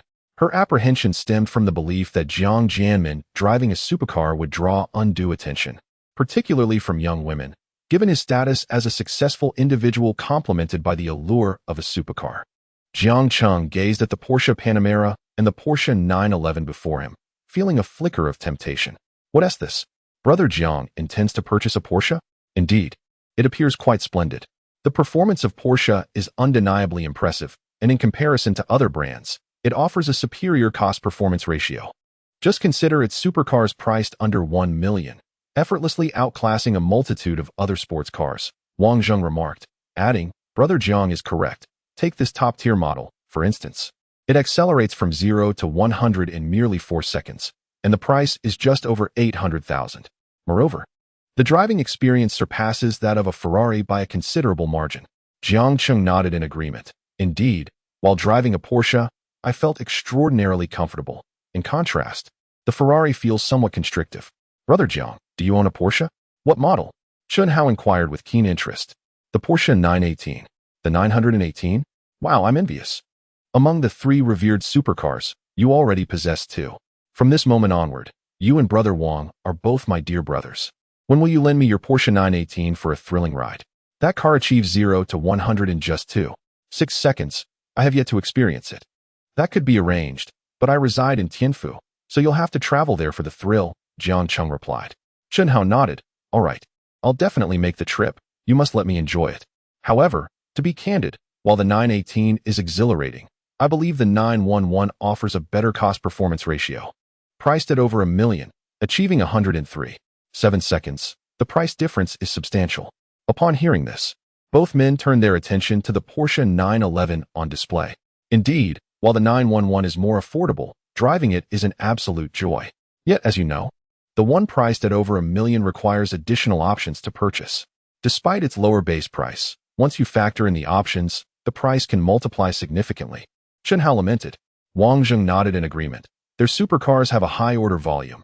They are never short of buyers. This particular vehicle, based on the options selected, probably approaches 3 million. Options are indeed a hallmark of their brand.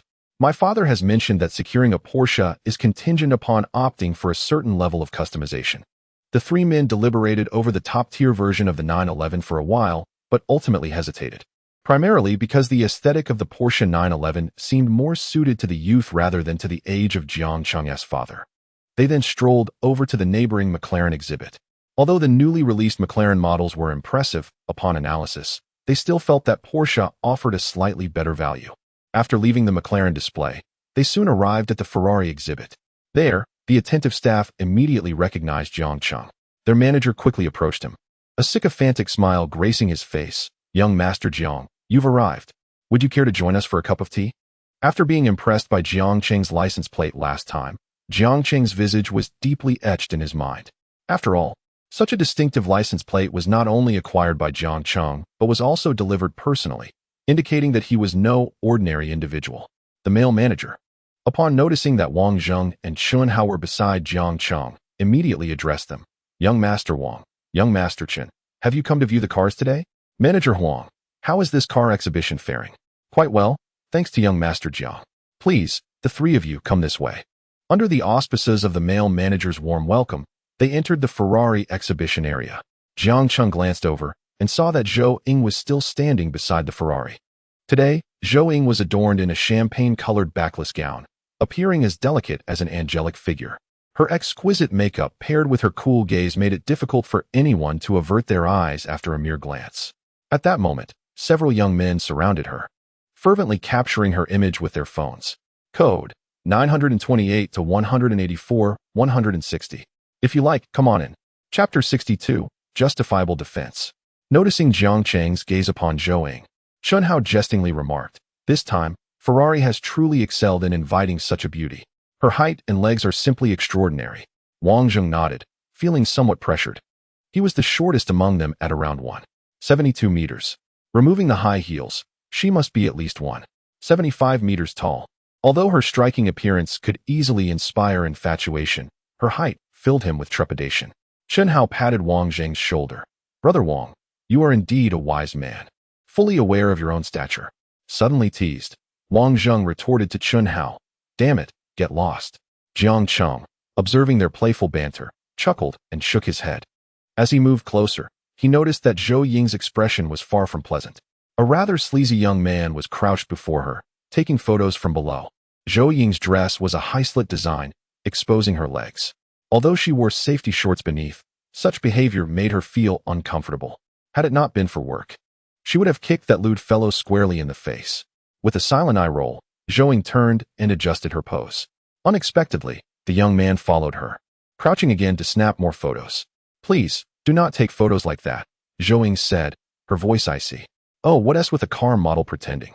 If you don't want to be photographed, don't be a car model. I want to take these shots." Jiang Cheng could not help but internally scoff at the absurdity and repulsiveness of the situation. He strode over, kicking the young man's phone to the ground and then stamping on it with force. With a resounding crash, the phone screen shattered instantaneously, given the extent of the damage. It seemed a new phone would be the only remedy. The man observed Jiang Cheng's actions, fury surging to his head. It was essential to note that the phone contained a gallery of images he had painstakingly curated over several days, featuring various models from the auto show. He had not yet had the chance to print the photos and display them on his bedside for admiration, and now they lay destroyed by Jiang Cheng's hand. Jiang Cheng glanced at the fractured screen and nonchalantly remarked, "My apologies, I slipped. How much is this phone? I will compensate you." Infuriated, the young man saw red, mourning the loss of his cherished photos as the ruined device lay beneath Jiang Cheng's foot. It was evident to any discerning observer that Jiang Cheng's actions were deliberate. Yet, most onlookers found satisfaction in Jiang Cheng's defiance, refraining from voicing support for the aggrieved young man. Upon witnessing Jiang Cheng's sudden arrival, Wang Ying's heart raced. As the man charged angrily at Jiang Cheng, his face flushed, he swung a fist toward him. Jiang Cheng, feigning vulnerability, retreated several paces, creating the illusion of having been struck. He then adopted a serious demeanor and stated, "You initiated the altercation. According to our nation's laws, I am entitled to defend myself." With that, Jiang Cheng launched a punch toward the man. His strike was executed with remarkable precision, landing squarely on the vulnerable area just below the rib cage, where the protection of bone was absent. This blow rendered the man in excruciating pain, causing him to collapse onto a nearby bench, clutching the plastic seat with desperation. Wang Zheng and Chun Hao exchanged glances and approached Jiang Cheng. "Brother Cheng, impressive skills. Very cool," they complimented. Jiang Cheng waved his hand dismissively. "My impression of your city has diminished. How can such individuals still exist in this century?" Wang Zheng, offended by the derogatory remark about their region, retorted, "Please do not equate us with such individuals. We are of refined character." Indeed, we are respectable people without such inclinations, Chun Hao chimed in support. Noticing Jiang Cheng's casual demeanor amidst the chaos, the man seethed, "What legitimate defense? You didn't even get hit. Do you believe I won't demand compensation in the millions for this punch?" Unperturbed, Jiang Cheng remained calm. Although his father was merely a typical construction company owner, years spent by his side had imparted valuable lessons. In the eyes of an ordinary person, this situation might not qualify as legitimate self-defense, but rather as a brawl, warranting mutual penalties. However, for the affluent, such circumstances often constituted legitimate defense. Exceptions existed, like Wang Tsungsung's infamous 2 million per punch scenario. After all, he is Wang Tsungsung, and every move he makes is subject to intense scrutiny from competitors and netizens alike. "Millions, my friend, are you still asleep?" Jiang Chung remarked, glancing down at the man's shoes. "Those shoes must be equipped with hidden cameras, right?" He had noticed the man's legs frequently shifting to a particular angle. Observing the panic etched on the man's face only solidified his suspicions. Wang Zheng and Chun Hao exchanged disdainful glances upon hearing these words. Although they indulged in their fair share of carnal pleasures, they did so through legitimate transactions. "This guy must be dealt with today. We need to reshape his perception of our grand city," they conspired. The man, upon hearing this, was immediately thrown into a state of alarm. If he were merely photographing at the auto show, even the police could not touch him. However, if the hidden cameras on his shoes were discovered, it would be a criminal offense. The footage included not only the undergarments of numerous models, but also images ranging from young children to octogenarians. With this realization, the man struggled to rise, desperate to flee the scene. As he attempted to stand, Jiang Chung swiftly delivered a sharp kick to his groin, inflicting a pain far more intense than before. Within a minute, Manager Huang arrived with security personnel. Upon recognizing Jiang Chung as the instigator, Manager Huang's brow furrowed, and he momentarily froze in disbelief. "Manager Huang, what are you dawdling for? Call the police and ensure the surveillance footage is preserved for later discussion," Jiang Chung urged. Wang Zheng interjected, "Manager Huang, your event is lacking.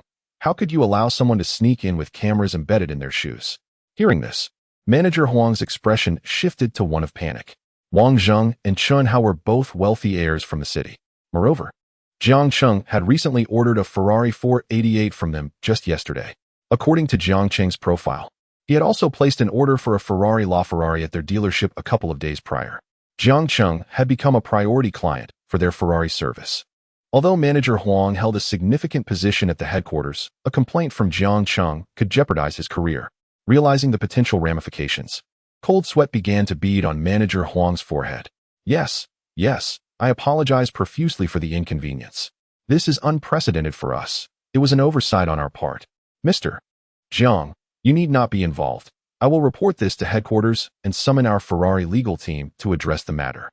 Upon hearing this, the man on the ground turned pale, fear washing over his face as he glanced at Jiang Chung.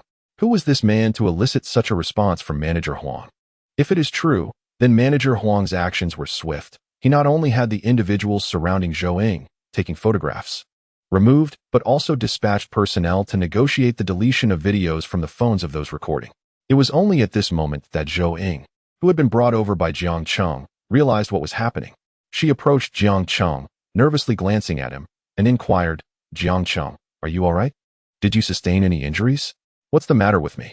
"It seemed like he struck you," Jiang Chung replied, waving his hand dismissively.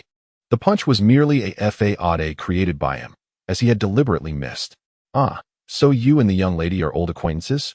Chun Hao teased. "I suspected Jiang Chung had no reason to display his martial prowess. It turns out it was for the young lady," Wang Zheng added. Zhou Ying's face flushed a delicate shade of crimson at their remarks. "This is my high school classmate, Zhou Ying, and this is my brother, Wang Zheng, and Chun Hao." After the three exchanged greetings, Manager Huang hurried over, exclaiming, "Mr. Jiang, I've already taken care of everything. It's merely a trifling matter. Rest assured, this incident will not affect you in any way. I apologize for any inconvenience caused." "Thank you, Manager Huang. I owe you a meal sometime," Jiang Chung replied. Though Huang did not take the courtesy seriously, with a knowing glance at Zhou Ying, he promptly added, "You're too polite. I shall not disturb your conversation any further." "Are you here to look at cars again today?" Zhou Ying asked. "Just taking a casual look. After all, it's the last day," Jiang Chung responded. "By the way, when are you heading back? I still owe you a meal." I haven't made arrangements yet. It should be soon. Tonight, Brother Chun is treating. Why not join us? After saying this, Jiang Cheng turned to Chun Hao. Brother Chun, is that all right? Chun Hao gestured affirmatively. Of course, no problem at all. I've invited quite a few people for tonight. It will be lively. After Jiang Cheng's previous invitation, Wang Zheng had reciprocated with a dinner. And now Chun Hao was organizing another gathering. It must be said that these two were indeed worthy companions, not the type to take advantage. Seeing the consensus among them, Zhou Ying naturally nodded in agreement. Chapter 63. The four-door supercar. After making plans, the three departed from the Ferrari exhibit and strolled around a bit more. Upon reaching the Mercedes showroom, Jiang Cheng beckoned Wang Zheng and Chun Hao to pause, for he had spotted a four-door supercar. Noticing the three distinguished young men halting, a middle-aged man promptly approached them, addressing, "Gentlemen, what model are you interested in? Allow me to introduce it to you." Jiang Cheng glanced at the man's name tag, which read Zhang Mingfeng. He pointed to the sleek black Mercedes 54-door supercar in the center. This vehicle seems to align perfectly with my requirements. The design of this 54-door supercar is exceptional, adeptly balancing both business and leisure outings. Neither frivolous nor lacking in the performance expected of a supercar. Jiang Cheng believed that Li Yin would have no objections to purchasing this vehicle. Its design exudes the essence of a sedan while embodying the characteristics of a supercar, making it suitable for Jiang Jianmin's trips to the office. The commanding presence of the exterior, coupled with its sporty design, enhances the vehicle's athletic attributes. With its four-door configuration, it lacks the ostentatious flair commonly associated with the Porsche 911, and its acceleration from 0 to 100 km per hour takes merely 3 seconds, which is quite impressive.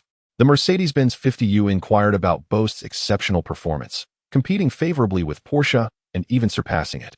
It is equipped with a 3.0-liter inline six-cylinder engine paired with a 48-volt mild hybrid system and is matched with Mercedes' own 9-speed transmission. The overall power output aligns with mainstream six-cylinder performance, and its specifications are notably superior to those of comparable engines or competitors within the same price range. Zhang Mingfeng meticulously detailed the features of this vehicle to Jiang Cheng.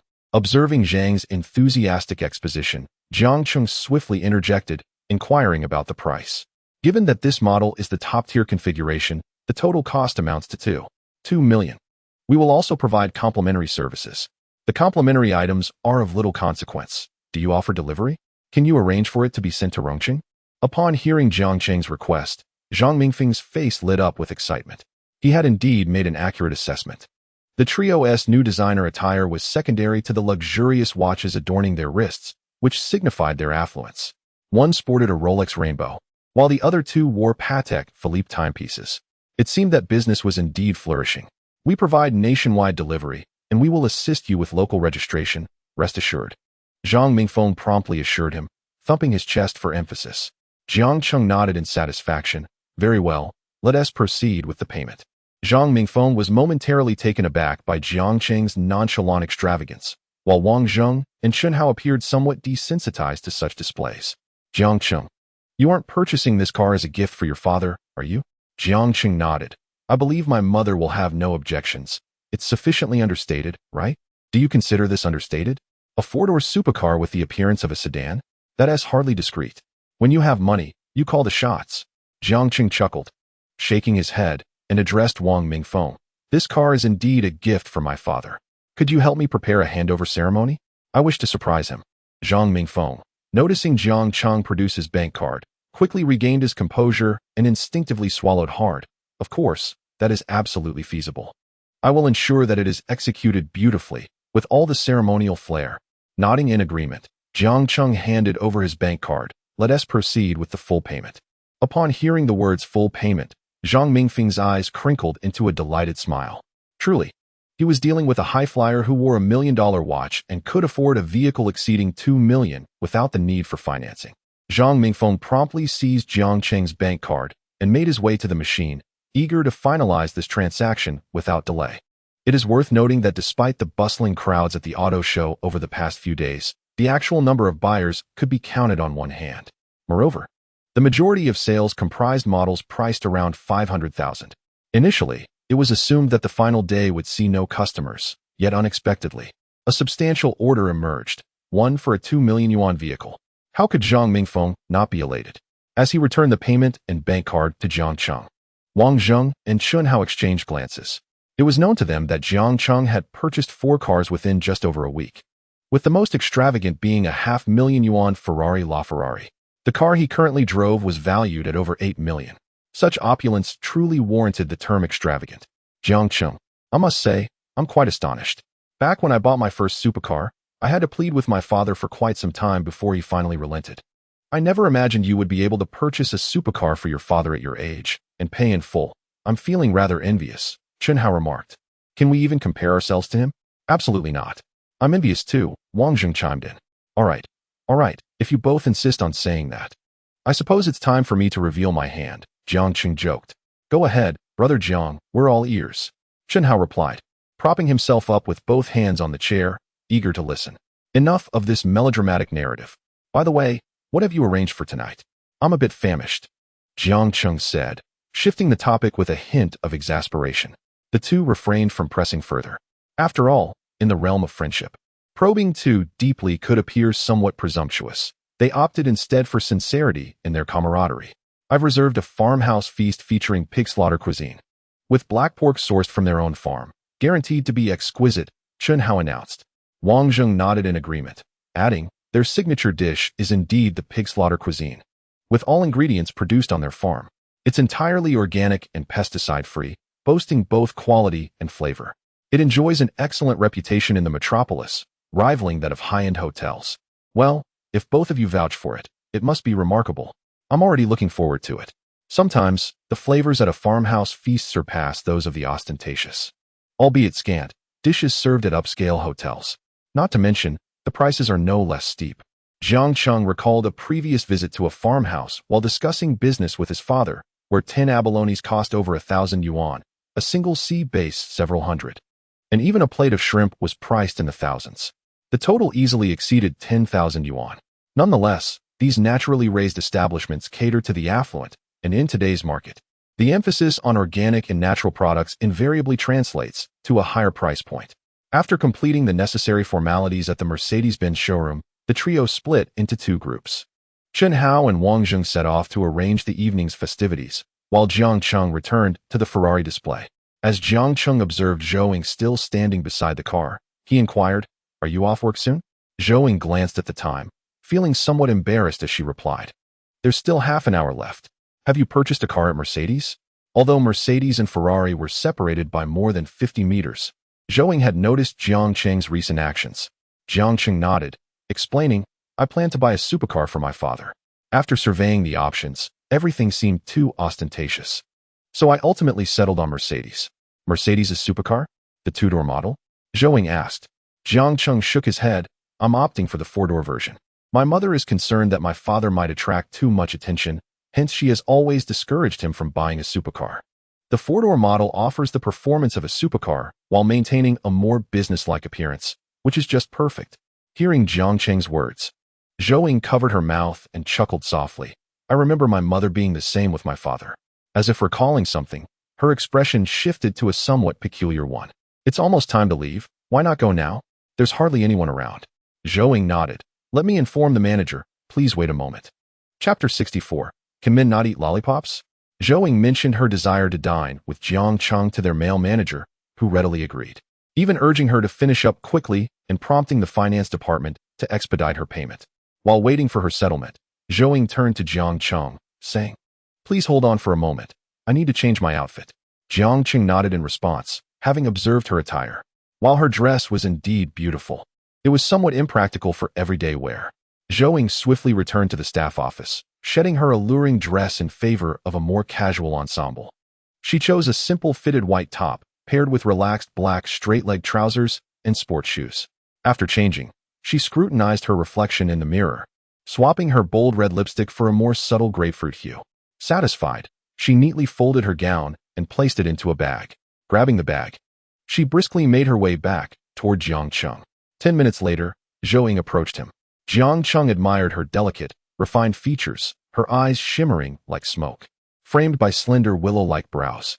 Her minimalist attire accentuated her poised, graceful demeanor, truly befitting the title of campus beauty.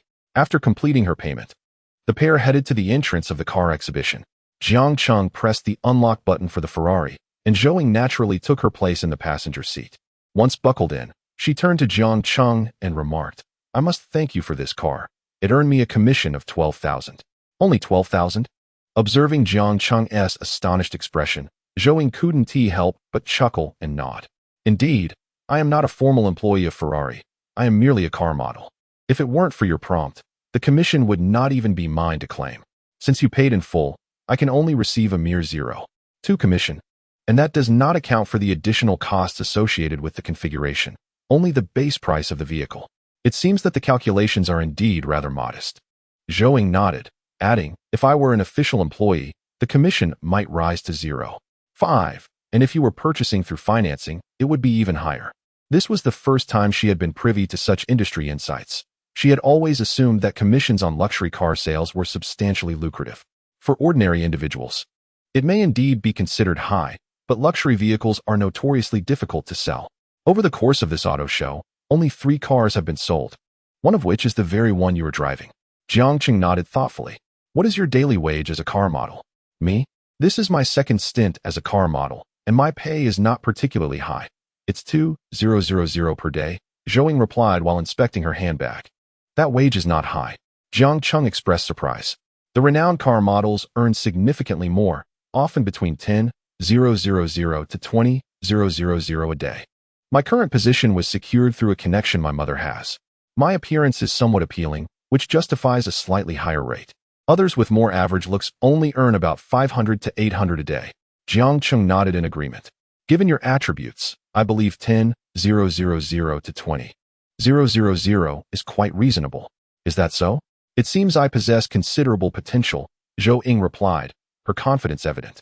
Jiang Cheng admired Zhou Ying's candid demeanor and pondered for a moment before asking, "What motivated you to seek employment?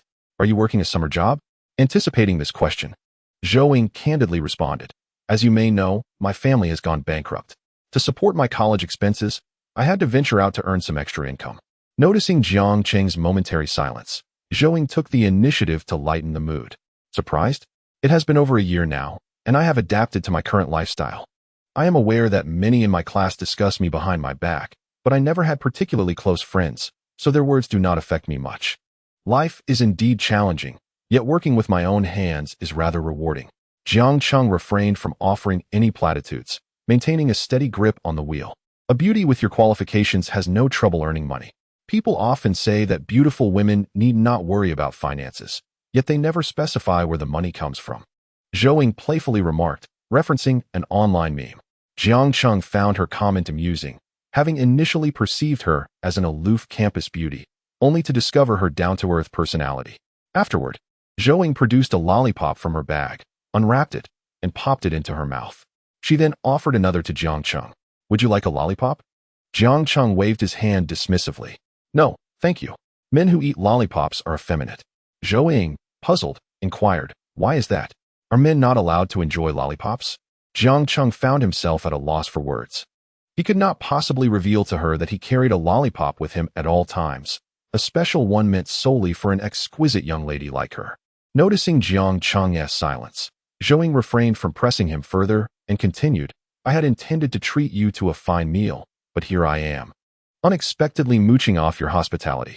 Jiang Cheng glanced at Zhou Ying and replied nonchalantly, "It's merely a meal. There's no distinction. Once the auto show concludes, you won't have to work, will you?" Zhou Ying nodded. "Yes, my earnings over these days will suffice for my university expenses. I shall see if there are any additional part-time opportunities thereafter. You've worked hard. Make sure to reward yourself afterwards," he added. "I had planned to indulge in a delightful dinner tonight, treating you as well, but it seems I shall have to postpone that to another occasion." "Is it truly that simple?" Zhou Ying replied with a bittersweet smile. "I now understand that the joys of the affluent can be manifold, yet for the less fortunate, the greatest delight lies in relishing a splendid meal to celebrate, for beyond that, our means fall short, especially with tuition fees to pay." Jiang Cheng could not help but concede the validity of Zhou Ying's sentiments. The distance to their dining destination spanned merely a little over 10 kilometers, yet it took a frustrating 40 minutes to arrive due to traffic. Jiang Cheng mused that even a sports car was of little use in a jam.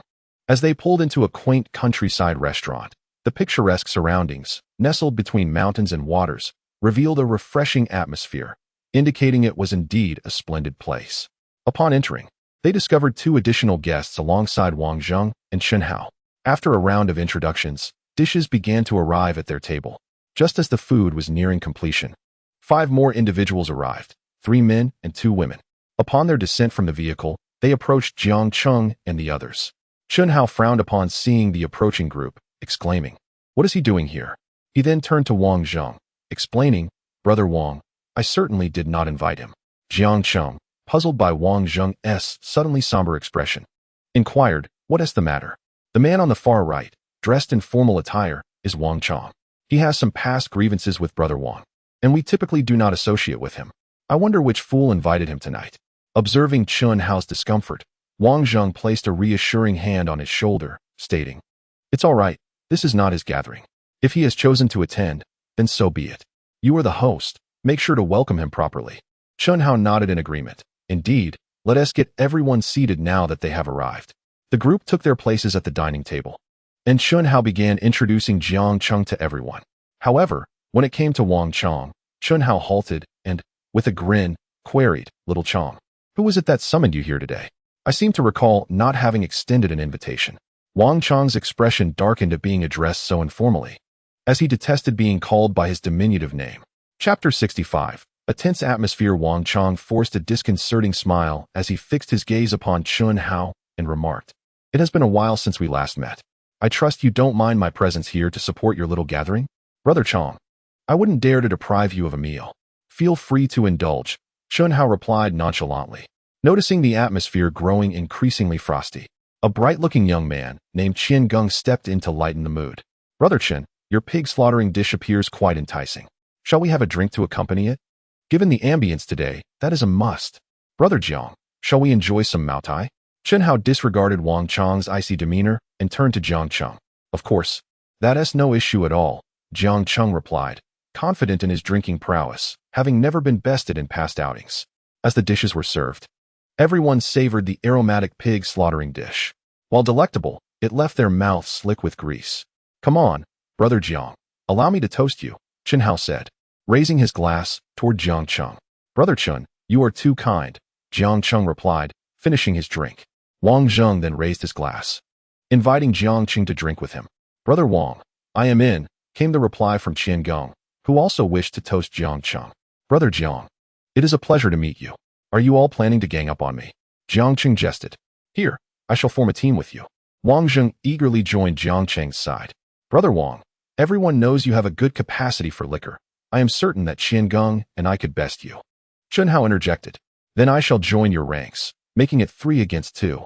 Another named Lin Feng declared, aligning himself with Chen Hao. The atmosphere in the room became animated, with some joining in and others quietly observing the unfolding scene. Wang Chong, witnessing the camaraderie, let out a cold snort and rallied the remaining few to commence drinking. Half an hour later, a slight intoxication began to envelop the group. It was then that Wang Chong initiated a conversation. "By the way, I recently acquired an insider stock, one that guarantees a profit." Upon hearing this, a slightly plump young man named Guo Qian, seated beside him, chimed in, "Brother Wang, I heard you recently made over 10 million from stock trading. Is that true?" "Indeed." "Brother Wang, is that really the case? Count me in," Zheng Ming echoed, eager for an opportunity. Seeing the interest from everyone, Wang Chong puffed up with pride. "I am here to share my insights. After all, one must choose friends wisely. Avoid those who merely indulge in revelry. True connections lead to success." Wang Chong's words carried a hint of sarcasm directed toward Wang Zheng and Chen Hao.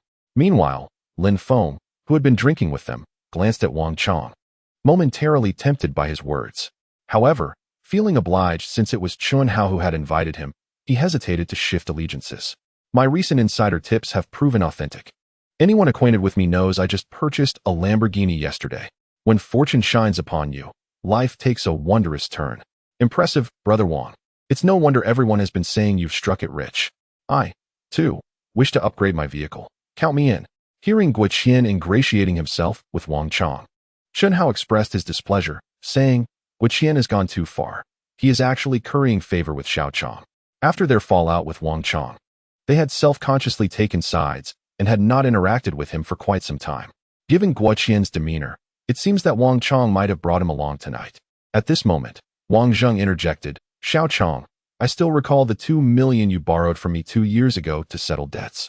That was the time when you suffered losses in the stock market, wasn't it? One must learn from their mistakes. Indeed, it seems you have come here uninvited, merely to partake in the feast, Chen Hao added. Wang Chong's expression darkened upon hearing Wang Zheng dredging up his past. Are you two conspiring against me? Just because you choose not to associate with me, you feel compelled to utter such remarks to deter others as well? Are you envious? Wang Zheng scoffed. I extend you the courtesy of addressing you as Xiao Chong, yet you genuinely believe you hold any significance. Noticing Wang Zheng's agitation, Jiang Cheng waved his hand. Enough. Brother Wang, we are here to enjoy ourselves. Do not let unpleasant matters ruin the evening. Wang Chong, stung by Wang Zheng's words, felt humiliated. Unable to retaliate against Wang Zheng, he redirected his anger towards Jiang Cheng. Who do you think you are, speaking here? With that, Wang Chong hurled his wine glass to the ground. With a resounding crash, the glass shattered, startling Zhou Ying, who was seated next to Jiang Cheng. Observing Wang Chong's erratic behavior, Jiang Cheng's expression turned cold. He finally understood why Wang Chong had fallen out with Chun Hao and Wang Zheng. In this age, individuals from affluent backgrounds are expected to possess a certain level of decorum. It is rare to encounter someone of such astonishingly low character and exaggerated arrogance. After all, we are in a new century, and most wealthy individuals have received a commendable education. Wang Chong was the first peculiar character Jiang Cheng had encountered in the bustling metropolis. Wang Zheng promptly rose, addressing Wang Chong with dissatisfaction. Xiao Chong, what is your intention? Chen Hao, standing nearby, let out a sarcastic laugh. Are you losing your mind and directing it at us? At this point, Qian Geng also looked at Wang Chong with disbelief. Wang Chong, I am here for Chun Hao's gathering. Please do not cause a disturbance. What? Just a country bumpkin from Tianfu, and you all elevate him to the heavens. I shall not indulge him. At the table, everyone was focused on Jiang Cheng, which only fueled Wang Chong's discontent. Country bumpkin? Jiang Cheng's expression turned icy as he approached Wang Chong. The incessant use of the term country bumpkin led Jiang Cheng to wonder if Wang Chong truly considered himself superior. While Jiang Cheng was not one to initiate conflict, he was certainly not afraid of it. After all, his acquired system was not merely for show. Wang Chong contemptuously regarded Jiang Cheng. I'm talking about you. What is wrong with being a country bumpkin? With that, 2 sharp slaps resonated through the air. The onlookers were taken aback as Jiang Cheng suddenly took action. You dare strike me? Wang Chong gazed at Jiang Cheng in disbelief. I suggest you visit a neurologist when you have the time. If you lack the funds, I shall cover the expense, Jiang Cheng remarked nonchalantly, retracting his hand. Time and again, he provoked Wang Chong. Was it any wonder that Wang Chong had no patience left? Realizing the situation, Wang Chong leapt to his feet, ready to confront Jiang Cheng. You insufferable bumpkin, I'll have it out with you. At that moment, Chun Hao and Wang Zheng, witnessing Wang Chong's impending aggression, swiftly stood up. As Wang Chong charged forward, he was promptly sent sprawling to the ground by a swift kick from Jiang Cheng. With one foot planted on Wang Chong's face, Jiang Cheng taunted, What is the matter? Does your face no longer hurt? Wang Chong's foul mouth was now silenced, rendered incapable of uttering a sound beneath Jiang Cheng's foot. Wang Zheng and Chun Hao approached Wang Chong, saying, Wang Chong, this debacle is solely due to your own foul words. Here is your chance. Leave now. Upon hearing this, Jiang Cheng withdrew his foot. However, intoxicated and furious, Wang Chong was unwilling to concede to Wang Zheng and Chen Hao. Frantically pointing at Jiang Cheng, he declared, You wait.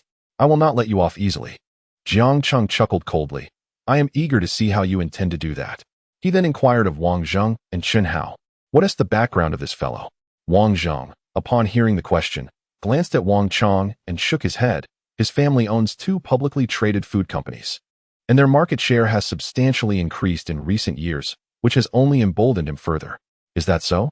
I shall be curious to see just how formidable his family truly is, Jiang Cheng replied, instantly prompting understanding from Wang Zheng. He exchanged a glance with Chen Hao, their expressions suggesting that Wang Chong was in for significant trouble. The others present fell silent, sensing the shift in atmosphere. Although Wang Chong was displeased, the absence of allies in the crowd compelled him to hurl a parting threat before storming off.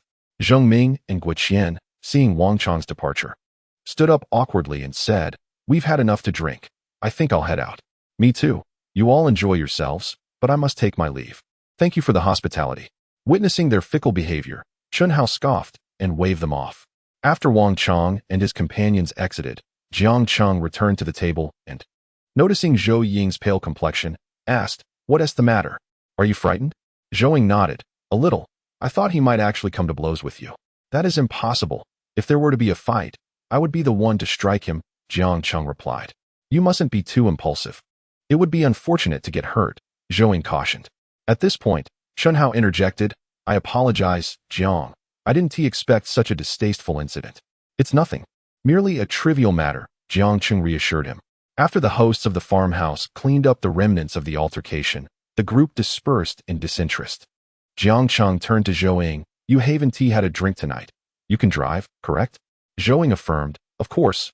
I have experience with supercars as well." "Oh, I nearly forgot that you were once a wealthy heir," Jiang Cheng jested. "Rest assured, I will ensure you arrive at your destination safely." Zhou Ying confidently took the car keys from Jiang Cheng and declared her intent. Upon returning to Amman, Jiang Cheng promptly informed his security team. He felt it was imperative to deal with Wang Chong, despite having already confronted him earlier. Establishing dominance over Wang Chong would not only demonstrate his capabilities to others, but also serve as an excellent opportunity to assert his authority in the bustling metropolis. In the realm of adulthood, relationships are invariably intertwined with personal interests. Jiang Cheng understood that only by showcasing his strength could he avoid being marginalized. Chapter 67. Wang Chong's misfortune. After sending the message, Jiang Cheng glanced at Zhou Ying, who was at the wheel, and remarked, "I didn't expect you to drive so steadily."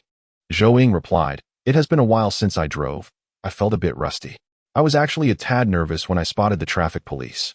She playfully stuck out her tongue at him. "But you weren't speeding, so what was there to be nervous about? I would have liked to drive a bit faster. But it's hard to maneuver in the city. Who would have guessed you had a penchant for speed?" Jiang Cheng inquired. "I've never had the chance before. My family was strict, and now the conditions aren't right," Zhou Ying explained. Jiang Cheng nodded in understanding. "That's simple. I'll take you for a ride next time we have the opportunity." Zhou Ying smiled, not rejecting the offer. "Aren't you heading back to Tianfu soon?" Her reminder prompted Jiang Cheng to nod. "Once I sort out a few matters, I'll return. It has been over a week since I left. My mother must be missing me." In truth, Li Yan had not pressured Jiang Cheng at all. During his absence, she relished the freedom from cooking. Meanwhile, Jiang Cheng's pressing concerns revolved around Zhang Yu and Wang Chong from the previous night. At that moment, an irate Wang Chong was busy seeking various connections through WeChat, plotting to retaliate against Jiang Cheng. Unbeknownst to him, trouble was brewing for their family's product supply that very night. The following morning, a series of incidents began to unfold online. Not only were reports of foul-smelling pickled vegetables emerging, but also issues regarding spoiled and expired raw materials used for noodles. Videos began to circulate wildly on the internet, and as the raw material factory faced scrutiny, Wang Chong's family products bore the brunt of the backlash. Due to an overwhelming number of complaints regarding food safety, consumers began to rally online, dissecting the issues related to Wang Shi Enterprises' food materials and recipes. Numerous video evaluations and testing results proliferated, prompting relevant authorities to intervene swiftly, demanding that major supermarket suppliers immediately pull the implicated products from their shelves. Within a day, Wang Shi Foods faced significant losses and a tarnished reputation. Wang Zheng, Chun Hao, and several others from the previous day watched the news unfold, their hearts racing with anxiety. Just the night before, Jiang Cheng had remarked, "I want to see just how capable they really are." Little did they expect that upon waking, disaster would have befallen them. Upon seeing the news, Chun Hao immediately called Wang Zheng. "Brother Wang, have you seen the news?" Upon seeing it, I knew that fellow was destined for trouble. He had it coming. I never anticipated that Brother Zheng wielded such influence. Now, the Wang family is not merely facing ruin, but at the very least, they will suffer significant losses. Brother Zheng is indeed a remarkable individual. From the first moment I laid eyes on him, I realized he was no ordinary person. That brat Wang Chong is utterly oblivious to the gravity of his situation. He brought this upon himself. After all their family has struggled to rise, they are now on the brink of collapse. One must carry oneself with humility in this world. Last night, Zheng Ming and Guo Qian, who left alongside Wang Chong, undoubtedly witnessed the unfolding events. The situation has escalated dramatically, and any discerning observer can see that there are forces deliberately targeting the Wang family. Meanwhile, the man at the center of it all, Wang Chong, remains blissfully unaware as he slumbers, having yet to check his phone for updates. After brushing his teeth, he proceeded downstairs for breakfast, only to find his father, Wang Wei, in a state of utter disarray, frantically engaged in a phone call. Please grant me a moment to address this. The incident has only just occurred, and I have yet to manage it. Why are you all in such a rush? I have already requested some time. Upon hearing the other party hang up, Wang Wei, infuriated, hurled his phone to the ground. He anxiously ran his hand through what little hair remained on his head. Who on earth is orchestrating this against me? Wang Chong, witnessing his usually composed father in such a fluster, furrowed his brow in confusion and asked, Dad, what is the matter? Chapter 68. Crisis. Wang Wei lifted his gaze to Wang Chong, and his expression darkened further. What happened to your face? You look bruised and battered. Wang Chong gingerly touched his sore cheek, and, feeling both aggrieved and enraged, replied, Dad, I was assaulted by a country bumpkin from out of town. He was quite brazen. I was contemplating how to deal with him, and I need your support to retaliate. Who? Where did you stir up trouble this time? I warn you, stop causing chaos everywhere. I'm swamped with work and cannot continually shield you, Wang Wei replied, rubbing his temples in exasperation. Dad, I haven't caused any trouble. It was just a country boy from Tianfu. I merely exchanged a few words with him, and he retaliated, leaving me in this state. If I don't teach him a lesson, how will I navigate my life here in the future? Seeing Wang Chong adopt the demeanor of a street thug, Wang Wei rose and delivered a sharp slap to Wang Chong's head. What nonsense is this? You never speak a word of propriety. Are you a member of the underworld? How could I have raised such a son? The slap was heavy, causing Wang Chong to lose his balance and collide with the nearby coffee table. Clutching the back of his head with one hand and his injured knee with the other, he suppressed the urge to curse his father and exclaimed in frustration, Dad, what is wrong with you today? I've been hurt, and you still strike me. Wang Chong protested loudly just as his mother, Lin Lian, rushed in upon hearing the commotion. Tenderly, she began to massage Wang Chong's head while casting a reproachful glance at Wang Wei. What is the matter with you this early in the day, hitting our son? After a moment, she turned her gaze back to Wang Chong, her heart aching, and exclaimed, Oh my dear son, what has happened to you? Who struck you? Transforming that handsome face into this. Wang Wei gazed at the two of them, suddenly filled with an overwhelming anger. He looked at Lin Lian, who let out a cold huff and pointed at Wang Chong, her disappointment palpable as she admonished, Look at him. Just last month, he stirred up trouble, and I spent a fortune covering his medical expenses. That incident barely passed, and here he is, embroiled in yet another mess. Just wait. I will not spare him. Seeing Wang Wei about to lash out, Lin Lian quickly enveloped her son in her arms, urging, Calm down, old Wang. Chonger, what happened? How did you end up like this? Mom, this time I didn't provoke anyone, yet I was beaten. If Dad won't help me, at the very least, he shouldn't be hitting me. You must stand up for me. Wang Chong whined, nestling against Lin Lian with the tone of a pampered child. Old Wang, look, your son has been beaten to such a state, and you still blame him, Lin Lian complained. A loving mother often spoils her child. Sooner or later, you will hinder him. Isn't it always his own doing? Let me tell you, there is a significant issue at the company today. I don't know who is deliberately sabotaging me, and I simply don't have the time for your antics. You two better settle down, Wang Wei said, his frustration escalating as his words fell on deaf ears. In a deep breath to calm himself, Wang Wei suddenly had a revelation and turned back to Wang Chong. Now tell me, what transpired last night? Who did you offend? It wouldn't be him causing trouble for our Wang family company, would it? Speak plainly. Wang Chong scoffed lightly. Dad, how could that be? Just a bumpkin from Tianfu, mingling with Wang Zheng and Chun Hao.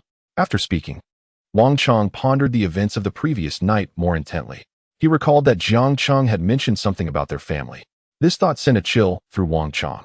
Typically, Wang Zheng and his crew were self-centered, yet their demeanor towards Jiang Cheng seemed unusually respectful. Could it be that Jiang Cheng possessed a significant identity? Noticing Wang Chong's sudden pallor, Wang Wei's anger surged. Am I right? You are indeed the source of this trouble, aren't you? I told you. Everything was fine until you stirred up this chaos. It's all your fault. With that, Wang Wei attempted to reprimand Wang Chong once more. Lin Lian immediately shielded Wang Chong. Old Wang, have you lost your mind? Even if someone is targeting us, can't we resolve it with money? Why must you strike our son? Resolve it with money? Can this situation simply be settled with a payment?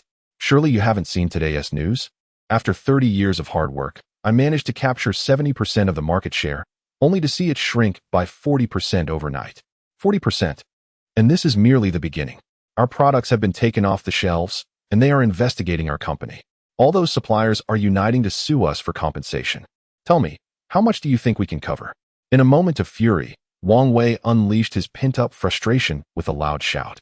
It was only then that Lin Lian comprehended the gravity of the situation and, in a state of panic, exclaimed, "What could possibly escalate to such severity? You must suppress it immediately." Suppress it? How am I to do that? Do you have any suggestions? He retorted, "One of you believes you are part of the underworld, while the other thinks that having a bit of wealth grants you the power to control everything.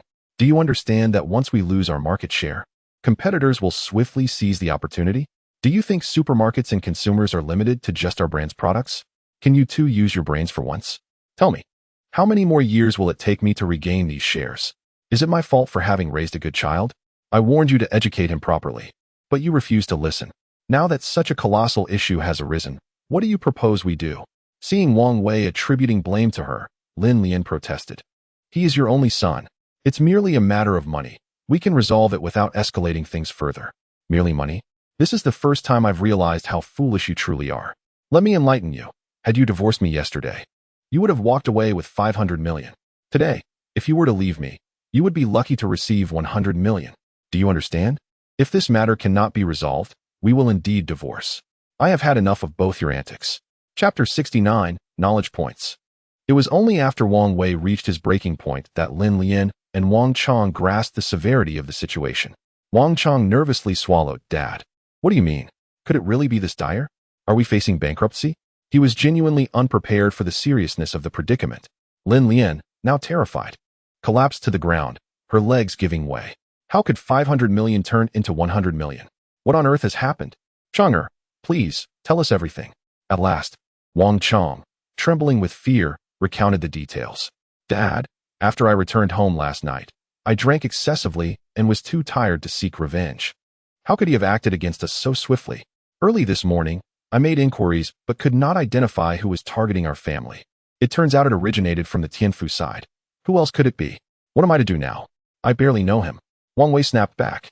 "Now you finally realize the severity of the situation, don't you? I am leaving immediately to rectify this matter, no matter the cost. If not, I will divorce your mother, and you will stay with her." With that, Wang Wei turned his back on Wang Chong and Lin Lian, his anger propelling him away. Years of hard work and dedication seemed on the brink of collapse, and at that moment, he felt no shred of familial affection for Wang Chong, even contemplating the unthinkable. "Mom, what am I to do? It can't possibly be him, can it? This is unreal." Wang Chong was still unwilling to accept the harsh reality. Just last night, he had vowed not to let Jiang Cheng escape unscathed, and now he was faced with the prospect of groveling before him. "Chong, why don't you inquire about his understanding? If your father truly divorces me, it will ruin you. How could we manage with such a meager amount in the future? You haven't even married yet." At this moment, Lin Lian began to gently persuade Wang Chong. Even now, she found it difficult to scold him, despite being fully aware that the fault lay entirely with him. "No, I cannot do that. It is too humiliating. If there is to be a divorce, let it be. I refuse to go." With that, Wang Chong angrily shook off Lin Lian's hand and swiftly exited the house, driving away in his Lamborghini. Meanwhile, at Jiangcheng's security company, the computer genius known by the codename Hacker Empire continued to create waves online. Due to the varying nature of the tasks assigned by Jiang Cheng, the strategies devised by their team also differed. For instance, Jiang Cheng's directive regarding Zhang Yu was to eliminate him. This objective posed significant challenges within the country, especially since Zhang Yu had been beaten just the day before and was currently hiding at home. Consequently, the entire plan remained in a dormant state. However, Wang Chong's task was relatively straightforward. After Jiang Cheng dispatched the mission, the team quickly formulated a plan. That very night, 2 operatives were deployed, and within a single night, they disrupted the company's operations entirely. The revelation of issues with raw materials delivered a devastating blow, yielding unexpectedly excellent results with virtually no cost. As for Jiang Cheng, having indulged in alcohol the previous night, he slept soundly until dawn. Upon waking, he frowned at the sight of the silk pajamas he wore. He recalled that after Zhou Ying had escorted him home, she had taken her leave, while he, having consumed copious amounts of alcohol, had collapsed into slumber. How was it that he did not remember changing his clothes? At that moment, Wang Yuyan entered the room. Upon seeing Jiang Cheng, her expression shifted to one of discomfort. Still maintaining her respect, she bowed and greeted him. "Good morning, Mr. Jiang. I have prepared breakfast for you. Would you like vegetable and lean meat porridge? If not, I can arrange something else." Jiang Cheng looked again at Wang Yuyan's slightly low-cut neckline and smiled, responding, "Manager Wang, the arrangement is excellent. After a night of drinking, something light would be just right. By the way, did you help me change into these pajamas?" At this mention, Wang Yuyan's face flushed even more. Observing Jiang Cheng bring home a stunning beauty the previous night, she felt compelled to seize the opportunity to be more proactive. Unfortunately, as soon as he returned, he had fallen asleep. Even during the moments when Wang Yuyan assisted him in cleaning and changing his clothes, Jiang Cheng remained completely oblivious. Left with no other choice, Wang Yuyan meticulously attended to every part of him, and in the absence of anyone else, she even seized the chance to practice the techniques she had learned from films. Despite her several attempts, she ultimately met with failure. In retrospect, she found her mouth to be exceptionally uncomfortable. However, after last night's practice, Wang Yuyan felt she had gained substantial insights. Not only was she more satisfied with Jiang Cheng, but she had also laid a solid foundation for their next practical engagement. "Yes, Mr. Jiang, rest assured, I merely changed your clothes and did nothing else," Wang Yuyan insisted with a dismissive wave of her hand. Chapter 70. Wang Yuyan's subtle thoughts. Noticing Wang Yuyan's demeanor, which was akin to someone trying to hide something, Jiang Cheng couldn't help but smile. "So it was like this. Last night, I seem to have dreamt of Manager Wang. It is quite unfortunate. It was merely a dream, and I was delighted for nothing." Upon hearing Jiang Cheng's words, Wang Yuyan's heart raced. Did this imply that he was also looking forward to something? Seeing her bashfully bite her lower lip, her eyes glimmering as they met his, Jiang Cheng wore a playful smile and promptly turned to retreat into the bathroom to freshen up. He adhered to a principle of a good man, to neither take the initiative nor to reject. Now that the conversation had reached this point, it was up to Wang Yuyan to comprehend the underlying meaning. After brushing his teeth, Jiang Cheng found that Wang Yuyan had already prepared breakfast.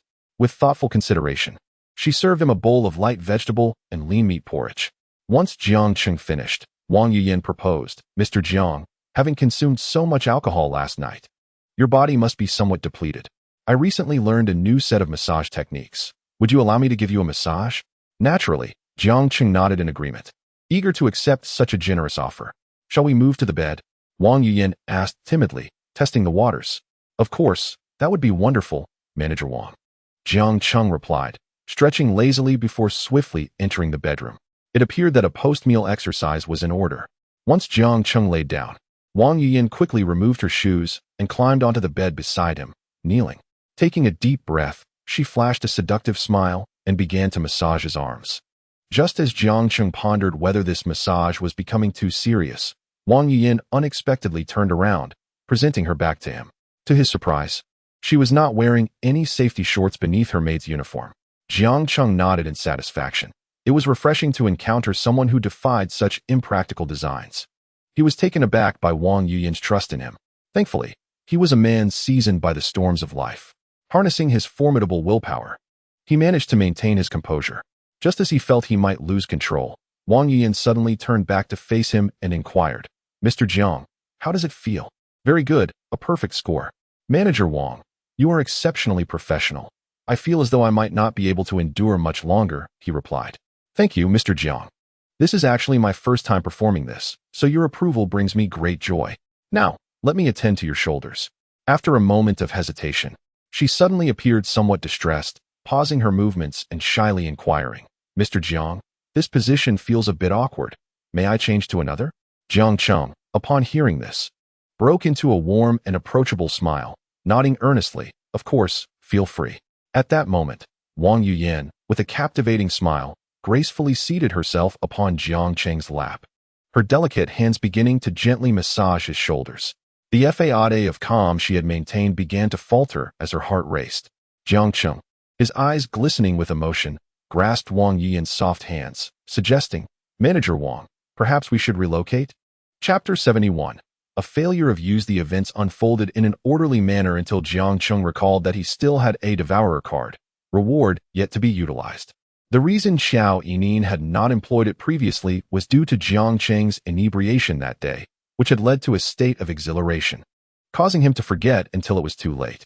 After having secretly absorbed a wealth of knowledge from Jiang Cheng as a tool, Wang Yuyin was now adeptly applying her learning in practice. However, just as Jiang Cheng prepared to activate this reward card, he discovered that he was unable to do so. Upon checking the notification, he realized that an essential criterion for using the card was that one's appearance must score at least 90 points. Wang Yuyin's beauty score stood at 89, merely 1 point shy, a revelation that surprised Jiang Cheng. Indeed, women of such remarkable beauty were rare gems, and it astonished him that someone of Wang Yuyin's caliber rated only 89. Faced with this failure, Jiang Cheng could only shake his head in disappointment, stowing the card away. He then redirected his focus to enjoying the moment. Meanwhile, on the other side, Wang Cheng continued his usual routine, having successfully charmed a young woman on the street and brought her to a nearby hotel. With the alluring girl nestled in his arms, he addressed the front desk attendant. "Miss, please arrange a splendid boutique room for me." After receiving Wang Cheng's credit card, the receptionist politely replied, "Certainly. Please hold on." Noticing the sweet-faced receptionist, Wang Cheng leered, "I'll be around here for the next few days. Feel free to come up and join me for some fun." Before the receptionist could respond, the screen displayed the words "Transaction failed."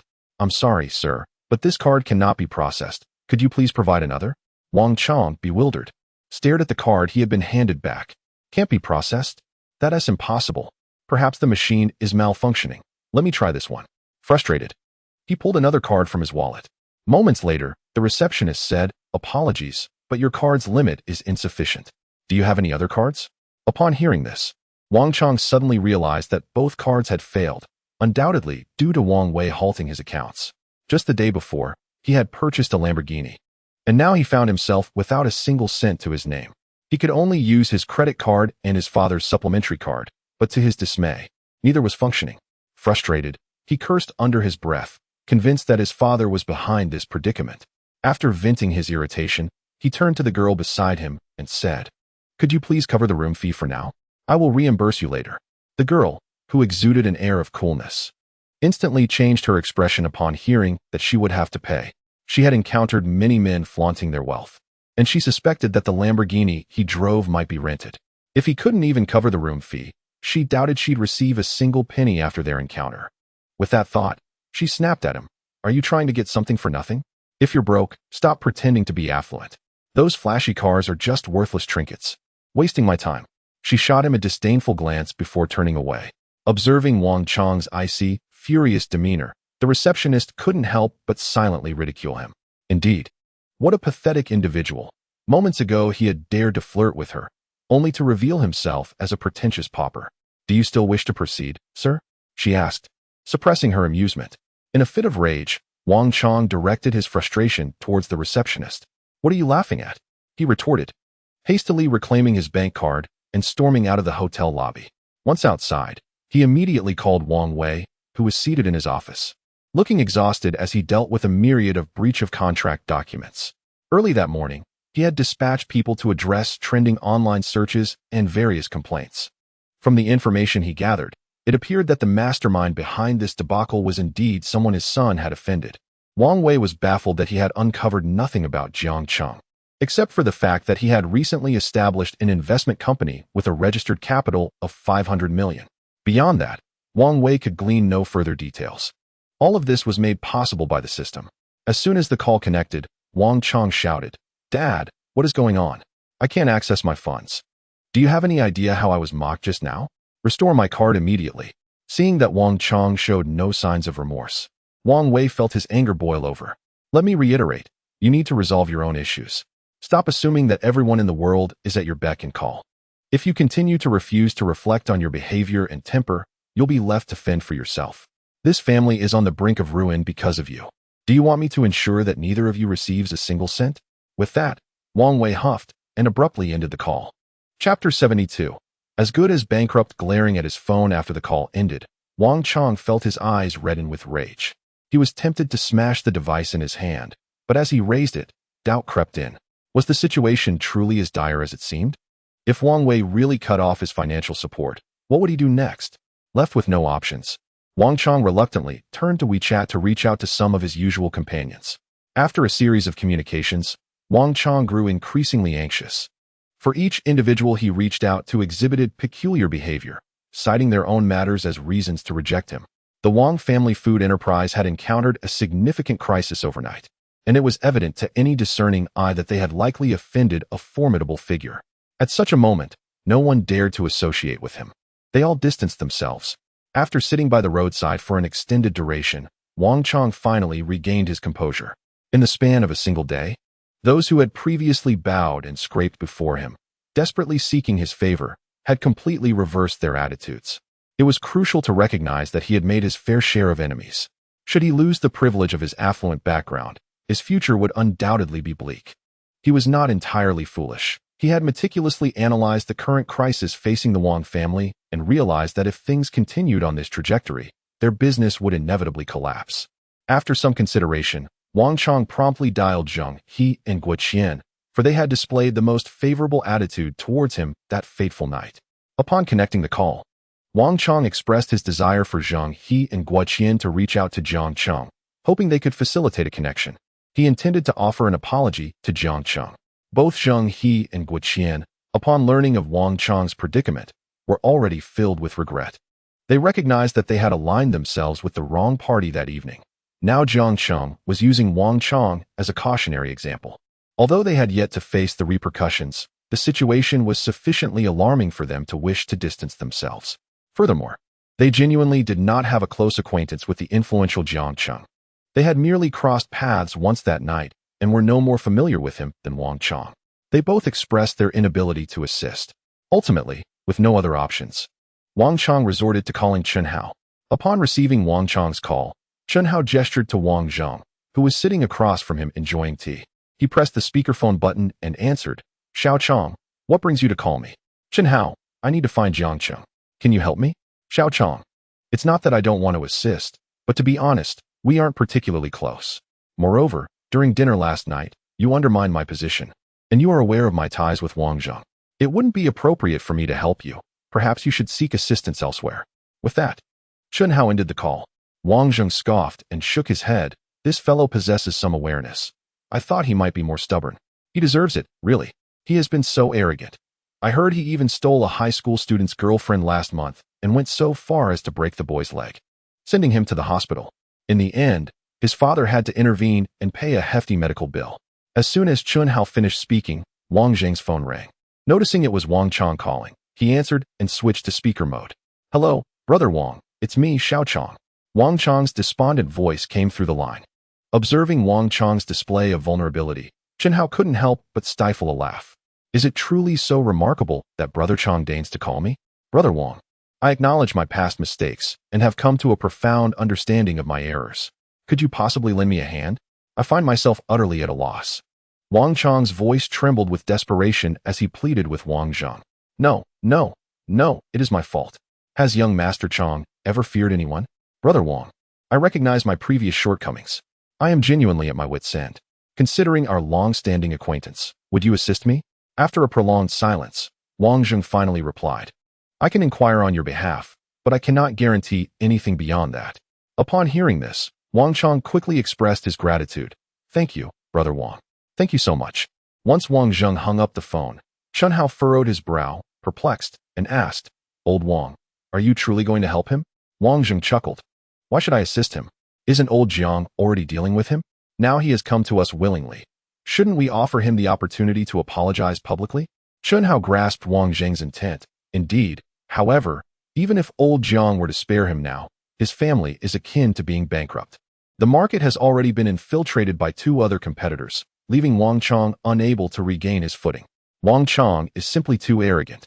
He fails to comprehend the notion that there are always greater forces at play. After this, Wang Zheng sent a message to Jiang Cheng to seek his opinion. Meanwhile, Jiang Cheng was engaged in a whirlwind of activity, alternating between sitting, lying down, and standing. It wasn't until Wang Yiyan finally fell silent that Jiang Cheng allowed himself to pause. Lying in bed, he glanced at the message from Wang Zheng and pondered before responding. "Let us meet tonight. By the way, should we invite the individuals from last night to join us for some revelry? I shall treat them to drinks."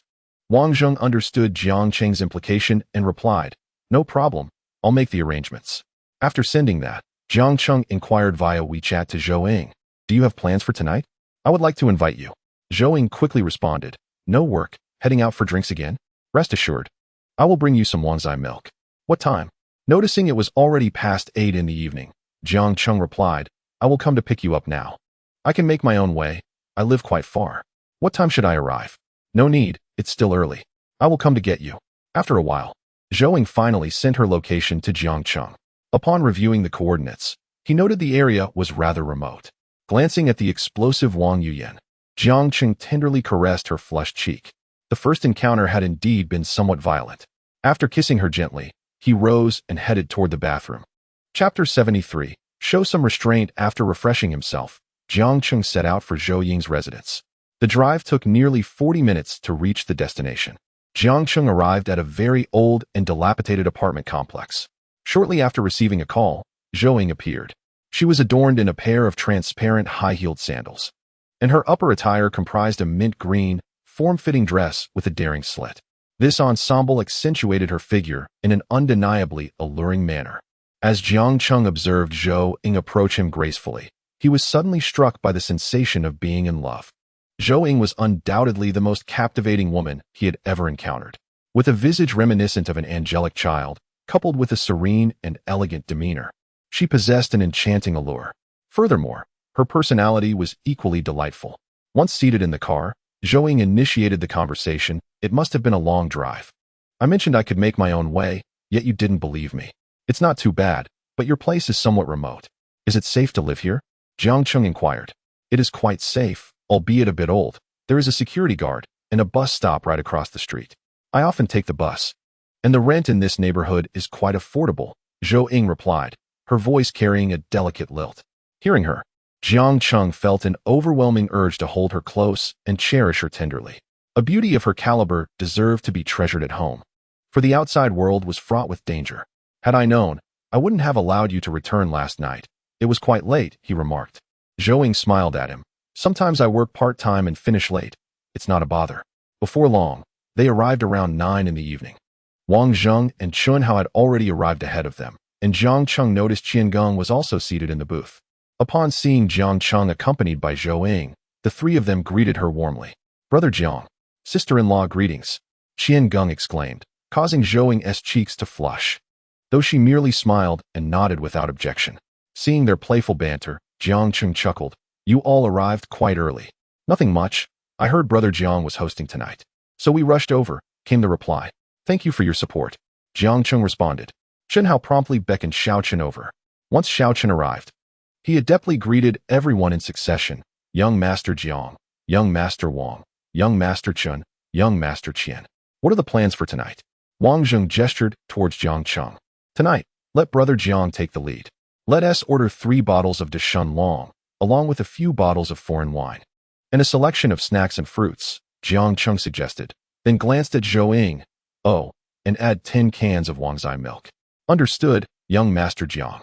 Would you like me to arrange an entertainment group for you?" Xiao Chen inquired. At this moment, Chun Hao interjected, "Xiao Chun, you seem to lack insight. Brother Jiang brought his sister-in-law tonight. Are you trying to stir up trouble?"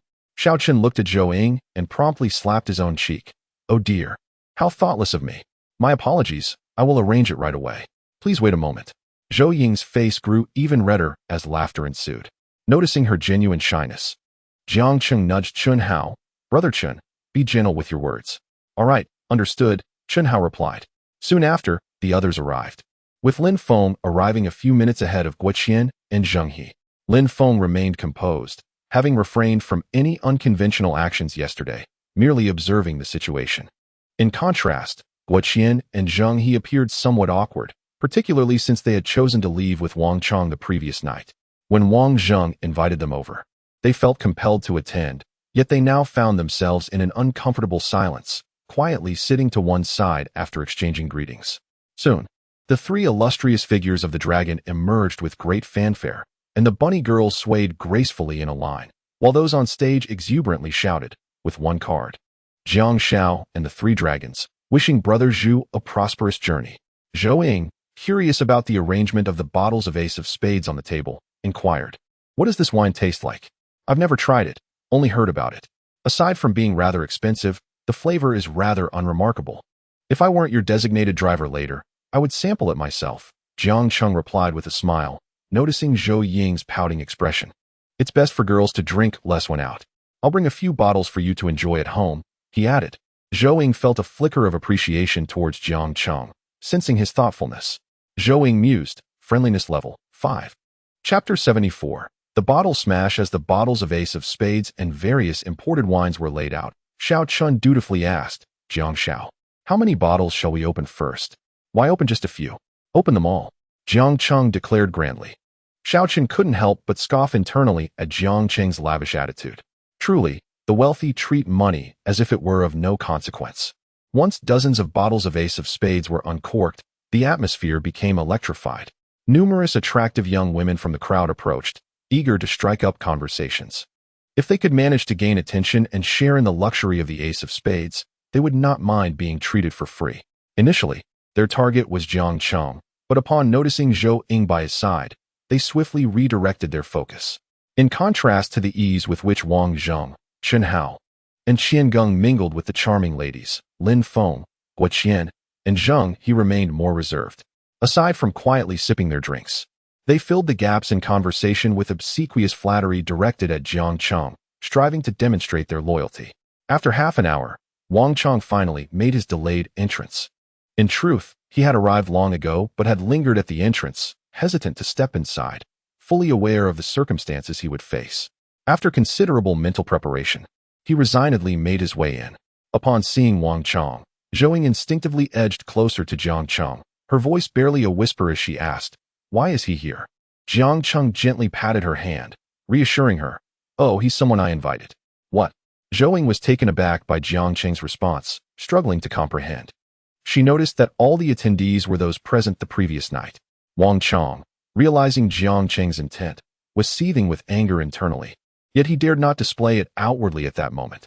He approached Jiang Cheng with a dejected demeanor, bowing as he spoke, young Master Jiang. I was in the wrong last night. I implore you, as a person of stature, to overlook my transgressions and not hold them against me. Jiang Cheng sighed, shaking his head as he replied, I am but a simple country bumpkin. How could I possibly hold anything against you? At that moment, Wang Cheng felt utterly helpless. It was common knowledge that his family was in dire straits, leading to his estrangement from others. Having offended numerous individuals in the past, he feared that should his family truly collapse, he would likely meet a dire fate as well. Young Master Jiang, I was intoxicated yesterday and spoke foolishly. You may vent your frustrations upon me as you wish. I only ask for your mercy, Wang Cheng said, his tone laced with humility. Jiang Cheng gazed at the bottles of liquor on the table and remarked lightly, weren't you rather boisterous when you shattered those bottles last night? Wang Cheng, catching Jiang Cheng's gaze, took a deep breath and resolved, young Master Jiang, as long as it brings you solace, feel free to smash me. That won't do. We have all received 9 years of compulsory education. We are not like you. How about this? I shall treat you to 3 bottles of Ace of Spades. I've heard you can shatter bottles with flair. I've yet to witness it. Would you perform for us? Wang Cheng immediately understood Jiang Cheng's intention to humiliate him. Despite the fury boiling within him, he dared not utter a word of dissent. Drawing in a deep breath, he fixed his gaze on the bottles of Ace of Spades and said, you are correct. I do possess such a unique skill. And I shall perform for young Master Jiang. Very well, let us invite Brother Chang to showcase his talent, and we shall record a video of his performance. Jiang Cheng declared. With that, everyone eagerly began recording. Come on, Brother Chang, say a few words. I shall present a segment for everyone. I hope you enjoy it. Wang Cheng replied, his expression tinged with bitterness. Gritting his teeth, he seized an Ace of Spades and, closing his eyes, smashed it against his own head. Enduring the pain, he picked up the second and third bottles, forcefully striking them against his skull as well. Once he had completed the 3 strikes, Jiang Cheng led the applause, exclaiming, thank you, young Master Wang, for your splendid performance. Truly remarkable. Wang Zheng echoed his sentiments. Indeed, what an eye-opening experience. I only knew Brother Chang to be fierce towards others, not realizing he could be so relentless with himself. Chen Hao also clapped in approval from the sidelines. At that moment, Wang Cheng began to feel dizzy, and blood started to trickle from his forehead. After expressing his gratitude to Jiang Cheng, he could no longer resist the urge to faint. Xiao Chun, who had been observing from the side, quickly approached. Young Master Jiang, should we call an ambulance for him? Yes, please do, and ensure the area is cleaned up to avoid injuring anyone else, Jiang Cheng replied calmly. Of course, Xiao Qin responded promptly, arranging for the cleanup. Once the area was tidied, Jiang Cheng raised his glass to the gathering and said, "Let us toast to everyone for coming today. I salute you all." Upon witnessing Jiang Cheng raise his glass, everyone present promptly followed suit, raising their own in deference. Even the frightened bystanders, trembling, hastily grasped their glasses. Internally, they experienced a tumult of despair and regret, wishing they had never approached this daunting figure. The strikingly handsome gentleman, with a voice that could sway the heavens, was indeed terrifying. With merely a few casual words, he could compel others to shatter their own bottles, a truly alarming display of power. The reactions of Wang Zhong, Chen Hao, and Qian Geng were rather subdued. However, the trio of Guo Qian, Zheng He, and Lin Feng were distinctly different, their hands trembling slightly as they held their glasses. Wang Chong was a quintessential bully, one who only preyed upon the weak. In the bustling metropolis, he dared not provoke the likes of Qin Fun and Jiang Xian, the elite scions of wealth, yet he dismissed everyone else with arrogance. To his astonishment, he found himself conceding before Jiang Cheng, even resorting to smashing his own bottle, a development that understandably instilled fear in them all. After the gathering concluded, Jiang Cheng informed the security team via WeChat to cease their retaliatory plans against Wang's foods. Wang Cheng was promptly rushed to the hospital, where news of his condition swiftly reached Wang Wei and Lin Lian. Upon arrival, Lin Lian was devastated to see her son, his head swathed in bandages. Throughout his life, even a mere scratch on Wang Cheng would evoke her prolonged sorrow. She could hardly comprehend how he had ended up in such a state. In a fit of anger, she turned to Wang Wei, lamenting, "Which heartless wretch has done this to my son? Wang Wei, you must avenge him. This is your son." In response to Lin Lian's assault on him, Wang Wei retaliated with a sharp slap, his voice laced with fury. "His current predicament is entirely your doing. Where were you when he was tormenting others? Have you ever visited those who lie in hospitals? Why is it that their sons are not as valuable as yours?" Wang Cheng's pride had been utterly shattered by Jiang Cheng's unrelenting disdain. Regret consumed him, leaving him speechless, unable to defend himself. He could only utter to Lin Lian, "Mother, I brought this upon myself. Let us leave it at that." Lin Lian gazed at Wang Cheng in disbelief. "Son, have you lost your mind? You truly are impervious to lessons. The opposing party has already retracted the trending search, and yet our family is no longer as it once was. In just one day, it has come to this. Do you now understand how to conduct yourself? I could tell you 1,000 times, but it pales in comparison to the lesson you've learned today. If there is a next time, both of you must leave. Remember, this is your final warning." After admonishing them, Wang Wei sighed and departed, hoping that this experience would guide his son towards a more virtuous path. Despite his own seething anger, he had spent the entire day without uncovering any details about Jiang Cheng's background. Thus, this loss must be silently borne by him. Fortunately, the other party did not seek their complete destruction, leaving a glimmer of hope. Meanwhile, after the gathering, Zhou Ying was assisting Jiang Cheng as they slowly made their way to the hotel entrance. Jiang Cheng's arm was draped over Zhou Ying's shoulder, appearing somewhat intoxicated. Although he maintained a facade of calmness, internally he couldn't help but marvel at her smooth skin and wish to savor it. Zhou Ying struggled to help Jiang Cheng into the passenger seat of the Ferrari. Once she secured his seatbelt, she drove him back to Yangyunamen. Observing Jiang Cheng, who had indulged a bit too much, Zhou Ying anxiously inquired, "Given your behavior towards him tonight, will Yao Yao Ling trouble you?" Jiang Cheng shook his head, reassuring her, "Don't worry, I haven't harmed him, and he wouldn't dare report it." Zhou Ying, seeing Jiang Cheng's unabashed demeanor, felt compelled to speak up, but reconsidered. Realizing that as merely his classmate, it might be inappropriate to say too much.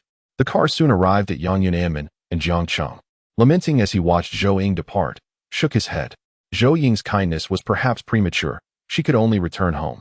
In an instant, the seemingly intoxicated Jiang Cheng transitioned to a composed demeanor as he strolled towards his reserved villa, Ting. Upon arrival, the beautiful housekeeper, Wang Yuyan, had already tidied herself and greeted Jiang Cheng with the same respect as before. "Mr. Jiang, welcome home." Jiang Cheng playfully wrapped his arms around Wang Yuyan, teasingly remarking, "Manager Wang, You seem quite distant after such a short separation. Mr. Jiang, please refrain. There are others present. Wang Yuyan shyly nudged him, glancing at the hotel staff nearby. Jiang Cheng, unfazed, continued his playful banter. Just as he was about to engage further, it was past 11 at night at the Bent's bar. Zhang Yu, dressed in a pink shirt and sporting a made-up face, had concealed his bruises with thick foundation. His fingers adorned with pink disposable nail covers, he sashayed into the bar. Upon entering, Zhang Yu made his way to his usual seat at the bar. He retrieved a small mirror and a bold red lipstick from his pocket, expertly applying it. At that moment, a young man with a scholarly appearance and gold-framed glasses sat beside him. After ordering a blue cocktail, the handsome stranger began to engage with his phone. Zhang Yu's heart fluttered at the sight of such a striking individual beside him, yet he feigned nonchalance as he sipped his drink. This was Zhang Yu's routine. Half the patrons at Bent's bar were in search of same-sex partners, as the bar was predominantly frequented by the LGBTQ community. After more than 10 minutes, the handsome man began chatting on WeChat. After a short while, he opened a voice message. A somewhat effeminate male voice emanated from the phone. Please don't contact me again. I've told you that I no longer have feelings for you. We were merely playing around. Please don't take it too seriously. Upon hearing this voice message, Zhang Yu immediately turned to look at the handsome man. For the person he was conversing with was unexpectedly a man. The bespectacled, gold-framed handsome man instantly wore a face of utter despair. At that moment, the handsome man recorded a voice message in response. Can't you give me another chance? I would give up everything for you. I've waited for you for so many years. Why must you abandon me? The reply came swiftly. I'm sorry, but please don't contact me again. I fear my wife might find out. Let us block each other.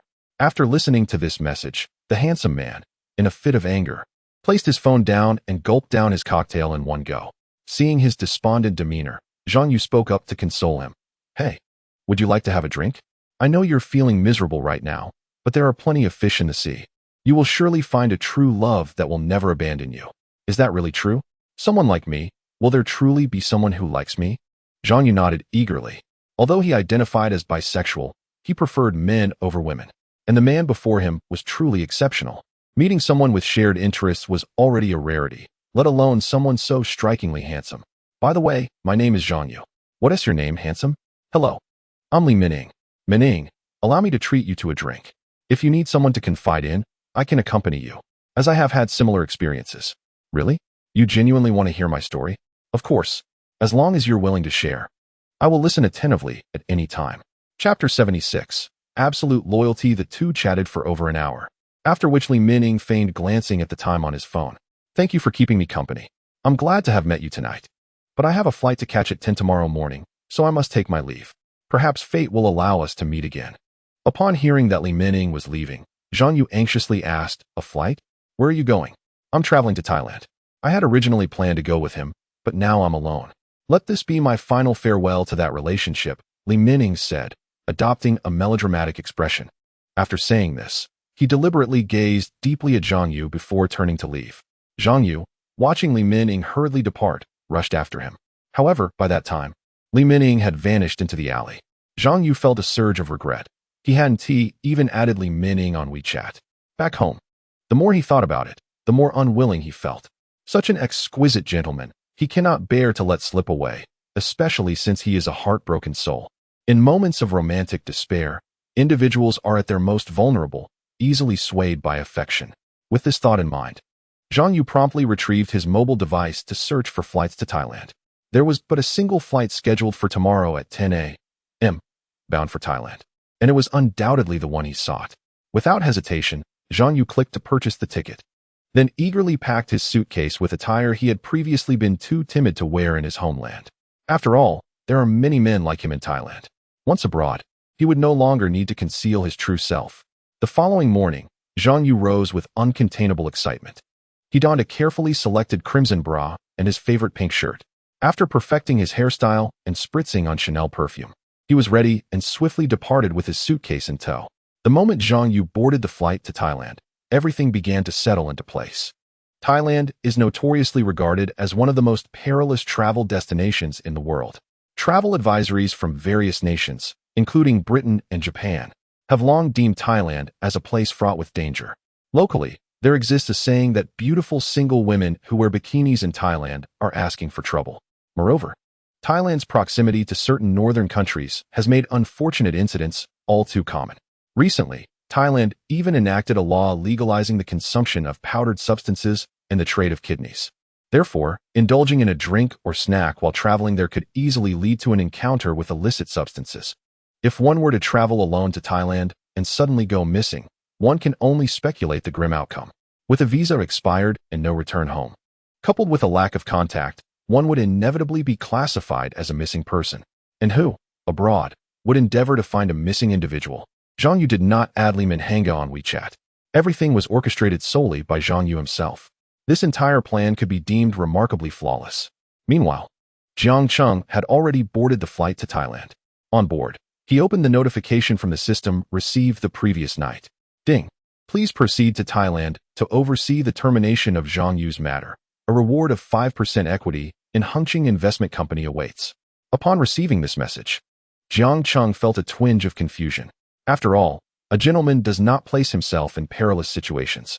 However, the system had issued its directive, and despite his reservations, Jiang Cheng was reluctant to forfeit the 5% equity.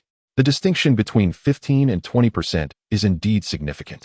Soon enough, the plane landed at Bangkok International Airport, where personnel from the security company awaited Jiang Cheng's arrival. As Jiang Cheng stepped through the entrance, a man clad in a black suit approached him. Greetings, young master. I am Wang Sheng. Upon Wang Sheng's utterance, the dream realization system provided a notification. Ding. Detection of a new individual's first encounter. The friendliness value scanning system will upgrade to a character scanning system. The character scanning system will no longer be limited to the female gender. Listening to the system's prompt, Jiang Cheng activated the character scanning system.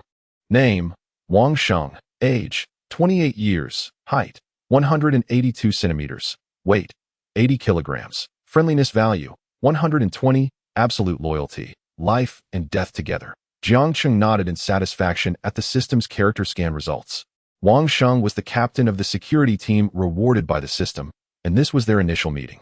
Although a hint of anxiety flickered within him, Jiang Cheng maintained a calm facade and inquired, "Where is he?" "He has already been transported out of the hotel." "I will take you there," Wang Sheng replied.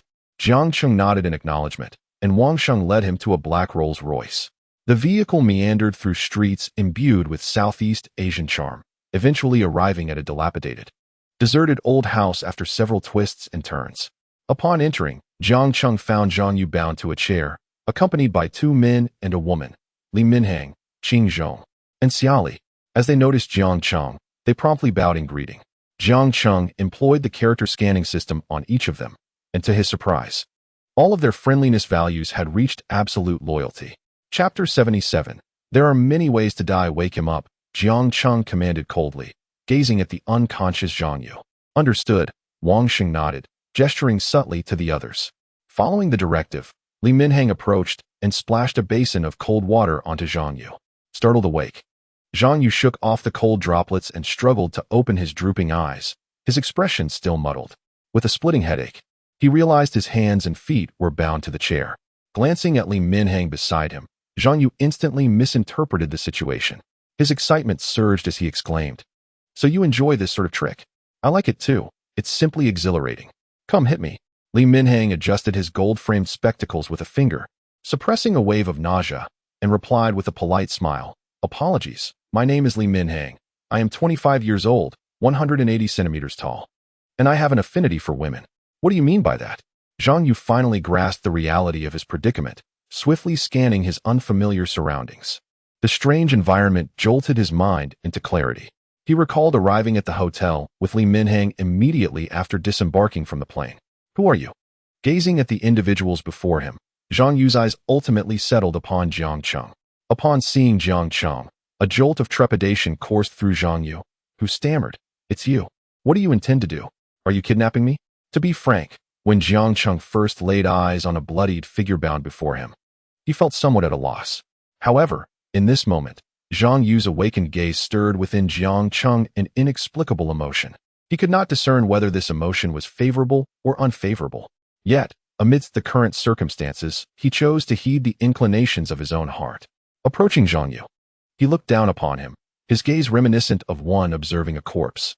The terrifying aura that Jiang Cheng exuded instilled within Zhang Yu now akin to a lamb awaiting slaughter, a profound sense of oppression. His heart began to race with fear as he grasped the gravity of the situation. What do you truly want? I warn you, murder is a crime. Please do not act recklessly. I beg you, remain calm. Jiang Cheng offered a fearless smile. Earlier, on the way here, Wang Sheng had already briefed him on the situation in the car. Hung Chung Company was not merely an investment firm. It wielded considerable underground influence in Thailand. I told you, the next time we meet, I shall ensure you remain forever silent. With that, Jiang Cheng turned to Wang Sheng and inquired, what is the plan for disposal? Young master, there are myriad ways to die. In Thailand, accidental deaths from drug overdoses are tragically commonplace. Drownings, car accidents, and falls are not unusual and can be managed with ease. Jiang Cheng nodded in satisfaction. Dispose of him. Yes, it will be handled immediately, Wang Sheng replied respectfully. As Zhang Yu listened to their merciless exchange, his complexion grew increasingly pallid. In a state of dread, he pleaded with Jiang Cheng, you cannot do this to me, young master Jiang. I was wrong. I acknowledge my mistakes. Please, spare me. I will no longer pursue you, Xiao Xiao. I implore you, let me go. Before Zhang Yu could finish, his mouth was filled with a peculiar liquid. Observing Wang Sheng and his associates carry out their task with unsettling calmness, Jiang Cheng maintained a composed facade, yet his heart raced uncontrollably. After departing from that location, Jiang Cheng, accompanied by Wang Sheng and Qing Zhong, made their way to Hung Chung Company. Throughout the journey, Jiang Cheng began to grasp why the system insisted he personally oversee Zhang Yu's fate. It is often said that the accumulation of wealth is drenched in blood. Jiang Cheng chose to conclude Zhang Yu's task in Thailand as a means to secure a 5% stake in the company, a crucial component of his initial capital accumulation. With a silent sigh, he endeavored to cast aside the thoughts swirling in his mind, striving to quell the impact of the earlier scene. Thanks to prior arrangements, Jiang Cheng instructed Wang Sheng to drive directly to the company's entrance. At this moment, several bodyguards clad in black suits stood at the entrance of the company, accompanied by a middle-aged man holding a cigar and donning a floral shirt. A Rolls-Royce came to a halt at the gateway, where Wang Sheng opened the car door for Jiang Cheng. As soon as Jiang Cheng alighted, the middle-aged man swiftly approached him and embraced him warmly. In a rather halting manner, he spoke in Chinese. Hello, brother Jiang Cheng. I've been eagerly awaiting your arrival. This middle-aged gentleman was Mario, the principal shareholder of Hungching Company. No sooner had he finished speaking than a notification chimed from the system. Language barrier detected. Host rewarded with fluency in Thai. Observing the sophistication of the system, Jiang Cheng couldn't help but exclaim in admiration, impressive. Nodding, he grasped Mario's hand and responded in fluent Thai, Brother Mario, it is a pleasure to meet you. Mario's astonishment was palpable upon hearing Jiang Cheng speak Thai. He had not anticipated such a skill. I understand a bit, he said. Come, I shall show you around the company, and later, I will host you properly. Thank you, Brother Mario. Jiang Cheng replied, you are too kind. We are brothers. In the interim, Jiang Cheng utilized his character scanning system to examine Mario. Name, Mario, age, 35, height, 178 centimeters, weight, 85 kilograms, friendliness, 110, close friends. After noting the high level of friendliness, Jiang Cheng felt a sense of reassurance. Chapter 78. The unique charm of Thailand. Upon signing the documents for his 20% share, Mario invited Jiang Cheng to a somewhat discreet high-end private club in the area. Come, brother Jiang Cheng, everything has been arranged. Tonight, I guarantee you will have a delightful time. I frequent this establishment, where the food is not only exquisite, but also features various beautiful masseuses. The best part is, you can choose from different types, both male and female. Jiang Cheng, hearing this, waved his hand dismissively. Brother Mario, you are too generous. A simple meal will suffice. I am still just a naive child. The peculiar offerings of the Thai establishment were beyond Jiang Cheng's taste. Mario laughed heartily at this, patting Jiang Cheng on the shoulder. Rest assured, you will surely enjoy it. With such a promise, I am looking forward to it, Jiang Cheng replied. Mario treated Jiang Cheng to an array of authentic Thai delicacies. While the food was indeed delectable, Jiang Cheng felt that the cuisine of his homeland, Huaxia, was more to his liking. After their meal, the two proceeded to the spa for a local specialty massage. As the session progressed, Mario addressed someone nearby, bring them in. Shortly thereafter, several young women entered in a line, their legs bare, clad only in red bathrobes. Jiang Cheng glanced over. All 6 girls possessed striking beauty. Jiang Cheng, my dear brother, this is specially prepared for you. What do you think? Feel free to choose 2 or 3. After Mario spoke, he eagerly glanced at Jiang Cheng. Jiang Cheng raised an eyebrow and inquired, "Is this the local specialty, Brother Mario?" Mario shook his head. Ordinary individuals cannot find such exquisite offerings here. However, regular clients cannot afford this. I have curated this selection specifically for you. Each one is a rare gem, possessing both beauty and grace. You need not worry. They have all come willingly, not out of coercion. Jiang Cheng's gaze fell upon several enchanting young ladies, his attention suddenly fixating on a girl with sleek black bangs. She indeed embodied his aesthetic preference. Activating the character scanning system, he discovered that the girl with the highest rating was none other than her.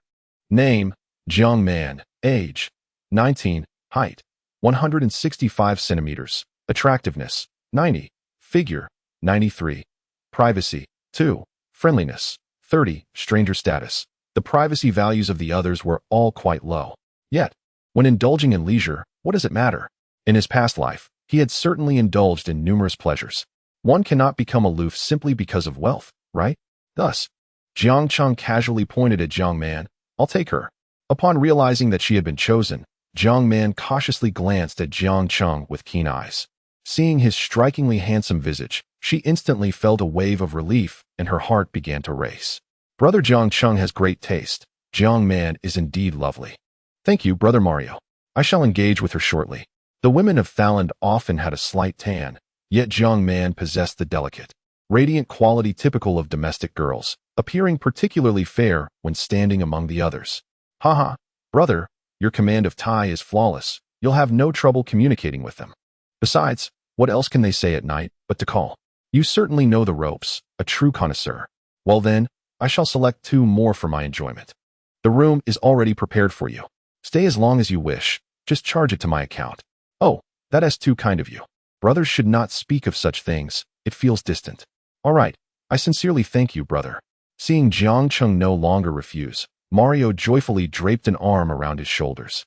That's the spirit. Let us go. Soon, Jiang Cheng and Jiang Man arrived at the suite on the 5th floor. At that moment, Jiang Man stood somewhat awkwardly before him, her gaze cast down at her bathrobe. Noticing her unease, Jiang Cheng patted the spot beside him, saying, "Sit." Yes. Jiang Man obediently took a seat beside him. Without uttering a word, Jiang Cheng lifted Jiang Man from the sofa and carried her into the bedroom. An hour later, Jiang Cheng sat up, poured himself a glass of warm water, and gulped down a mouthful. Noticing Jiang Man swallowing hard while gazing at the cup in her hand, he poured another glass and handed it to her. "Thank you," Jiang Man said as she accepted the water, quickly finishing it. After taking the cup from her hand and placing it back, Jiang Cheng approached the bedside once more, pressing Jiang Man beneath him. Chapter 79.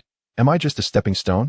More than an hour passed, and after attending to his affairs, Jiang Cheng sat on the bed, engrossed in replying to messages on his phone. Observing him leaning against the bed, Jiang Man hesitated before sitting up. "Mr. Jiang, may I ask if you are satisfied with my service?" she inquired, summoning her courage. Jiang Cheng was taken aback by her question, yet he nodded naturally, quite satisfied. "Don't worry, I will leave you a tip later." "That's not what I mean. I don't want a tip." Jiang Man hastily waved her hand. "No tip? What do you mean by that?"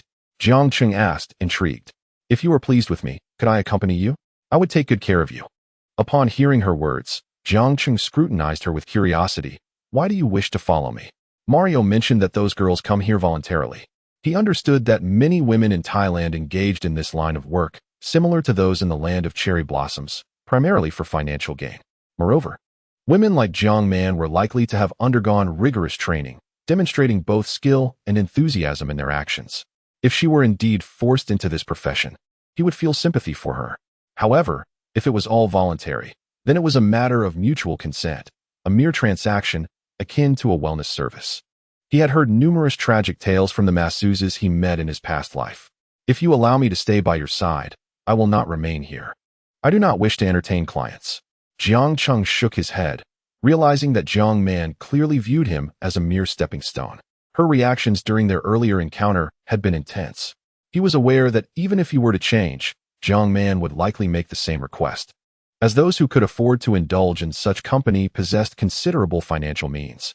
Being with someone like him would undoubtedly be preferable to accepting clients here.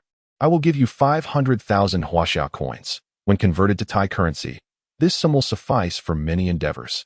You may arrange the rest as you see fit. 500,000 Huaxia coins could afford Jiang Man a comfortable life in Thailand, provided she remained content. It would ensure her basic needs were met. Should she desire more, that would be beyond Jiang Cheng's concern. After exchanging pleasantries with Mario, Jiang Cheng took his leave. As he had predicted, once Jiang Cheng departed, Jiang Man did not appear disheartened. Rather, she joyfully ran to her supervisor, her excitement palpable as she asked, "Did the client leave me 500,000 Huaxia coins?" "Yes." "You are truly fortunate. Are you retiring now?" Upon hearing this, Jiang Man picked up a cigarette from the table and took a skilled drag, exclaiming, "How is that possible? I intend to remain here. Is there anywhere else that offers such swift financial gain? I've yet to visit Thailand. Take me out to explore." Jiang Cheng addressed Wang Sheng. Wang Sheng hesitated for a moment before replying, "Young master, is it not a bit excessive to ask me to leave you 500,000 Huaxia coins?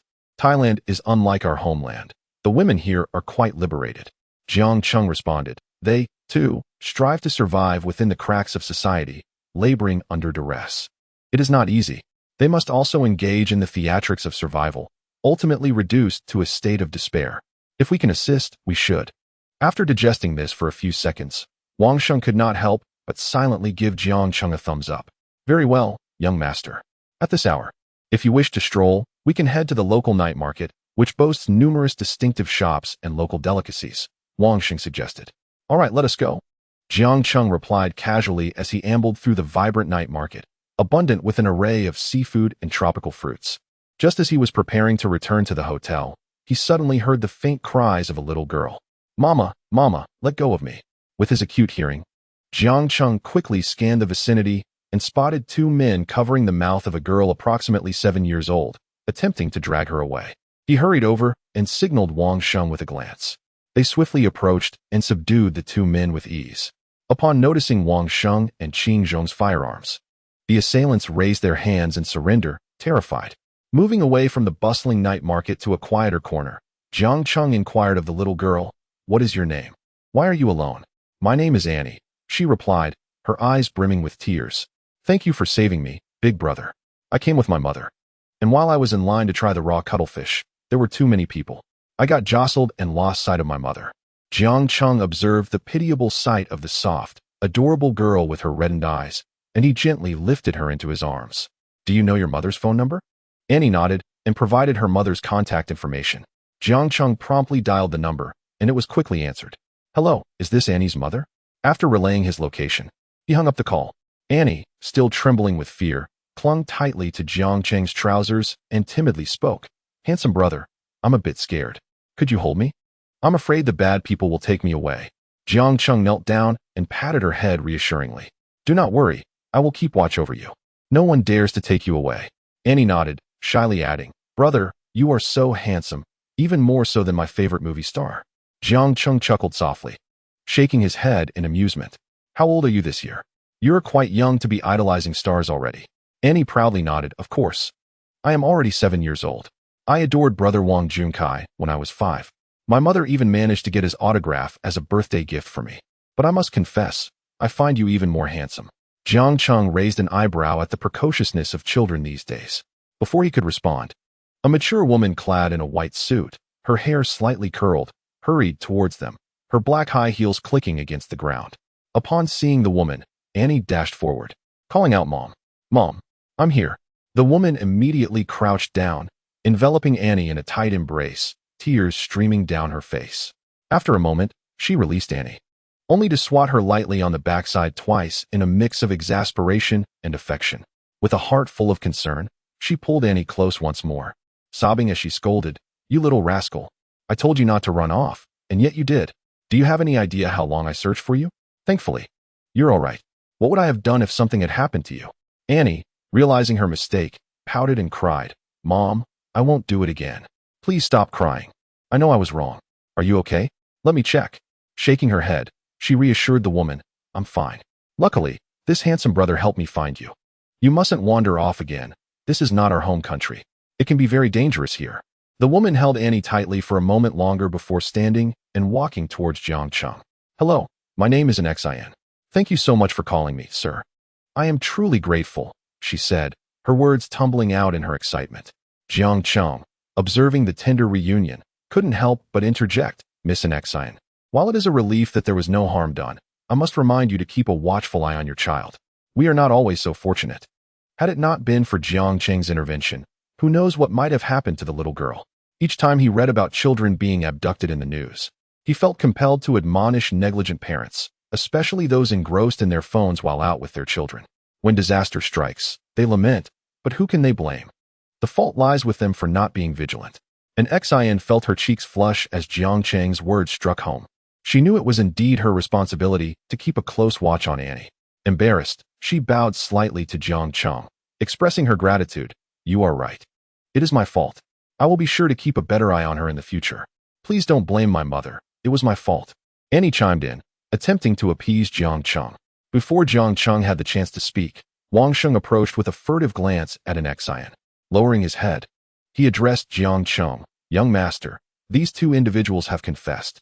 They mentioned that they were attracted to the young girl's beauty and, having consumed some alcohol, intended to take her away." Wang Sheng refrained from elaborating further, yet the others present, apart from an XIN, were acutely aware of the implications. Such incidents frequently occur in Thailand and India, where reports of women being harassed on public transport are all too common, some men even brazenly targeting livestock in the dead of night. In summary, the circumstances in these nations are utterly outrageous. Upon hearing this, an XIN's complexion paled dramatically. Trembling, she turned to Jiang Cheng and asked in a voice laced with fear, "Are you saying the little girl is Annie?" Immediately, she scooped up Annie and began to examine her anxiously. Annie tugged at an XIN's sleeve, signaling her to remain calm. "Mom, what's wrong? I'm fine. When they tried to take me away, this brother came to my rescue." An XIN, now thoroughly alarmed, chastised Annie. "Do you understand how dangerous that was? What if no one had come to save you? If something happened to you, I wouldn't be able to endure it." Annie wiped away an XIN's tears and reassured her, "Mom, it won't happen again." After embracing Annie for a moment longer, an XIN turned solemnly to Jiang Cheng and bowed in gratitude. "Thank you for saving Annie. I thought she had merely gotten lost. I had no idea something so terrifying was afoot. The consequences would have been unimaginable without your intervention." Jiang Cheng nodded in acknowledgement and then fixed a cold gaze on Wang Sheng, speaking in Thai. "Dispose of such scum who prey on children." "Yes," Wang Sheng replied, promptly turning to depart. After issuing his orders, Jiang Cheng looked at an XIN and Annie, inquiring, "Where are you staying? May I offer you a ride home?"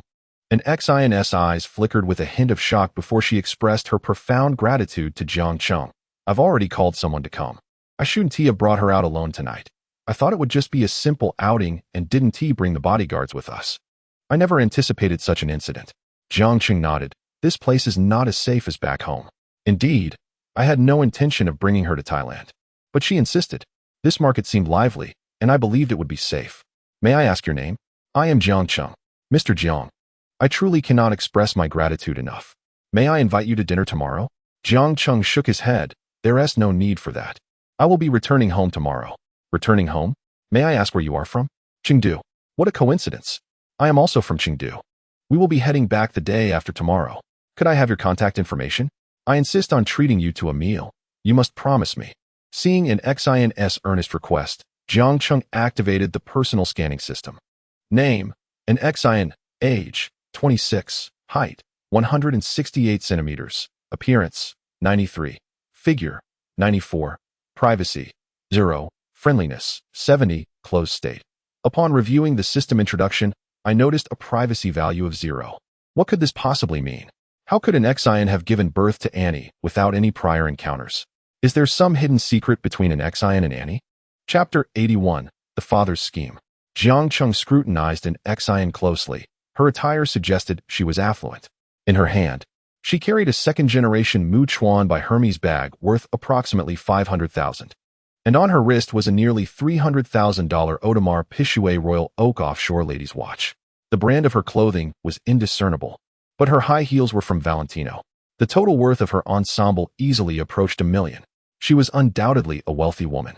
Jiang Cheng nodded and added an XIN as a contact on WeChat. When an XIN's bodyguard arrived, Wang Sheng had already handled his matters. An Xin returned to the hotel with Annie. After thoroughly checking on Annie once more, she instructed her to recount the entire incident in detail. After listening, an Xin found nothing suspicious. One of her bodyguards inquired, "Miss, should we investigate that individual from earlier?" An Xin pondered for a moment before shaking her head. No need. After all, he saved Annie, and probing into Jiang Cheng might raise his suspicions. Moreover, Jiang Cheng seems to be quite formidable, although he communicated with his subordinates in Thai. Being fluent in the language, an Xin comprehended the commands he issued. A man of such youth-wielding influence in Thailand, and being of our Huaxia descent, is certainly not an ordinary individual. The following morning, Jiang Cheng boarded a flight to Tianrong City. After such a prolonged absence, Li Yin was likely growing impatient. The items Jiang Cheng had purchased in the Magic City had already been shipped to the airport in Tianfu. After retrieving his belongings, he drove home in a Porsche. Upon disembarking the plane, he had already informed his parents.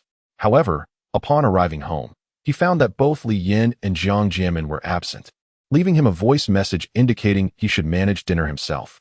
Jiang Cheng stared at the message, bemused, and sent a series of question marks in response. Later that evening, around 8, Li Yin and Jiang Jianmin finally returned, chatting and laughing as they entered.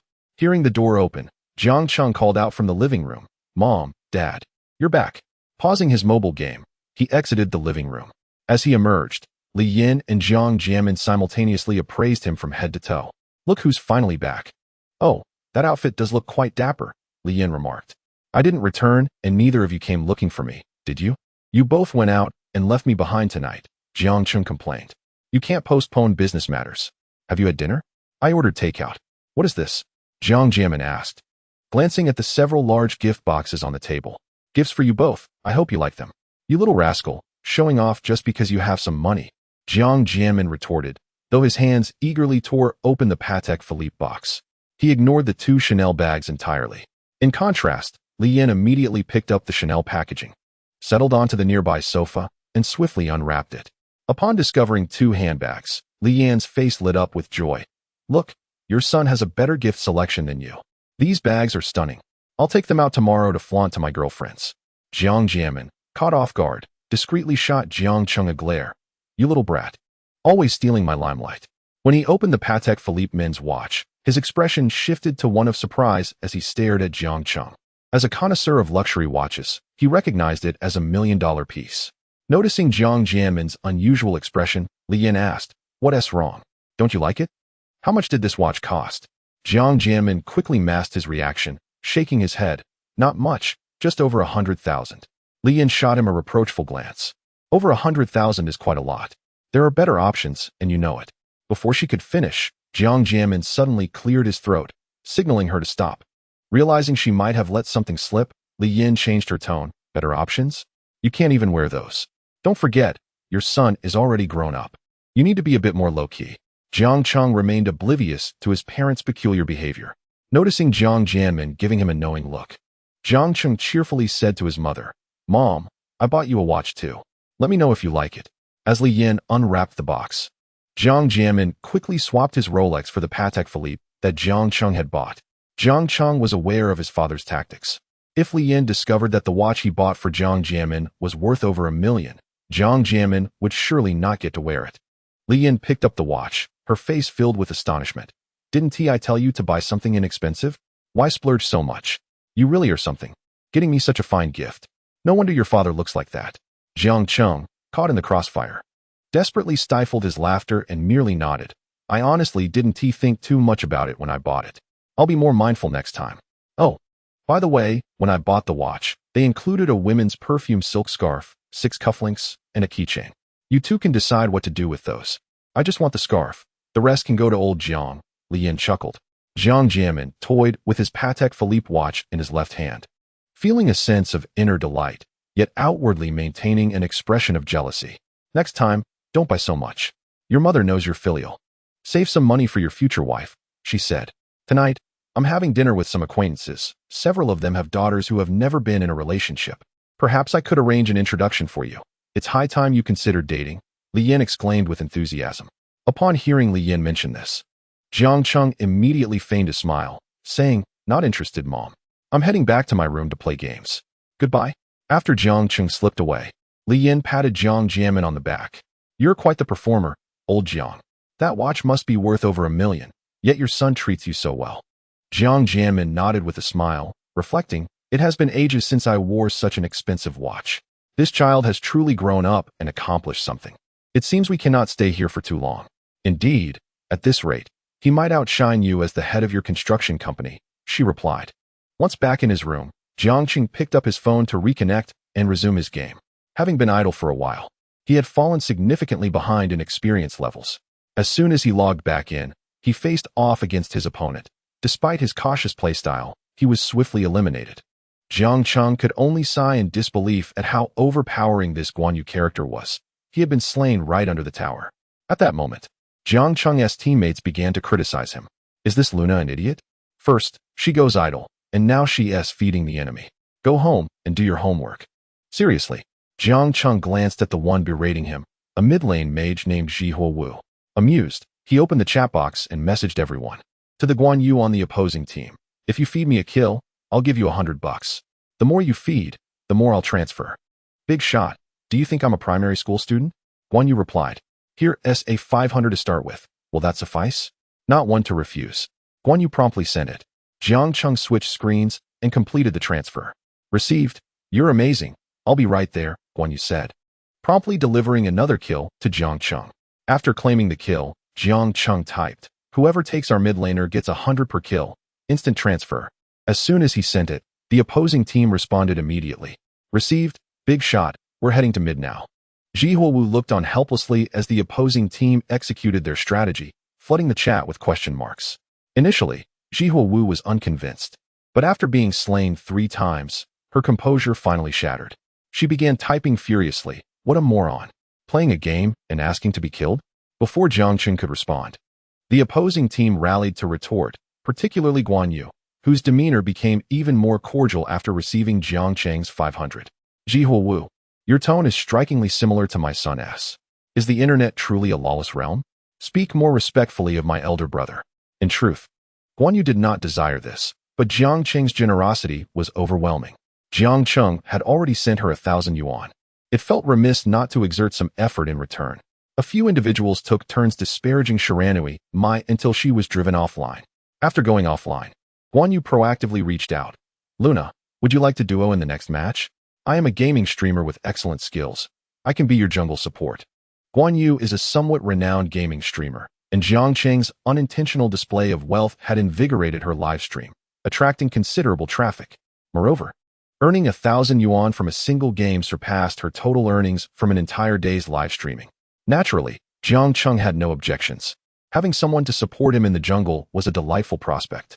Furthermore, Guan Yu's skills were indeed commendable. Streamer? Which streamer? Asked Xiao Su, a streamer from Douyu. Let us team up next match. Alright, big shot, I'll invite you shortly. Undoubtedly, under the influence of monetary capacity, Jiang Cheng effortlessly triumphed. In the subsequent match, Xiao Su genuinely invited Jiang Cheng. After sending the invitation, she refrained from mentioning the previous monetary exchange, instead dutifully providing jungle support for Jiang Cheng. After 3 victorious games with Xiao Su, Jiang Cheng bid her farewell and logged off. Once offline, he opened Douyu Live, where he still had 500,000 fish fin coins remaining after his previous generosity towards Xiao Yinin. Searching for Xiao Su's livestream, he discovered that she was an adorably charming young girl, and her stream's popularity soared to an impressive 500,000, far surpassing that of the small streamer Xiao Yinin. Jiang Cheng activated the character scanning system. Name, by Xiao. Age, 20. Height, 158 centimeters. Appearance, 92. Figure, 94. Privacy, 0. Friendliness, 40. Jiang Cheng directly gifted her 5 super rockets. Upon noticing the super rockets, Xiao Su quickly expressed her gratitude. Thank you, Dinghai Shenzhen, for the 5 super rockets. The viewers in the live stream noticed the name Dinghai Shenzhen and flocked to witness the spectacle. Dinghai Shenzhen hasn't appeared in a while. He is here to see Xiao Su. Oh, not watching Xiao Mei anymore. Perhaps she has already secured her victory. Xiao Su, glancing at the viewers' comments, recalled who Dinghai Shenzhen was, the benefactor who had recently showered 250,000. Astonished, Xiao Su exclaimed, Dinghai Shenzhen, Your presence is an honor. Please say a word, and I shall give you a badge. Jiang Cheng typed. Thank you for supporting me in the jungle. I'm logging off now. Farewell. With that, he exited the stream, leaving Xiao Xiao Su's side in a frenzy. She incredulously covered her mouth, exclaiming in disbelief, wow, I never expected to match with a wealthy player in this game. It turns out that big shots also play King of Glory. Suddenly, she felt a stronger connection with the elite. To those online, wake up for the big shots. Each kill in the game is worth 100. Chapter 83. Self-reliance. The next morning, Jiang Cheng awoke to the empty kitchen and, feeling speechless, picked up his phone to message Li Yan on WeChat. Where's breakfast? Li Yan quickly replied, go downstairs and buy something. Previously, when Li Yan didn't prepare breakfast, she would leave him 100 yuan for food, but now, she showed no such courtesy. Jiang Cheng shook his head in exasperation and opened the food delivery app. After placing his order, he began scrolling through his moments. The first post was from Zhou Zhiyun, who lamented, I'm sorry for being so sentimental about missing you. Jiang Cheng frowned and clicked on Zhou Zhiyun's profile, only to be greeted by a barrage of non-mainstream, melancholic posts that gave him a headache. I can still laugh recklessly in front of you, but afterwards, I've grown accustomed to loneliness. I can say it's okay when I'm in pain, and I can say it doesn't matter when I'm sad. Exiting the post, Jiang Cheng commented, another heartbreak? After sending the message, he continued to scroll and noticed Zhou Ying had posted a picture of a plane ticket from the bustling metropolis to the serene Tianfu. It seemed she had just arrived. Jiang Cheng sent Zhou Ying a private message.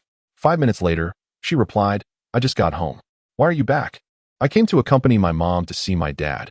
His Memorial Day is approaching. Jiang Cheng stared at the message, momentarily taken aback by the awkwardness of the topic. Just as he pondered how to reply, Zhou Ying sent another message. Is Thailand fun? I went there once when I was a child. This was one of the qualities Jiang Cheng admired about Zhou Ying, her lack of pretense and consideration for others' feelings. Interacting with her was effortless, devoid of pressure. However, such a girl also indicated a deeply sensitive heart, one that needed Jiang Cheng's care and affection. I haven't been. I was working. I returned yesterday. How about we go together next time? So soon, just for a day? Yes, I'm in Tianfu now. Would you like to have dinner together tonight? Zhou Ying took a long time to respond this time. I have plans tonight. How about I treat you to dinner tomorrow? That sounds good. It's a deal. That evening, Jiang Jianmin and Li Yan had once again not returned home to cook, leaving Jiang Cheng with no choice but to drive out for a meal. He headed to Taikoo Li, parking his car across from the store before heading inside. In Tianfu, there was a little trick to parking. If you were driving an ordinary sedan, you had no choice but to obediently park in the underground garage. However, if you were to drive a Porsche 918 like Jiang Cheng, you could park anywhere, even in spots marked with no parking signs. After all, the security guards would likely turn a blind eye upon seeing such a vehicle. Jiang Cheng entered the store, still without any clothing, as the garments he previously purchased were left at the Yanyan Amon. He had only a single set of fresh attire for change. Upon entering the shop, he casually browsed and within 10 minutes had made his purchases, adhering to a singular criterion for selection: simplicity and visual appeal. The most significant factor was the absence of pricing dilemmas, allowing him to swiftly conclude his shopping. After settling the bill, he placed his new clothes in the car and set out to find a restaurant for dinner. At that moment, a Porsche 911 pulled up diagonally across from the entrance. A dapper gentleman clad in a suit and tie emerged from the vehicle, hastily making his way to the passenger's side, where he courteously opened the door. From within, a pair of long, elegant legs emerged, revealing a woman in a simple yet stunning white dress that perfectly accentuated her alluring curves. As she appeared, both nearby security and passers-by were captivated, their attention fixated upon her. Some male influencers, engrossed in their street photography, were so entranced by her beauty that one inadvertently kicked a nearby pillar, groaning in pain as he crouched down, exclaiming for his parents. Goodness, she is breathtaking. Is she a celebrity? Coming to Taikoo Li was certainly worthwhile. She might not be a star, but she could easily be an internet sensation. Her figure is extraordinary, and even as a woman, I admire her physique. Chapter 84. Wang Yuan's confidence. Although Jiang Cheng did not catch a full glimpse of her face, the gentle waves of her hair and her exquisite figure, coupled with the reactions of the onlookers, unequivocally indicated her beauty. He merely stole a fleeting glance before preparing to turn away when suddenly, the young man knelt on one knee and declared, Zhou Ying, will you be my girlfriend? Jiang Cheng's expression shifted upon hearing the name, turning to get a closer look, and indeed, it was Zhou Ying. Wang Yuan, what are you doing? Zhou Ying asked, a hint of embarrassment flickering across her face as she surveyed her surroundings, her brow furrowing in surprise at Wang Yuan's boldness. I have liked you for a long time. Ever since our school days. I know I didn't deserve you back then, but now I believe I can bring you happiness. Will you agree to be with me? With that, he produced a delicate box from his pocket, revealing a sparkling platinum diamond necklace. As Wang Yuan knelt, the crowd of onlookers grew, eager to witness the unfolding scene. Look, someone is proposing. Goodness, a Porsche 911? That car must be worth over $1 million. It turns out he's a wealthy and charming gentleman. How romantic. Only a wealthy individual could accompany such a beautiful woman. Wang Yuan, please refrain from this behavior. Rise to your feet, as everyone is watching, Zhou Ying said with a hint of discomfort upon noticing the gathering crowd. At that moment, as Wang Yuan absorbed the admiration from those around him, his confidence began to swell, leaving any sense of embarrassment behind. Zhou Ying, do you not fancy this necklace?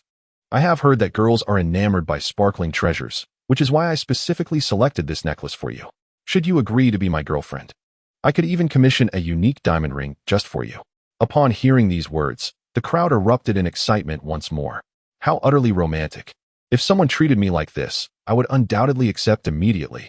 I have heard that a gentleman may only design one exclusive ring in his lifetime. This necklace must cost several tens of thousands. How enviable. Zhou Ying, I regard you as merely a friend. Please get up, she said, her expression darkening with displeasure. Wang Yuan, recognizing that you were momentarily taken aback is understandable. Take your time to consider it, he replied, wearing a mysteriously confident smile as he gazed at the necklace in his hand. He contemplated that he had spent 38,000 on this necklace, and in the past, Zhou Ying would likely not have paid attention to something at this price point. However, for her now, 38,000 is not an insignificant sum. Furthermore, with his current status as a handsome man from a family that owns a company, he perfectly complements Zhou Ying. Wang Yuan was exceedingly confident in his ability to win her over. Even if Zhou Ying displayed discomfort, he interpreted it as a mere game of hard to get.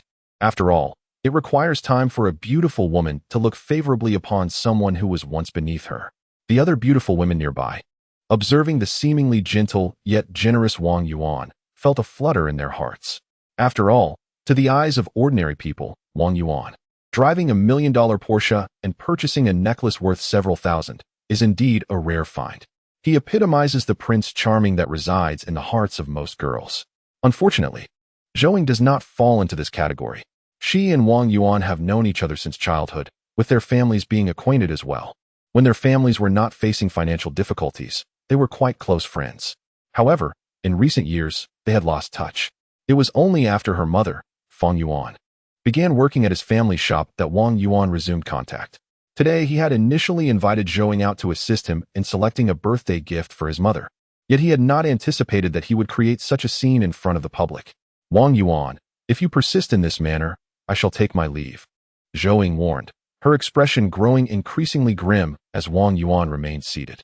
She had subtly hinted several times, yet he still refused to rise, clearly attempting to coerce her into feeling embarrassed to reject him in public. Chapter 85. Jiang Cheng's maneuver. Wait a moment, Zhou Ying. I have a surprise prepared for you that you will surely adore, proclaimed Wang Yuan, as he confidently clapped his hands. Instantly, several individuals emerged from the side, some bearing fresh flowers, others brandishing placards, and a few strumming guitars. A young woman, cradling a lavish bouquet of roses, handed the flowers to Wang Yuan before promptly raising a luminous sign that read, "Promise him." Soon after, a group began serenading Zhou Ying and Wang Yuan with an unconventional love song. I love you, loving you, just like a mouse loves rice. No matter how many storms arise, I will still love you. The nostalgic tune of this internet love ballad caused Zhou Ying to feel a wave of embarrassment wash over her. Before she could voice her disapproval, the onlookers began to stir up excitement. Among them was a particularly audacious woman. Oh my, this is the most romantic way to pursue someone I have ever seen. Handsome. If she doesn't want you, I am more than willing. After all, I am not lacking in looks, she declared, her gaze fixed intently on Wang Yuan. Upon hearing such shameless words, the woman's boyfriend reacted with indignation. What are you saying? Have you forgotten you have a boyfriend? He retorted, his expression filled with fury. This only fueled the woman's agitation further. How dare you say that? After all this time together, you've never surprised me. Look at others. With their 99 roses and love songs. What have you done? Besides treating me to $6 spicy hot pot, what else have you offered? I'm breaking up with you. With that, she stormed off in a huff. The boyfriend, witnessing her outburst, glared at Wang Yuan and spat. Pathetic man. You could customize multiple rings with just a change of location. Don't pretend to be so sentimental. Beautiful lady, do not be deceived. He then turned away, following his girlfriend. Wang Yuan, frustrated by the disruption caused by two unruly individuals, resisted the urge to curse and turned to Zhou Ying to explain. Zhou Ying, do not heed his words. He is merely envious of my wealth. Someone of my caliber is truly deserving of you. Please agree to my proposal. If you do, you shall never have to work again, and I will provide you with a monthly allowance of 50,000. With that, Wang Yuan flashed a charming smile, brimming with newfound confidence. Seeing Wang Yuan's overwhelming self-assurance, Zhou Ying could only shake her head with a bemused smile. While 50,000 was indeed a substantial sum to the average person, Zhou Ying had weathered her share of storms. Though her family had fallen from grace, the allure of such an amount held little significance for her. More importantly, Wang Yuan's demeanor often conveyed a subtle sense of superiority, which left her feeling quite uncomfortable. Wang Yuan was aware that he appeared somewhat ostentatious in front of Zhou Ying. However, he had previously lacked the standing to act arrogantly in her presence. Now, however, things were different. It was akin to a pauper suddenly acquiring wealth and indulging in extravagant spending. Wang Yuan suddenly found himself in a position to boast before Zhou Ying, unable to contain his elation and exhibiting a somewhat smug demeanor. At that moment, a notification from the system chimed. A special task was issued. Option 1. Join the crowd as a mere onlooker and receive a truckload of exquisite fruits along with a record book of the most sensational gossip. Option 2. Assist Zhou Ying in extricating herself from her predicament and earn a Consumer-S Critical Strike card and a Bad Luck card. Jiang Cheng glanced at the choices before him. Sensing the system was up to something mischievous, the decision was hardly a dilemma. Previously, he had utilized a gourmet cashback card to gain nearly 200 million in returns. The potential rewards from the Critical Strike card were evidently even greater. Without hesitation, Jiang Cheng selected the second option. After making his choice, he casually plucked several flowers in hues of red, yellow, and blue from a nearby flower bed. With a bouquet of wildflowers in hand, he approached Zhou Ying.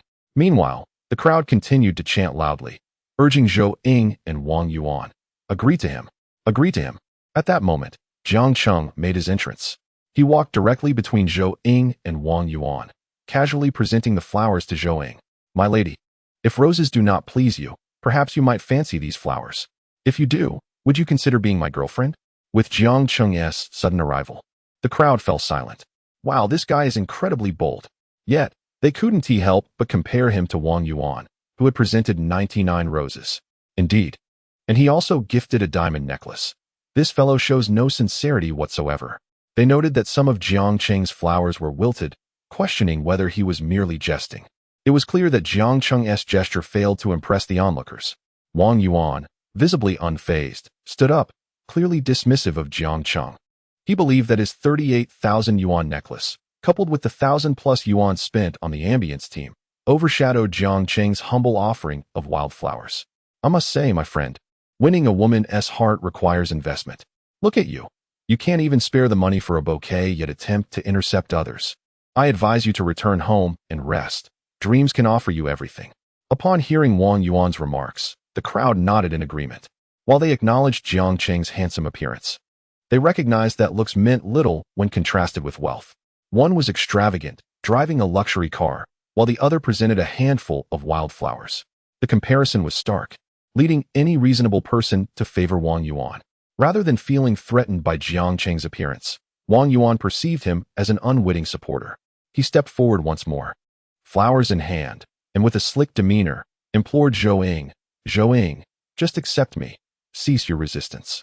Wang Yuan, donning a self-satisfied smirk, recited his favorite domineering CEO lines, convinced of his unassailable position. However, an unexpected turn of events transpired. Zhou Ying not only dismissed his gesture, but also directly accepted the flowers from Jiang Cheng's hand. She flashed a sweet smile at him and said, "Thank you.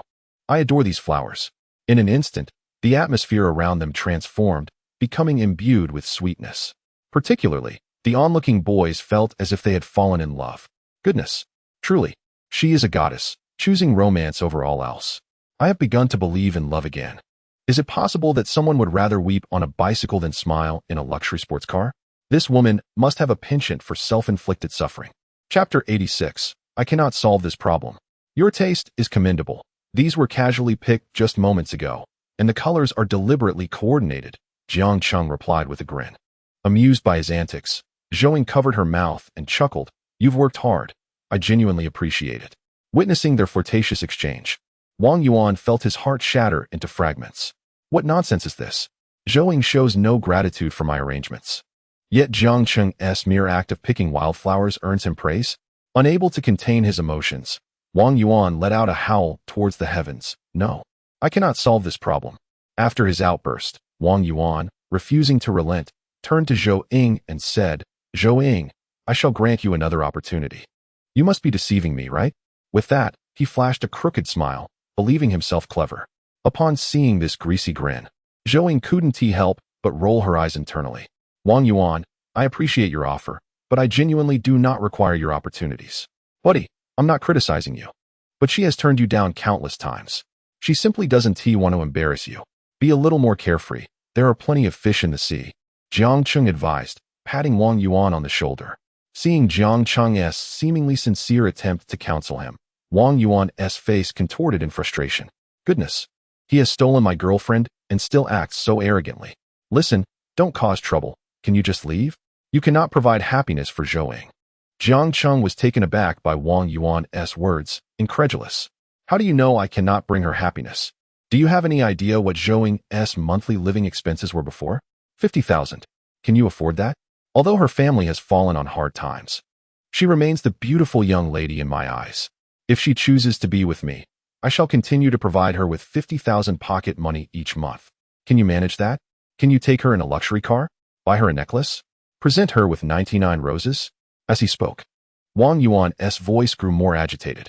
Jiang Cheng shook his head at Wang Yuan's accusations. But has she accepted those gifts from you? He then turned to Zhou and inquired, do you like such things? Zhou pondered for a moment before responding, that depends on who is giving them. And if it were I who presented them to you? Jiang Cheng asked, intrigued. Of course, I would adore them. Zhou playfully nodded in agreement. Wang Yuan felt an overwhelming urge to vomit, yet he could not bring himself to believe that a mere lad emerging from the roadside could contend for Zhou. Let us make a deal, I proposed. I will give you 100,000. You should step away from Zhou. Brother, are you out of your mind? Jiang Cheng burst into laughter at that moment. It seemed Wang Yuan had indulged too much in tales of domineering CEOs. What are you laughing at? Don't believe me? Do you have any idea how much this car costs? This vehicle was one he had pleaded with his parents for many years to acquire, only just taking delivery of it last month. Wang Yuan reveled in showcasing it to anyone he encountered. Oh, a Porsche 911. Impressive, indeed, a luxury vehicle. Jiang Cheng teased. Surprisingly, you have quite the eye. This upgraded model costs over $1 million. What about you? Do you even own a car? Can you afford such an extravagant vehicle? Wang Yuan declared, his face brimming with pride. At that moment, the client manager rushed out of the store, a bag in hand. Scanning the area frantically and swiftly approaching Jiang Cheng upon spotting him, she bowed respectfully and said, I apologize, Mr. Jiang, but a belt you purchased was left out of your order. Jiang Cheng glanced at the bag in her possession and casually nodded. Oh, that's fine. Please place it in that car over there. He then retrieved the key to the Porsche and pressed a button, prompting a beeping sound from the vehicle. The group turned in unison towards the source of the sound, collectively inhaling sharply. Goodness gracious! A Porsche 918. They exclaimed in disbelief. No wonder that girl agreed to him. They are both luxury car owners. It appears to be a love triangle. Indeed, the wealthy are plentiful. Don't misunderstand. While both are Porsches, one is a 911 and the other a 918, with a price difference exceeding tenfold. What? Is that car so expensive? Chapter 87. A complete defeat. Jiang Cheng chuckled softly at the sight of Wang Yuan, whose jaw hung open in shock, and patted him on the shoulder, saying, well, buddy, what do you think? Is my car not quite remarkable? Wang Yuan's expression resembled one who had just consumed something distasteful. As the lyrics of a song echoed in his mind, destined to be you, hence my defeat is absolute. Recalling how he had just moments ago reveled in his own self-satisfaction before Jiang Cheng, his face flushed with embarrassment. It's rather impressive. Observing Wang Yuan's crestfallen demeanor, Jiang Cheng lost interest in toying with him and turned to Zhou Ying. Miss, would you care to join me for dinner? It's nearly mealtime. Of course. Zhou Ying replied, naturally wrapping her arm around Jiang Cheng's. Meanwhile, Wang Yuan sat dejectedly on the ground, tears staining his cheeks, softly singing. Snowflakes flutter, the north wind howls. In a private room of the Japanese restaurant, Jiang Cheng inquired of Zhou Ying, so, your engagement tonight was a date. I hope I did not cause you any trouble earlier? Upon hearing this, Zhou Ying flustered and waved her hand. Of course not. Wang Yuan has never pursued me. I came out today because he asked me to help choose a birthday gift for his mother. Seeing Zhou Ying's fluster, Jiang Cheng's mood instantly brightened. When I first saw you, I was rather saddened for a while, thinking you had rejected me because of him. Zhou Ying, upon hearing Jiang Cheng's words, felt a flicker of an inappropriate thought arise within her. It was primarily due to her inability to discern whether Jiang Cheng was speaking sincerely or jestingly. Jiang Cheng, after interacting with you, I've realized that your popularity in class was quite warranted. You are still as fond of joking as ever. I never expected that my idol had paid attention to me. Feeling her secret exposed, Zhou Ying shyly nodded and confessed, I didn't have many friends in class. My family was quite strict. As soon as school ended, they would send a driver to take me home, leaving me no chance to play with my classmates. I only remember you being quite lively during breaks or PE classes, while I, in contrast, must have been virtually invisible. Jiang Cheng chuckled. You? Invisible? You certainly underestimate yourself. If you were of average looks, you might claim to be an invisible person, but with your appearance, you were quite prominent in class. Zhou Ying shook her head in disagreement. While I may look decent, I wasn't as popular as you suggest, and not many pursued me. You never pursued me either, did you? That's because we were all youthful and insecure, knowing that idols are to be admired from afar, not approached, Jiang Cheng replied. This answer sparked a flicker of anticipation in Zhou Ying's heart. Is that so? And what about you? Gazing into Zhou Ying's eyes, Jiang Cheng nearly faltered, almost blurting out a bold response.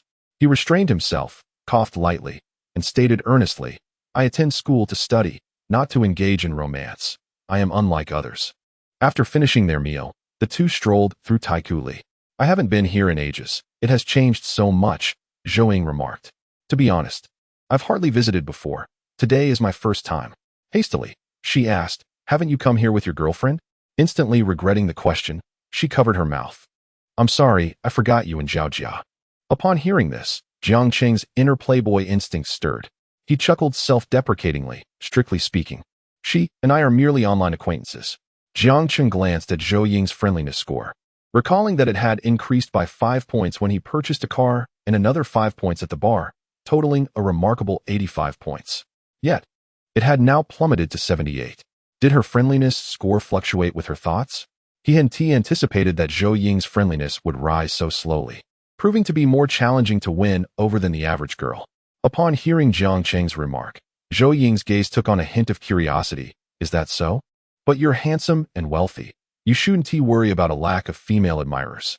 Whether you like me or not is of little concern to me. However, I am quite curious about your feelings. As soon as Jiang Cheng uttered these words, Zhou Ying's cheeks flushed crimson, leaving her flustered and uncertain of how to respond appropriately. Observing Zhou Ying's shyness, Jiang Cheng refrained from teasing her. He naturally took her hand and guided her toward the Cartier boutique ahead. Suddenly grasped by Jiang Cheng's hand, Zhou Ying felt her heart race. She attempted to gently withdraw her hand, but Jiang Cheng showed no intention of letting go. Thus, she remained silent, appearing bashful as she allowed him to lead her. The Cartier store at Taikoo Li was exquisitely adorned in a minimalist yet upscale fashion. The expansive floor-to-ceiling glass windows, coupled with brilliant lighting, revealed a display of exquisite, sparkling jewelry upon entry. The sales associate immediately approached them upon seeing the strikingly handsome young man accompanied by a stunning young woman, instinctively perceiving them as potential clients. Just as they stepped into the Cartier store, the dream fulfillment system chimed with a notification. Option 1. Purchase a gift for Zhou Ying and receive 5 shopping cashback cards, each with a maximum balance of 500,000. Option 2. Feign interest and receive a 9 yuan, 9 cents shipping inclusive iron rooster. Jiang Cheng gazed at the system's prompt in disbelief. Surely, Any person of normal intellect would know how to make the right choice. At that moment, the Cartier store was not bustling with customers. In fact, with Jiang Cheng and Zhou Ying included, there were only 4 patrons. Zhou Ying's gaze wandered over the jewelry in the display, maintaining an outward composure while her inner turmoil surged like the tide. The dazzling gems reflected fragmented light, momentarily evoking memories from her high school days when she meticulously concealed her affections within her repeatedly copied math notes, only to witness Jiang Cheng holding Zhao Jia's hand in the corridor one fateful day. The bittersweet taste of that memory lingered, akin to an unripe lime, sour yet unforgettable. A female sales associate swiftly approached, smiling as she inquired, "Good day, sir and madam. How may I assist you? Which one do you prefer?" Jiang Cheng's voice pulled her back to reality. Zhou Ying abruptly raised her head, locking eyes with his warm gaze, her heart skipping a beat uncontrollably. Momentarily taken aback, Zhou Ying stared at Jiang Cheng with her bright eyes and replied, "Are you asking me? Didn't you say that what I gift you will be to your liking?" Jiang Cheng countered playfully. When her father's business thrived, their home's wardrobe brimmed with limited edition handbags. Yet now, even the lights of the Cartier display felt painfully glaring. "I was merely jesting." Zhou Ying averted her gaze, catching a glimpse of Jiang Cheng's affectionate eyes, which burned like fire, igniting all her restraint and pride. The pangs of a past crush and familial upheaval intertwined at this moment, weaving a complex tapestry of emotions. She was torn between the desire to embrace this heartfelt gesture and the fear that it was merely a fleeting dream, leaving her with deeper disappointment upon awakening. "I am not jesting. I speak with utmost seriousness." Jiang Cheng gazed at Zhou Ying with a look of profound affection, which made her want to withdraw her hand. Yet his large hand remained firmly clasped around hers. Zhou Ying discreetly cast a glance at the female sales associate, who was fixated on Jiang Cheng, and she couldn't help but mock herself inwardly.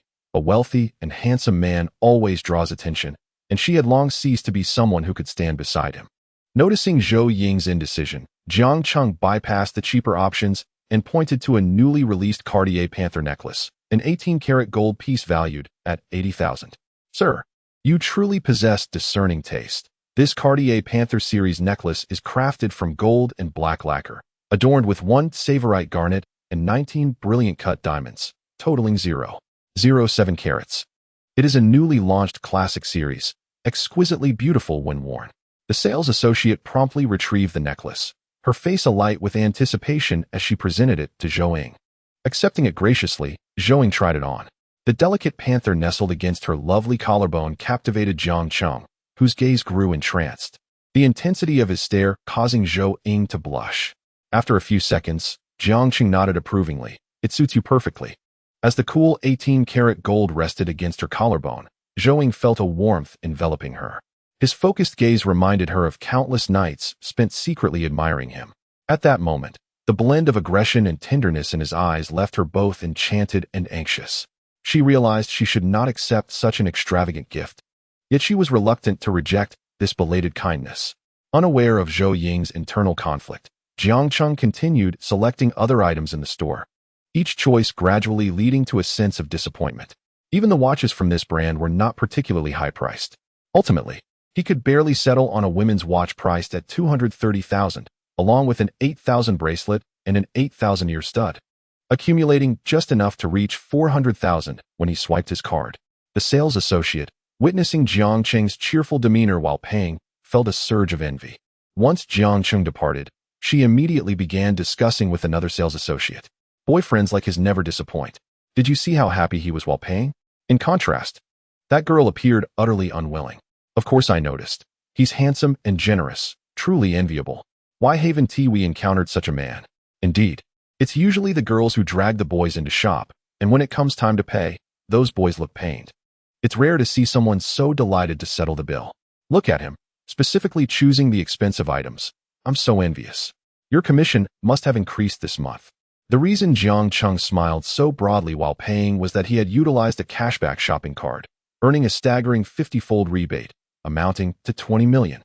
Having purchased a gift for Zhou Ying and having benefited financially, he could hardly be in a foul mood. There remained 4 shopping rebate cards. Yet Zhou Ying adamantly refused to go shopping any longer, unwilling to spend Jiang Cheng's money. Soon, Jiang Cheng drove Zhou Ying back home. arriving at an old neighborhood with buildings that appeared to be over 20 years old. Which floor do you live on? It seems there's no elevator in this complex. This was bought by my father when he was young, many decades ago. We've mortgaged all the other properties, and this is all that remains. There's no elevator. We live on the 5th floor. Jiangqing nodded. Shall I walk you up? Zhou Ying shook her head. No need, my mother is upstairs. You can head back now. Upon hearing this, Jiangqing reluctantly released Zhou Ying's hand. Take care on your way. All right. Zhou Ying shyly waved goodbye to Jiangqing and turned to enter her home. As soon as she arrived, Fang Yuan stood up from the sofa. At only 36, Fang Yuan appeared remarkably youthful, hardly resembling Zhou Ying's mother. Inger, why are you back so soon? Zhou Ying, feeling dejected, replied, Don't mention it. What's wrong? Did you have an unpleasant outing? Mom, Wang Yuan confessed to me. Upon mentioning Wang Yuan, Zhou Ying's expression darkened immediately. Fang Yuan, noticing the Cartier shopping bag in Zhou Ying's hand, exclaimed, What? So this is what he bought for you? After saying this, concern washed over her face as she continued, Inger, I know about Wang Yuan. He is not suitable. Your father is gone. And we have a hefty debt. Although we have lost everything, I will find a way to manage it. I once hoped you would find a wealthy boyfriend. But Wang Yuan is truly not the one. Please, don't. Seeing her mother's misunderstanding, Zhou Ying quickly clarified, No, Mom, this isn't from him. It's a gift from a classmate. It's not what you think. What? A classmate? Which classmate? Fang Yuan had always safeguarded her beautiful daughter meticulously. Even when they moved to the bustling metropolis, they resided in a house belonging to relatives on her father's side. Fang Yuan seized the shopping bag from Zhou Ying, opening it to inspect its contents. The moment she saw the receipt, her eyes widened in astonishment. Chapter 89. Just classmates. After unboxing the Cartier gift box and examining its contents, Fang Yuan stared at the receipt for a long moment before turning to Zhou Ying. What is your relationship with this classmate? Zhou Ying understood the implication behind her mother's question and responded gloomily. We are just ordinary classmates. Fang Yuan, clearly skeptical, scrutinized Zhou Ying with a probing gaze. Inger, tell your mother the truth. In truth, Zhou Ying herself was unsure how to explain. For although Jiangqing had given her such an extravagant gift, he had yet to profess any feelings for her. Mom, I'm not sure how to define our relationship. You are unaware of how he suddenly bestowed these upon you? Fang Yuan, still unconvinced, inquired. How could he possibly purchase such extravagant gifts for you? Surely, you two have not already. As Fang Yuan's thoughts spiraled, Zhou Ying, feeling exasperated, quickly refuted. You are overthinking this. My classmate is quite wealthy, and to him, these items may hold little value. For 100,000 is insignificant? Fang Yuan gazed at Zhou Ying, increasingly astonished. With a resigned sigh, Zhou Ying recounted her encounter with Jiangqing to Fang Yuan. After listening, Fang Yuan furrowed her brow. Inger, do you like him merely for his wealth? No. We are just classmates at this point. Besides, he has never expressed any affection for me. If he were to buy you something worth 400,000. Have you lost your senses? Fang Yuan's words left Zhou Ying momentarily dazed, prompting her to irritably tidy up her belongings before retreating to her room. Once inside, Zhou Ying placed her items on the desk, opened the drawer, and retrieved a literary magazine. Her fingers lingered on the golden embossed patterns of the notebook cover for 5 seconds before she finally opened the mint green journal. A wudong leaf bookmark was nestled in a page from the first semester of her senior year, alongside a photograph. The upper half of the photo depicted a youth in mid-leap, his waist taut, the hem of his blue and white uniform lifted by the wind. It captured a moment from a physical education class during her sophomore year, taken from behind the ivy at the corner of the experimental building. The principal's whistle intermittently pierced through the music of the calisthenics, while Jiangqing would often sneak away to play basketball during free time. That day, he made a stunning three-pointer, and at the moment the net swayed, she pressed the shutter. Gazing at the photograph, Zhou Ying felt her heart flutter once more. Though tinged with a sense of regret that her family had fallen into bankruptcy, rendering her unworthy in comparison to Jiangqing. Jiangqing arrived home shortly thereafter, finding Li Yin engrossed in the news while holding a plate of fruit, and Jiang jamming on the balcony, deep in a phone conversation. Judging by his furrowed brow, the discussion was evidently not going well. Jiangqing settled beside Li Yin, accepting the fruit she offered, and inquired, What troubles you, Dad? It's about the amusement park project. It seems we won't secure it. I'm quite troubled. The amusement park? Didn't we hear that negotiations were going smoothly? Yes, but a complication arose. Never mind it. If we can't sign the deal, so be it. You're making money now and no longer depend on us. Jiang Cheng looked at Li Yin in disbelief, sensing that since he had revealed his true intentions, she had become increasingly carefree. Not only did she no longer worry about him being cold or hungry, but now she even seemed to embrace a laid-back attitude towards earning money. The following afternoon, upon waking, Jiang Cheng searched for nearby large shopping malls to indulge in some retail therapy, as he still possessed 4 cashback cards. He pinpointed a newly opened luxury shopping center. Compared to Taikoo Li, the foot traffic in Tianfu Rongqing was noticeably sparse. The entire mall was a spectacle of high-end brands. After casually wandering around, Jiang Cheng took the elevator to the 2nd floor. While he was contemplating the signage, a pair of soft, adorable hands tugged at his pant leg. A sweet, childlike voice chimed in. "Handsome brother, what are you doing here?" Jiang Cheng looked down, raising an eyebrow in surprise. "Annie?" Noticing that Annie was alone, his expression darkened. "Are you by yourself?" Annie shook her head eagerly, pointing behind her. "My mommy is right behind me." Following her gesture, Jiang Cheng saw an Xian approaching with a gentle smile. "Mr. Jiang, what a coincidence." He nodded in acknowledgement. "Sister Xian, are you out alone with her?" An Xian, understanding his concern, replied shyly, "It's relatively safe here, so I only brought a driver. I usually go out by myself. I was keeping an eye on her."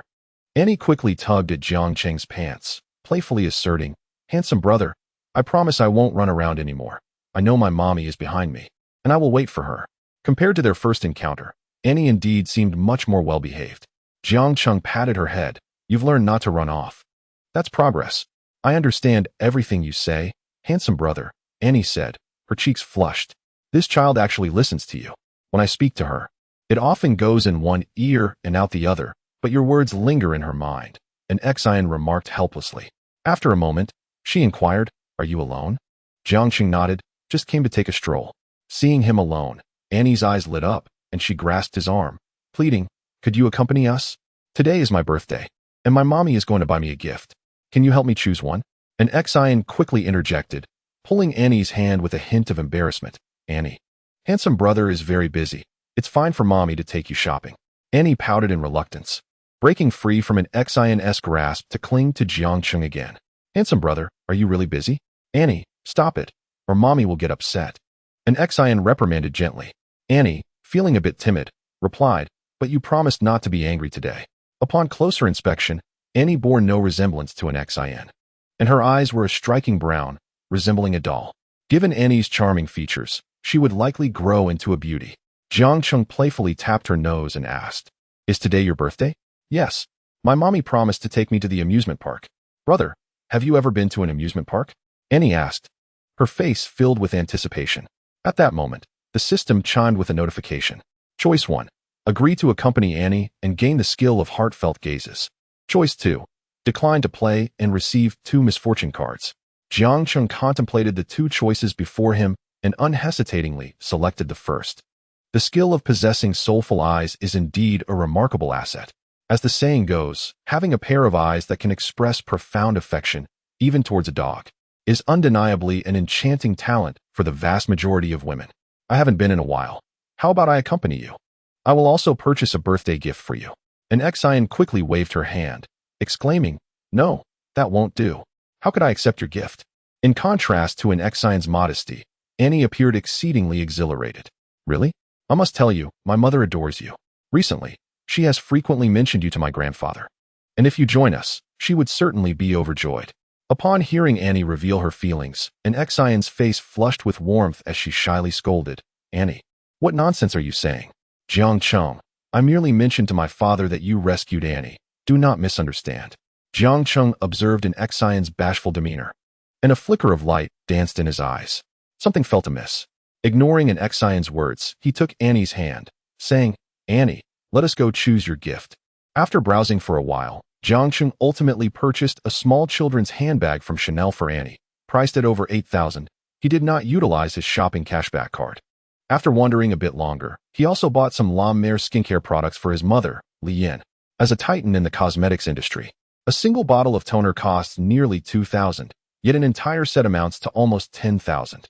The price still felt relatively low, and Jiang Cheng refrained from using his shopping cart.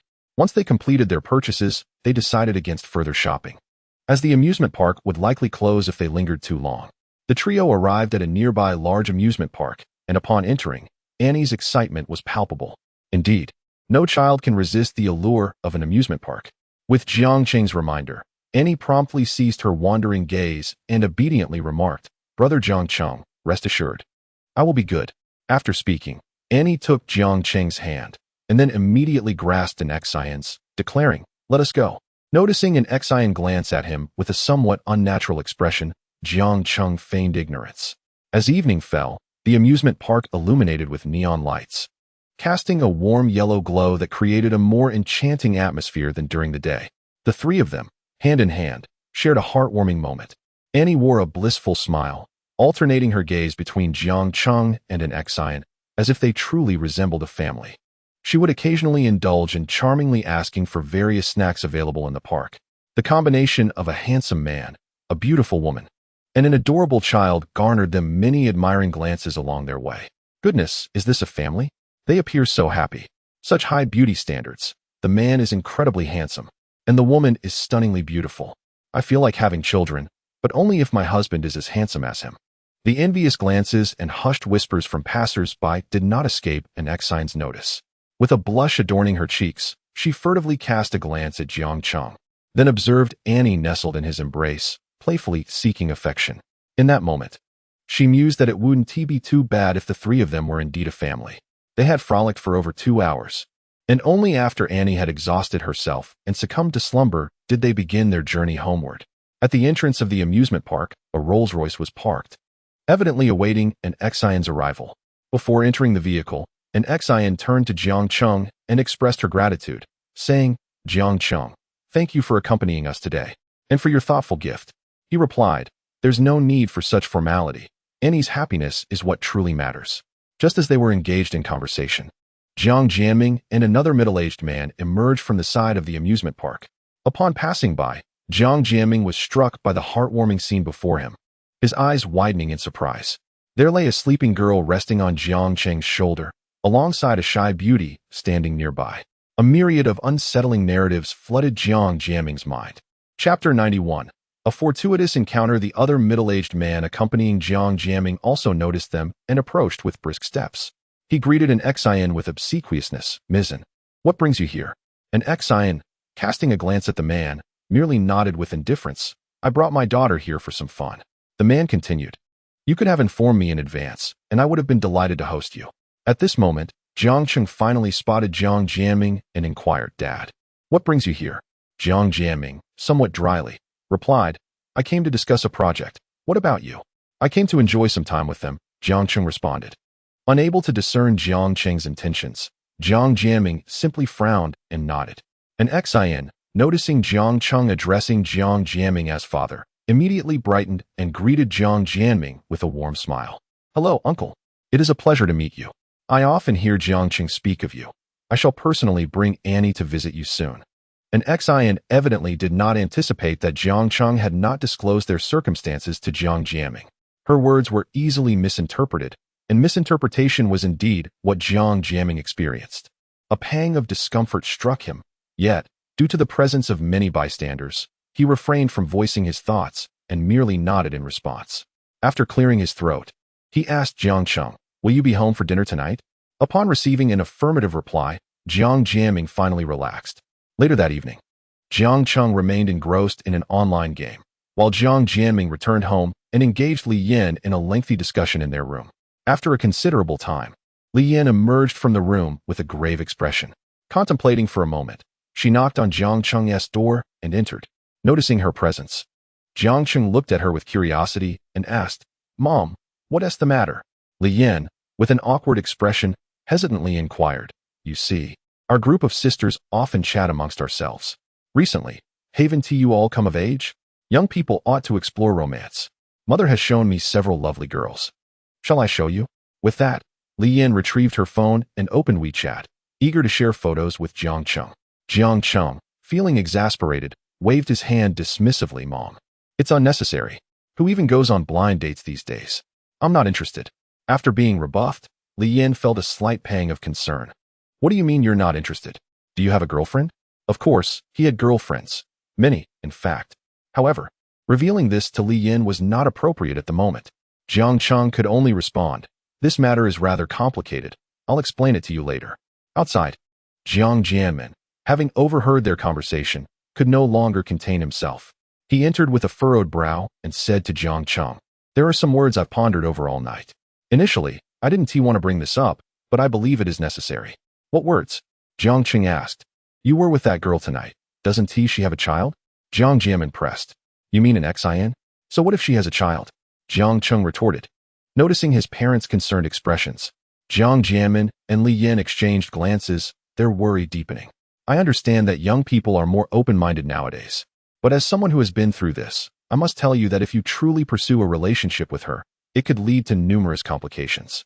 You aren't suddenly wealthy due to her, are you?" Jiang Cheng finally grasped their implication. Did they truly think he was being supported by an Xin? "Mom, Dad, it's not what you think." Just as he was about to clarify, his phone buzzed with a notification of a transfer. Curious, Jiang Cheng clicked to check the message, only to find that an Xin had sent him 10,000 yuan. Not only did Jiang Cheng see this, but Li Yin and Jiang Jianmin also noticed. There are three most embarrassing situations for a youth. First, being caught by parents while performing a slow-motion move with one hand in each direction.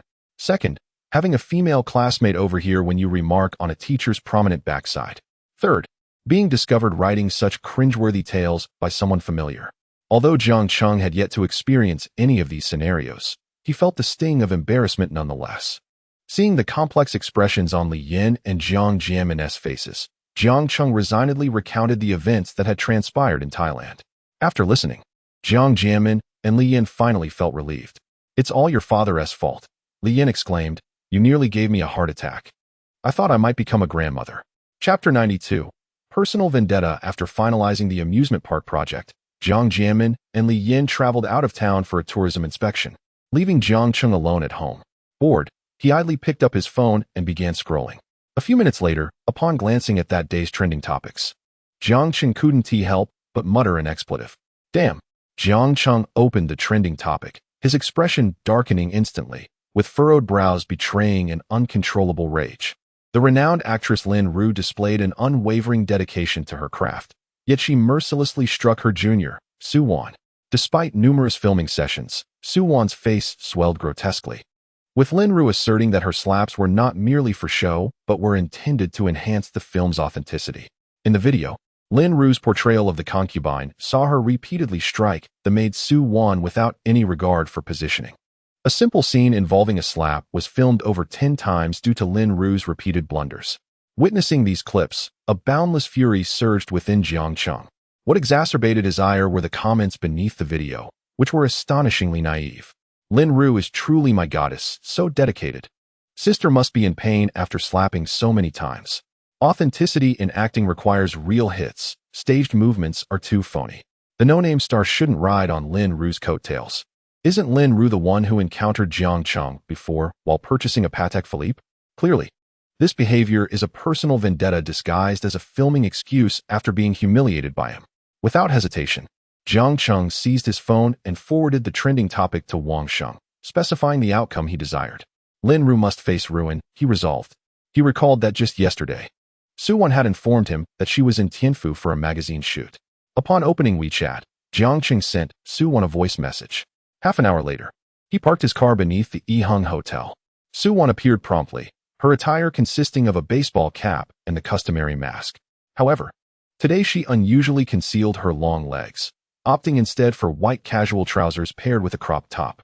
Upon seeing Jiang Cheng's Porsche 918, she gasped in exaggerated awe. "Is that really a Porsche 918? So stylish." She gleefully trotted to the passenger side and opened the door. Jiang Cheng glanced at the position of her seatbelt. "Oh, it fits perfectly," he remarked, appreciating the fullness of the view. Feeling his gaze, Su Wan adjusted her seatbelt and shot him a playful glance. Her tone light and almost flirtatious. "Boss, why are you staring at me? It's quite warm in this car." His heart raced at her straightforwardness. How could a simple statement evoke such heat? Su Wan truly deserved her reputation as a captivating enchantress. "Shall I help you cool down?" Jiang Cheng quipped, prompting her to blush furiously. "Boss, just drive," she retorted, casting him a shy glance. Jiang Cheng could only shake his head in resignation. having witnessed the power of mere words to elicit such reactions. He observed that Soo-won appeared completely unfazed by the online gossip. Since Soo-won had no intention of speaking, Jiang Cheng also refrained from inquiring further. "What do you wish to eat?" Jiang Cheng countered. "Hot pot. Surely that's a fine choice. The hot pot from Tianfu is quite authentic, and it has been ages since I last savored it." Soo-won recalled Jiang Cheng's reaction the last time she mentioned hot pot and, with a charming smile, gazed at him with sparkling eyes. Jiang Cheng raised an eyebrow, neither accepting nor declining. "Very well, let us proceed." Instead of leading Soo-won to the bustling commercial district, Jiang Cheng navigated through winding alleys and arrived in an old quarter. He parked the car by the roadside and guided Soo-won deeper into the narrow lane. To their surprise, the seemingly cramped alley opened up to a hidden gem. Soon, they found themselves in an aged courtyard, spacious and adorned with numerous round wooden tables. Noticing Soo-won's astonishment, Jiang Cheng inquired, "What is the matter? Are you dissatisfied?" Soo-won shook her head, joyfully exclaiming, "It's precisely such places that spark anticipation. It's clear that only the locals can lead you to hidden treasures like this. Indeed, authentic hot pot must be crafted by locals. The fare in shopping malls pales in comparison." Jiang Cheng ordered freshly caught seafood, sliced beef, and an array of vegetables. After placing their order at the counter, they seated themselves, and as dusk fell, more patrons began to fill the courtyard. The warm yellow lights illuminated the space, and a handsome young man with a guitar performed on a small stage, infusing the atmosphere with lively energy. As Soo-won gazed at the table laden with fresh and abundant dishes, she removed her mask and swallowed hard. Jiang Cheng skillfully placed some beef into the bubbling pot, and after a brief boil, he offered it to Soo-won. "Thank you, boss." Soo-won cheerfully replied.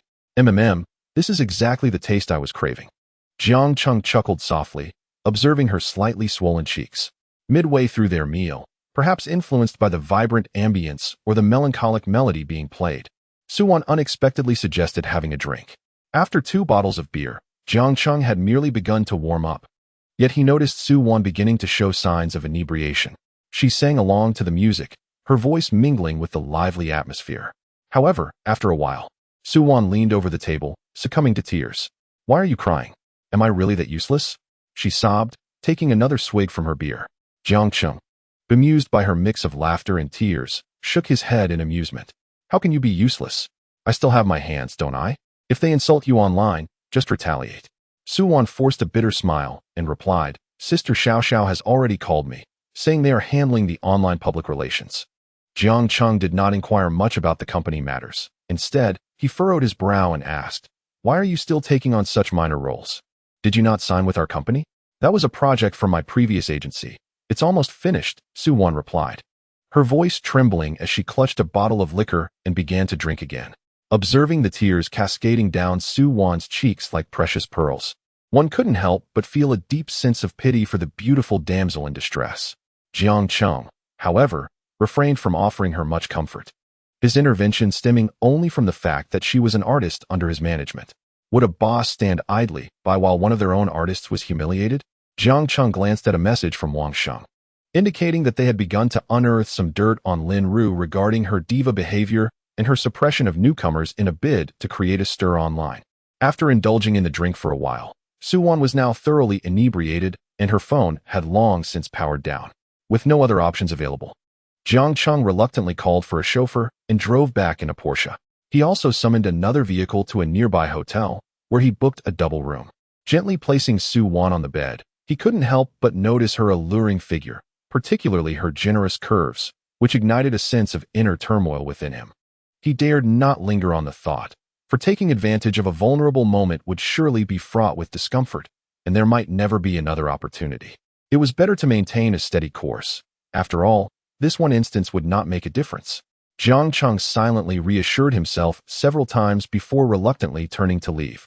Taking a deep breath, he stepped out, swiftly took a shower, and went straight to bed, hoping that sleep would quell any wandering thoughts. Soon, he drifted off, only to be awakened in the middle of the night by faint sounds, accompanied by the gentle trickle of water. It appeared that Soo-won was in need of relief, followed by the sound of her bathing. After contemplating the Tao Te Ching for a while, silence fell, suggesting that she had returned to slumber. Just as Jiang Cheng was on the verge of falling asleep once more, he sensed someone entering the bedroom. To his surprise, Su-won, in a daze, lifted the covers and nestled beside him. A captivating fragrance enveloped him, and to his astonishment, she seemed oblivious to her proximity, her body pressing against his. Truly, her curves were remarkable, and though they were now closer, Jiang Qing dared not make any bold moves, preferring to gauge the situation in case she stirred. After some time, he realized that remaining in this state was untenable, as it appeared he would not get any sleep tonight. Compounding the situation, Su-won's small hand began to explore his well-defined abdomen as she slept. After a moment's deliberation, he decided to take the plunge, disregarding the consequences. Raising Su-won's chin, he leaned in and kissed her. Startled, she let out a soft sound of surprise. With a sudden exclamation, Erjuzi immediately became uncooperative. The intensity of his advances escalated, and the inexperienced Su-won found herself unexpectedly embraced and fervently kissed, instantly sobering from her inebriation. She gasped in surprise and forcefully pushed Jiang Qing away. "Boss, what are you doing?" One cannot deny that Su-won was truly the reincarnation of a seductive spirit. Her enchanting eyes brimmed with tears of terror. Yet for some inexplicable reason, Jiang Qing appeared even more exhilarated. Had it not been for Jiang Qing's principled nature, Su-won would undoubtedly have been unable to escape. Feigning a headache, Jiang Qing covered his head and, in a daze, asked, "Su-won, how did you end up in my room?" Su-won, witnessing Jiang Qing's innocent expression as he surveyed the surroundings, was equally perplexed. She recalled that after awakening, she had taken a shower and returned to her room. Had she genuinely entered the wrong one? Shaking her aching head, Su-won swallowed hard as she gazed at Jiang Qing's sculpted abs, astonished by his impressive physique. Noticing his intense gaze fixed upon her, she instinctively adjusted her strap top. Having already been thoroughly seen by Jiang Qing during their earlier entanglement, any attempt to cover herself now would only serve to draw more attention. Unsure of how to confront the situation, Jiang Qing took the initiative, saying, "It seems that sharing a room with you is far too perilous. I nearly lost my virtue just now." Su-won was rendered speechless by his words, realizing the audacity of his claim. As she stared at him wide-eyed, he shamelessly suggested, "Why don't we get some rest? The alcohol has left me quite fatigued." Prompted by Jiang Qing's reminder, Su-won quickly grasped the neckline of her dress, covering her flushed cheeks before hastily rising and fleeing the scene. Once back in her own room, she reflected on the events that had transpired, feeling a warmth enveloping her entire being. She had never been so intimately close to a man before. Glancing at the reddened marks on her skin, she murmured to herself, "Was I really that starved for affection?" Chapter 94. Su-won's awakening. Su-won pouted as she touched the flushed areas on her body, feeling a mix of shame and lingering pleasure from the earlier encounter. Initially, she had even relished the moment, only to later realize just how much Jiang Qing had taken advantage of her, an embarrassment that left her mortified. Pulling the covers over her face, she felt a rush of emotions. This was her first experience of intimacy with a man, and they had come perilously close to crossing the final boundary. That scoundrel, Jiang Qing. As she slowly savored the memories of their encounter, she eventually drifted into a hazy sleep. The following morning, Su-won took considerable time to mentally prepare before reluctantly stepping out of her room. However, upon catching sight of Jiang Qing, her cheeks flushed crimson once more. It was all Jiang Qing's fault. She had hardly slept the previous night and had even been plagued by dreams. The crux of the matter lies in those rather embarrassing dreams. In stark contrast to Su-won's current bashfulness, Jiang Qing's demeanor remains as unperturbed as ever. Calmly scrolling through his phone while savoring the breakfast prepared by the hotel, he opens his social media feed to peruse the day's trending topics. As expected, Lin Ru continues to dominate the headlines. However, unlike yesterday, today's news surrounding her is rife with scandalous allegations. Reports emerge of Lin Ru exiting a hotel in the dead of night, demanding exorbitantly priced gifts from her fans, and behaving like a prima donna on set, refusing to leave her chauffeur-driven vehicle. After reading these revelations, Jiang Qing hands his phone to Su-won, who, puzzled, takes a look, her expression rapidly evolving into one of intrigue. Upon finishing, a wave of satisfaction washes over Su-won, and she sweetly inquires of Jiang Qing, "Boss, could this possibly be your doing? How could so much dirt surface overnight?" Naturally, he replies, "Do you truly think our star entertainment is powerless? To strike at her is to strike at me." Hearing Jiang Qing's assertive words, warmth envelopes Su-won's heart. In her previous company, She had never experienced such support. Even when under fire, she had to endure in silence. However, now, Jiang Chung not only facilitated her contract termination, but also stood up for her. With a sense of gratitude toward Jiang Chung, Su-won pondered how she might repay him. Friendliness level 5. Instantly, the previous night's events, where Jiang Chung had taken advantage of her, seemed less intolerable. She resolved to regain her fame, to bring honor to Star Entertainment, and to earn money for Jiang Chung, thus justifying his kindness toward her. Looking at Jiang Chung with appreciation, she stated, "Thank you, boss. I will certainly devote myself to acting." Jiang Chung nodded in response. Don't express gratitude too soon. The Real show is just beginning. The weight of these scandals alone shouldn't be enough to ruin her. We must escalate our efforts. Su-won's eyes widened at Jiang Cheng's words. She had long been aware of his financial prowess and understood that capitalists possess myriad means. Should they desire to dismantle a star's career, it would be a trivial endeavor. Despite the glamorous facade of stars, seemingly adored by millions of fans, the reality is stark. It is the capitalists who reign supreme in this industry. Have you ever seen a star dare to confront their benefactors?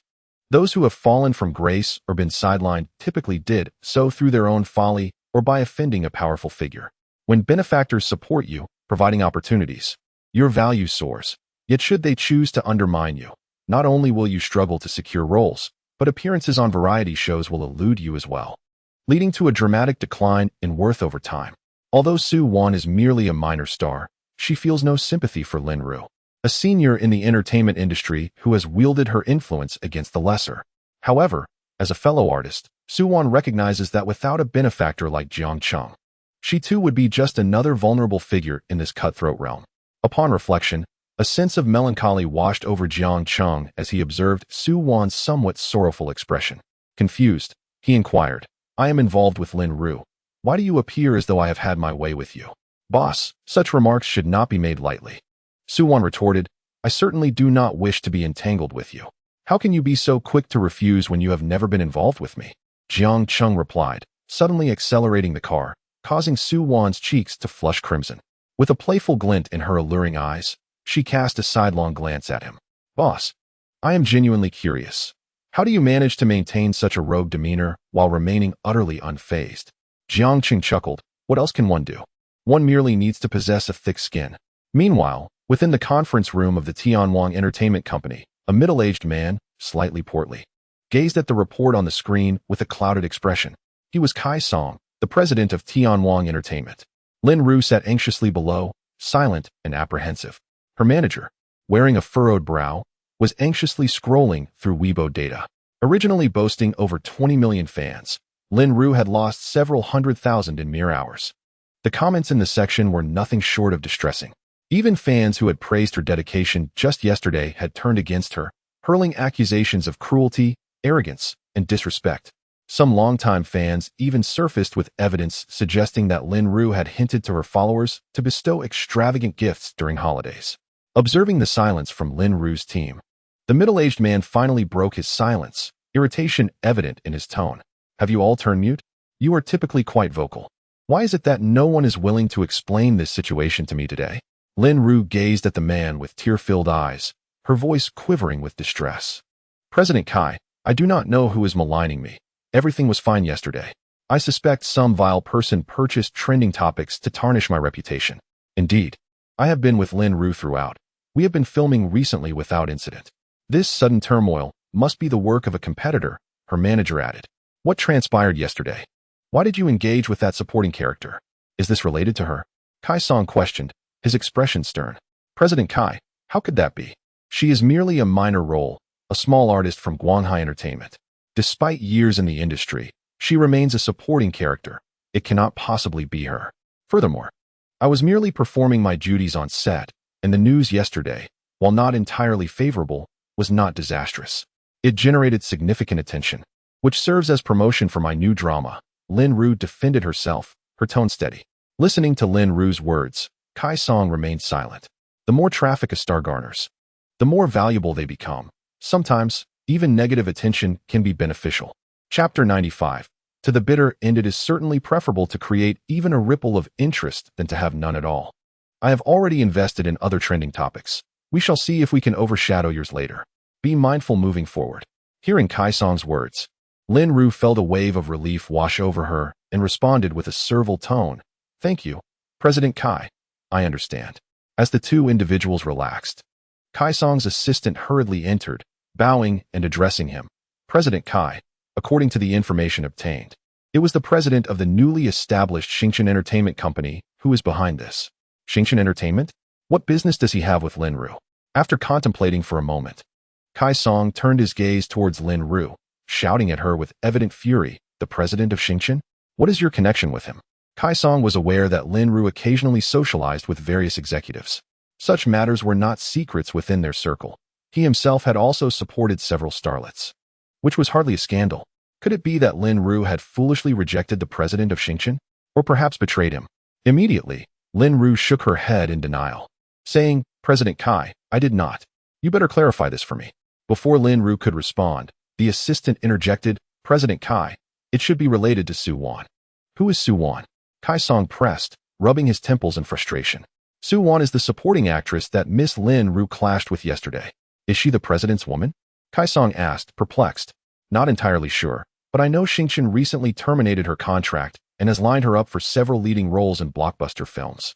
Upon hearing this, Lin Ru's heart raced. She never imagined that this could be linked to Su Wan. Seeing Lin Ru's face pale, Kai Song bellowed. Did you not say she was just a minor character? President Kai, I was unaware that she had changed companies. The last encounter was because she provoked me first, causing me to lose face in front of others. I merely took the opportunity to teach her a lesson, and it was during filming. I truly did not anticipate the severity of the situation. At that moment, Lin Ru was engulfed in panic. The speed at which her past indiscretions had been unearthed was alarming.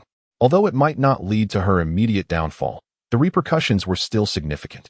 In this industry, anyone aspiring for success was likely tainted. Thus, most celebrities periodically spent money to ensure their safety, purchasing silence on their past misdeeds. President Kai, what should we do? You must help me. Watching Lin Ru weep, Kai Song felt a deep-seated annoyance. Reluctantly, he acknowledged that their company had only a handful of profitable stars, Lin Ru being one of them. Moreover, she had numerous endorsements. If she were to fail, the breach of contract fees would amount to billions. Kai Song took a deep breath. You spread the word that our Tianwang Entertainment will protect her. Xingchen should tread carefully. Otherwise, we are not to be trifled with. Understood. I will handle it immediately, the assistant replied before swiftly exiting the conference room. With Kai Song's assurance, Lin Ru felt a wave of relief wash over her, promptly expressing her gratitude with fervent nods and bows. Thank you, President Kai. Thank you. Remember, this is the last chance. If such matters arise again, prepare to be sidelined. After Kai Song finished speaking, he stormed off in a huff. Following the announcement from Tianqing Entertainment, Yu Xiaoxiao promptly initiated a video call with Jiang Cheng. As Yu Xiaoxiao's exquisite visage filled the screen, Jiang Cheng could not help but break into a mischievous grin. Xiaoxiao, hold your phone a bit further away. Your voice is rather piercing at this distance. Is this better? She inquired. Yes, a little higher from above. Obediently, Yu Xiaoxiao adjusted her phone according to Jiang Cheng's instructions. It was only after catching a glimpse of her alluring curves that Jiang Cheng nodded in satisfaction. Exactly, that is perfect. Realizing the implications of the moment, Yu Xiaoxiao blushed and shot Jiang Cheng a playful glare, yet she remained compliant, maintaining her pose. My dear Chairman Jiang, do I look good? Jiang Cheng nodded while reveling in the view. Indeed, it would be even more stunning if we could capture your lower half as well. How rude. I shan't discuss that with you anymore. Let us talk about serious matters. Are we not discussing serious matters? I believe you are the most captivating. You always tease me.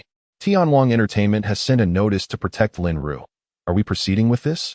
Of course we are. We cannot allow Lin Ru to falter. Where would that leave the reputation of Xingchen? With the establishment of the new company, it's the perfect time to set an example. Yu Xiaoxiao couldn't help but feel a twinge of jealousy. Chairman Jiang, you truly know how to care for others. Do I? Aren't you the one who knows me best? What? Do you wish to be cared for? Of course I do. A day without seeing you feels like 3 seasons. All right, when I return, I shall indulge you for 10 uninterrupted days. At this, Yu Xiaoxiao stifled a giggle, covering her mouth. I will await your return. Chapter 96. The astonishment of the Emperor of Shanghai in the realm of entertainment. I have only just begun to tread. The more ostentatious the entrance, the better. When connections fall short, one must rely on strength. stars possess little influence in the face of capital. With sufficient funds, anything is achievable. Jiang Cheng aims for everyone in this circle to remember the name Xingchen Entertainment along with his own. This is what one might call a display of strength. That night, the clash between Xingchen Entertainment and Tianqing Entertainment began to spread like wildfire, from one person to 10, and from 10 to 100. At that moment, within this circle, even the most celebrated stars trembled in fear. Meanwhile, all the lurking paparazzi were stirred with excitement. Executives from various film and television companies sought to uncover Jiang Cheng's background. Nonetheless, in a single night, everyone became acquainted with the same name, Jiang Cheng. In a bar within the bustling metropolis, a group of men sat around a table, sipping their drinks. Suddenly, a rotund man named Jiang Xian, adorned in a flamboyant outfit, excitedly exclaimed while gazing at his phone, "Does anyone know that actress Lin Ru? She's been trending on social media these past few days. My uncle says she's quite the scandalous character." Beside him, Dawei responded in agreement. "I received a message in a group chat stating that the owner of Xingchen Entertainment is currently facing some troubles. If anyone has a way to assist her, there is a reward." Hearing this, Qin Fan, who was sitting in the middle engrossed in his phone, looked up at Jiang Xian and asked, "Xingchen Entertainment? I haven't heard of it. Whose company is it?" Jiang Xian promptly shared the information he had acquired. "From what I've gathered, it is a new company. And the boss is named Jiang Cheng, reportedly quite young." "What? Jiang Cheng?" Upon hearing this name, Wang Zheng, sitting next to Qin Fan, finally spoke up, his expression one of astonishment. "Do you know him?" Qin Fan turned to Wang Zheng with curiosity. Wang Zheng nodded. "Brother Qin, have you forgotten? You added him on WeChat before you went abroad. He was the one who competed with you for a watch at the auction. I've been hanging out with him often lately and forgot to mention it. He purchased my LaFerrari outright, but I had never heard of him owning a company. It couldn't be a coincidence, could it?" Upon hearing Wang Zheng's words, everyone's eyes widened in disbelief. "Which LaFerrari did you order, outright? Are you kidding me?" Jiang Xian inquired, intrigued. "I remembered. After we connected, I went abroad. By the way, what does his family do?" Qin Fan asked, his interest piqued. Wang Zheng shook his head. "I'm not sure. I looked into it before, but couldn't find anything particularly noteworthy. His family runs a construction company, but he indeed bought my LaFerrari outright. Moreover, at the auction 2 days ago, he spent over 20 million on watches. And the following day, he spent over 50 million on my car. He seemed entirely unfazed, so he must be someone significant. At 18, he can possess such cash flow. When I was 18, I couldn't even reach a fraction of that." As Wang Zheng spoke, the expressions of those present became increasingly animated. They gazed at him in sheer disbelief. 18? Such cash flow? Spending over 70 million in 2 days? Not even investing, but directly purchasing cars and watches? How affluent can a family like that be? Just like Wang Tsong, whose father provided a 500 million entrepreneurship fund. Who would believe that someone from a construction company could have such wealth? Among those present, only Qin Fan, Jiang Xian, and Wang Zheng had reached their minor financial goals. But they were all nearing 30. "Let me ask, is it indeed him who owns Xingchen Entertainment?" After speaking, Wang Zheng picked up his phone and sent a message to Jiang Cheng. Jiang Cheng confirmed on his end and expressed that Wang Zheng could assist if he had any information. After receiving Jiang Cheng's reply, Wang Zheng felt a twinge of jealousy. "It really is him," he remarked, shaking his head with a sense of resignation. Suppressing his excitement and shock, Jiang Xian, with a look of intrigue, asked, "Why target Lin Ru? Is she his ex-girlfriend?" Wang Zheng shook his head. "I asked, it's not that. It's because he was provoked by a newly signed artist of his, wanting to vent some frustration." Listening to this explanation, the others appeared bewildered. After a brief pause, they struggled to ask, "Is that artist his girlfriend?" Wang Zheng shook his head once more. "No, he insists they are just friends. She is a newly signed artist." This is truly astonishing. If I were Lin Ru, I would have pounded myself to death and then retired, as it seems her career is on the verge of collapse. Dawei jested. If she ceases to be a star, wouldn't she merely transform into a minor socialite? Would she be willing to accept that? Wang Zheng scoffed. Indeed. Over the past few days, the media has been inundated with scandalous stories about her. She appears to be finished unless she can leverage this notoriety to regain her fame. But the prevailing sentiment online seems to be one of resistance. Alas, Jiang Cheng has displayed remarkable audacity, confronting Tianwang Entertainment head-on. Qin Fan shook his head and continued, "Yes, Lin Ru is indeed a prominent figure at Tianwang Entertainment. If they aim to protect her, it would likely necessitate a substantial financial investment in public relations. Is it worth it to spend so much on a second-tier star? This individual possesses a fierce character. How intriguing. We should invite him out sometime, Qinfen suggested. Wang Zheng nodded, mentioning he returned home a few days ago, but he attended university here. We can all meet up then. Meanwhile, Tianwang Entertainment convened an emergency meeting overnight to strategize their response. At that moment, Lin Ru sat at the edge of the room, her face pale, tears cascading down her cheeks like a torrent. In the past, such a display would have elicited sympathy from the men in the meeting room. However, given that the entire debacle stemmed from her actions, the shareholders now regarded her tearful demeanor with disdain. Crying, what is there to cry about? Where was your sorrow when you were attacking others? They thought. This is truly unfortunate. A bit of fame has made you arrogant. Now what is there to say? If your career is ruined, the company could easily promote another Lin Ru, but how will you salvage the company's reputation? At this juncture, everyone at Tianwang Entertainment directed their ire towards her. The company's situation now feels akin to swallowing a foul fly, neither digestible nor expellable. Lin Ru sobbed pitifully. I truly didn't anticipate this outcome. I will plead with him. I will kneel before him, begging for his forgiveness. Otherwise, I will kneel before Suwan. Executives, you must protect me. Lin Ru was acutely aware of her multitude of scandals. If they were all to surface, her acting career would be irrevocably shattered. More critically, how could she face the world thereafter? Chapter 97. Jiang Jianmin's eyes glistened with tears. Once atop the peak of her career, she was unwilling to plummet into obscurity. Helplessness, fear, and a plethora of negative emotions enveloped Lin Ru, leading to her psychological defenses crumbling entirely. Of course, you must kneel before him. With things having escalated this way, do you think it can be resolved amicably? The company has already spent a fortune on trending topics today. Do you realize that your annual profit for the company barely exceeds 10 million? And now, all of that has been squandered as the assembly continued to assail Lin Ru. Jiang Song, exasperated, interjected, enough. What purpose does this futile talk serve? Is there anyone who can contact the CEO of Starry Sky and arrange a meeting to explore the possibility of a negotiation? Without even glancing at Lin Rui, Jiang Song issued the command directly. The following noon, Li Yin and Jiang Jianmin finally returned. Jiang Jianmin, with a beaming expression, turned to Jiang Cheng and said, "The amusement park project has been secured. Although not explicitly stated, it appears that the other party decided to grant the project to our company due to your friend." Indeed, Jiang Cheng nodded in acknowledgement. Li Yin added, "Your father was originally inclined to abandon it, but this project is expected to yield profits exceeding 50 million. Additionally, he is currently negotiating another promising project with substantial potential for profit. Given this fortunate turn of events, he might consider buying you a gift." Jiang Cheng responded nonchalantly, "Really? Perhaps he could get me a Richard Mille watch. I can't fathom how you men are so enamored with such exorbitantly priced timepieces," Li Yin remarked with disdain. Jiang Cheng glanced at his mother, surprised. "Mom, you're familiar with that brand?" Hearing this, Jiang Jianmin shot a knowing look at Li Yin before saying, "Your mother knows nothing. To her, watches are simply expensive trinkets. Choose any model you like. I will reimburse you." Li Yin quickly shifted the topic, suggesting, "Let us go out for dinner tonight."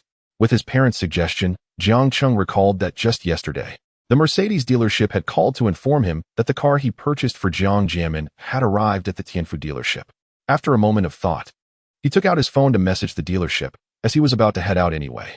The three of them rode in Jiang Jianmin's Audi to a nearby restaurant and indulged in a hearty meal. On the way back, Jiang Cheng expressed his desire to drive, insisting that Jiang Jianmin and Li Yin sit in the back. Neither Jiang Jianmin nor Li Yin appeared surprised by Jiang Cheng obtaining his driver's license. Jiang Cheng couldn't help but think that it must have been the system's doing. He steered the car towards the Mercedes dealership, and only upon reaching the entrance did Jiang Jianmin and Li Yin look bewildered. "Why have you brought us here? Are you buying a car?" Before Jiang Cheng could respond, the sales manager from the dealership promptly approached with staff in tow, exclaiming, "Mr. Jiang, welcome." Jiang Cheng nodded and explained, "Dad, Mom, remember I went to the auto show recently? I ended up purchasing a car and came to pick it up." Upon hearing this, his parents exhibited little reaction. The three of them followed the sales manager into the main hall, where a car wrapped in a cover rested in the center, surrounded by balloons and various flowers. The sales manager respectfully addressed Jiang Jianmin. "Mr. Jiang, please unveil it."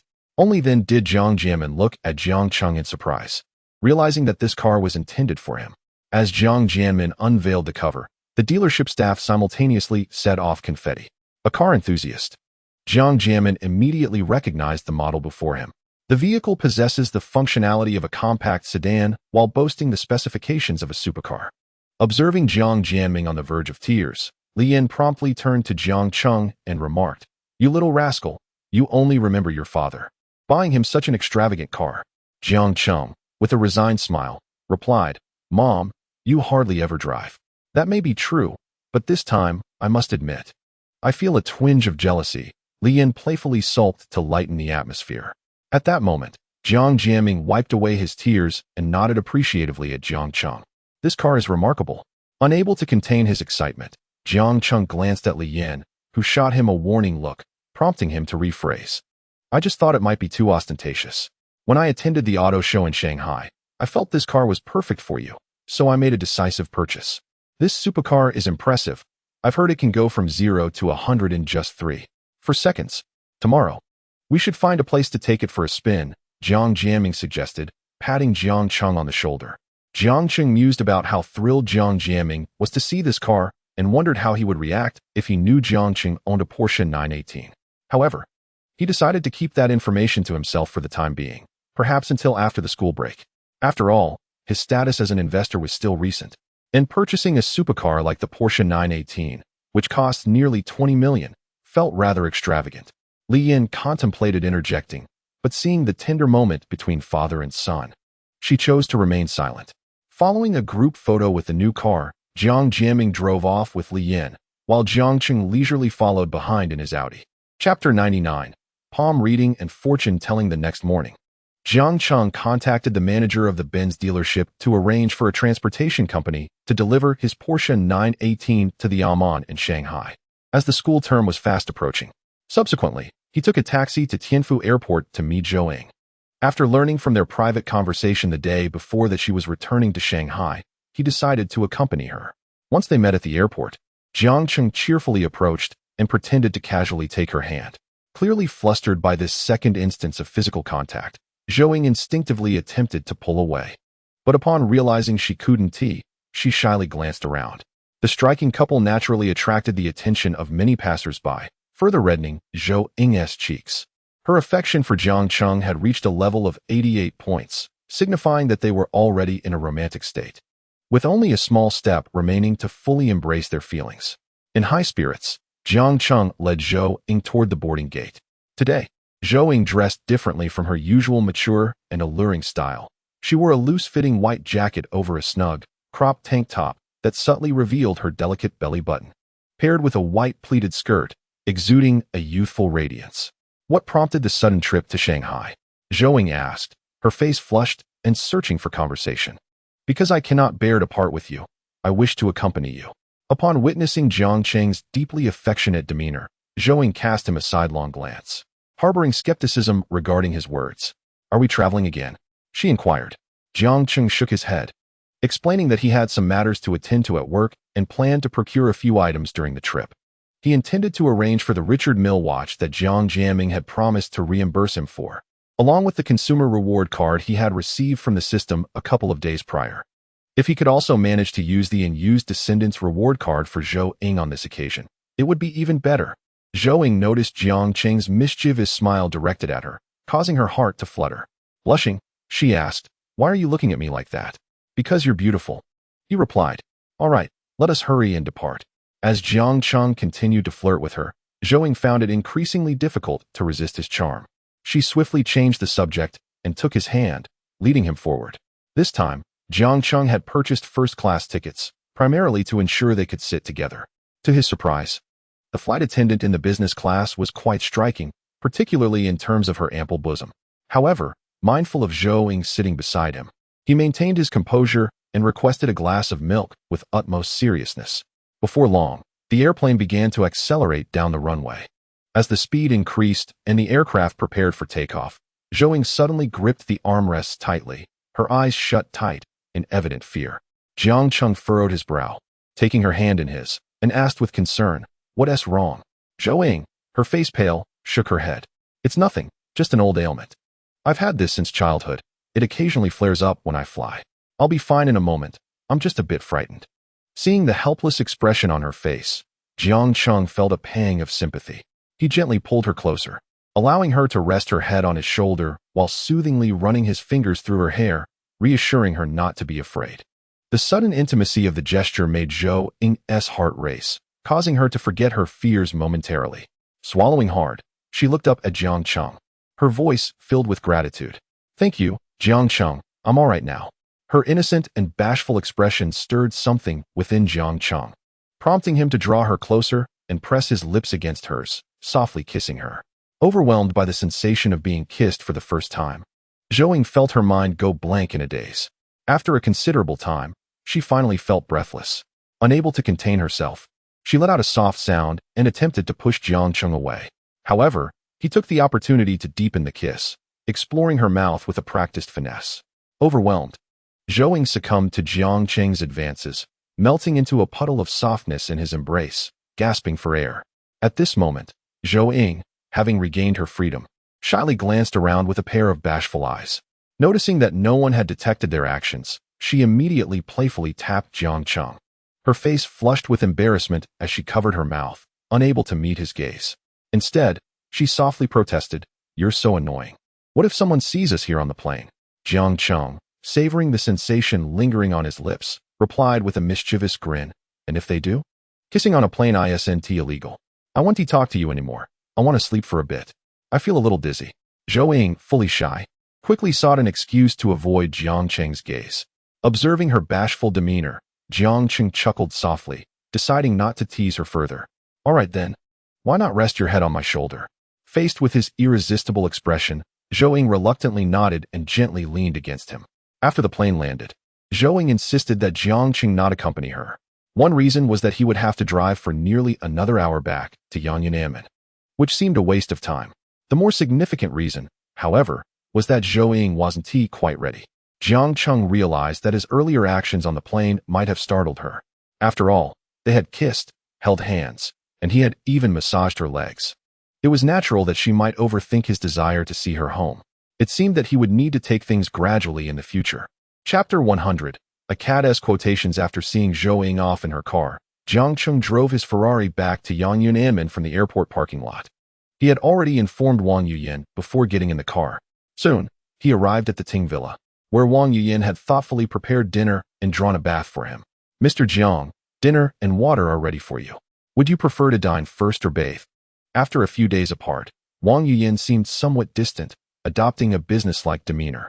Jiang Cheng simply nodded. "I'm quite tired today. How about you come in and help me with a back rub, Manager Wang?" Wang Yuyan, feeling his intense gaze upon her, could not help but feel a surge of anticipation. The last time Jiang Cheng had left in such a rush from the city, he had only transferred her 50,000 yuan, leaving without further words. After that, he had not reached out to her, and all communications had been initiated by her. This lack of engagement left her feeling uncertain about his feelings. However, hearing his current suggestion reignited hope within her. Although she understood that Jiang Cheng was not a devoted man, rather a cad, she willingly succumbed to his allure. Even a brief moment of affection was enough to satisfy her. An hour later, Wang Yuyan appeared, draped in nothing but a large white bath towel. Two long, fair legs, smooth and trembling, emerged from the bathroom. Upon seeing Wang Yuyan about to leave the room in search of her clothes, Jiang Cheng, now clad in a bathrobe, stepped forward and pulled her back once more. "Manager Wang, why the hurry? Tonight is still long. You can dress tomorrow." "Mr. Jiang, why not have a meal first? After such a lengthy flight, aren't you tired?" Wang Yuyan implored, her expression one of pleading as she gazed at Jiang Cheng. "Tired? Was my earlier demeanor indicative of fatigue?" Jiang Cheng had been provoked by Zhou Ying during the flight, and now he found himself with pent-up frustration. "That's not what I meant." Wang Yuyan perceived a dangerous glimmer in Jiang Cheng's eyes. She feared she had misspoken, apprehensive that Jiang Cheng might exact punishment upon her. Instinctively, she covered her backside, marked by his handprints. "Mr. Jiang, I was wrong. Before she could finish her sentence, Jiang Cheng silenced her with a kiss. The following morning, for the first time, Wang Yuyan failed to rise on time. Glancing at the clock, she was startled to discover it was already past 1 in the afternoon, prompting her to hurriedly don her uniform. having been absent for so long. She fretted over how to explain her tardiness to the other staff at Ting Villa. Noticing Wang Yuyan's flustered demeanor, Jiang Qing chuckled and pulled her into his embrace. Why the panic? Your client is right here. Sleep a little longer. I can't. I need to get up and arrange lunch for you, she protested. Placing her hands between them, Jiang Qing, however, had no intention of acquiescing to her wishes. He lifted her hands high above her head. We can eat later. Just stay with me a while longer. With that, he pressed his cheek against hers, disregarding her protests. Wang Yuyan bit her lip, whispering, what if someone sees us? And if they do? You are my woman. Isn't it quite normal for us to share a bed? Jiang Qing's words sent her heart racing. Suddenly, with a serious expression, she looked at him and asked, Jiang Qing, what exactly is our relationship? Jiang Qing, taken aback by her inquiry, lifted his gaze to meet hers in silence. Sensing his lack of response, Wang Yuyan felt a pang of disappointment. Am I your girlfriend? He nodded. If you wish to be my girlfriend, then you are. What does that mean? Does that imply I want to be? As long as you desire to stay by my side, you are my girlfriend. If you wish to leave, then you are not. Do you understand? Wang Yuyan found herself momentarily at a loss for words, taken aback by his cavalier attitude. Yet, deep down, she was aware of the type of man Jiang Qing was. Her concern was not with labels. She merely yearned for a genuine place in his heart. Do you harbor even a hint of affection for me? She asked cautiously, clutching onto a sliver of hope. Of course I do. How could I embrace you otherwise? With his affirmative response, Wang Yuyan felt a wave of relief wash over her. I am aware that you have many women in your life. Yet I have but one request. When you come to see me in the future, could you refrain from bringing them along? I do not wish to serve you amidst others, Wang Yuyan said, her voice tinged with a sense of grievance. Jiang Qing embraced her and planted a gentle kiss on her forehead, reassuring her, I promise. He had initially thought Wang Yuyan would present a significant demand, but it turned out to be such a trivial matter that he readily agreed. Although Jiang Qing had a fondness for many, he certainly could not bear to see his beloved suffer in silence while he indulged in joy. Chapter 101. Unpacking after finishing lunch. Word soon reached Wang Yuyan that Jiang Qing's Porsche had arrived at the entrance of Yan'an. Jiang Qing was surprised by the swiftness of the delivery. After taking the car to the Mercedes-Benz dealership the previous day, the sales manager had been momentarily taken aback upon seeing the Porsche 918, but quickly became obsequious, assuring Jiang Qing that he would handle everything splendidly. After all, the dealership had a specialized transport team, as long as the payment was made. Transporting a Porsche 918 was no trouble at all. Jiang Qing did not concern himself with the follow-up details. After paying the transport fee, he flew to the bustling metropolis. To his astonishment, it had arrived so swiftly today, truly impressive efficiency. Upon arriving at the entrance of Yan'an, Jiang Qing and Wang Yuyan discovered a crowd gathered around the vehicle. A massive long-haul truck was stationed at the entrance. The security personnel, of course, could not overlook it and promptly reported to the lobby manager. Upon learning that it was Jiang Qing's car, the manager had no choice but to allow it to remain there, recognizing Jiang Qing as a valued client. Even if it needed to stay for an entire day, they dared not voice any objections. Seeing Jiang Qing approach, the lobby manager exhaled in relief and walked over, bowing respectfully. Mr. Jiang, you have arrived. Jiang Qing smiled and nodded at Manager Zhao. I hope I haven't caused you any trouble. I asked them to expedite the unloading. Manager Zhao immediately waved his hand, denying any inconvenience. Not at all, Mr. Jiang. It is your vehicle. Let them unload it carefully, and I shall oversee the process. The truck driver could not help but roll his eyes internally at the manager's abrupt change in demeanor. Initially, they had not received a warm welcome, but now they were being treated with utmost deference, highlighting the stark realities of society. Hello, sir. The vehicle has been delivered. Please present your identification so I can verify it. If all is in order, I would kindly ask you to sign to confirm, the transport staff explained to Jiang Qing. Simultaneously, he felt a sense of relief. While others might be unaware of the vehicle's contents, he was well aware. Though he had been a seasoned truck driver for over a decade, transporting numerous luxury cars ranging from hundreds of thousands to millions, this particular delivery required an extra level of caution. From Tianfu to the magical city, 2 seasoned drivers took turns at the wheel, never exceeding a speed of 80. Jiang Qing presented his credentials to the truck driver, who, upon receiving them, promptly produced a verification machine, ensuring the authenticity before returning the documents. Thank you. We shall now proceed with the unboxing, announced the truck driver, who then called out, and shortly thereafter, a worker opened the lock of the rear compartment. Several laborers climbed into the back of the truck, where a cacophony of sounds soon filled the air. The rhythmic clanking resonated as they swiftly employed tools to construct a ramp. Inside the elongated cargo area, a forklift awaited, its front obscured by a robust, sealed casing surrounded by numerous protective devices against collisions. "Everyone, please be cautious. Take your time," the truck driver bellowed. "Clear the way, I need to bring it down." The forklift operator climbed aboard, and, after stabilizing the vehicle, a few individuals began to dismantle the packaging. Layer by layer, akin to peeling bamboo shoots, they carefully removed the outer protective apparatus. After a painstaking 10 minutes, the true identity of the concealed object began to emerge. Before their eyes stood a stunning Porsche 918. Its striking diamond-shaped headlights and sleek, modern design captivating the onlookers. The emblem of Porsche gleamed prominently, inciting gasps of admiration from the crowd. "Wow, how magnificent! This is my first time seeing this car." "The Porsche 918, a symbol of Tianfu? Truly a luxury," exclaimed the crowd.